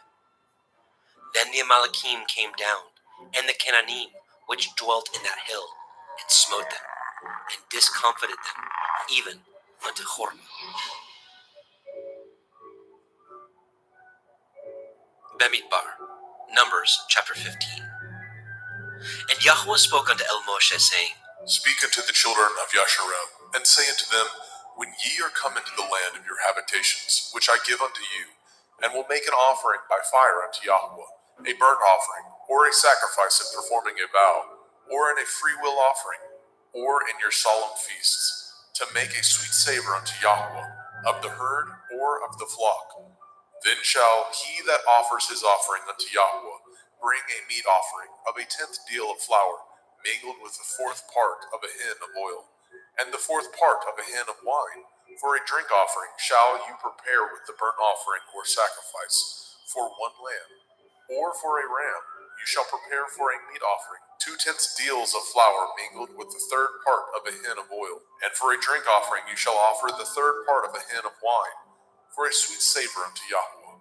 And when you prepare a bullock for a burnt offering, or for a sacrifice in performing a vow, or peace offerings unto Yahuwah, then shall he bring with a bullock a meat offering of 3/10 deals of flour mingled with a half a hin of oil. And you shall bring for a drink offering half a hin of wine, for an offering made by fire, of a sweet savor unto Yahuwah. Thus shall it be done for 1 bullock, or for 1 ram, or for a lamb, or a kid. According to the number that ye shall prepare, so shall ye do to everyone according to their number. All that are born of the country shall do these things after this manner, an offering made by fire, of a sweet savor unto Yahuwah. And if a stranger sojourn with you, or whosoever be among you in your generations, and will offer an offering made by fire, of a sweet savor unto Yahuwah, as ye do, so he shall do. 1 ordinance shall be both for you of the assembly, and also for the stranger that sojourns with you, an ordinance forever in your generations. As ye are, so shall the stranger be before Yahuwah. 1 Torah, and 1 manner of law shall be for you, and for the stranger that sojourns with you. And Yahuwah spoke unto Moshe, saying, Speak unto the children of Yasharel, and say unto them, When ye come into the land whither I bring you, then it shall be, that when ye eat of the bread of the land, ye shall offer up a heave offering unto Yahuwah. Ye shall offer up a cake of the first of your dough for a heave offering, as ye do the heave offering of the threshing floor, so shall ye heave it. Of the first of your dough ye shall give it unto Yahuwah, a heave offering in your generations. And if ye have erred, and not observed all these commandments, which Yahuwah has spoken unto Moshe, even all that Yahuwah has commanded you by the hand of Moshe, from the day that Yahuwah commanded Moshe, and henceforth among your generations. Then it shall be, if aught be committed by ignorance, without the knowledge of the assembly, that all the assembly shall offer one young bullock for a burnt offering, for a sweet savor unto Yahuwah, with his meat offering, and his drink offering, according to the manner, and one kid of the goats for a sin offering. And the priest shall make an atonement for all the assembly of the children of Yasharel, and it shall be forgiven them, for it is ignorance. And they shall bring their offering, a sacrifice made by fire unto Yahuwah, and their sin offering before Yahuwah, for their ignorance. And it shall be forgiven all the assembly of the children of Yasharel, and the stranger that sojourns among them, seeing all the people were in ignorance. And if any soul sin through ignorance, then he shall bring a she-goat of the first year for a sin offering, and the priest shall make an atonement for the soul that sins ignorantly, when he sins by ignorance before Yahuwah, to make an atonement for him, and it shall be forgiven him. Ye shall have one Torah for him that sins through ignorance, both for him that is born among the children of Yasharel, and for the stranger that sojourns among them. But the soul that does aught presumptuously, whether he be born in the land or a stranger, the same reproaches Yahuwah, and that soul shall be cut off from among his people. Because he has despised the word of Yahuwah, and has broken his commandment, that soul shall utterly be cut off, his iniquity shall be upon him. And while the children of Yasharel were in the wilderness, they found a man that gathered sticks upon the Shabbat.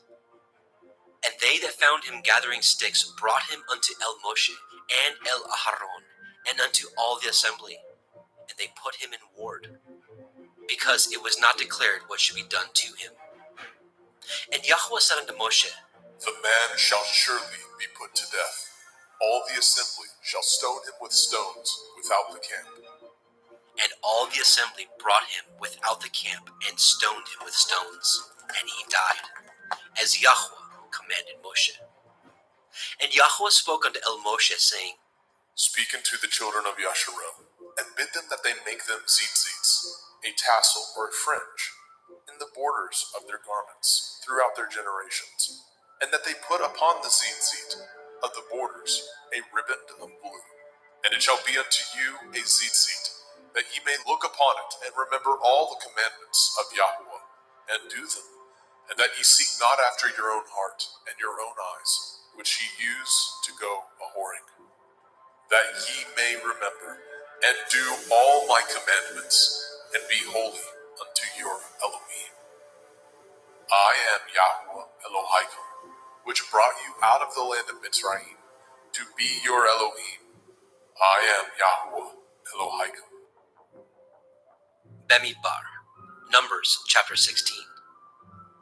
Now Korach, the son of Yitzchar, the son of Kohath, the son of Levi, and Dathan, and Abiram, the sons of Eliav, and On, the son of Peleth, sons of Reuben, took men, and they rose up before Moshe, with certain of the children of Yasharel, 250 princes of the assembly, famous in the assembly, men of renown.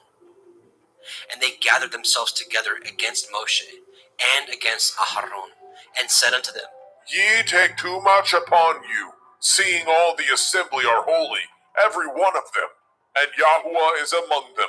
Wherefore then lift ye up yourselves above the assembly of Yahuwah.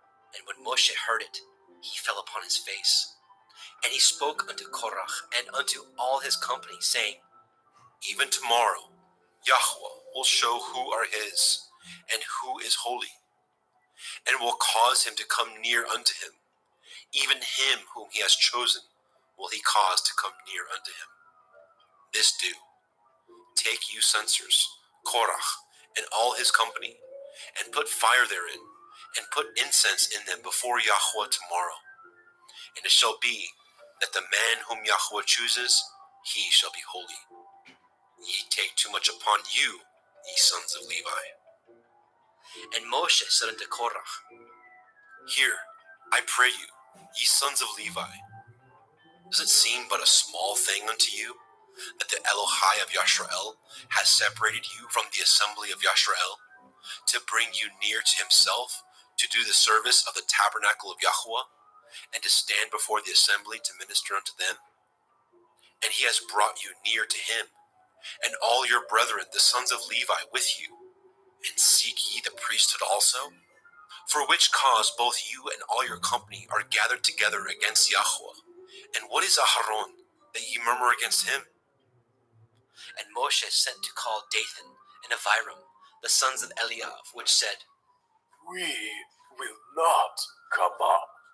Is it a small thing that you have brought us up out of a land that flows with milk and honey to kill us in the wilderness? Except you make yourselves altogether a prince over us. Moreover, you have not brought us into a land that flows with milk and honey, or given us inheritance of fields and vineyards. Will you put out the eyes of these men? We will not come up. And Moshe was very wroth, and said unto Eliyahu, Respect not you their offering. I have not taken one ass from them, neither have I hurt one of them. And Moshe said unto Korach, Be you and all your company before Yahweh, you and they, and Aharon tomorrow, and take every man his censer, and put incense in them, and bring ye before Yahweh every man his censer, 250 censers, you also, and Aharon, each of you his censer. And they took every man his censer, and put fire in them, and laid incense thereon, and stood in the door of the tabernacle of the assembly with Moshe and Aharon. And Korach gathered all the assembly against them unto the door of the tabernacle of the assembly. And the glory of Yahweh appeared unto all the assembly. And Yahweh spoke unto El Moshe and unto El Aharon, saying, Separate yourselves from among this assembly, that I may consume them in a moment. And they fell upon their faces and said, O El, the Elohai of the Ruachoth of all flesh, shall one man sin, and will you be wroth with all the assembly? And Yahweh spoke unto Moshe, saying, Speak unto the assembly, saying, Get you up from about the tabernacle of Korach, Dathan, and Abiram. And Moshe rose up and went unto Dathan and Abiram, and the elders of Yashrael followed him. And he spoke unto the assembly, saying, Depart, I pray you, from the tents of these wicked men, and touch nothing of theirs, lest ye be consumed in all their sins. So they got up from the tabernacle of Korach, Dathan, and Abiram, on every side. And Dathan and Abiram came out, and stood in the door of their tents, and their women, and their sons, and their little children. And Moshe said, Hereby ye shall know that Yahweh has sent me to do all these works, for I have not done them of my own mind. If these men die the common death of all men, or if they be visited after the visitation of all men, then Yahweh has not sent me. But if Yahweh make a new thing, and the earth open her mouth, and swallow them up, with all that appertain unto them, and they go down quick into the pit, then ye shall understand that these men have provoked Yahweh.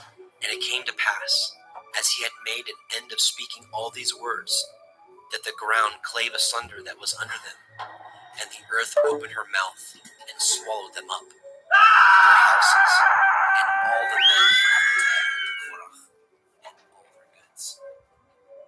They and all that appertained to them went down alive into the pit, and the earth closed upon them, and they perished from among the assembly. And all Yashrael that were round about them fled at the cry of them, for they said, Lest the earth swallow us up also! And there came out a fire from Yahweh, and consumed the 250 men that offered incense. And Yahweh spoke unto El Moshe, saying, Speak unto Eleazar, the son of Aharon the priest, that he take up the censers out of the burning, and scatter you the fire yonder, for they are hallowed. The censers of these sinners against their own souls, let them make them broad plates for a covering of the altar. For they offered them before Yahweh, therefore they are hallowed, and they shall be a sign unto the children of Yasharel. And Eleazar the priest took the brazen censers, wherewith they that were burnt had offered. And they were made broad plates for a covering of the altar, to be a memorial unto the children of Yashrael, that no stranger, which is not of the seed of Aharon, come near to offer incense before Yahweh, that he be not as Korach and his company, as Yahweh said to him by the hand of Moshe. But on the morrow, all the assembly of the children of Yashrael murmured against Moshe and against Aharon, saying, Ye have killed the people of Yahweh.